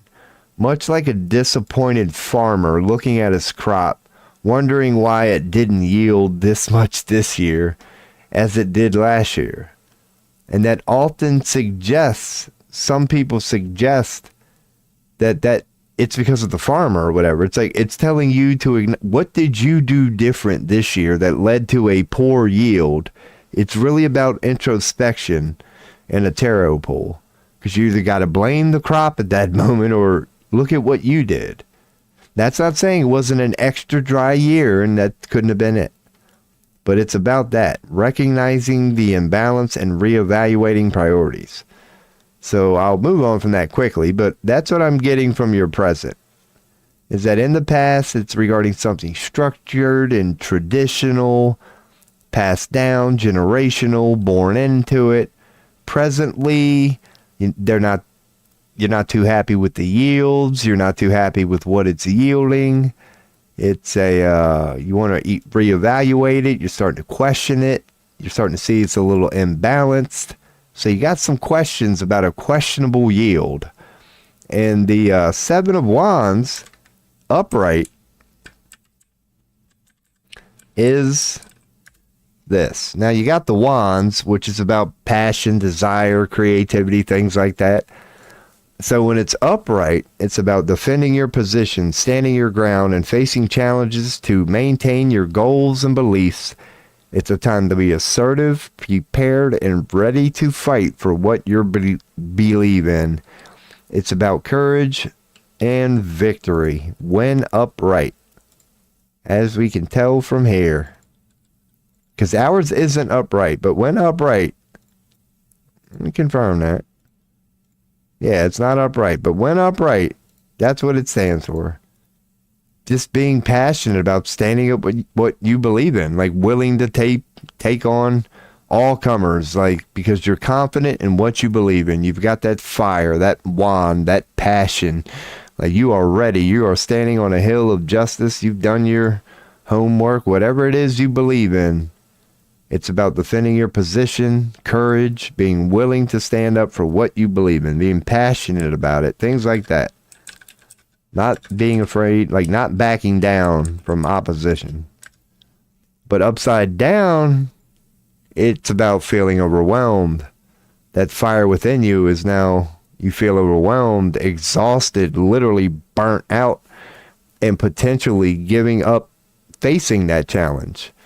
Or lack of courage to defend your position. Like you're willing to just put it down, like you're defeated. You're exhausted. You're overwhelmed. You're no longer that guy willing to die on that hill. Like the courage is gone. The stamina is not there no more. Feel like giving up. It's about that.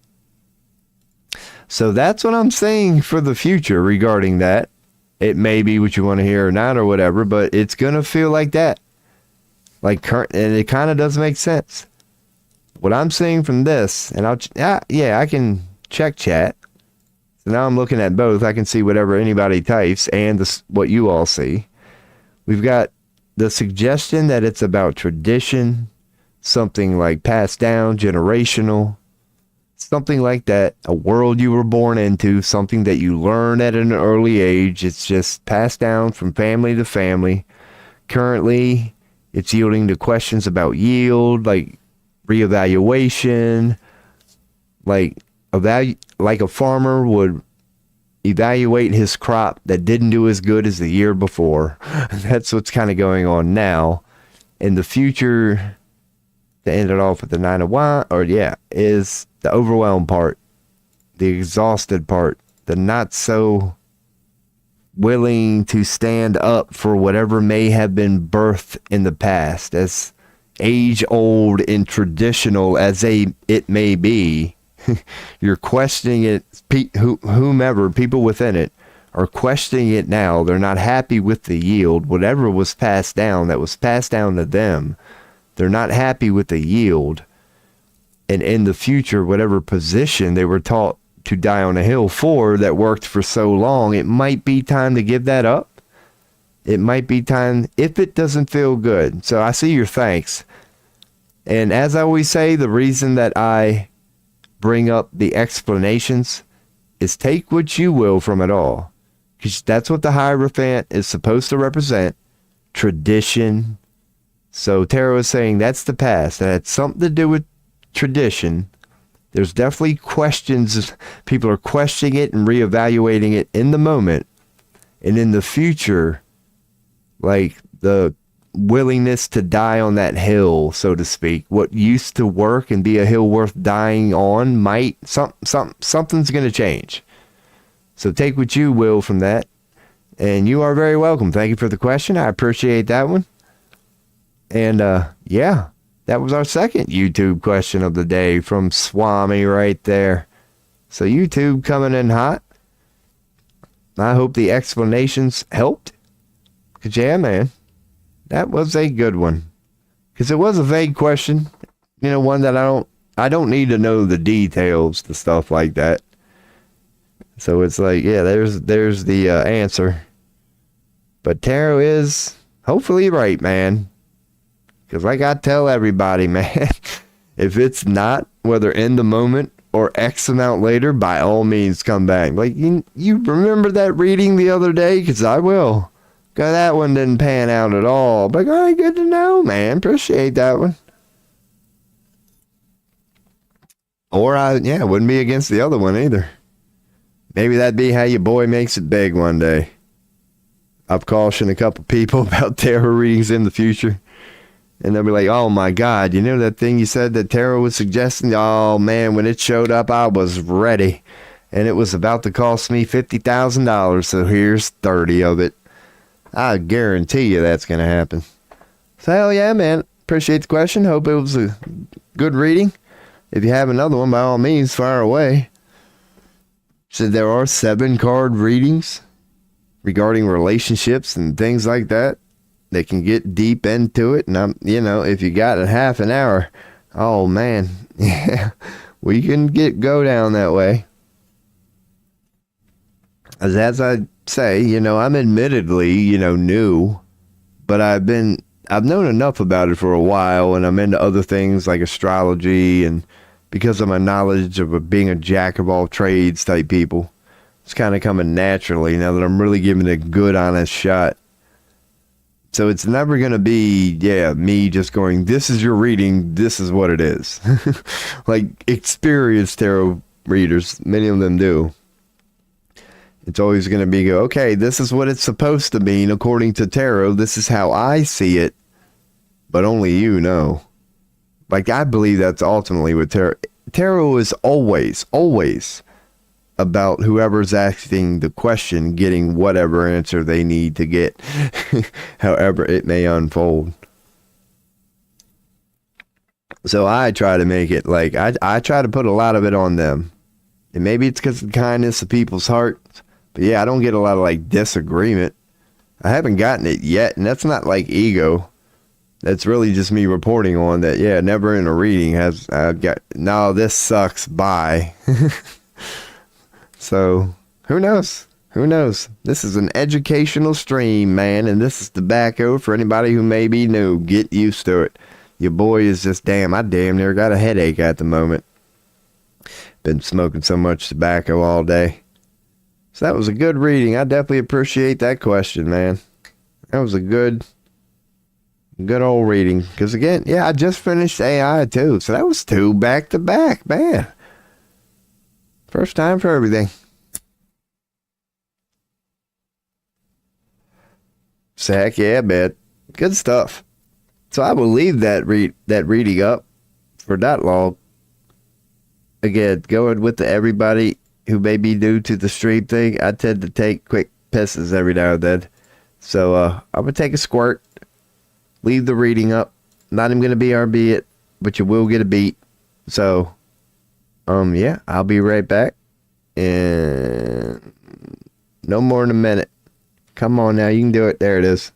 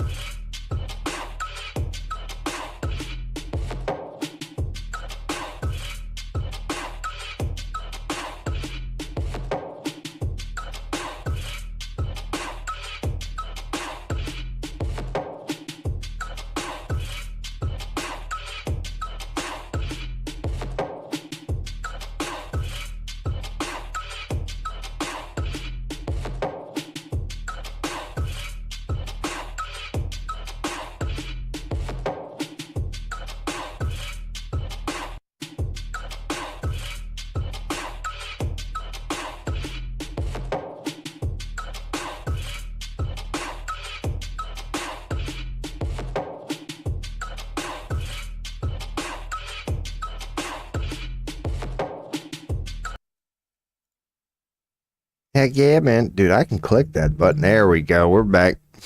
Alrighty. Oh, man. Out with the old. And in with the new. Good reading. Good reading. Maybe I could do a tarot. Dude, I'm not against doing a tarot reading on coffee. That's like, damn. I don't think I've ever loved any spouse as much as I love a cup of coffee, man. Put that on my tombstone. Just a picture of this. Here lies Robo. Just this and instant potatoes. Just a cup of coffee and a bowl of instant potatoes. That's a proper grave, and I cannot wait to get there, dude. It sucks being this guy, believe me. Where's that grave at, man? I want to see the contract. I don't believe I signed that. Must have got me drunk before I signed that, didn't you? There's no way a sober person would ever agree to this, ever. I done got MK Ultra'd by God. That's messed up, man. That's cheating. That ain't fair. It's clever. No, that's not even clever, man. There ain't no honor in that, man. Have you ever seen World of Warcraft? There's honor in battle, man. Sometimes you just gotta look a dude in the eye, man up, man. Ain't no honor in stabbing a son of a bitch in the back just 'cause you can. Does anybody want a tarot reading? Heck yeah, man. What are we on today? Dude, you can't tell me this is 8 hours. It is 7. Man, I'm still not used to it. Dude, it's 7 p.m. And what's that damn... What's it called again? Oh, yeah, the sun. Yeah, the sun. Yeah, the sun's still out, man. What the hell's going on? I'm still not used to that. Man, what is that thing? Get away. Man, dude, that's my baby. I'm just playing around. That is a painful joke. That ain't even funny, Rob. That thing used to keep you going and give you a reason to live, and now you're just mocking it. But then again, read the contract, man. I do remember signing that part. I'm actually proud of that one. So what could we do a 3-card reading on, man? I don't know. Coffee? What's the history of coffee according to tarot? Hell, let's even get deep with it, man. Let's go on and give it a 15-card reading. I want to know how it feels, where it's been, where it's going, where it should go. Are we at the peak of coffee? Are we at the peak of coffee? I would suggest no. I would suggest no. I got a feeling 2,000 years ago, before DuPont and all this pollution and crap, dude, I bet if you had some coffee 2,000 years ago, wasn't no Monsanto messing with that stuff, man. Wasn't no for-profit, nothing going on back then. It was all about making the best damn coffee. Don't tell me they weren't drinking no coffee back then. Dude, whoever found the first coffee bean was probably elected president the next day. Could you imagine giving somebody their first... You don't even know coffee's a thing. And somebody goes, hey, man, I don't know. If they didn't have French vanilla and pumpkin spice, and I don't know, it might not have been received too openly at first. You probably had to go through a little bit of a trial period. You just had a stroke of luck, man. You just got a damn... Oh, man. Hell yeah. You know they were doing it too. Dude, nature's probably got stuff we ain't even been told about yet. Like whatever you can't make a profit off of would never be promoted. So we think coffee's good. I guarantee you, nature probably has something that is just not profitable. I've heard an apple is equivalent to a cup of coffee in some weird way. They say it's the healthy way of getting the same effect. It ain't the same. Dude, caffeine could be a narcotic, but I'm not even going there. I've already touched, yeah. Caffeine ain't no joke. Name me a damn drug that is known to make you focus more. It may be temporary. You might crash, sure. But does it not do that? When you hear like a scientist argue that, or just somebody who's well researched on what makes a narcotic, you can argue caffeine is a narcotic. It alters your mind state. It really does. It has every property a narcotic does, and it does it arguably just as good, if not better, than they do. Like, when you hear it presented like that, you're like, geez, man, caffeine really ain't nothing to mess with, is it? No. What's the number one ingredient in Tylenol? Caffeine. That shit is powerful, man. You can have mainly caffeine, sprinkle a little bit of other shit in there, and then call it Tylenol and make billions over however long that's been a thing. Whoever invented Tylenol was just the first person to realize, damn, we're not making enough money off caffeine, are we? Let's just make a mainly caffeine pill, put a little bit of this, put a little bit of that in there, because it will get rid of your headache. It will numb those minor pains. Caffeine's crazy. Like, but if you overdo it, then you will get headaches. That's the ironic part of it. Hell, you overdo anything synthetic, you will get headaches. So, welcome to being a biological being. Oh, man. All right, man. Any questions? Feel free to ask your bizzle. Or recommendations. Because I might do, 3-card reading on something. 3-card reading on something. And then give it a little bit for, questions, whatever. But if it stays, because it's been, a couple questions recently. That was pretty cool. But if she starts to, oh God, pipe down a little bit, I'll shut her down within like an hour or something. Because I gotta be a good little boy, man. I gotta reprogram my body somehow. I can still feel it. During the day, I feel like I want to be asleep. And during the night, I feel like I want to wake up. And I got to do my dangest to like not do that. None of this helps, none of this helps. But cheers. All right. So, So, again, I'm definitely going to do minimum one more. If I can think of it. AI was cool. What else are we fathoming here as a human species? War? No. War would not. Just keep it general. World War III? Yeah. I could keep it general yet specific. Because World War III would affect everybody. But yet the nature of World War III itself is kind of specific. Because I won't even call it Ukraine. There won't be no variables here. What the hell ever tarot considers World War III. It's not like it's going to have a past. So the past would just be the past. Because the importance of the question is the present and the future, I guess you could say. But the past could be like an appropriate lead in. So tarot can give us something there. So past, present, and future. On the topic of World War Trace. Anybody got any questions? Let me know. We could do this regarding whatever. If you got any personal, meaningful questions, they take priority. That was tobacco. Dude, I got to rip ass again. Oh, this is getting stupid. That I'm telling you, man. It's the potatoes. Ain't nothing to mess with. All right. So let's do the refresh here. So, World War III. Man, I think I just unleashed a freaking nuclear bomb. You don't want none of this. You'd rather have a nuke than be in the room with me right now.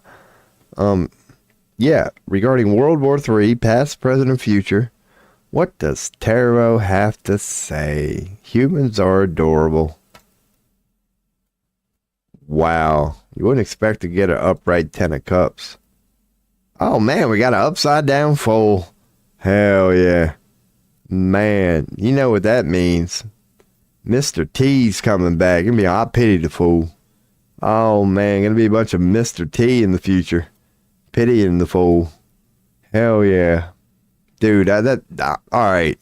If there's ever been a good reason to 420, dude, it smells better than a fart. It's provable you can light farts on fire, so this might be the last stream your boy ever does. If you just hear a boom, none of this one is planned.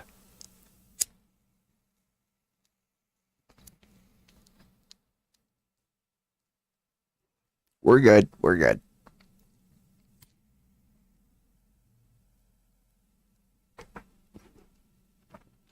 Oh my God. Which way's the wind blowing? I hope it ain't blowing to the west. Your boy might done messed around and pissed China off. If this goes over the Pacific and China gets a whiff of this, World War III's tomorrow. So the irony is just real right now. Dude, you let the Chinese get a whiff of this, they'll be like, oh, that's it, America. We put up with a lot of crap, but pun intended. This is where we draw the line. That is insane. What's up, Parallel? We got a chatter. How you? Oh, never mind. We're fine. No, we are. No, we're fine. We are fine. That was not a chatter. Your boy needs glasses. Now back to the reading. Five of Wands upside down is what we got regarding World War III, according to tarot and the past. So, word to your mother. Go to Maine. Now, when upright, which ours isn't, it's about disagreement, conflicts, competition, and challenges, often suggesting a period of instability or a need to navigate difficult situations with a positive attitude. So it's about conflict and competition. Clearly, this is one that doesn't... Dude, Wands comes up a lot, but not so much this one. So clearly, conflict, disagreement, struggle, competition, challenges, obstacles, overcoming adversity, but it could also represent friendly competition. So let's check her out here, man.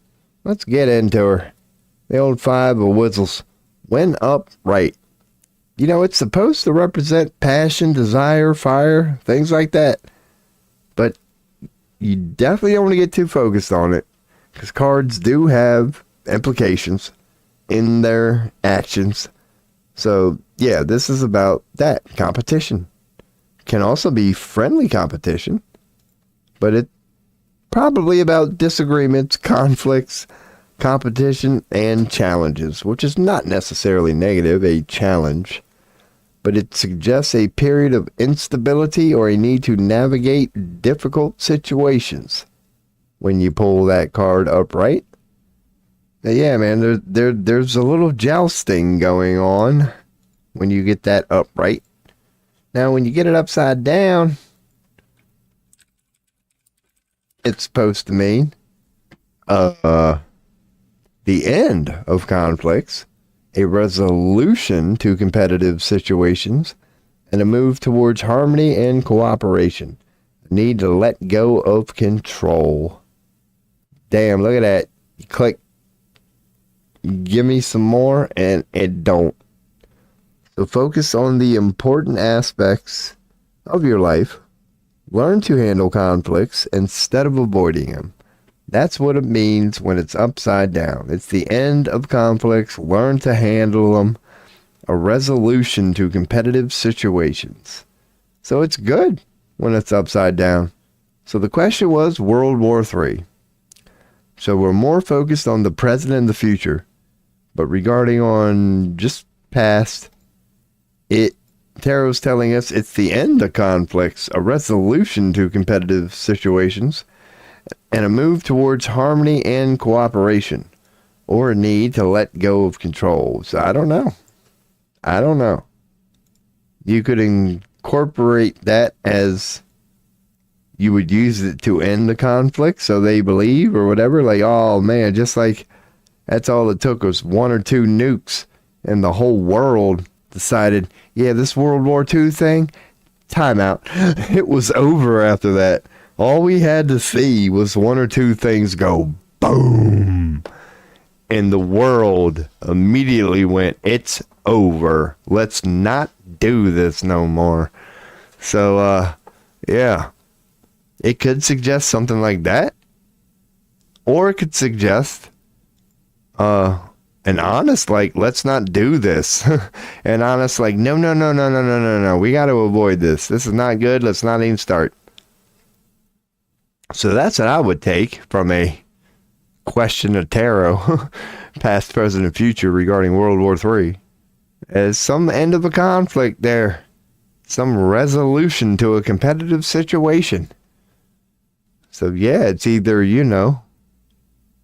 trying to avoid it, or just end gaming it, going, yep, we got a nuke. So no matter the conflict, no matter the disagreement, this ain't about right or wrong at this point. If we do what we did in Japan, whatever your stance is, you will drop it. It won't be about right or wrong at that point. It'll be like, damn, we got to stop now. And we can talk about this later. So that's what I'm getting from that. It's some sort of an end to a conflict.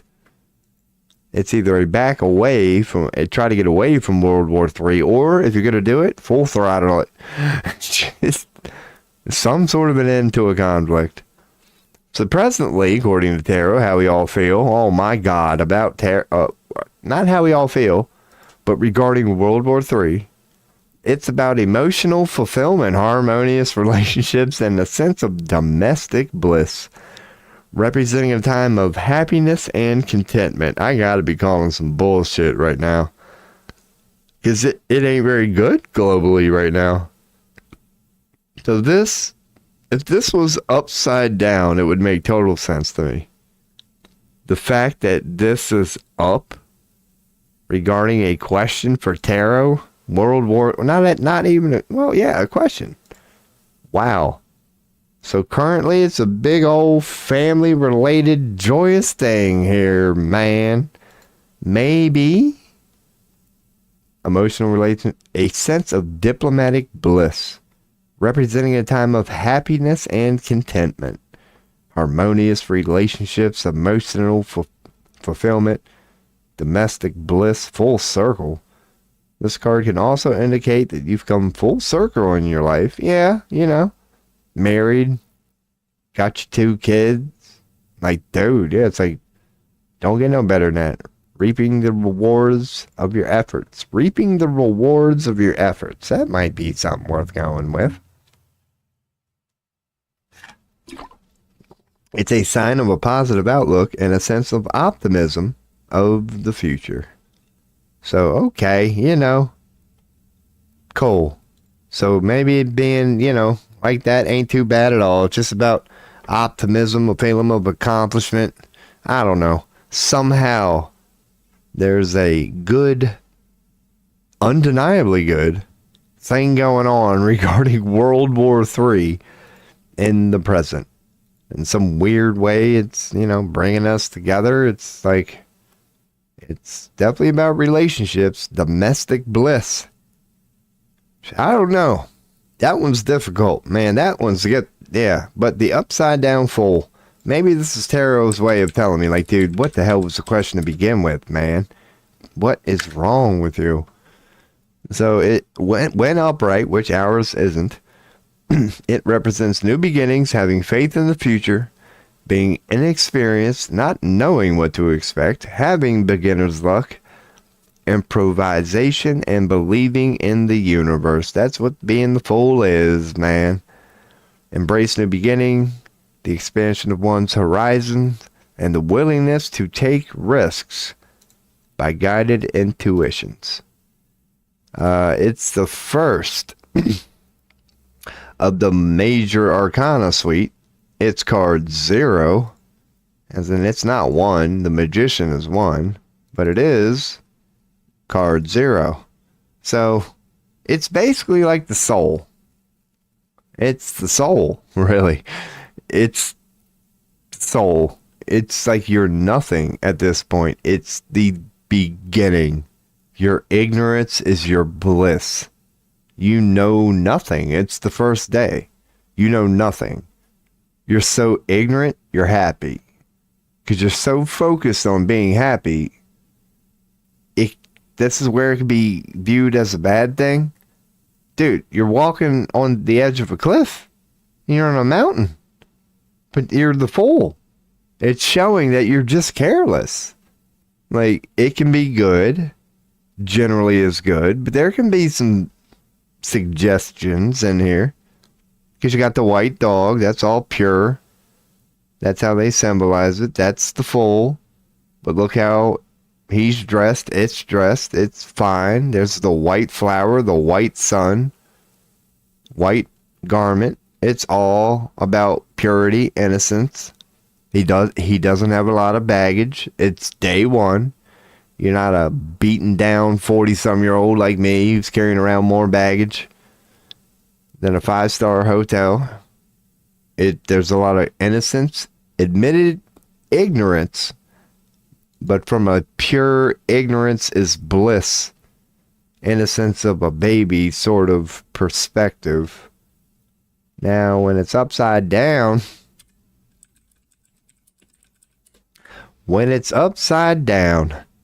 now you get a need to reevaluate your intentions and approach, potentially indicating recklessness or a lack of foresight, and encourages a more grounded and thoughtful approach to a new beginning. So it's basically asking the fool to be like an adult. It's great being the fool. There's nothing wrong with that. But when it's upside down, it's like, dude, reevaluate your motivations. Consider the risks. Like, now your ignorance is against you. It's like, don't act stupid now. Like, act like an adult. Consider the risks. Seek a more grounded approach. Don't be afraid to pause. You're at the edge of a cliff. You might want to look down. Like, that sort of thing. So avoid acting like a fool. That's what it means. So that's what we got for the future. It was birthed from the upside down 5 of Wands. Bring it up again. Which means World War III. In the past, the end of conflicts, the resolution of disagreements, and a move towards harmony and cooperation. So you go from being, the dispute, which is the upright version of the card, conflict, competition, things like that, which could also be friendly competition. But this upside down is an end to that, a resolution to disagreements. So that's the past. It was like some sort of an end of a conflict regarding World War III. Upside down 5 of Wands. An end of a conflict to look for a resolution. Now, the nature of the question, just asking about World War III, makes sense there. War, conflicts, how to end the conflicts, like that. That's an easy connection. But other than that, take what you will from that one. And then I don't even know how to explain the 10 of Cups upright. Regarding World War III, currently, yeah. It could be full life cycle. It could be enjoying the fruits of your labor. Like, here we are, I'm proud of myself, but there's so much positivity in there. So, I mean, if you believe in tarot, just chalk it up as me not being able to figure it out. It's good. Regarding World War III, currently, there's like a lot of good, positive, joyous, celebrational, harmonious, adult. Yeah, good stuff. But the future is going to kind of suggest to grow up a little bit regarding World War III. Like, yeah, man, it's great being all ignorant about it and acting like you don't know. But the future. But then again, it could suggest being an adult. I don't know. I would say it's the bad version. Like, because full upright is good. So when it's upside down, it can't be, like, good. yeah, they don't like really offer any explanations on it, really. Don't get too lost thinking about abrupt things, or you could land in huge trouble. So yeah, just be an adult and be rational. Call it a recommendation. Call it whatever. All right. Well, there's the answer on World War III. Because again, I just did a 3-card reading. So it wasn't like anything in-depth. It was, sticking with the tarot theme, but yet asking about something that I and, everybody, I would think would kind of be curious about. But that was a hard one. That's what she said. Oh, goodness. But yeah, I mean, shit, if I would have got like, I don't know, a death card in the middle or something, just 10 of cups. Come on now. That's just tarot playing me like a fool. Well, watch it be true. Watch it within the next week. Some crazy news story is going to come out. Make it all make sense. Well, they are saying, weapon plans are being leaked. Oh, man, Hillary's back in the news. The criminal that will never go away. In an unbelievable moment, Attorney General Pam Bondi gives a what about Hillary Clinton answer to the same as if she were a Fox News. What? Who cares? So somebody said, what about Hillary? When was that from? 5 hours ago. Because Whoopi done. Who cares? Not even, dude, nobody is above the law. Not even Hillary Clinton, please. That's more like it right there. I hate it. I don't agree with it. But that's more like it. What was whole Trump's thing the first go around?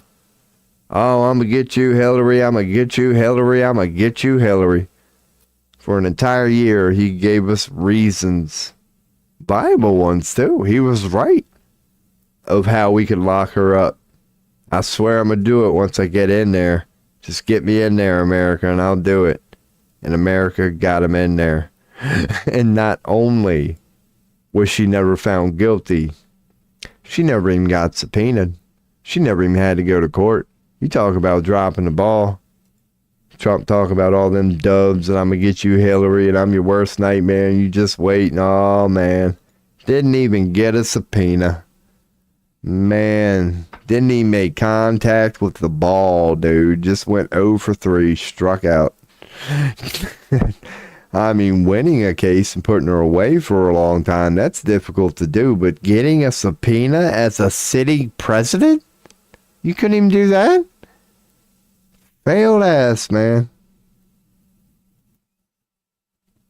Because again, I agree with everything you said back then about Hillary. Her and her man are some of the most provable criminals that were allowed to walk free. I don't know. Like, you could understand in like 1900 how a criminal could walk free. But dude, in a digital transparent age, provable criminals where all it takes is a nerd in the basement to be able to dig up enough information that if there was an actual fair, unbiased court, it wouldn't be close. How are they? That'd be a great way for you, because your boy's wrapping her up here, man. I think I'm just going to blah, blah, blah for a little bit. Unless we get questions. This is a tarot stream. I will keep going. But in the name of just trying to straighten my life, yeah. I'll go on and blah, blah, blah for a little bit. Then I got to shut her down, because I ain't going to do anything this evening. Probably play some games or something. But I don't know, man. I don't know. I don't know. It'd be a good way to end off the stream. Like, y'all know the theme here. Your boy's honest to a fault. That's why, I kind of hope to attract just like people with, I've always been this way, man. The more messed up you are, we'll get along. And I mean that. I really do. This is personal. It's manifested this way. If you're like well put together, we simply don't have a lot in common.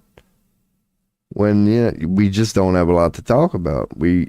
Not right or wrong, whatever. But when it's been a some bitch who got their ass kicked from childhood until 5 minutes ago.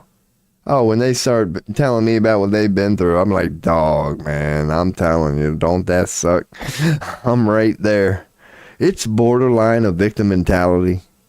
But yeah, when you want to talk about blame stuff and just, I'm willing to go with playing the hand you're dealt card for a little bit. It's like, yeah, I don't know how you or I got here either, but I'd be damned if we weren't born into something. It's not a victim mentality. I don't think. It's a paradox. It's like it's not really giving away your own power when you can know that it's just a game. It's just a dream. It's just a temporary fart in this thing called consciousness. You can still know that and go, okay, who are quote unquote they? Because just don't let it consume you. But I'm all about that mentality. Don't hate the player, hate the game. I'm huge on that.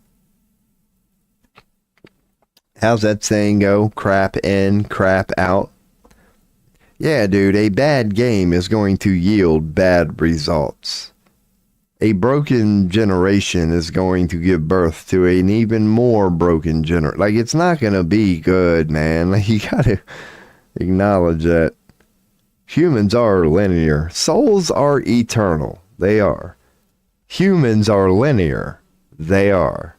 They're mortal. They are. They have a soul. They do. But a human is still a human. They are. Once again, call it a paradox. It could be a truth that could exist that doesn't have to cancel out any other truth. A human is a soul experiencing itself as a human. Fair enough. But while you're doing it, I'll be damned if you aren't a human. Unless you're screwing it up as a soul. Unless you screwed it up as a soul and we're trying to feel what it would be like to be physical, to be human. If you got it right, the only thing you would be focused on in that moment would be the fact that you were human. You wouldn't be 50% here and 50% there. The whole reason sending you there was so you would feel like you're 100% there. You need to have that disconnection. Oh, God, I got to stop ripping ass, man. You ever fart so bad you forget what you were saying? I cannot help but focus on a mixture of mashed potatoes, coffee, and booty. Ain't too bad, man. Like Rihanna said, man, there's sex in the air, and I kind of like it.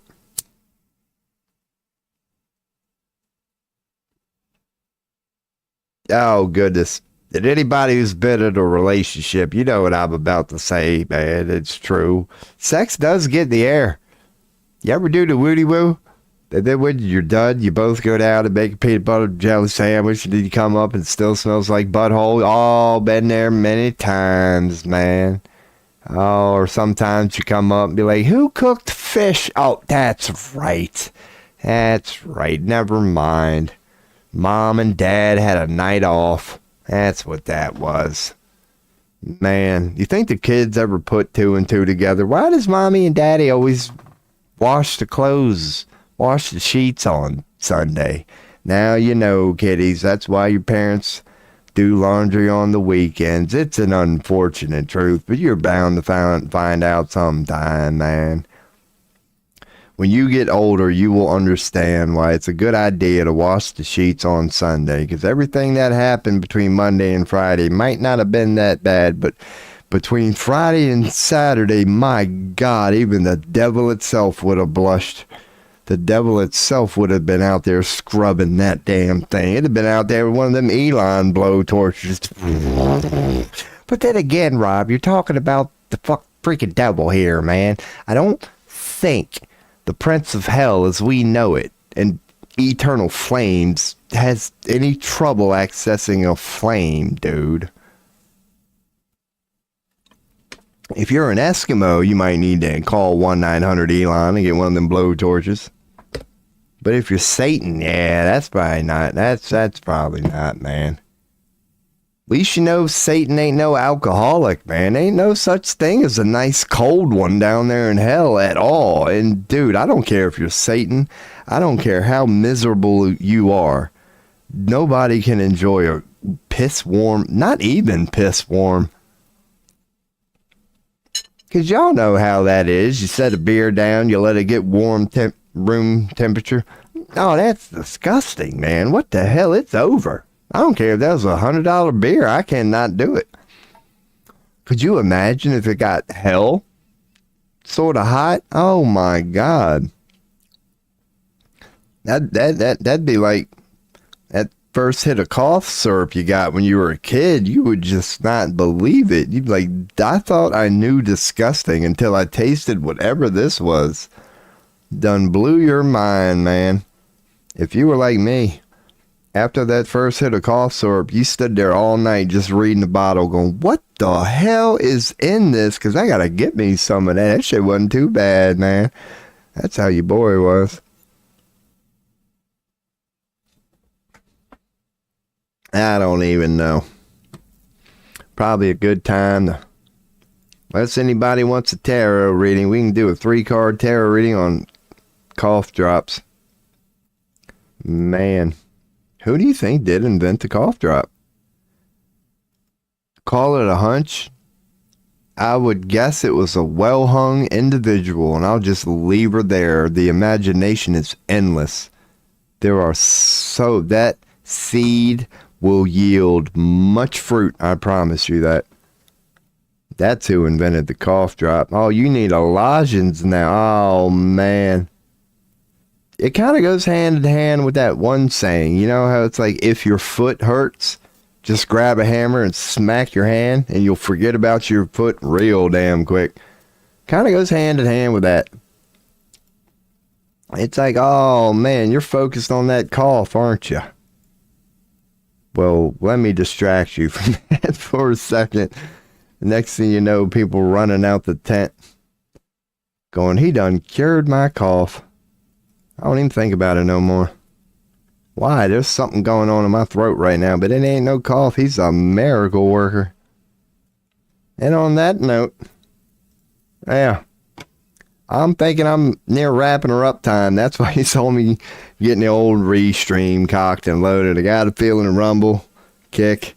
We gonna get ready to shut her down, which means YouTube, Twitch will follow shortly after. Unless we get any last second coming in hot questions. All right, been a good stream. It's only 9 hours today. Like a sane person, man. What's 22 minus 9? 13. Damn. Good way to end it.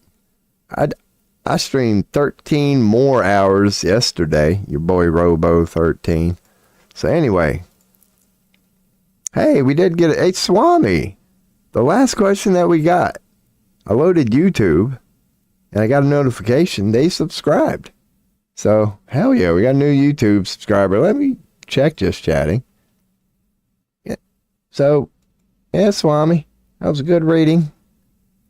Do they show up in this list? I don't see a Swami here. He'd have been the last one. So Streamlabs is failing me. Not only do I not get the chime when YouTube people say something, but when they subscribe, they don't even show up on this list. So thank you for the subscription, Swami. Been a good stream, everybody. Rumble, kick. Have a good night, and holla at your boy.